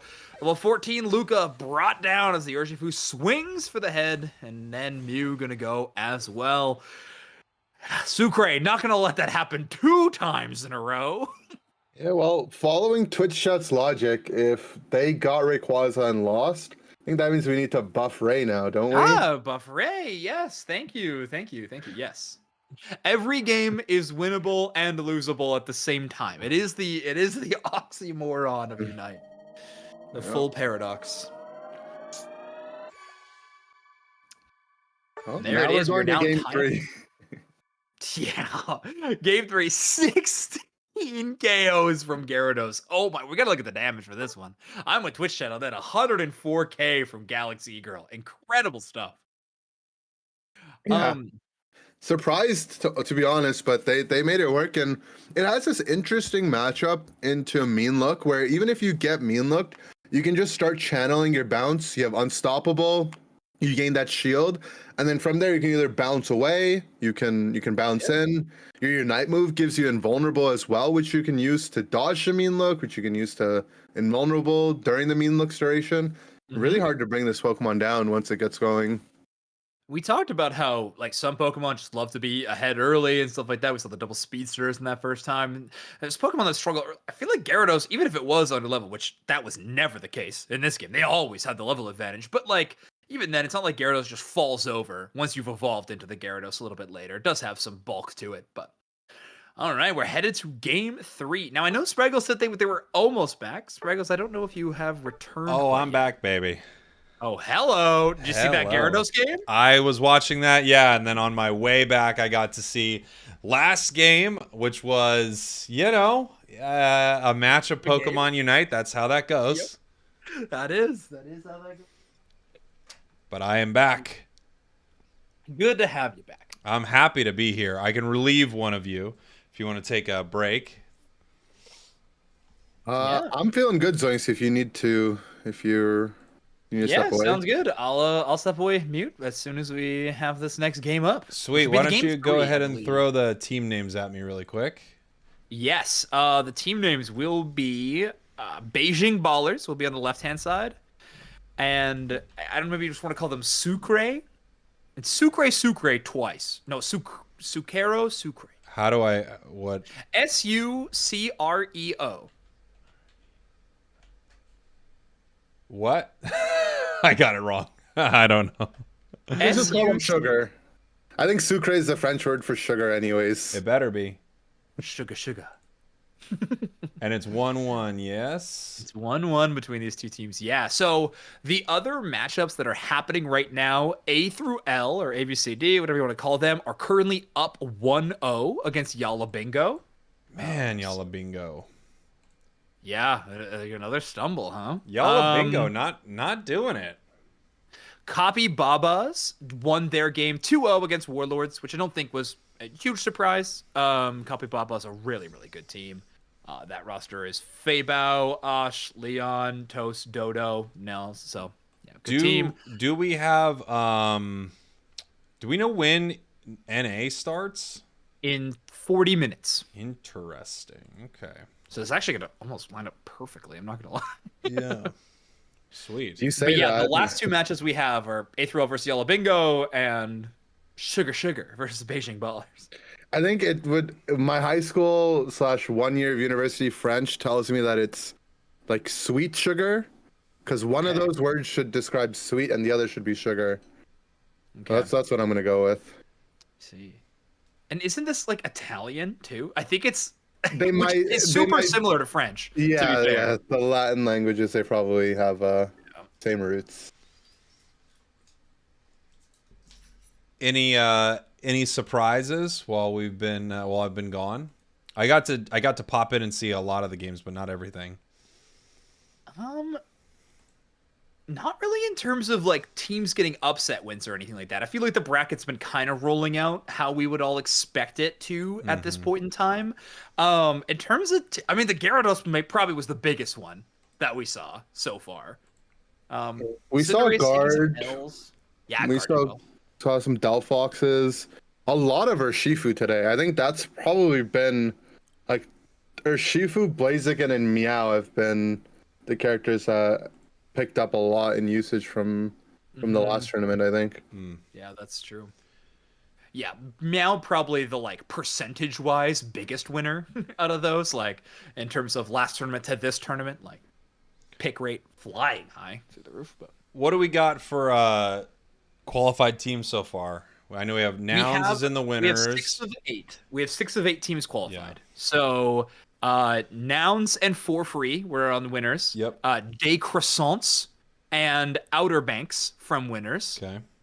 And then the other 2 loser teams are Copy Babas are going to be in losers bracket but are qualified, and M through Z are qualified.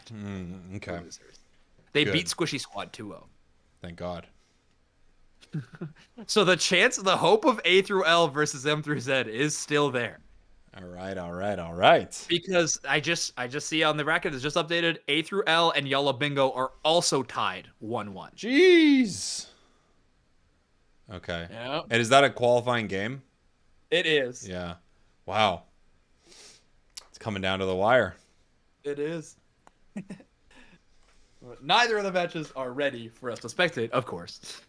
But they are. Well, Achi in the chat says, sorry for Yalla Bingo, but A through L have to beat them because we need to see A through L versus M through Z. I kind of agree. Yeah, it does have to Like, happen. I try to not root for a team. There are some teams that, you're Right. excited for, but I will openly say, if that doesn't happen, I'll be mad. Yeah. Love that. It's just kind of perfect. That's true. That is true. Oh my gosh.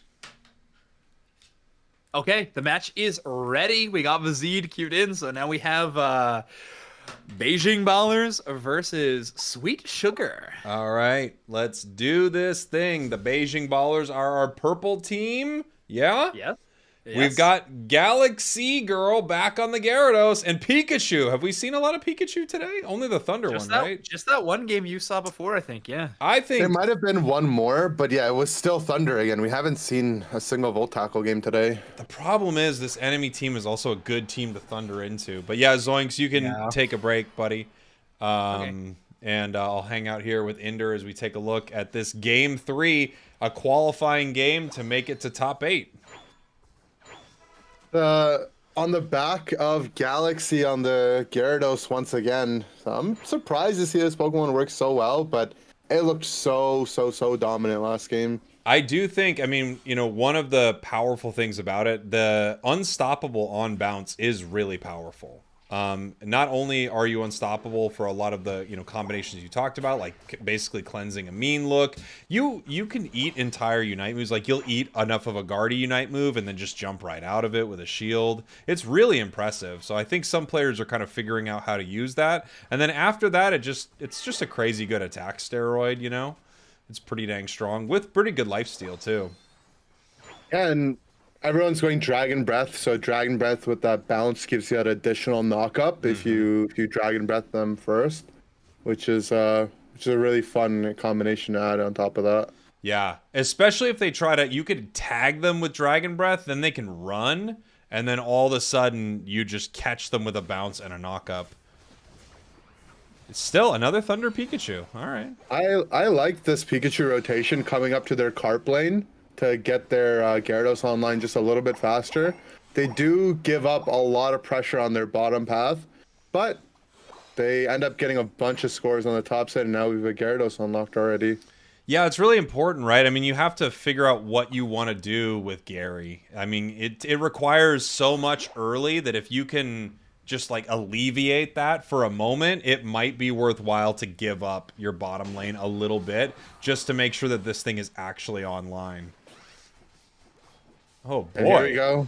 That's what you were talking about earlier today. The moment you get that evolution, you get both moves unlocked, which is unlike any other Pokemon in the game. Yeah. It's pretty incredible. It's kind of like Tyranitar, in that Tyranitar doesn't do anything until it evolves into Tyranitar. But you're right, yeah. It's those two moves at once, which is a really cool mechanic. I think I get the issues with it. I'm glad they buffed it. But I really like the concept of Gyarados Magikarp, like having a Pokemon that is just kind of trash right at the start, but then becomes pretty good. Yeah, I mean, Magikarp's really annoying to deal with between Splash and the Rattled effect. Right? It's so hard to bring down nowadays. Nice big Rock Tomb. Starzerg trying to get out of there right now. How many of these have we seen? Because I didn't get to see any Fire Spin Delphoxes. I think it's been exclusively Fire Spin the couple games we've seen it, and it's done well. We definitely had a game where I think it made the difference just with the lockdown and control itself. It's just a nice cooldown reduction for it. You know, it always has a Unite move that's pretty impactful. If you can catch your opponents, it's pretty huge, right? I think the tough thing about Delphox is I've noticed it doesn't work as well competitively because I think just a lot of people know not to fight in it, basically. But it's still very strong. Its Unite move is still incredibly powerful. Regice getting chipped up really low right here, looking for a big secure with Solar Beam, and they do. I like that play. I love the aggression. Yeah, I mean, the Venusaur has been a really consistent pick all throughout the day today, and kind of just goes in waves of being forgotten, maybe being a little overlooked, into just creeping back up in the meta. Yeah, I think just ever since Slick Spoon became a thing, you just can't count it out. It's Unite and Solar Beam are just way too powerful with that item. It's incredibly good. Yeah, and it might not be a great option in this metagame, but having the option to flex to that Petal Dance build can sometimes really make an opening for you as well. Nice Pikachu Unite. Here comes the Gary Unite. Oh, they're looking for it. They're looking for... Oh, they got him still. Nice eject button, pushing forward, continuing the push. You can actually eject Gyarados' Unite. They didn't need to do it right there. It's a little tricky, but you actually can eject right at the end of the Gyarados Unite to push the distance of your knock up a little further. Yeah, it's nice. You can do that with your Unite, with Bounce. A lot of really good combos with the eject button and Gyarados. And also, I mean, Dragon Breath has more range than you think. It's actually pretty far. You can eject into Dragon Breath, which is a huge... I mean, that move does a lot of damage. I think right when you get it, it's like 1,500 damage just throwing it straight at your enemies there. And making sure you have that Dragon Breath active for the attack speed. I mean, Gyarados, I'm just happy to see Gyarados. It's performing really well.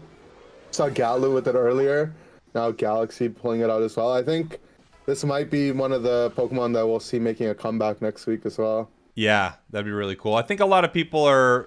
I mean, understandably, I think when something releases weak, people stay away from it for a while, unless it becomes like Metagross level overbuffed, you know? And then even then, once Metagross got a slight nerf, people walk away from it. So I don't know what it is about the competitive scene in the game.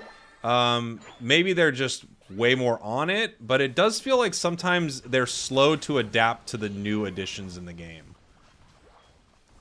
Yeah, when the meta is like a little bit balanced, and you know, we joke about Glaceon and Umbreon, the game's relatively balanced compared to what we've seen in the past, and Gyarados just getting more and more knockouts. I feel like players start to rely more on their comfort and their masteries, and it does come at the cost of a little bit of innovation. And also, let's not forget, these are still the qualifiers, so a lot of teams are going to be holding back their punches, not really looking to reveal everything they have. And they'll definitely be bringing out more of their secret strategies and pocket picks next week. Do you think when you make it down to losers, though, do you think you keep holding it back, or is it time to just like, hey, we gotta qualify here? No, yeah, I think once you get down to losing, that's why maybe we saw Galaxy just say, hey, we lost the game, I was on Garchomp, it's time to bring out the Gyarados. Yeah. A lot of resources to take down that Gyarados, but it might be worth it. Very high level. Here comes the Venusaur Unite move with the Solar Beam. Crustle right now pushing forward, looking for a Delphox KO. Delphox does go down. The only one left is the Slowbro. They might continue to follow. It looks like they are going to continue to follow this here. Kind of a tough one to take down, but they're looking for it, looking for the Tomb. They get the Rock Tomb out there, but here comes the Hyperspace. Oh no, the Stealth Rock takes it down.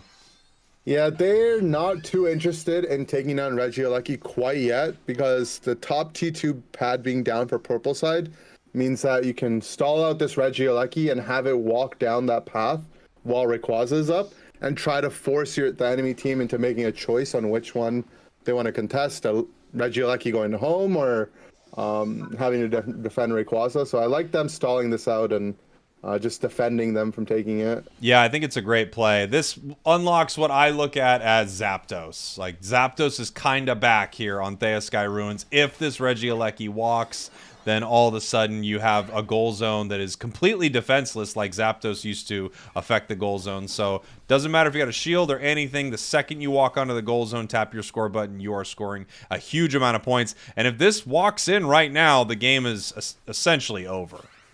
And they're looking for it with the eject bounce onto the Glaceon. Glaceon heads up play to use their Unite to get out. They eject as well, but Eldegoss follows them with their Unite move. Gyarados getting slow beamed under the enemy pad as well. Regieleki still hasn't gone in. And I don't know, Gyarados goes down for a full 20 seconds here. That was a very... Wait. They let it go in. I mean, I guess there's no time for them to get some scores off.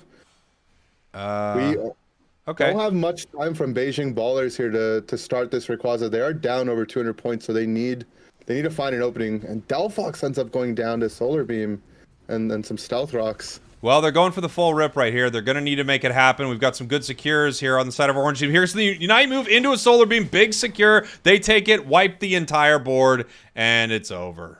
It is over.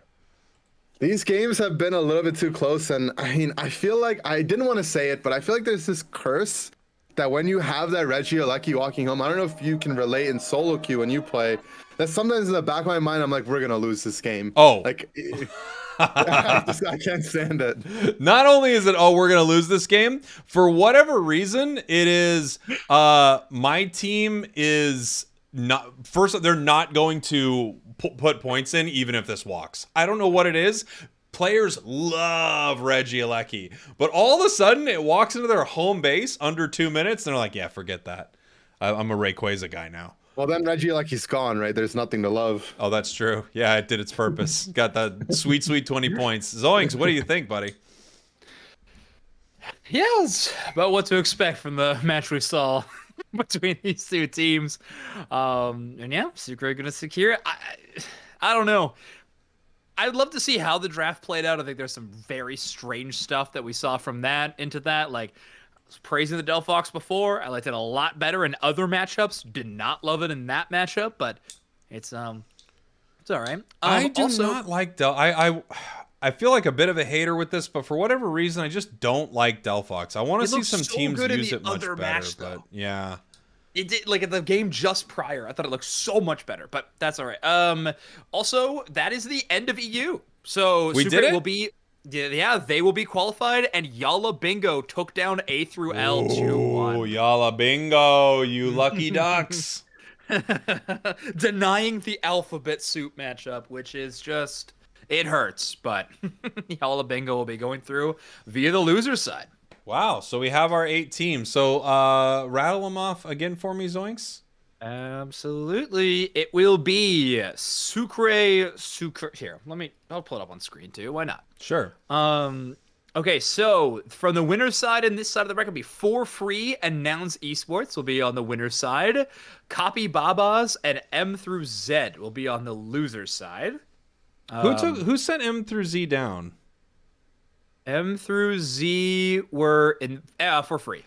Okay. They 2-1'd them. Is a little closer. Yeah, because they did M through great. Z, yeah, the only team to actually take a game off of For Free in these qualifiers as well. Yeah. So, and really M through Z were able to take down, I don't know who top deck is, but CincoGolemo and Squishy Squad, like 2 very strong teams. Yeah, they took down a lot of great teams. Warlords early is a tough matchup. Warlords is a very solid EU team, so it wasn't a free bracket by any means, but Anybody needs the roster update on M through Z, it is Sazuro, Donna, Rezu, Keru, and Karma. And then Copy Babas is Fabao, Aush, Leon, Toast, Dodo, and Niles. It's not Dodo, actually. My bad. And then Pool 2, this one finished up earlier. Des Croissants beat A through L to qualify. Outer Banks, this is Tan's and Klaus's new team, was able to take down Sucreosucre 2-1 and go on. And then Yalla Bingo and Sucreosucre. Nice. Nice. EU's looking exciting. Yeah. And we got about 20 minutes until bracket starts for North America. 20 minutes till NA. What do you want to do? Well, I was actually going to take this time to let my dog out real quick. Yeah, go for it. Do that. Yeah. Cool. I'll be right back. What do you do on my screen? Just the I'll pull up my cool. You can start looking through the NA teams or something too if you wanted, but we can look at the NA teams. We're going to switch over to the NA broadcast on YouTube here soon, but we'll hang out here on EU for a little bit. I'll just pull up some Unite. Maybe I'll get the chat to jump in.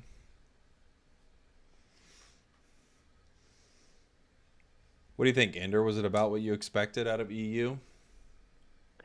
No, for sure not. I mean, we saw some crazy games. Gyarados, I think, probably the biggest surprise. Meow and Blaze, not big surprises, but really fun to see them get played at least. Zoinks is releasing the leader Zacian. That's right. That's right, everybody. You should solo queue and play Draining Kiss. Scary thought. Rain Crown, Draining Kiss. I mean, it's in the name. Yeah, all the draining. Smart. Yeah. Because the autos are attack-based until you get to that boosted, right?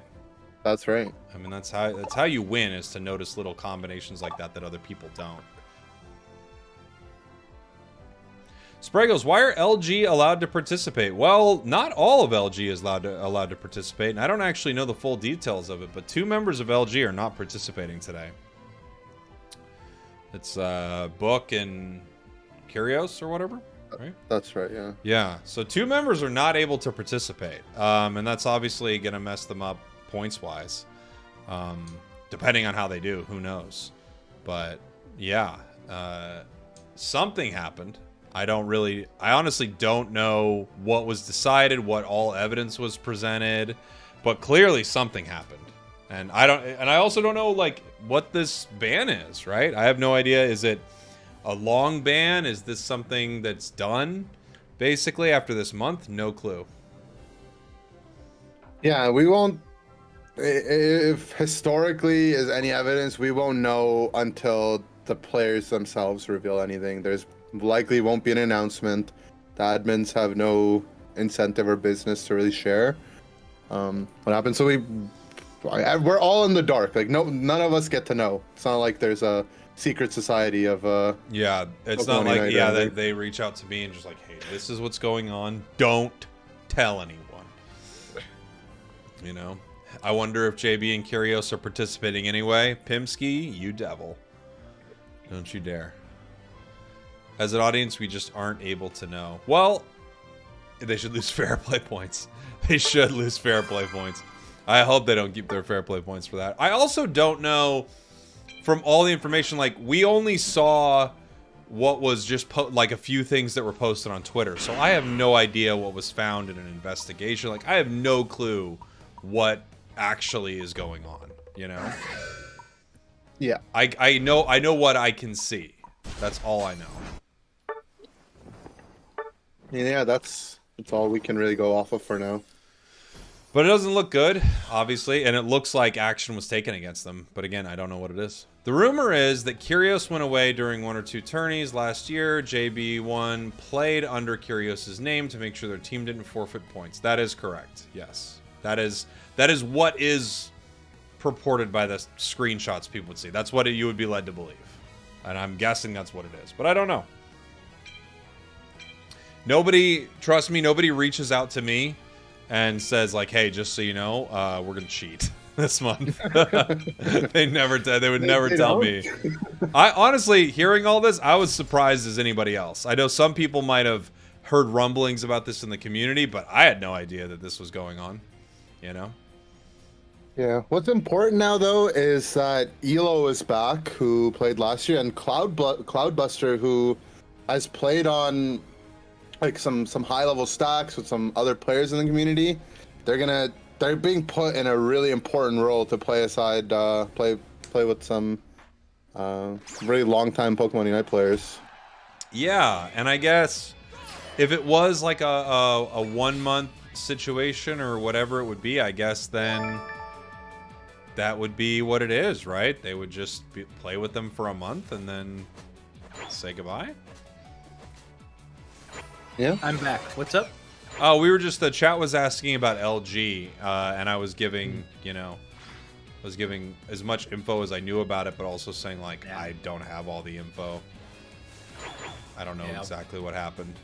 But I could say what it looks like happened and, you know, what looks like the action was taken. I truly don't know how long Jungle Book and Curios are going to be out. I have no idea. Yeah, me neither.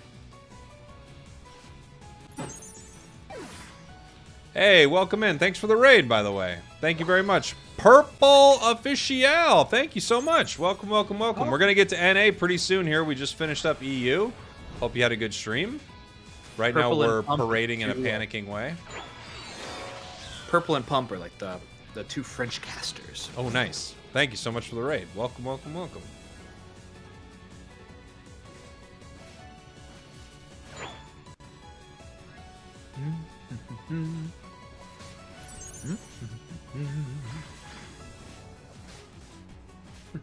These enemies are parading us pretty hard right now. Oh no!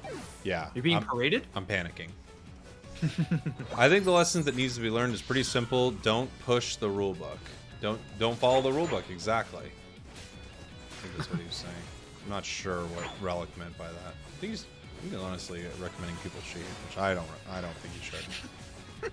Called out. Jeez.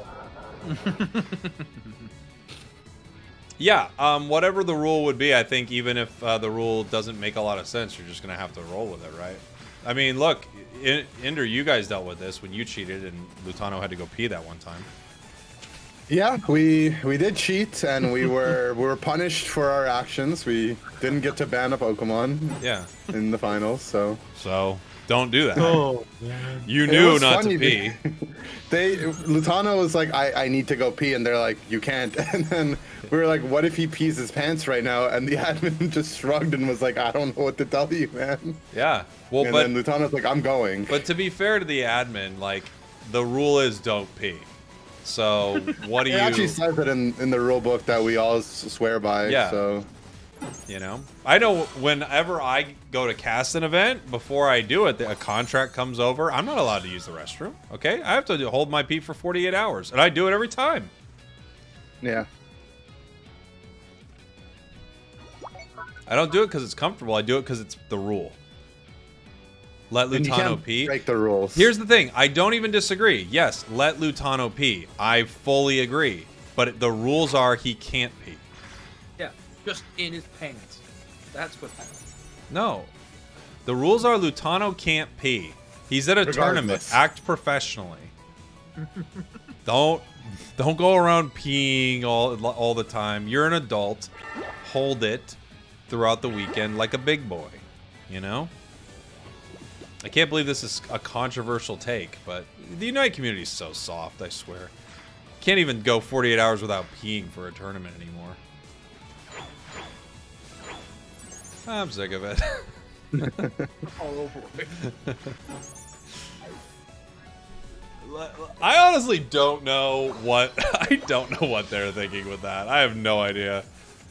It was insane. Because when we heard it in the booth, we were like, "What do you mean?" Do you remember what I said on? It was like being chef because we had to like break it. We were on the analyst desk at that time. No, I don't remember. What was it? Oh, it was that they disobeyed a command from the admin, right? Right, and then I went, "Do we have to do that?" I actually had a bunch of messages afterwards where people were asking me like, I can't believe you spun on LG and they took away your ban for that's it. And I right. was like, Everyone thought you spun on LG, and that's why. well, I did spin, but that's not why we lost the ban. Yeah, they would never do something like that. But you shouldn't have spun, and the second you do spin, you open yourself up, you know? Like, That's maybe true. they would have let the P thing slide, but now they see that you're bad sports, and they're like, all right, well, if you want to do that, then now you can't pee. Yeah, Yeah. you perjured yourself, Yeah. unfortunately. You're in trouble. That's a bummer. Well, they can't get me now. Well, you never know, man. I mean, I think it would be great to see you at one of the official broadcasts, but then if you think they're tough on you when you're competing, get ready, you know? I'm gonna have to start training my peeing skills for the broadcast. 48 hours is tough. Yeah, it's a long time to not pee, but at the same time, you know, it keeps your energy up.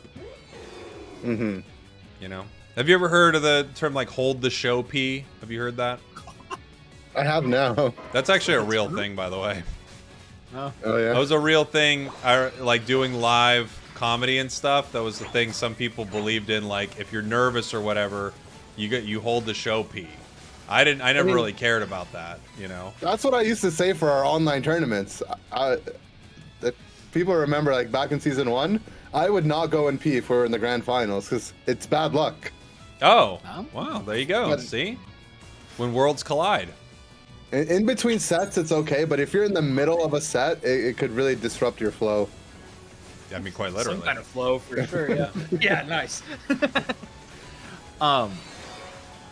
When you guys are done your pen, I do have my NA predicted top 10.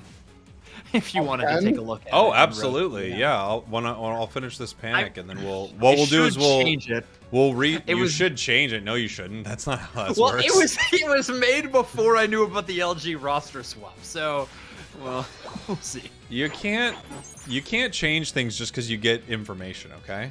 He's changing it. I'm watching him change it. Click, click, click, click. Click, click, click, click, click. LG goes all the way to the top. Wait a minute. Dude, Cloudbuster's crack. He is, though. But I'm telling you, it was Jungle Book holding him back. there's a reason he wasn't in season 2. Except he kind of was. Oh, don't you freaking dare. Don't you dare. Oh, man. Might be the best line you've ever thrown out. The throwaway, but it was great. Holy. Thank you. Jeez, Zoinks. Massacring him out here. My gosh. Although I do have to admit something.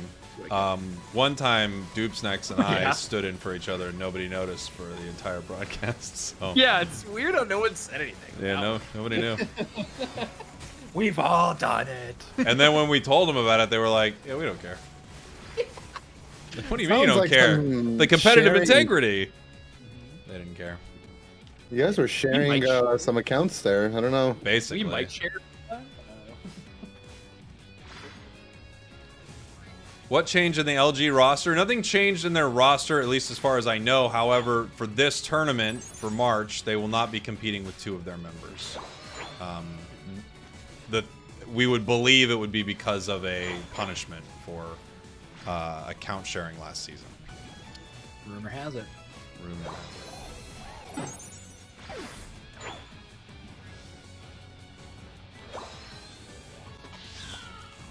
Ender was unsupervised at one point. Oh, how'd it go? It went pretty well. I didn't share my account, at least. I was... Nice. All right. I was account sharing, apparently. Yeah. Wait a minute. Yeah. Hold on. Spragels was here the whole time. Secretly. In the background. Just 1 month ban for cheating seems light. I don't know. I don't know what Wait, it's a month ban? We don't know. Again, we don't know. who is but making this also, information, I don't know what I'm trying to think what I would do in that situation. Like, obviously, I just deal with like game balance and stuff. Yeah. So I don't. Pokemon releases. Yeah, the playing the Halloware. Pokemon releases, deciding what Pokemon come out. You know, Zoinks' pay rate. hyping up the legendaries. Yeah.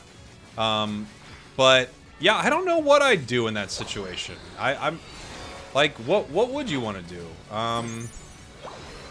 I think I'd probably, my initial thought would be, well, if LG did that for a month, then they wouldn't play for a month this season. That's probably what I'd do.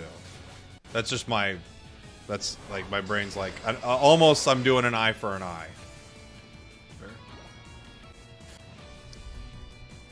Yeah, you can see that. The question is, was it just for a month? Yeah, I don't even, again, I don't have all the details. It's just, that's what I'm thinking I would probably do.